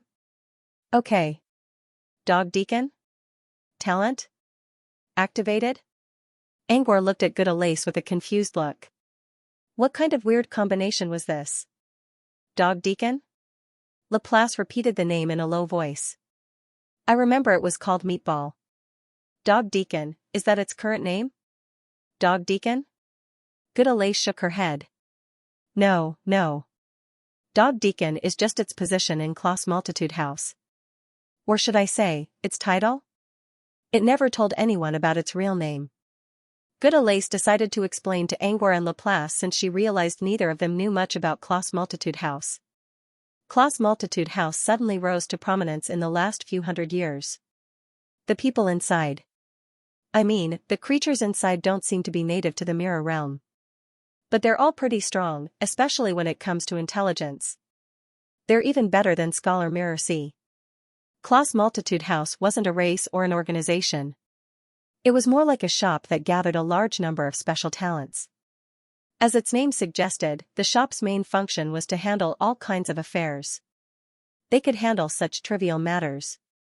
They could also handle the big picture. It might be difficult to understand the specific situation behind it just by shouting the slogan. This also caused the Klaus multipurpose house to be looked down upon. At first, Gudelise herself had not taken the slogan of Klaus House of Everything to heart, until she experienced an incident herself. The matter itself was a very small matter. To put it simply, she learned that her descendant loved to play and slack off when he was young. Therefore, she asked Klaus's omniscient house to help her complete the personal training summary of the Vortex Divine Eye. Coincidentally, Gudelise had also read the summary of the Ghostwritten Cultivation. It was not particularly well written, but it was very close to the current cultivation situation of the Holy-Eyed Clan Cub. Even the words and sentences were full of childishness. If it weren't for the fact that this belongs to the first generation, this summary would definitely not arouse anyone's suspicions. Of course, Gudelise didn't care too much about ghostwriting. To her, it was just a small interlude that she would chat about after a meal. But in her heart, she was very surprised by Klaus's omniscient house's dedication to the task. This matter didn't attract too much attention from Gudelise. But not long after, a big matter related to Klaus's omniscient house was exposed. An Avenger who had been expelled by the Lurin kingdom used all his resources to entrust Klaus's omniscient house, hoping to make the brutal Lurin royal family disappear completely. The Ghost Deacon of Omniscient House took this task and in a short 3 days, he overturned the Lurin royal family's regime. Although the Lurin kingdom was not strong in the White Sun Mirror region, similar to Charlie's Palace, it was a peripheral organization. But there were many strong people in the Lurin kingdom, and the royal family and the nobles were very close. They were also related to the Buluo royal city. Under such circumstances, it was extremely difficult to complete the overturning. But Omniscient House had completed the task perfectly. What surprised Gudelise the most was that the time when Omniscient House completed the task coincided with the ghostwriting of the cultivation summary. One was a small matter, the other was a big matter of overturning the royal power. The two tasks were placed together at the same time, giving Gudelise a strong sense of disparity. Big and small matters were completed without leaving out any details. This made Gudelise very curious about what kind of existence Omniscient House was. Gudelise started to intentionally or unintentionally collect information about Klaus's Omniscient House. As more and more information was placed in front of her, her attitude towards Omniscient House gradually changed. From careless at the beginning, she slowly became serious. So far, as long as Klaus's Omniscient House accepts a task, there is no task that they can't complete. They have done many big things, and because of this, they have connections with the leaders of all the big clans. They have even reached a commission with the 100-Dragon Divine Kingdom. For this gathering, Klaus's Omniscient House could be considered a shop and be located at the site of the Divine Eye clan's temporary residence. It was extremely close to the display stage, which showed how powerful they were. After talking about Klaus's Omniscient House, Gudelise also talked about some of the internal members of Omniscient House that she knew. Klaus's Omniscient House seemed to have a set of standards for the internal members, but Gudelise didn't know exactly how it was divided. She only knew that above the ordinary members were the deacons. There were currently 6 deacons in Omniscient House, but 3 of them hadn't shown their faces. Even their names weren't shown. There was only their signboard on the mission wall of Omniscient House, which represented their existence. The 3 deacons that had shown their faces were Deacon Human, Deacon Ghost, and Deacon Dog. As far as I know, these 3 deacons all have extremely special talents. But currently, only the Deacon Dog is known to have such talents. It can see through people's hearts. This kind of talent seems to be targeted at all the mirror domain creatures. Any non-mystic type concealment is ineffective. Even if the mirror dragon comes, it can't avoid being seen through. And this Deacon Dog isn't a mirror domain creature, but it has a special talent against mirror domain creatures. I had some doubts before, but now I seem to understand. If the dog you are talking about is really the Deacon Dog of Klaus's Omniscient House, then its talent is very likely to come from the gift of the mirror domain's willpower when it passed through the CI. Guda wasn't so sure about this because she wasn't the only one. Ever since ancient Tooth Fairy learned how to fish in the sea of empty mirrors, many hollow dwellers were brought ashore. A small number of hollow dwellers who passed through the sea had their memories and abilities erased. However, they still received mirror domain talents of varying degrees. Most of these hollow dwellers weren't mirror domain creatures, but they still received mirror domain talents. This strange phenomenon was called the gift of the mirror domain's willpower. These hollow dwellers didn't get their talents themselves. They paid everything they had in exchange for the gift from the mirror domain's willpower.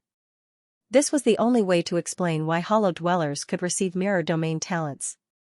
Mirror domain talents. Deacon Dog, as a hollow dweller, had such a talent that almost resembled the laws of nature. Gutta couldn't figure it out before. But after learning that Deacon Dog went through the sea, she finally understood. She even began to think that the other deacons in the omniscient house might also have mirror domain talents. If that was the case, wouldn't the omniscient house be the gathering place of all the hollow dwellers in the sea? Gutta's mind wandered further and further. Just when she thought she was about to discover the secret of omniscient house, Angor's voice pulled her back from her thoughts. Why is the omniscient house called Klaus? What does Klaus mean? Gutta shrugged. I don't know. Maybe Klaus is a special name. Or maybe he's the boss of the omniscient house?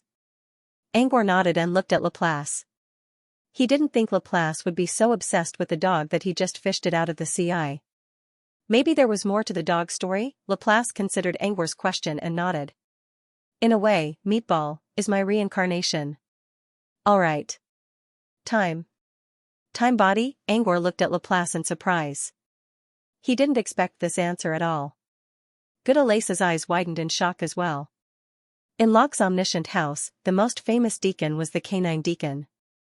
Its ability was simply the bane of all mirror domain creatures. Luckily, the canine deacon never left the omniscient house. Otherwise, it would definitely be targeted. It could even be said that when Gutta Lace was investigating the House of Myriad, she had carefully considered if she should find an opportunity to kill the dog deacon if it left the House of Myriad alone and she encountered it. After all, she didn't want anyone to peek into her mind. Such a famous canine deacon was actually Laplace's time body. Gutta Lace was a little confused. She thought she could kill the canine deacon, but now she realized it was a joke. Is it really your time body? Gutta Lace couldn't help but ask. If the canine deacon was Laplace's time body, did that mean Laplace also had the ability to see through people's minds? It's true, but it's also not true. Yes. Laplace gave a vague answer, but she didn't intend to hide it. Instead, she began to explain. Its body was created by me, but the core of its soul still belongs to it. Yes. When Laplace brought Meatball out of the Sea of Mirrors, she noticed that the creature's body was already on the verge of collapsing. After all, Meatball's body was only that of a puppy with a little bit of intelligence. Even supernatural creatures couldn't withstand the Sea of Mirrors, let alone Meatball, an ordinary domestic dog with a little bit of intelligence. Meatball's body was already cracking when she brought it out of the Sea of Mirrors. Normally speaking, Meatball should have died. Laplace felt sorry for it, but she didn't do anything. She didn't try to save the creature either. In the empty mirror sea, she had seen too many hollow creatures that had been washed to the point of collapse. It was impossible for her to save every one of them. She already showed mercy by bringing Meatball out of the Sea of Mirrors. However, just as the Meatball was about to collapse, it suddenly opened its eyes and barked a few times at Laplace. Laplace didn't understand Meatball's language, but she could sense the creature's emotions from its barks. This made Laplace very surprised. One had to know that any living being that fell into the empty mirror ocean would be quickly washed into a hollow being. Hollow meant no emotions, no consciousness, no memories, and no intelligence. Unless the creature was lucky enough to be brought out of the Sea of Mirrors, it wouldn't take long for it to become an empty shell. Just look at the Astral Guardian. He couldn't even think properly. The Sea of Mirrors was a powerful washing force. Meatball, on the other hand, was still full of emotions after being washed by the empty mirror ocean for so long. More importantly, Meatball was washed out of the Sea of Mirrors. The scouring force near the eye of the sea was the most turbulent in the entire empty mirror ocean. Even Laplace didn't dare to approach the sea's eye easily. And the creatures that can rush out of the sea's eye, even with Laplace's help, 99 out of 100 will be shattered. The remaining one will become a hollow creature even if they barely keep their body. Meatball was the first exception that Laplace had seen in so many years. Moreover, it was just a domestic dog. Because of Meatball's series of barks, Laplace was moved by compassion and saved Meatball's body that was about to collapse. Immediately afterward, Laplace put Meatball into the memory forest. She needed to determine whether Meatball really had emotions through the power of the law in the memory forest. Through the reflection of the memory forest, even if Meatball couldn't express itself in words, Laplace still saw Meatball's memory. Meatball's memory had dissipated a lot, but its core memory had not been washed away. And Meatball's core memory was a fragment of a little girl. The little puppy was dirty and covered in wounds. It was lying in the snow, dying. Seeing that the puppy was about to be brought to its end by the snow and pain, a flame suddenly lit up in the darkness. The puppy opened its frost-covered eyelids and vaguely saw a little girl holding a match. Since it was picked up by the little girl, the puppy had been reborn. Its bald fur slowly became thicker, and its skinny body became rounder. In particular, its dim eyes had regained their former brightness. The puppy had accompanied the little girl as she grew up. The little girl became a young girl, and the puppy also became a dog. And this dog was Meatball. The above was Meatball's most precious and core memory. How it rushed into the sea's eye was not shown. The only thing that was known was that Meatball carefully protected this most precious memory. Even if it passed through the sea's eye, even if its body was about to collapse, it didn't abandon this memory. Although Laplace didn't know how Meatball managed to pass through the sea's eye and retain its memory, there were always some special talents in this world. Just like how Laplace didn't know why she was not afraid of the empty mirror sea. Perhaps, Meatball also had some special talents. After discovering that Meatball still retained its basic emotions, Laplace decided to save it. She wanted to study the uniqueness of Meatball's body. But Meatball's body was on the verge of collapse. There were only two ways to save it. She could either freeze its body and slowly heal it with special treatment methods, or she could simply give it a new body. The former was very time-consuming, and Laplace couldn't guarantee that this method wouldn't hurt Meatball's weak consciousness. As for changing the body, this method seemed difficult, but for Laplace, it was the easiest. Because, in the memory forest, there were countless of her time bodies sealed. Although these time bodies were half-finished or abandoned, they were more than enough for Meatball. However, Laplace didn't really choose the time bodies in the memory forest for Meatball. The main reason was that the time bodies in the memory forest had their own memories. Once these memories were lit up, it was very likely to form a new personality. In other words, if Meatball took over these time bodies, its weak consciousness was very likely to be replaced by a new consciousness. In order to avoid this, Laplace simply tailored a new time body for Meatball. She used Meatball's memory in the memory forest and combined it with Meatball's broken body to create a time body. The appearance of the time body was exactly the same as Meatball. At the same time, she also inserted some basic knowledge of the white sun mirror domain into the time body so that Meatball could better adapt to this world after waking up. However, although it was called a time body, Meatball's body didn't have Laplace's own memories. So, it was more like a clone created by Laplace herself. According to the authority, Meatball had the right to use this body and the self-control of its consciousness. But if Laplace wanted to take over, she could take control in an instant. In other words, you can now control Meat Dog Deacon's body at any time? Guttalise asked. Laplace shook her head. I could in the past, but not now. Why? Guttalise was puzzled. According to Laplace's description, shouldn't she have absolute control of Meatball's body? She could in the past, but not now. Was it because Meatball had joined the Class Omniscient House? A deacon in the Omniscient House had a special ability to block Laplace's control? Don't think too much. It's not that complicated. Glepner seemed to see through Guttalise's thoughts and said. Guttalise, how can you know what I'm thinking? Glepner sneered. I don't know what you're thinking, but I know that your brain has never been normal. Guttalise, Laplace also gave the answer at this time, and the answer showed that Guttalise was indeed overthinking it. About 100 years ago, Meatball came to the Sea of Empty Mirrors to find me. After Laplace finished studying Meatball's special talent, she asked Meatball what he planned to do next. Meatball said that he wanted to find his master. However, Meatball had too few memories left. Even Laplace couldn't analyze which world Meatball came from, let alone find a girl with vague memories.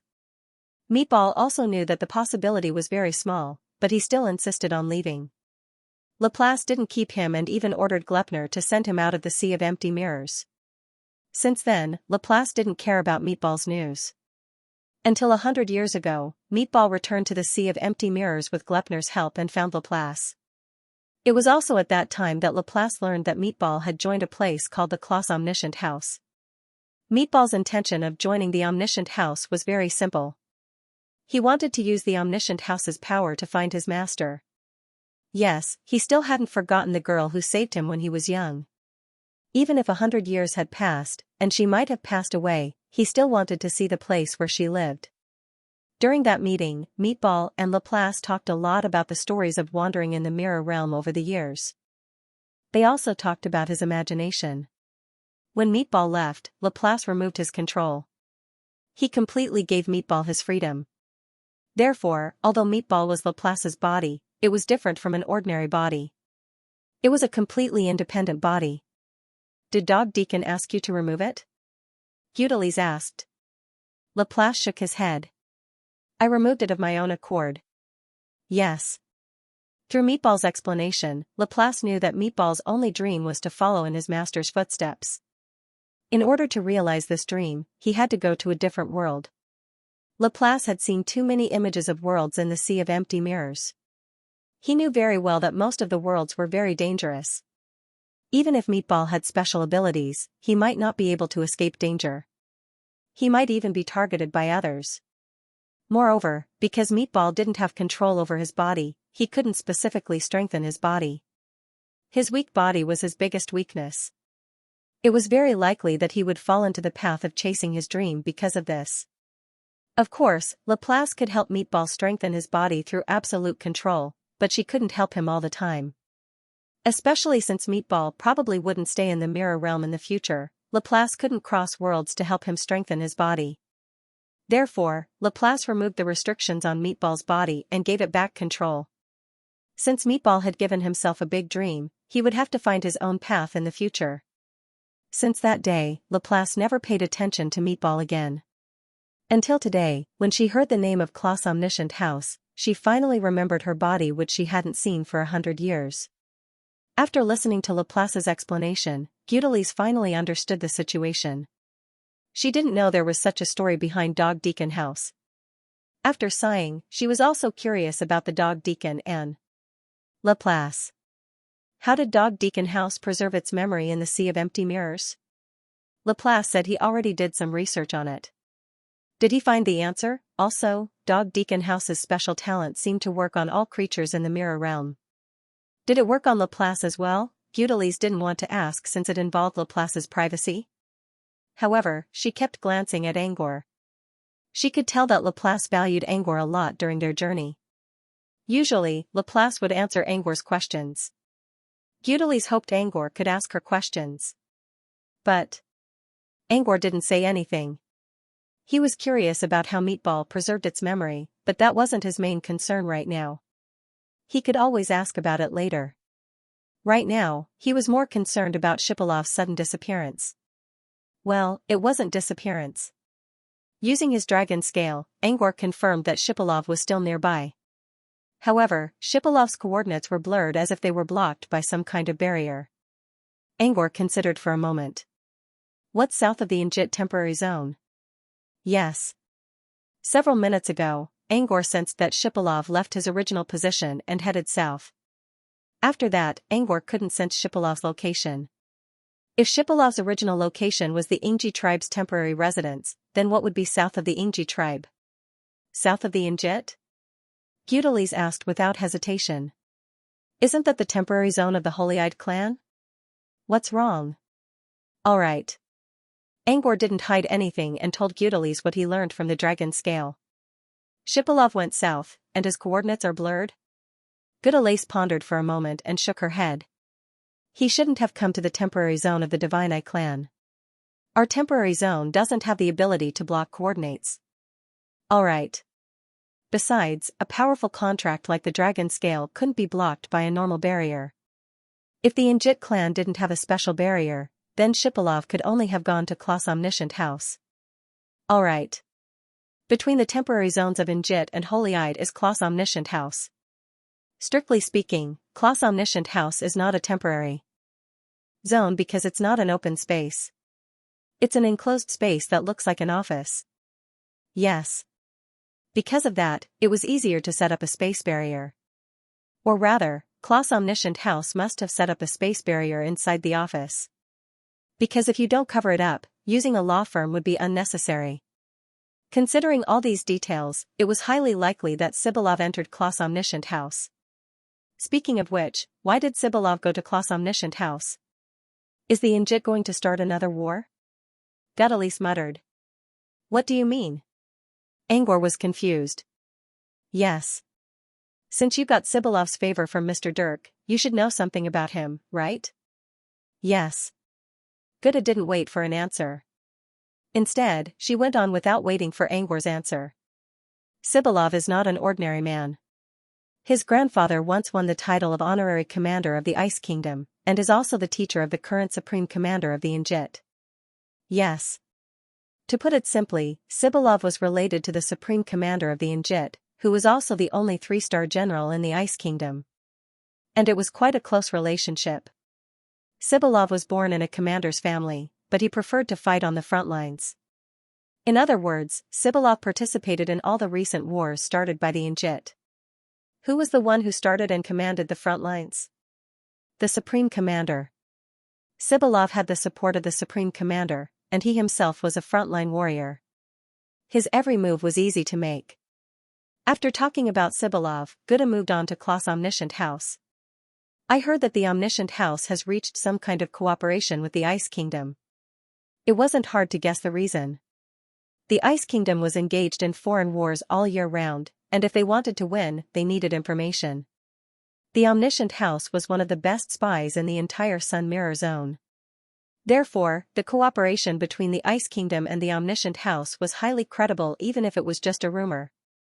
Now, Shipilov had suddenly stepped into the House of Everything. In Gudalace's view, this was very likely a sign of the beginning of a new war. Gudalace stated her guess with certainty. Angor agreed with her explanation.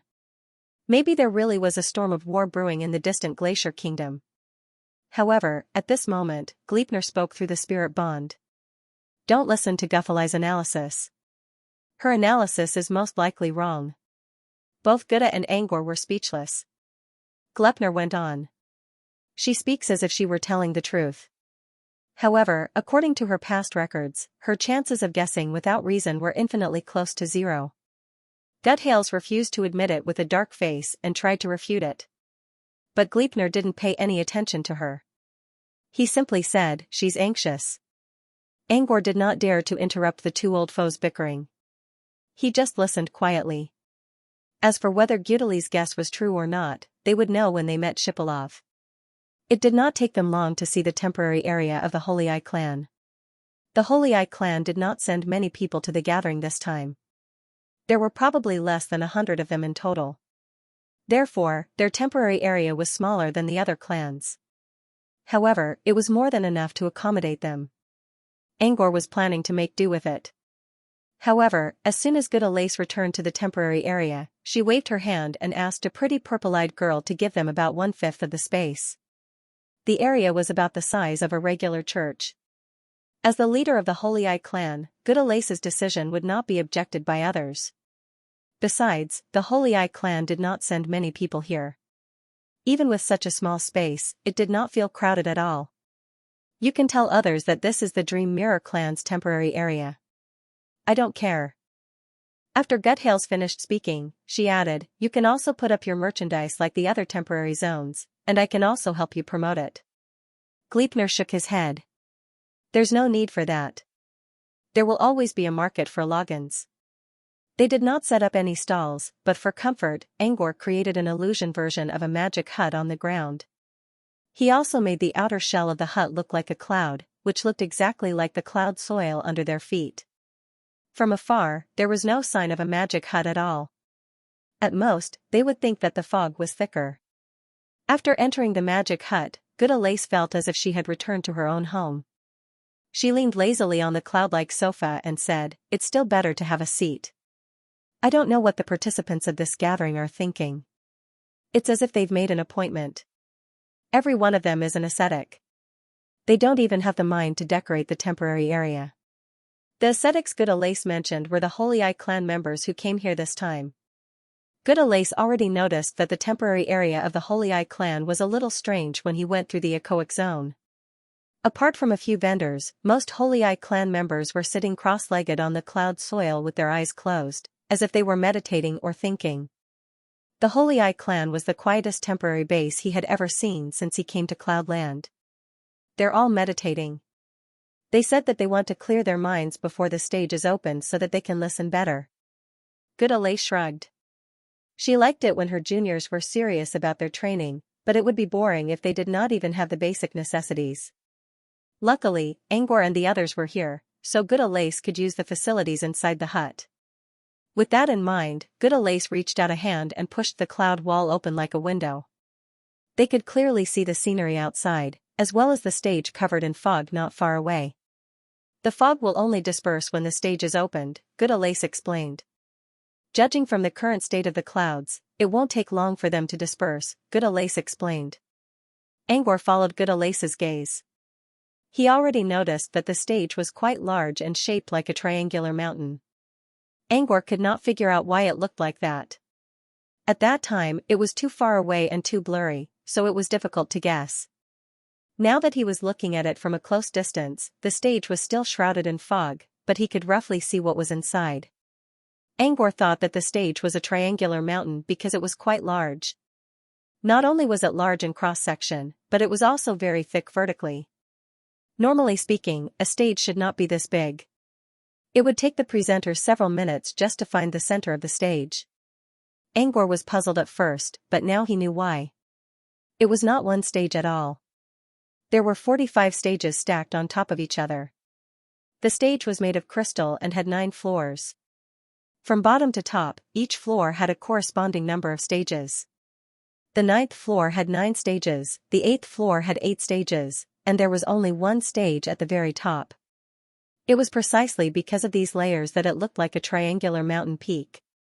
There were so many stages because there were too many races participating in the event. If there was only one stage, each race would have to talk for half an hour. It would take months to finish the event. In order to speed up the event, there were so many stages. According to Good Elise, there were many stages, but they would not be messy. When the exhibition starts, the giant city spirit will use a special method to connect to each temporary holding area. Whichever booth you are interested in will be enlarged in front of you, while the other booths will be blocked from sound and image. Therefore, multiple stages could be used at the same time. The only thing to note was that the only stage at the top of the triangular platform was the main stage. The main stage would be opened on the first day. Participants would be led by their leaders to show their list of items on the main stage. If someone was interested in the items on the list, they would find the corresponding stage and pay attention to the details. After the first day, the main display platform would be closed and would only open again on the last day of the gathering. Of course, this was only a general arrangement. There would be exceptions in case of special circumstances. After learning about the rules of the stage, Angor could not help but exclaim. It was like streaming. If Angor was not mistaken, this method came from Palucci. He had to admit that Palucci's race was far more creative than any other race. If Palucci could go to the Dream Wasteland to develop, it would not take long for them to create something out of the Mother Tree network. As Angor thought about it, a bright light suddenly appeared. Everyone looked in the direction of the light source and realized that it was coming from the open booklet in Gleipnir's hand. "What is it?" Luigi asked curiously. "There's an announcement in the booklet. Today's event will begin in 20 minutes. 20 minutes? Luigi was surprised. Is this a delay? Previously, the event was supposed to start in 5 minutes. But now, the booklet said it would start in 20 minutes, which meant it was 15 minutes late. Gleipnir nodded. It is. But the announcement didn't say why. Huh? Could it be that Sage Pika leaked the information about the woe puppet, causing the exhibition to be delayed? Luigi mumbled. I don't know. Glepner continued, but if it's really because of the woe puppet, then it's probably more than 15 minutes. All right. Glepner paused for a moment and continued, I think it has something to do with the harpies and singers. All right. From Gleipner's point of view, there were three major variables that could affect this display. In order from the smallest to the largest, they were the arrival of the Yamori and Songster clan, the appearance of the login device, and the news of the woe puppet. The woe puppet already appeared in the booklet, but it would take some time for it to be noticed by all races. The matter of the woe puppet would probably not be known by everyone so soon. Aside from these two variables, the only remaining variables were the Yusin and the Songster clan. As for what exactly they did to cause the delay, Angor did not know. Of course, there could be other factors. Since the event is delayed, should we go talk to Shibalov first? Luigi looked at Angor. They were worried about missing the event, so they did not go to Shibalov first. Now that the event was delayed, they could go and see Shibalov. Angor nodded. He had the same idea. I won't go with you. There are more people asking questions. Glepner kept looking at the booklet. There was no customer service right now, so she had to fill in for now. There were many people asking questions, but Glepner could tell that most of them had ulterior motives. They did not care about the woe puppet at all. Instead, they asked her to read their fortune. However, although most of them had other motives, there were always a few who were really curious about the login device. The few customers Gleipner was chatting with were those who were genuinely curious about the login device. I'm not going either. Dog Deacon is here too. I don't want to be seen through by him. Angor did not care. Next, he looked at Luigi and Laplace. Luigi already said that he would go. Laplace stood up. Let's go together. I want to check Meatball too. All right. Apart from looking at Meatball, Laplace was also interested in Klaus's omniscient house. The last time he saw Meatball, Meatball clearly said that it had joined Klaus's omniscient house, but it rarely mentioned anything about the house. Laplace could tell that Meatball was trying to avoid the topic. Back then, Laplace did not pay too much attention to it. Now that she knew about the omniscient house, she was also interested in it. After the three of them came out of the magic hut, they headed north. It didn't take long for them to see a duplex office with 2 floors. There was a wall around the office. Such a unique building was unique in the cloud soil. Angor assumed that this was Klaus' omniscient house. He looked outside the wall and saw that the door of the omniscient house was wide open. People of different races were coming in and out. There were no workers there to stop them, so they could go in. Through the wall, they could see the inside of the building. The building looked like an attic where humans lived. There was a bright red flag hanging on the top of the attic. In the center of the flag was a black bat with a side face and white fangs. It was the logo of Klaus' omniscient house. I don't think the pattern on the flag has anything to do with the omniscient house. Luigi also saw the fluttering flag on the roof. It was a black bat with a red background. He didn't think it had anything to do with the omniscient house. Since Gleipner and Gutta didn't come with him, and no one answered his question, he had to keep it in mind for now. The door of the omniscient house was open, but it was blocked by a curtain. Earlier, when he was outside the wall, he already noticed that when people lifted their curtains, there was a faint glow around them.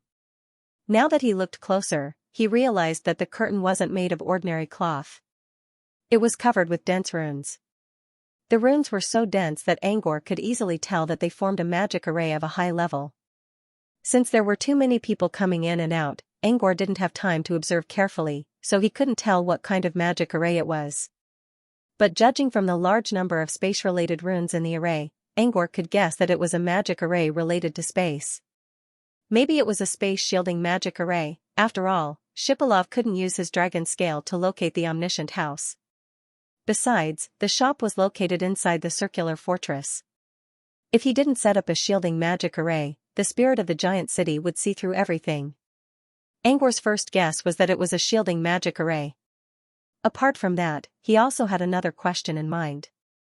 Why was there a magic array here? Magic arrays didn't exist in the mirror domain.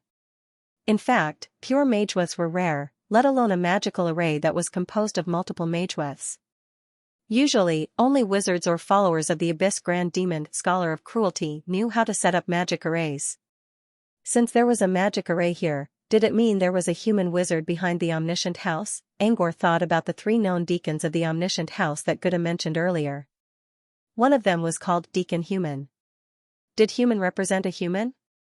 Was Deacon Human a wizard? While Angor was thinking, Luigi pushed the curtain aside. However, as soon as he lifted the curtain, he frowned and let go of his hand.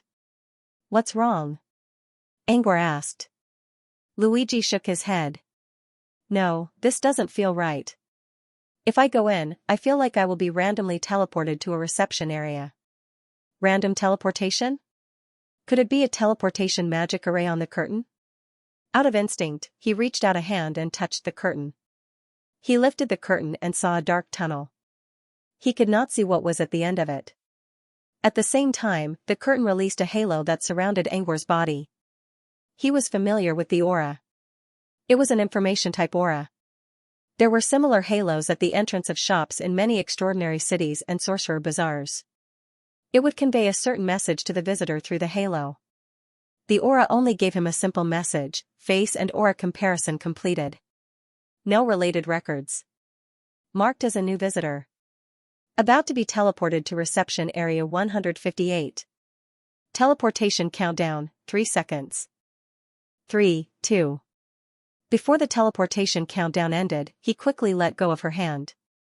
According to my side, you will be teleported to reception area 158. Angor looked at Luigi. Is it the same on your side? Luigi shook his head. I'm being teleported to reception area 15. Alright. So it's a random teleportation device. Everyone will be teleported to a different reception area. Moreover, from this point, it could be seen that the interior space of the House of Everything was probably not small. Luigi frowned. What do we do now? Do we have to go in and meet up? There should be a mechanism for us to go in together, right? Alright. They couldn't go in together. They would be forced to separate. There must be some kind of mechanism that would allow them to stay together. While they were talking, someone snorted behind them. Ignorant fools. Get out of my way if you don't want to go in. Get out of my way. Alright. Angor looked back and saw an Injit girl. She did not wear a tight uniform like other Injit people. Instead, she wore a pure white gauze robe with transparent floccules and gold-plated belts hanging down from both sides. She looked like a female host of some religion. Especially when paired with the pure white eye patch and the resplendent white flames around it, it added a sense of holiness. She looked just like a saintess. However, most of the holy maidens were noble and indifferent, while this young girl was domineering and arrogant. Luigi wanted to retort at the girl's snort, but he realized that they had been blocking the entrance for a long time. There was even a queue behind them. Since he did not want to say anything, he had to step aside. The Injit girl ignored Luigi and spoke to a skinny Injit man behind her. Uncle Ku, I'll go in first. I'll wait for you at the door. Alright. The girl lifted the curtain, and with a flash, she was teleported to an unknown place. The Injit man called Uncle Ku did not follow her into the House of Everything. Instead, he stood aside. He stepped aside and waited for the people behind him to enter first. Several seconds later, when everyone had entered the House of Everything, Uncle Ku still did not touch the door curtain. Instead, he turned to Angor and the others and nodded. My niece was a little rude just now. Please forgive her. Alright. Luigi frowned but did not say anything. Uncle Ku continued, I heard your conversation just now. You seem to have some questions. Maybe I can answer them for you. Consider it an apology for my niece's rudeness. Alright. Luigi did not want to speak. But after hearing Uncle Ku's words, he hesitated and nodded. We want to enter the House of Everything together without being separated. Can the portal here accommodate more than one person? Alright. Uncle Ku replied, yes. But if you want to teleport together, you need permission. Alright. Uncle Ku seemed to be really sorry for his niece's rudeness, so he explained in detail. Permission was an assessment made by the House of Everything. Generally speaking, the core members of the major races, as well as very famous individuals, all had higher authority than ordinary people. Furthermore, those with high authority might not even know that they had such authority. Everything was decided internally by the House of Myriad. When someone with higher permissions entered the House of Everything, he or she would receive a notification and have more choices than ordinary people. Uncle Ku did not know what kind of notification he or she would receive because he was not one of them. Of course, even if you're not one of them, you don't have to worry about not being able to meet up. Just like my niece said. Just pick a spot and wait for the others to arrive. Normally, the meeting place was the House of Everything. There were many reception areas for newcomers in the House of Everything, but only one House of Everything. The House of Everything was like a commission office. It was the most important place in the House of Everything. Any requests could be registered with the staff of the House of Everything. Uncle Ku. That's about it. After Uncle Ku finished his explanation and made sure that they had no other questions, he nodded at them and entered the House of All Things first. After Uncle Ku left, Angor spoke again. Shall we go to the reception area for newcomers and meet up at the entrance of the House of Everything? Luigi did not object. However, when he nodded, he subconsciously glanced at Laplace who was standing beside him. According to Uncle Ku, the so-called high permissions were determined by the House of Everything's internal evaluation. Many people with high permissions did not even know they were high permissions. Then, would Laplace be considered a person of high authority? Laplace's clone was not well known in the Sun Mirror region, but there was a canine deacon in the House of Everything. The canine deacon had met Laplace before.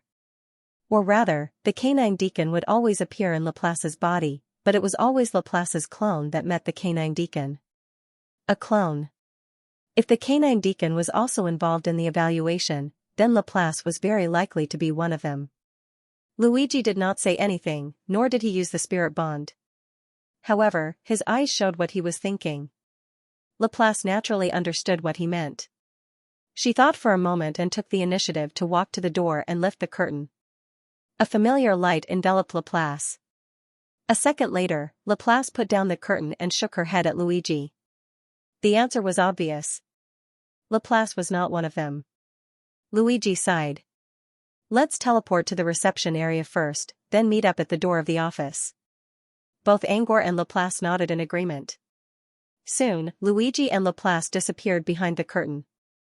Angor was the last one to enter. When he confirmed the teleportation, he did not feel any weightlessness. However, the dark tunnel in front of him suddenly rotated like a Rubik's cube. Next, the curtain behind him disappeared and turned into a wall. Ahead of him was a long tunnel where he could see the light. If he was not mistaken, the exit of the tunnel should be reception area 158. But judging from the light at the end of the tunnel, it seemed to be a long way. Angor stepped forward.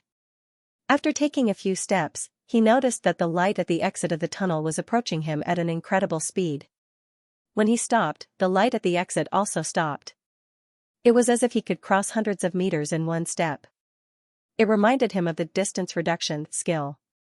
He did not know how the omniscient house did this, but it saved him a lot of stamina. Angor kept walking forward while thinking about what happened just now. Laplace was not a person with high authority. This was something worth pondering over. The canine deacon must know about Laplace's existence, but it did not announce it to the public. Why, in his mind, there were only two possibilities. First, the canine deacon knew that Laplace did not like to be disturbed, so it did not report it. Second, the canine deacon was worried that it might bring trouble to both the omniscient house and Laplace. Of course, there was also the possibility that the canine deacon did not participate in the assessment. But Angor did not think that was possible. There were only 6 deacons in the omniscient house, and the deacons would most likely all be present during the assessment. Putting aside the possibility that the canine deacon did not participate in the assessment, both possibilities indicated that the omniscient house was not as simple as it seemed. However, Angor couldn't tell what exactly it was for now. It didn't take him long to come out of the tunnel. The place he appeared in was a small, cramped room. He looked back and saw that the tunnel he came from was gone. There was only a door on the other side of the room, which led to an unknown place. The furnishings in the house were quite complete, from the fireplace to the sofa, from the curtains to the carpet.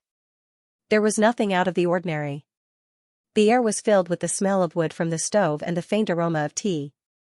It was a typical human style. The atmosphere was warm and cozy, which made it easy to lower one's guard. Apart from Angor, there was also a girl in a long red dress. She did not seem surprised to see Angor. She even nodded to him with a smile. It was worth mentioning that this girl was a human. There was a faint magic wave on her body, but it was very weak. If she was a sorcerer, it could be at the level of a level 2 sorcerer's apprentice. Greetings from receptionist number 158, Sir Wizard. Yes. She spoke in standard common language, and her accent was from the Fey continent. Angor considered and asked, "You're from the southern region?" Yes. The girl nodded. Yes. I'm from the southern region. How may I help you, sir? All right. Angor asked a few more questions, but the girl did not answer his questions about the southern region. It was not that she did not want to answer. It was that she did not know herself. From what she said, Angor could tell that she was a hollow one. When she regained her consciousness, she was already in the omniscient room. She had forgotten everything about her past. Her current language, etiquette, and even meditation method were all provided by the omniscient room. In other words, her standard southern accent was also taught by the omniscient room. But it was hard to say whether she was from the southern region or not. The omniscient room claimed that she was from the southern region, but there was no evidence to prove it. At the same time, Angor learned something else. She stayed here to receive human guests and explain some of the omniscient room's services to them. In other words, Angor was not sent to receptionist number 158 by chance. The aura outside detected that he was a human, so he was sent to the reception area specifically for humans. It was obvious that the House of Everything did this on purpose. Judging from the way it treated its customers, as well as the details, Angor could tell that there was a reason why the House of Everything could rise so quickly. Angor sighed and spoke to the girl. Well, it took a lot of effort to set up a reception area for humans. Speaking of which, how many humans have you received? Or, would humans really come to Klaus' House of Everything? The girl shook her head with a troubled look. Sorry, I can't tell you the details of the customers. Can't I just ask about the number? Angor mumbled. I won't ask for the exact number. I just want to know, are there a lot of human customers here? I can't tell you anything about the customers directly, even if it's just general information. The girl still did not answer Angor's question. But since she mentioned that she could not tell him directly, did she mean that he could ask in other ways? Angor did not beat around the bush. He went straight to the point and asked the question in his mind. The girl smiled and winked. Do you think the room is a little narrow, sir? Angor was surprised. Yeah. If there are 2 more people, there won't even be enough space to stand. Why is it so narrow? The girl shrugged. The reception area of the House of Everything is divided according to the customer's performance. If the performance was good, the reception space would be larger and there would be more receptionists. If the performance was not good, then the reception space and receptionists would be reduced. At this point, the girl sighed helplessly. Oh right, there's another rule. Normally, if the reception area is not open for business for a month, it will be closed until the next time it opens. She only mentioned a few rules of Omniscient House, but Angor already knew what she meant. The reception area of room 158 was cramped, and there was only one receptionist. This meant that the business was not doing well. The reason for the poor performance was that there were not many customers. This place only received humans, so the first conclusion could be drawn, there were not many human guests here. However, she added another rule, saying that the reception area would be closed if the business was not open for a month. But now that the reception space was open, the second conclusion could be reached, there were human guests in the past month. Generally speaking, there were customers, but not many of them. Angor was probably the second human to visit the House of Everything this month. After the young girl finished explaining the rules, she continued to ask, "Is there anything else you would like to ask, my lord?" Or, if you have any requests, I can do it for you. The girl's eyes lit up when she mentioned the request. Even if she could not complete one more request, it would still count as a good result. However, Angor's answer disappointed her. I don't have any requests yet. Angor paused for a second. Well, I do have a few questions for you. Although she didn't get a commission, she wasn't too disappointed. She knew very well that the customers who came here for the first time were mostly here to observe and record. They rarely asked for anything. However, if they could come again was a second time, they would probably have a request. If she wanted customers to come a second time, her service would definitely have to keep up with them. Yes. I have 2 questions, Angor said. Why would the House of Everything use a bat as its flag? Also, why is the prefix of the House of Everything Klaus? What does Klaus represent? These questions had nothing to do with Angor himself. He only asked them to satisfy his curiosity. However, the girl shook her head. I'm sorry, I can't answer those questions. If you can't answer me directly, you can tell me indirectly. Angor decided to put what he learned to use. But this time, the girl shook her head again. I don't know anything. Please don't trouble me, sir. All right. Angor did not ask further since the girl still did not want to answer.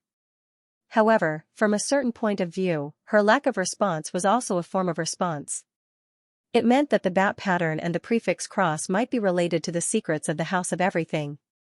Since he needed to meet up with Laplace first, he had more questions to ask, but he held them back. He nodded to the girl and left the reception area. There was another door in front of the reception area, which had a curtain and a tunnel. This time, it was the receptionist who lifted the curtain. She asked for Angor's destination first before lifting the curtain. As Angor stepped through the curtain, the dark tunnel began to distort again. He looked back and saw that the reception area was gone. Instead, it was replaced by a solid wall. Based on his previous experience, he only needed to keep moving forward to reach the office of the House of Everything. While sighing at the strange space, Angor used his spirit feelers to check the spirit bond. They did not break the spirit bond when they entered the House of Everything. However, Angor could not reach Laplace and the others in the tunnel or the reception area. Either they were too far away, or they were separated by space. It seemed the latter was the case.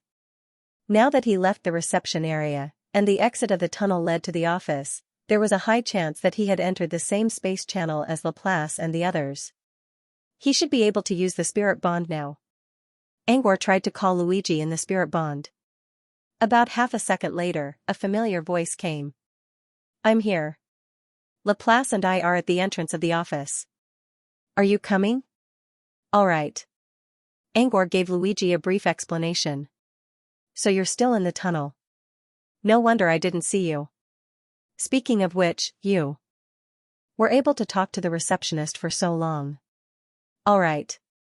I just want to know more about the House of Everything, Angor replied. Luigi sneered. How much do you know about it? All right. Angor was speechless. The spirit bond remained silent. After a while, Laplace finally broke the silence. Can you sense Sibylov's presence on your side, Angor? All right. After Laplace finished speaking, Luigi also added, That's right, before you arrived, we went to the office and took a look around. We only saw the 2 ninjas from before, but we didn't see Sipilov. Where did he go? Is he in a small room? All right. Angor did not sense Shibilov's location after entering the House of Everything. Now that Laplace mentioned it, he took out the dragon scale from his bracelet and tried to sense it. However, he was surprised by the result. Even after entering the House of Everything, he still could not sense Shibilov's location. He could only vaguely tell that Shibilov was not far from them. The tunnel you're in is connected to the office. If you can't sense him, it means Shibilov isn't in the office, Luigi said. Luigi frowned. If Sibilov isn't in the office, where could he have gone? Could it be that he was still dawdling at the reception? Yes. Angor had no idea whether Shibilov was at the reception or not. But he did have a way to confirm whether Shibilov was there or not. The receptionist told me that every race that enters the House of Everything has a corresponding reception space. In other words, all ninjas should share the same reception space. Yes. In other words, if Angor wanted to know whether Shibalov was at the reception, he could just ask the Inges in the office. Also, Luigi mentioned that he saw Uncle Ku in the office. Angor could just ask Uncle Ku. Luigi was a little surprised. There's such a rule in the House of Everything? Isn't Laplace and I just an ordinary receptionist? Yes. The first 20 receptionists are all people whose races cannot be identified. People. You're number 15, and Laplace is number 6. Both of you are in the first 20. Yes. Why didn't I know about this? Luigi muttered in a low voice. Didn't you just ask me what I can learn from the House of Everything by staying there for a few minutes? Luigi was too embarrassed to reply, so he just said to himself, I'll go and ask Uncle Ku now. Wait a moment. Okay. Luigi's voice slowly faded away from Angor's spirit bond. Angor shook his head and kept heading for the exit. Just like before, the tunnel had its own distance reduction. About half a minute later, Angor reached the exit. As soon as he stepped out of the exit, he saw a brightly lit hall. The hall was so big that it did not feel crowded even with people coming and going. The marble floor in the shape of a golden curtain was so shiny that Angor could almost see the oily luster. A row of prism-shaped chandeliers hung above his head, which looked like a string of connected crystals from afar. There were no extravagant decorations, but the basic materials used were enough to show that the hall was built with great care. However, this was not the main hall. It was only the entrance to the hall. The real hall could only be reached by taking the cylindrical lift in the middle. Using the spirit bond, Angor quickly found Laplace, who was near the lift. As soon as he greeted Laplace, he saw the lift slowly going up. On the elevator, he saw Luigi, Uncle Ku, and the arrogant Ingi girl he met outside the door. The Ingi girl looked at Angor and Laplace with a suspicious look. She did not say anything, but her eyes were full of doubt. Uncle Ku saw this and asked her to wait while he went to talk to the others. The Ingi girl pouted and stomped her feet. But seeing Uncle Ku's serious expression, she had no choice but to agree. She still stared at them from afar as if she wanted to burn a hole in their bodies. On the other side, Angor already learned about Luigi's situation through the spirit bond. According to Luigi, he went downstairs to find Uncle Ku. When he mentioned the name Sipilov to him, Uncle Ku did not react. Xianxia, who was the Ingi girl, rushed forward and began to ask Luigi about his purpose. Of course, asking was just a polite way of saying it. To be more precise, she was yelling. If Uncle Ku did not stop her in time, Luigi would have done it himself. Uncle Ku explained to Luigi that Xianxia and Sipilov's families had been friends for generations. They knew each other since they were children, and they had a good relationship. When Xianxia heard that Luigi was looking for Sipilov, she immediately asked for the reason. Of course, this was only Uncle Ku's explanation. Luigi's own opinion was, if they're just friends for generations, they wouldn't yell at each other like this. There must be something fishy going on. Uncle Ku and Luigi chatted for a while. However, Uncle Ku was the one asking questions. Luigi did not answer any of them. When Luigi kept asking, Uncle Ku said, if you're looking for Sipilov, you must tell us the reason. Of course, Luigi could not tell them the reason on behalf of Angor, so he had to bring them up. Laplace, so you didn't ask them if Sipilov is at the reception? Luigi scratched his head. No. But judging from Xianxia's attitude and Uncle Ku's questions, I think they're looking for Sipilov as well. Since they were also looking for him, then Sipilov was definitely not in the reception area. Uncle Ku quickly confirmed Luigi's speculation. Sipilov is not at the reception. We're looking for him. We haven't found him yet, but I have a general idea of where he is. Uncle Ku paused and looked at Angor and Laplace. Now, can you tell me why you're looking for Sipilov? Angor, of course we're looking for Sipilov. Are you sure you want to know? Or, are you sure you want to avoid Sipilov? Do you want to know first? Angor spoke in a calm tone. There was no anger in his voice. However, the meaning behind his words was that he was questioning Uncle Ku's identity. Who are you? Who are you to ask Uncle Ku about Sipilov? In other words, if they were looking for Sipilov for something private, important, or even something related to war. Who are you to listen to such things? You're not guilty, but you're guilty of overstepping your boundaries. Uncle Ku understood what Angor was implying. You're looking for Shipilov for something important? Yes, it's important to Shipilov. But not to outsiders. In other words, it was Sipilov's private business. Uncle Ku thought for a moment. It's only related to Shipilov and nothing else? Angor, and by nothing else, you mean, the other Injus. Angor shook his head. Nothing. Uncle Ku gave Angor a thoughtful look. If that's the case, I can tell you what I know. Shipilov came to Omniscient House for 2 reasons. First, to avoid Xianxia. Hiding from Xianxia, when Luigi heard this reason, he suddenly remembered the scene when Xianxia questioned him. He seemed to have understood something. The relationship between Xianxia and Shipilov shouldn't be just that of friends, right? Uncle Ku hesitated for a moment and then said softly, they are indeed good friends for generations. It's just that Shipilov is too outstanding among the younger generation of the Ingji tribe. He is very popular, even, Uncle Ku did not continue, but everyone knew what he meant. Shipilov was so popular that even Xianxia, who grew up with him, was attracted to him. Both ways? Luigi asked. Cough. Uncle Ku cleared his throat and glanced at Xianxia's direction. Then he shook his head slightly. Luigi understood right away. It was a one-sided crush on Xianxia. Considering Xianxia's unruly personality, it was not hard to understand why Shipilov did not like her and wanted to avoid her. The love a young girl yearns for is always the sky outside the cage. Luigi did not think this one-sided crush was worth praising, but it did not stop him from reciting some nonsense poems. If it were not for the fact that there were too many people around, and that Laplace did not like attention, Luigi would have played the piano to accompany his lamentations. Hearing Luigi's emotional sigh, Uncle Ku seemed to find Luigi more pleasing to the eye. He nodded and said, yes, I knew that I couldn't touch her, but I still couldn't help but reach out my hand. Angor did not know what to say. He did not really mind these 2 people singing the same tune. But Luigi's poem sounded familiar. Wasn't that what Behemoth wrote just now? Is he using it already? Luigi continued, but I understand Shipilov. After all, love was a long road. It didn't mean that she had to be with him. It still needed to be carefully considered. Fine, he's using it again. In short, because of Xianxia's tireless pestering, even during the regular gathering of the various races, Shipilov decided to hide in the house of everything next door. Shipilov himself knew that he would not be able to hide the fact that he was hiding in the house of everything from Xianxia. Perhaps Shipilov had already guessed that Xianxia would chase after him, so he definitely wouldn't stay in the reception area or the unrestricted office. Where would Shipilov go? He was about to get to the second reason why he came to the house of everything.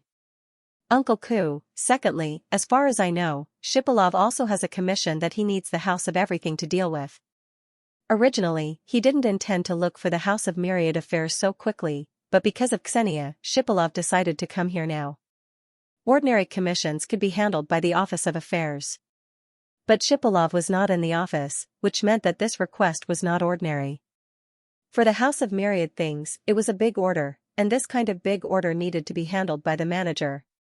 Therefore, combined with this information, it was clear that Shipilov must have gone to the deacon's office. This was the information that Uncle Ku knew. The reason why Uncle Ku was willing to share this information with someone who was meeting for the first time was mainly because this information was not considered secret. He did not reveal the contents of the big order either. Moreover, even if they knew that Shipilov had gone to the deacon's office, there were 6 deacons' offices in the house of everything. No one knew which one he had gone to. Another important point was that the deacon's office was not a place that could be entered casually. The staff of the house of everything had to confirm that your commission was real and valid, that your commission was extremely high, and that only the deacon could solve it. Only after these 3 conditions were met would you be qualified to meet the deacon. And it was not up to you to decide which deacon to meet. All in all, even if Uncle Ku revealed this information, in his opinion, it would not have much of an impact on Shipilov. Xianxia and I have talked a lot with the staff of the office, but they still did not reveal any information about Shipilov. Therefore, it is very difficult to find Shipilov in the house of everything. Uncle Ku sighed and looked up at Luigi. If you must find Shipilov, I personally suggest that you wait at the door for a while. No matter where Shipilov is now, he will definitely come out after submitting the commission. Go. Uncle Ku also said that he and Xianxia would wait for Shipilov at the entrance of the House of Everything. At the same time, Uncle Ku also invited them to come with him. Uncle Ku had his own reasons for inviting them to travel with him. He did not see any malicious intent from Luigi's group, but they were still here to find Shipilov. If they could stay together, they could at least observe and supervise. However, after some discussion in the spirit bond, they decided to decline Uncle Ku's invitation. Uncle Ku did not mind. As far as he was concerned, if they insisted on looking for Shipilov, they would eventually meet up with him at the door. It was just a matter of time. Then I'll be on my way. Also, I apologize for Xianxia's rudeness. Uncle Ku took off his hat and placed it in front of his chest, performing a standard military salute. Uncle Ku did not stay for long and returned to Xianxia's side. From afar, Xianxia seemed to be asking Uncle Ku a question, but Uncle Ku just smiled and did not say anything. He then brought Xianxia to the teleportation point in the office. After they left, Luigi spoke through the spirit bond, so Gleipnir was wrong this time. Angor gave Luigi a puzzled look. What did this have to do with Gleipnir? Didn't Gleipnir deny Gudalace's guess? Uncle Ku asked. Guda believed that Shipilov's visit to the House of Everything meant something big. Plus, there were rumors about the alliance between the Glacier Kingdom and the House of Everything, and Shipilov's commander was behind it. So, Shipilov's visit to the House of Everything might be the beginning of a new war. Back then, Gleipnir denied Gudalace's guess. Because Gudalace was never right when it came to guessing. But now, according to Uncle Ku's explanation, Luigi believed that Gudalace was right. Shipilov's big order might really be related to the new war in the Glacier Kingdom. Otherwise, why would it be called Big Order? In other words, Gleipnir's denial was probably wrong. You don't have to care about what Shipilov's order is. Alright. Whether Shipilov's request was the beginning of a new war or not, it had nothing to do with them. Even if it was a real war, it didn't matter. As far as Angor was concerned, he should be more concerned about Shipilov right now. Also, could he find Shipilov before the meeting? With this in mind, he looked at Laplace. Previously, they had rejected Uncle Ku's invitation mainly because of Laplace's suggestion. It would be difficult for them to go to the House of Everything now. But Laplace was the canine deacon's friend. The canine deacon was currently in the House of Everything, and Laplace didn't mind meeting the canine deacon. As long as they met the canine deacon, they could use the canine deacon's authority to locate Shipilov, no matter which Shipilov was in. However, the problem before them was: how were they going to contact Deacon Canine? In the past, I can find my body from afar, even if there's a space barrier. Laplace paused. But after I returned the authority to the canine deacon, I can't sense its location anymore. Alright. Laplace gave the canine deacon absolute freedom, and there was nothing he could do. Let's go to the House of Everything and ask around. Let's go. No one objected. They went to the elevator at the center of the hall and used it to reach the House of Everything. The House of Everything was smaller than Angor expected. It was only a quarter of the size of the Ocean Theater. However, there were many small doors around the House of Everything, which meant there was more room for expansion. The overall layout and atmosphere of the office was very similar to the mission hall of an adept organization. There were all kinds of closed counters and waiters inside.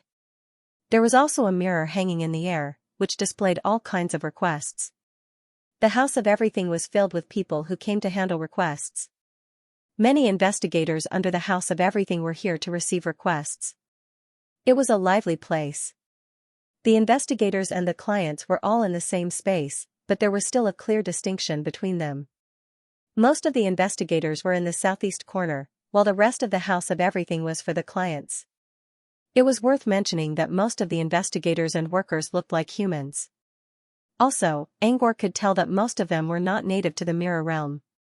Most likely, they were either outsiders or hollow men cultivated by the House of Everything. Apart from that, they all looked quite unique. They all wore the same red and black uniform of the House of Everything, but their appearances were completely different. The investigators mostly wore trench coats, while the workers wore tailcoats. As soon as they came down, a tall man in a wine-red tailcoat approached them and asked if they needed any help. Angor and Luigi exchanged a look. Luigi stepped forward and said, "We do need some help." "All right." The worker smiled warmly and said, "We want to see the canine deacon." The worker's smile froze. Huh? Huh? Luigi also mentioned that they were old friends with the canine deacon and wanted to talk to the canine deacon. He even offered to let the canine deacon talk to them from afar. The worker shook his head. "I'm just a lowly employee.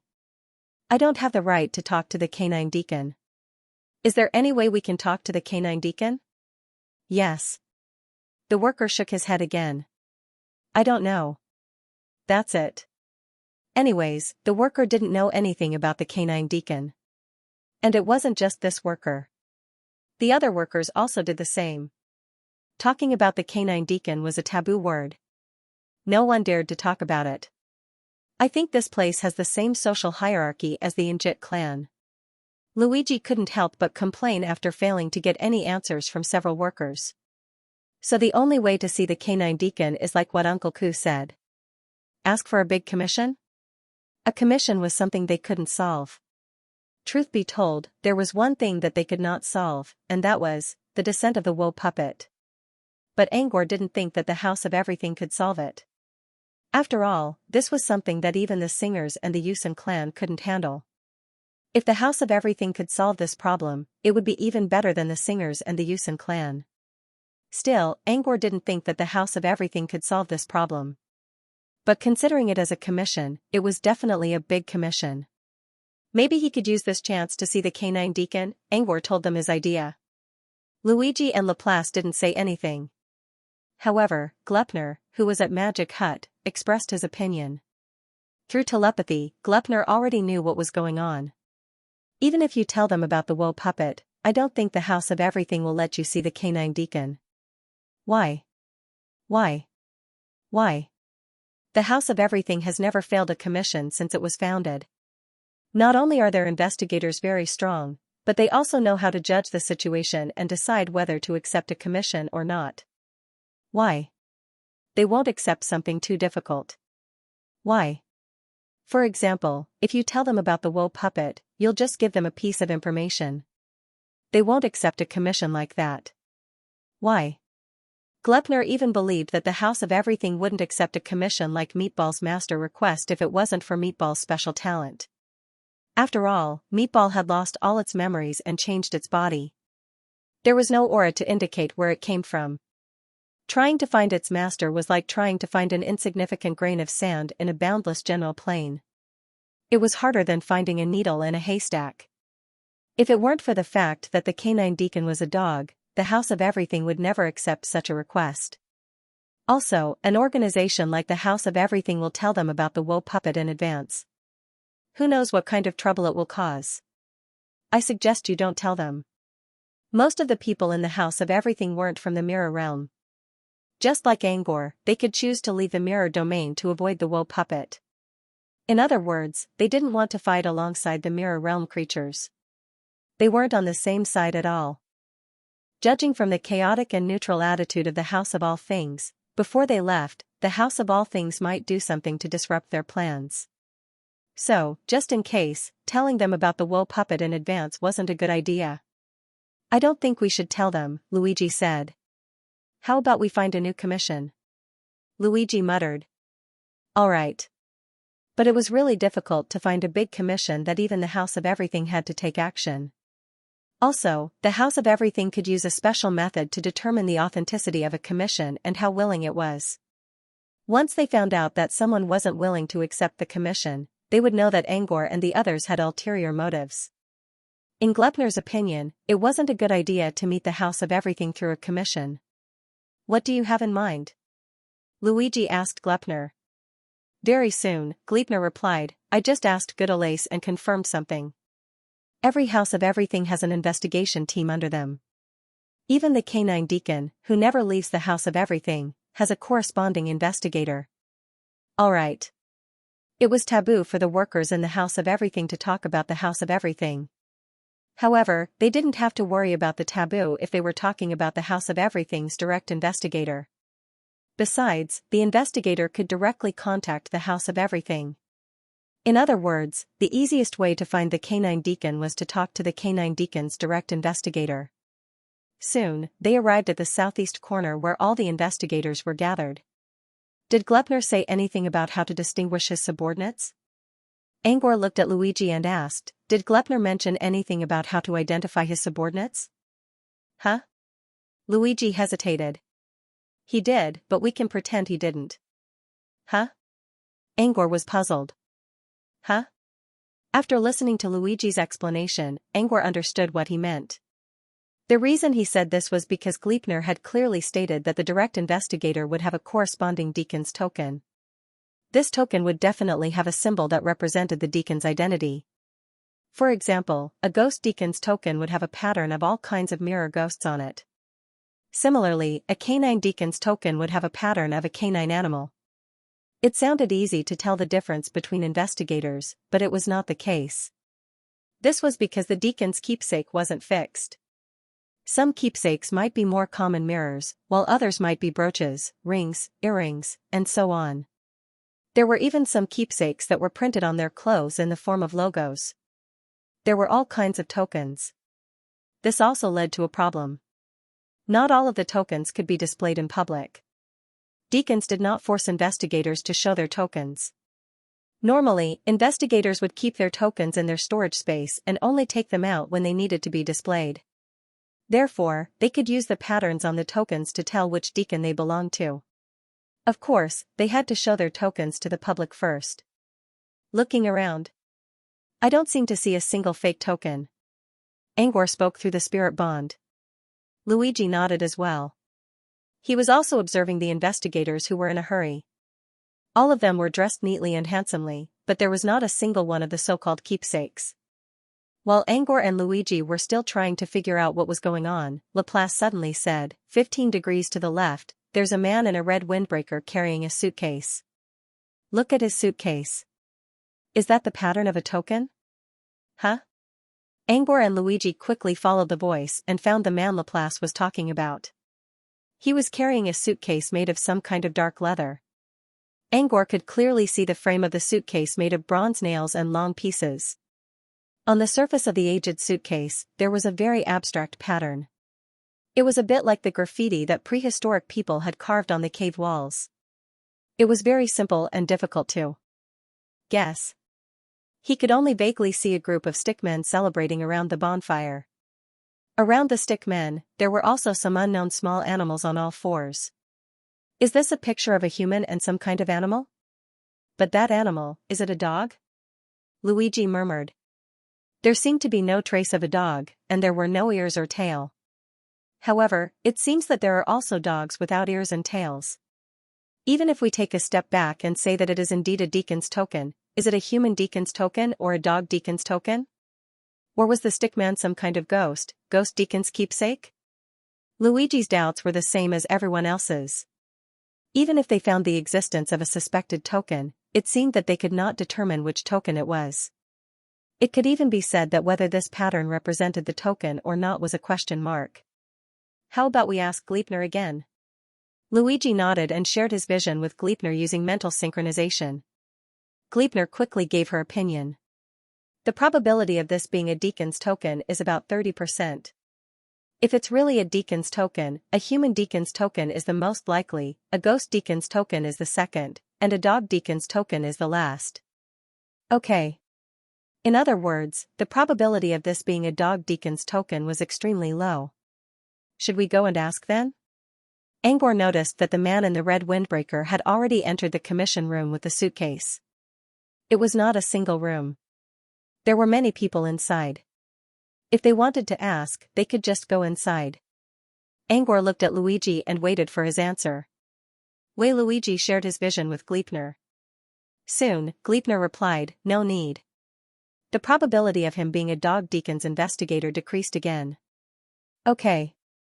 Angor was puzzled. Okay. What did that mean? What did the suitcase man do? Why did the probability keep decreasing? Gleipnir's answer surprised Angor. Because he entered the commission room. Gleipnir explained to Luigi. After sharing her vision with Luigi, she used Luigi's illusion cabin to show what they saw to Good-Alace in the form of an illusion. Good-Alace glanced at him and confirmed that the probability of him being a direct investigator of the Canine Deacon was extremely low. Most of the Canine Deacon's investigators were not good at handling combat missions. As for the missions between missions, they were either secret intelligence missions or missions that required external deployments. Ghost Deacon's investigators were good at intelligence missions. Combat missions were usually handled by human deacons and ghost deacons. The man in the red windbreaker carrying the suitcase entered the commission room. In Good-Alace's opinion, the probability of him being a dog deacon's investigator was very low. Of course, she couldn't completely exclude the possibility of a dog deacon's investigator either. However, considering all the information she received, the man in the red windbreaker was extremely unlikely to be related to the dog deacon. After listening to Gleipnir's explanation, Angor asked, "What kind of missions are the dog deacon's investigators good at?" Gleipnir didn't take long to answer. Dog deacon's investigators are better at handling small missions such as cat and dog hunting, cleaning, psychological counseling, and intelligence analysis. Some of these small commissions were indeed very simple, but if it involved psychological counseling and intelligence analysis, it was hard to say how difficult it would be. Gleipnir also told them something else. For example, Good-Alace mentioned that her grandson, who loved to play and slack off, helped her complete a personal training summary of Vortex Mystic Eye in Toklo's multipurpose house. This request was actually completed by the Canine Deacon's direct investigator. Therefore, if they wanted to find a dog deacon's investigator, it was best to check the type of missions they accepted. Dog deacon's investigators also accept the missions between commissions, but only a few of them. So, you don't have to worry about them. While speaking, Luigi looked at the wall on the left under Gleipnir's guidance. There was a row of mirrors on the wall, which were arranged neatly. From afar, they could see some words flashing on the mirrors. These mirrors are self-commission acceptance points. No third-party verification is required. Most of the missions accepted here are small ones. If you're looking for a dog deacon's investigator, you can check the self-commission acceptance points. Gleipnir's information helped them narrow down their search area. Angor also noticed that there weren't many people willing to accept self-commission. Currently, there were only 5 investigators standing by the wall. This further narrowed down their search area. However, there were no signs of tokens on these 5 people's bodies. Still, they couldn't find them by using tokens. "Alright, I'll go and ask them." "Alright." Luigi picked up his harp and gave Angor a reassuring gesture. "I don't think anyone would refuse a harp-playing poet." Angor didn't know what to say. With confidence, Luigi walked to the 5 people with his head held high. While Luigi went to ask, Angor and Laplace arrived at the self-commission acceptance point as well. It wasn't often that Angor came to Omniscient House, so he wanted to see what the commission was about. As he approached, he noticed that the words on the mirror weren't the universal language he was familiar with. It seemed to be the language of the mirror realm. Angor wondered if he should ask Laplace to translate the words. But to his surprise, as soon as he got closer, he noticed something strange. The surface of the mirror began to ripple. In the blink of an eye, the densely packed and unintelligible text turned into the universal language. "This mirror has a recognition function?" Angor was a little surprised.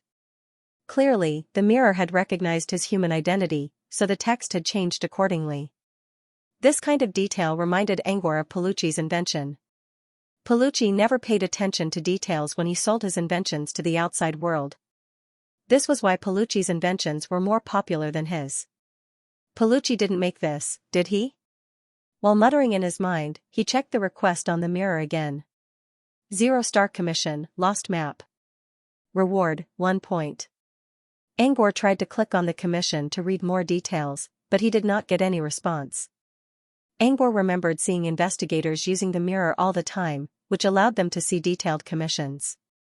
But he couldn't do that. It was probably because he wasn't an investigator from Omniscient House. Just like how the mirror could recognize him as a human, it could also tell whether he was an investigator or not. It was a pity that he couldn't see the details, but he understood why Omniscient House did this. After all, the commission was closely related to the people involved. Protecting the privacy of the people involved was the fundamental reason why Omniscient House could continue its business. 0-star commission, something in the watchtower. Reward, 1 point. 0-star commission, trouble for cubs. Reward, 1 point. 0-star commission, lost rabbit. Reward, 1 point. 0-star commission, a foolproof puzzle. Reward, 2 points. 0-star commission, the return of the dead. Reward, 2 points. 0-star commission, the crystal of loneliness. Reward, 2 points. 1-star commission, detective's reasoning code. Reward, 15 points. 0-star commission, analysis of hollow corpses. Reward? He couldn't see the details of the commissions, but he could guess something from the names.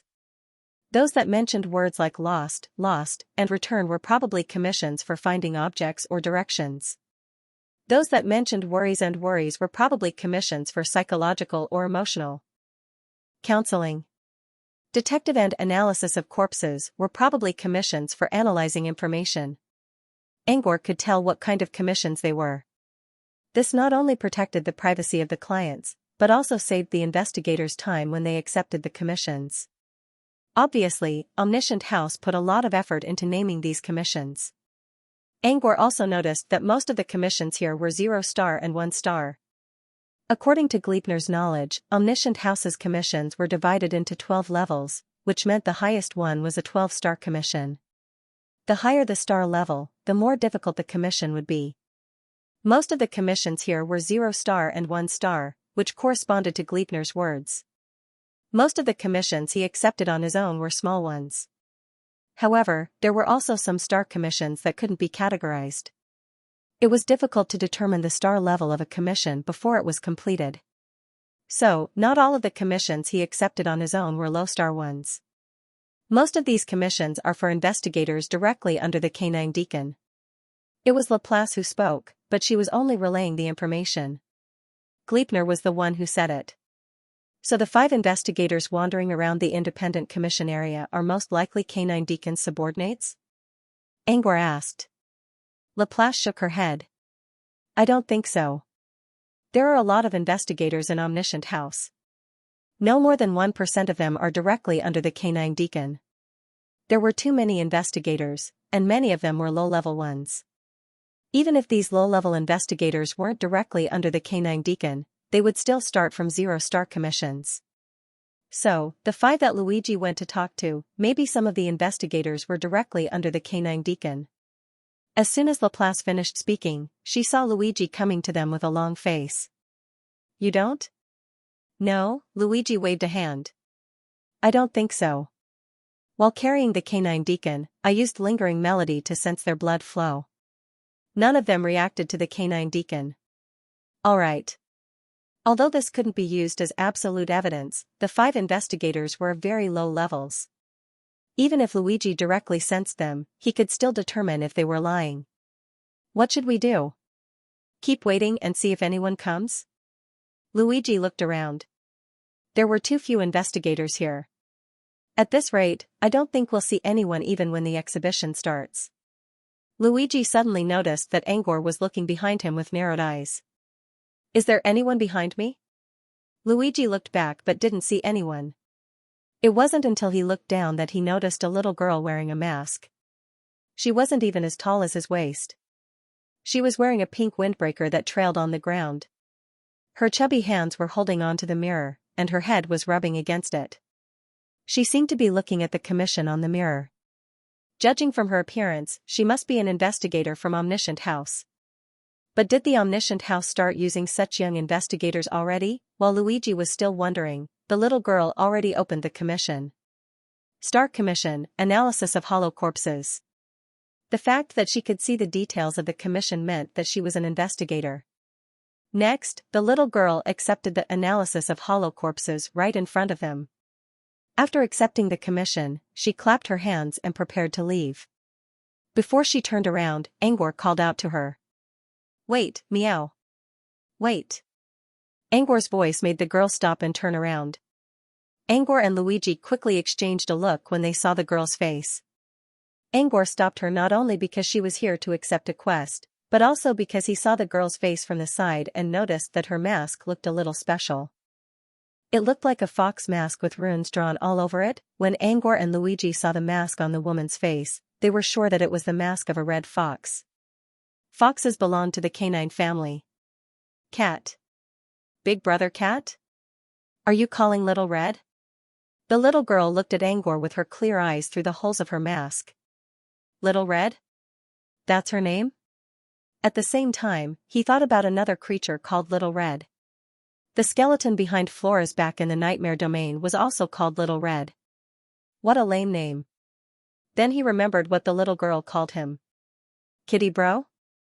Was it because he had cat ears on his head? Or was he meowing unconsciously again? Angor asked Luigi through their spirit bond and got an affirmative answer. When he asked the girl to wait, he did meow. Angor felt his face burning for some reason. Just think of it as a habit, Angor mumbled in his mind. It was normal for wizards to have pet names. As long as he didn't feel embarrassed, no one could make him feel awkward. Besides, meowing wasn't a bad thing. Perhaps this was the reason why the little girl was willing to stop? I'm not Big Brother Cat. You can call me Angor. Angor explained with a smile. What's Angor? Big Brother Cat? The girl tilted her head. Her eyes were not only clear, but also a little naivety that matched her age. Angor considered for a moment. Fine. Call me whatever you want. Okay. Angor used his beyonder perception to observe the girl's eyes. He was almost certain that she was a real child. Or maybe she was just an empty mind. Anyway, her age and body size matched. There was no need to argue with a little girl like this. Besides, calling her Big Brother Cat didn't sound bad. Is your name Little Red? Angor let go of his obsession and asked. The little girl nodded. Yes, everyone calls me Little Red. Brother Kitty, you smell so good. I smell like cake. She moved closer to Angor and took a deep breath as if she just smelled a creamy cake. Her eyes were filled with the unique yearning of a child. Cake aroma. Angor looked at Luigi and Laplace, who both shook their heads at him. They didn't smell any fragrance. He looked at Little Red in confusion. Did she smell it wrong? Or could it be that the so-called cake was actually some kind of reference? The girl who called herself Little Red suddenly mumbled to herself, I want cake too. But Doggy Bro said my teeth will break if I eat cake again. I can't eat it. He was still paying attention to the so-called cake aroma, but when he heard Little Red mention puppy brother, he quickly looked up. Who's this Doggy Bro you're talking about? Angor's voice suddenly softened. Luigi also took out his harp and began plucking at the strings. The soothing notes calmed Little Red down. That's Doggy Bro, Little Red replied. Little Red answered subconsciously. But as she answered, she seemed to have thought of something and suddenly shouted, oh no, the exhibition is about to start. Doggy Bro told me to go back as soon as possible. We can't waste time here. Okay. Little Red was about to turn around. She turned around and left. Wait. Angor stopped her again. Little Red still looked anxious, but she still stopped.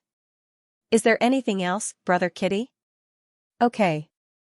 Angor didn't ask any unnecessary questions this time. He went straight to the point. Do you know Dog Deacon? Okay. In the narrow passage, Lil Red led the way, hopping with each step. Angor and the others followed behind her in silence. Is it really that simple? They didn't say anything on the surface, but Luigi kept asking through the spirit bond. When Angor mentioned Dog Deacon earlier, Little Red nodded without hesitation and told him that Doggy Bro was the Dog Deacon. Angor considered for a moment and asked again, can we meet Dog Deacon? Angor hit a straight ball. He was worried that Little Red wouldn't understand if he asked too tactfully. Little Red nodded without hesitation. Sure. Little Red will take Kitty Bro to Doggy Bro, okay. That was why they were talking about this. Little Red seemed to be in a good mood all the way, like a child who wanted to introduce a new friend to their parents. Luigi, on the other hand, was confused. Did Little Red really agree that easily? According to Luigi's plan, Little Red should at least talk to Dog Deacon first. While Little Red was talking to Dog Deacon, Laplace could show up. As long as Dog Deacon saw Laplace, it wouldn't refuse to meet him. That was Luigi's plan. Little Red skipped the step of asking the dog overseer and directly brought them to see the dog overseer. This made Luigi very confused. Maybe she's too young to think about this? Little Red asked. Through his beyonder perception, he was sure that Little Red always had a pure and sincere heart. Angor was curious about why Little Red agreed so quickly, but he didn't think too much about it. That's possible. But I think she's not that naive since she's wearing an investigator's uniform. Little Red asked. Luigi hesitated and decided to ask Little Red himself. Little Red, are you sure it's okay to take us to Dog Deacon? Little Red looked at Luigi in confusion. Why would it be a problem? Little Red asked. Luigi said, what I mean is, shouldn't you inform the Dog Deacon in advance? Won't Dog Deacon blame you if you take us there without telling him first? Little Red asked. Little Red tilted her head. Doggy Bro won't blame me. Everyone is afraid of meeting Doggy Bro. He'll be happy if someone wants to meet him. Little Red asked. Besides, Little Red knows that you're good people. Little Red likes good people, and so does Doggy Bro, alright. Lil Red's answer was very simple, so much so that it was naive. But after thinking about it carefully, this answer did indeed point to the crux of the problem. Dog Deacon's special talent of seeing through people's minds could be used silently regardless of their strength. Even the powerful mirror dragon was easily seen through. No defense could stop the dog's gaze. This was why Guthalize didn't want to come to the House of Everything. She didn't want Dog Deacon to see through her thoughts.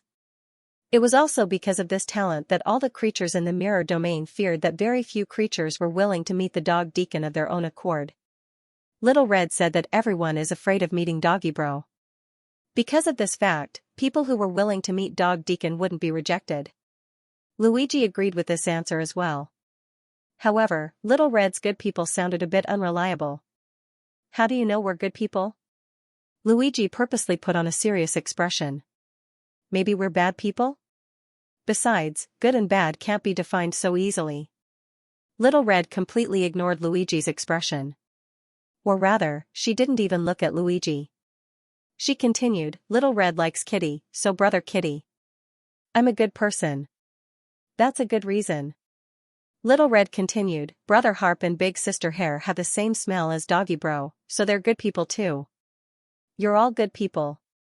Doggy Bro won't reject you. Little Red's answer still carried a hint of naivety that matched her age. Or rather, she sounded a bit childish. However, her simple words seemed to contain a lot of hidden meanings. Instead of asking more questions, Luigi spoke through the spirit bond. I think she has some special ability too. Luigi, Canine Deacon, and Laplace, if one were to investigate further, they were indeed of the same origin. However, no one could tell that they were from the same origin before today. Little Red didn't say that they were from the same origin, but she was implying that they were from the same origin. Just from the so-called smell, they were grouped together. In Luigi's opinion, this was most likely some kind of special ability. I can't tell if it's an ability or not, but it's strange. It was Glepner who spoke.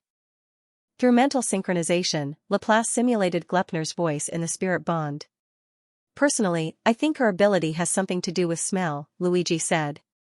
Oh, right, Luigi suddenly looked at Angor. She said you smell like cake. Maybe it's a special metaphor? The smell of cake? Angor didn't pay much attention to it before. Now that Luigi mentioned it, he realized it did have some hidden meaning. She said two things about you.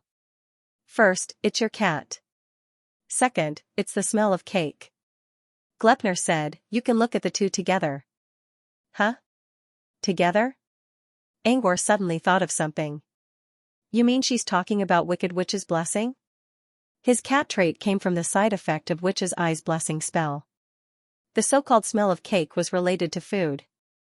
The effect of the blessing spell he obtained was the bonus he got when he was making delicacies. Therefore, when looking at the two together, the answer was, the effect of Wicked Witch's blessing. Luigi also showed a thoughtful look. Now that I think about it, I think all of the traits she mentioned are related to Wicked Witch's blessing. Could it be that she could smell or sense a deeper aura? Yes. If that was the case, it made sense that Luigi, Laplace, and Canine Deacon all came from the same source. From Luigi's point of view, this ability was probably on the same level as Canine Deacon's mind-reading ability. This was because none of them noticed that Little Red had used her ability. She was able to break through Laplace's shell without making a sound. If this was the result of her ability, then her level must be quite high. But then again, if Little Red really had such a powerful ability, why was she still an investigator? Did the people in the Omniscient House not notice her? Or was someone protecting her on purpose? Luigi's mind began to wander, and he began to imagine a great drama. However, as soon as the curtain of this drama rose, it was interrupted by reality. In front of this twisting tunnel, a clear light appeared. They had reached the exit. Just like the previous tunnels, this one also had the effect of distance reduction. However, the tunnels he went through before were not long, so he was able to exit them in a blink of an eye.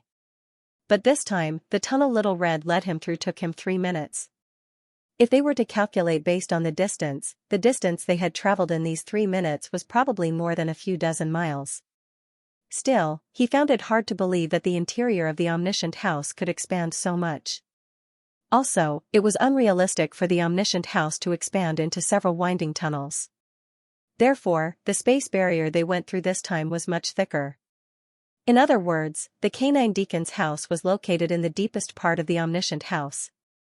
If they had to look for it on their own, they would have a hard time. Luckily, they met Little Red. Following Little Red's lead, they finally reached the exit. Unlike the other exits, this one was not hidden by walls. Instead, it was a roof door. There was a long signboard above the door. A line of words was written in the mirror language, which meant Canine Deacon's house. The door had no bars. Instead, it was covered by half a curtain. On the curtain, there were footprints of plum blossoms, as well as the outline of a dog's head. Through the gap under the curtain, Angor could see the bright light inside, as well as the smooth wooden floor. Combined with the other details, this must be the Canine Deacon's house. As he thought about it, Little Red already began to yell, "Brother Doggy." Following Little Red's call, they heard rhythmic footsteps coming from inside the house, as well as the faint barking of a dog. However, the footsteps and barking soon stopped. "Outsiders?" A clear murmur sounded from the inner room.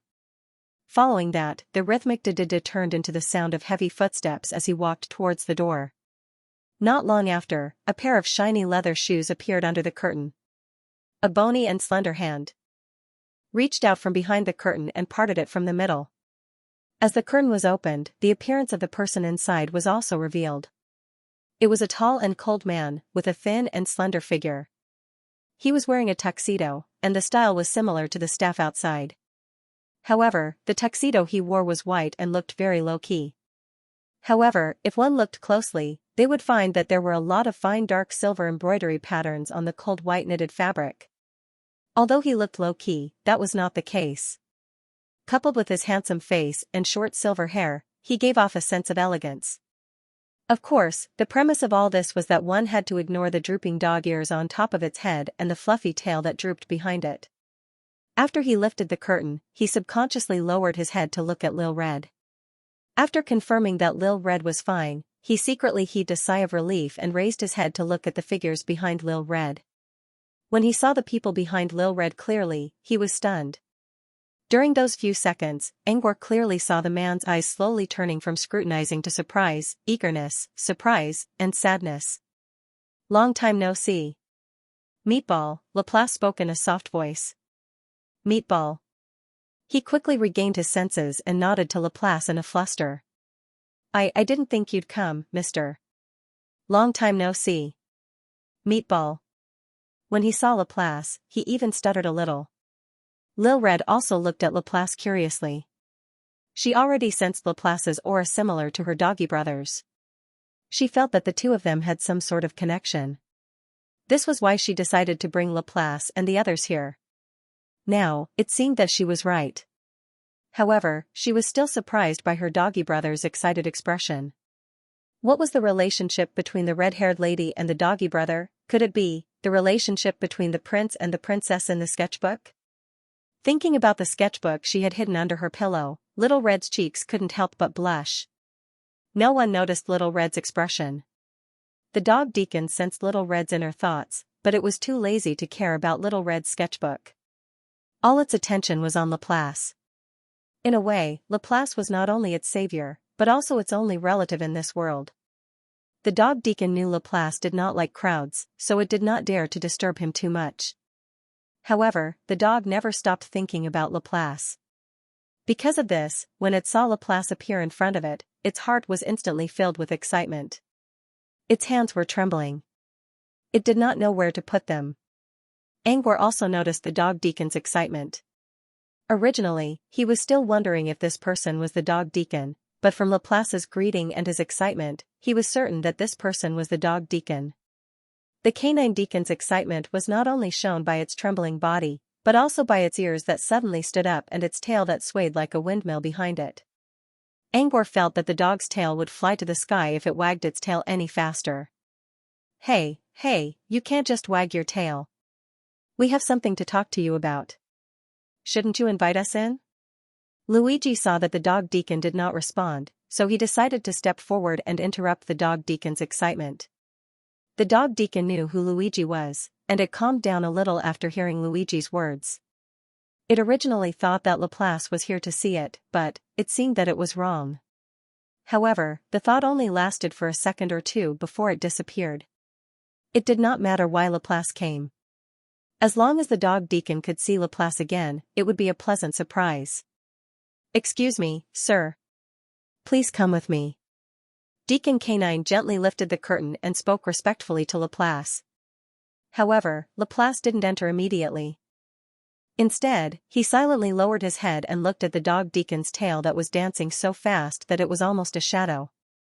If the dog Deacon's tail was only wagging, it would not affect anything. But now, it was spinning so fast that it almost took up half of the door.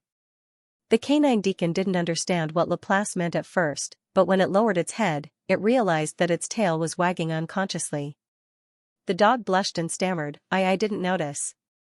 Laplace remained silent for a moment and said slowly, it's not your fault. The dog Deacon tried its best to control its tail, but no matter how hard it tried, it would not stop wagging. It was an instinctive action. After thinking for a while, the dog Deacon took a step back.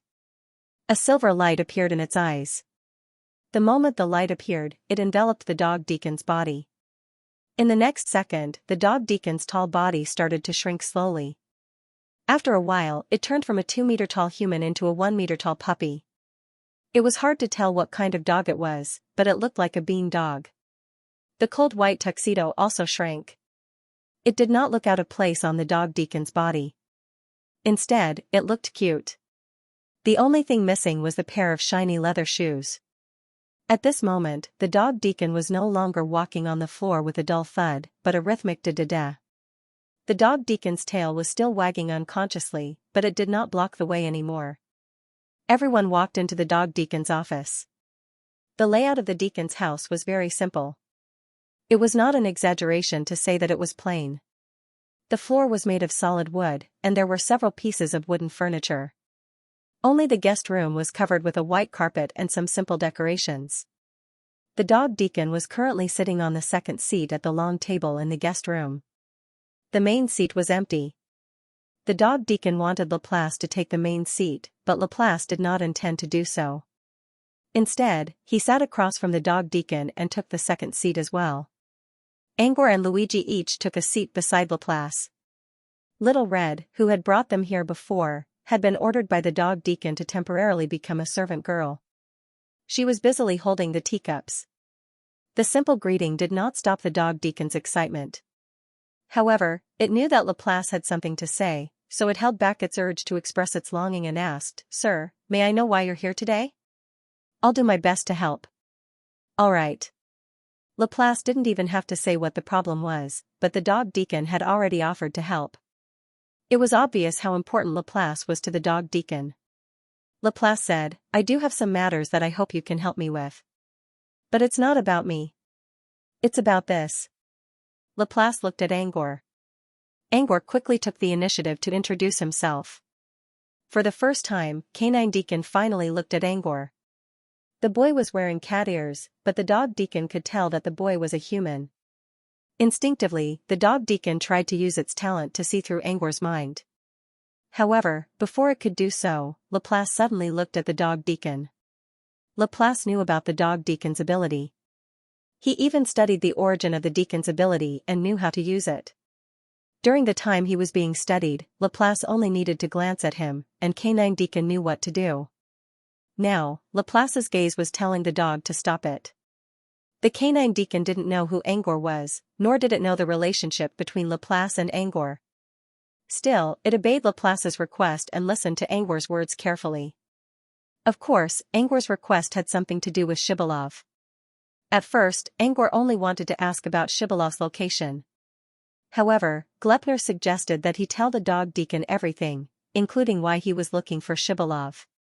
He also didn't hide the fact that he was interested in Heartfire. According to Glepner, Shibalov could only help you. It will give you a chance to come into contact with the person behind him. And use this to get closer to the Heartfire Palace. But Shibalov can't help you if you want to gain Heartfire's approval. The Omniscient House knew about all the races in the White Sun Mirror domain, including the secrets of various energy systems. Perhaps they also studied the Heartfire of Injit. Therefore, Gleipnir suggested that Angor should not hide his desire for the Heartfire. Perhaps the Canine Deacon would be able to help him. Angor's explanation was thorough and detailed. The dog deacon did not reply right away. Instead, it fell into deep thought. To outsiders, it looked like the dog deacon was thinking about Angor's story. In fact, the dog deacon was not thinking about Shibalov or Heartfire of Injit. It was thinking about the relationship between Laplace and Angor. As far as the dog deacon was concerned, neither Shibalov nor Heartfire was a big deal. They did not even need to fight. They could solve the problem by talking. That was why the dog deacon was confused. Why would Laplace send out his avatar for something like this? Luigi and Glepner could solve it. Who exactly was Angor that Laplace was so interested in him? According to Angor, he came from the southern wizardry region and was an alchemist. The dog deacon had to admit that alchemists were rare talents. Even the Omniscient House treated them as VIPs. But was that really enough to attract Laplace's attention? Would Laplace really care about alchemy in the southern wizardry region? Or did this human have something to do with Nether City? The dog deacon knew about the Wise Lord and how Laplace was indebted to the Wise Lord. If Angor had something to do with the Wise Lord, it would explain a lot of things. But was that really the answer? The dog deacon remained silent for a while, so Laplace figured out what was on the dog deacon's mind. She considered and spoke first. Whatever you want to ask, you can ask now. All right. Since Laplace was giving the dog a way out, the dog deacon accepted it. The dog deacon nodded and put on a serious expression. In the dog deacon's eyes, the dog deacon looked very serious. However, Doughhound was now a dog, and no matter how solemn Doughhound was, it still looked honest. Angor did not want to look into the dog deacon's eyes, so he looked away. Luckily, the dog deacon did not notice Angor's expression. It only had eyes for Laplace. I do have a question for you, sir. Why are you helping Angor? All right. It was a little rude to ask such a question in front of Angor. However, the dog deacon did not care about Angor's manners. Laplace's answer would determine how much it would help Angor. Angor is my most important business partner, Laplace said. All right. Laplace deliberately emphasized the word most to express his attitude. The dog deacon considered for a moment and nodded. I see. All right. The dog deacon still did not know what happened between Laplace and Angor, but it did remember that Laplace never said most when it asked about the relationship between Laplace and the Wise Lord. This showed how important Laplace was to Angor. Since Laplace valued Angor so much, the dog deacon decided to help Angor until the end. I can help you find Shibalov's location first. All right.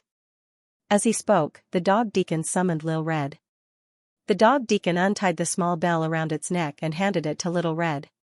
This was a token that represented the dog deacon's authority. It was enough to find Shibalov's location. After Little Red skipped away, Luigi could not help but ask the question in his heart, "This Little Red is your direct investigator?" "Yes." The dog deacon nodded. "Yes." Luigi asked, "Does she have some special abilities like you?" "Hmm?" Dog deacon pondered for a moment and said, "On the way here, did Little Red say something strange?" "Not really," Luigi briefly recounted what had happened on the road. "You're right.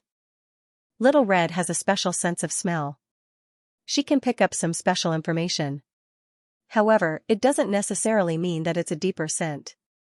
It's something that can only be interpreted by Little Red herself." "Hmm?" Lil Red smelled different scents on different people, or rather, the information it received was actually different. The stronger or more mysterious someone was, the harder it would be to interpret their scent. She could smell something similar to the dog deacon's scent on Luigi and Laplace, but that was all. She couldn't pick up anything more complicated. Angor's scent was the same as the one produced by the Wicked Witch's blessing not long ago. Little Red also couldn't pick up anything more ancient. Due to the limitations and the random nature of the information, Little Red's ability wasn't as powerful as Luigi thought. However, it was still very useful in certain aspects. For example, she could analyze the Hollow Men and decipher their corpses. After being washed away by the Sea of Mirrors, many things about the Hollow Men were lost, including their memories and consciousness. Little Red, on the other hand, could use her special ability to pick up strange scents that ordinary people couldn't. By deciphering these scents, she might be able to find information about the Hollow Men. End of chapter 3274. Don't forget to subscribe, like, and share the video to support the channel.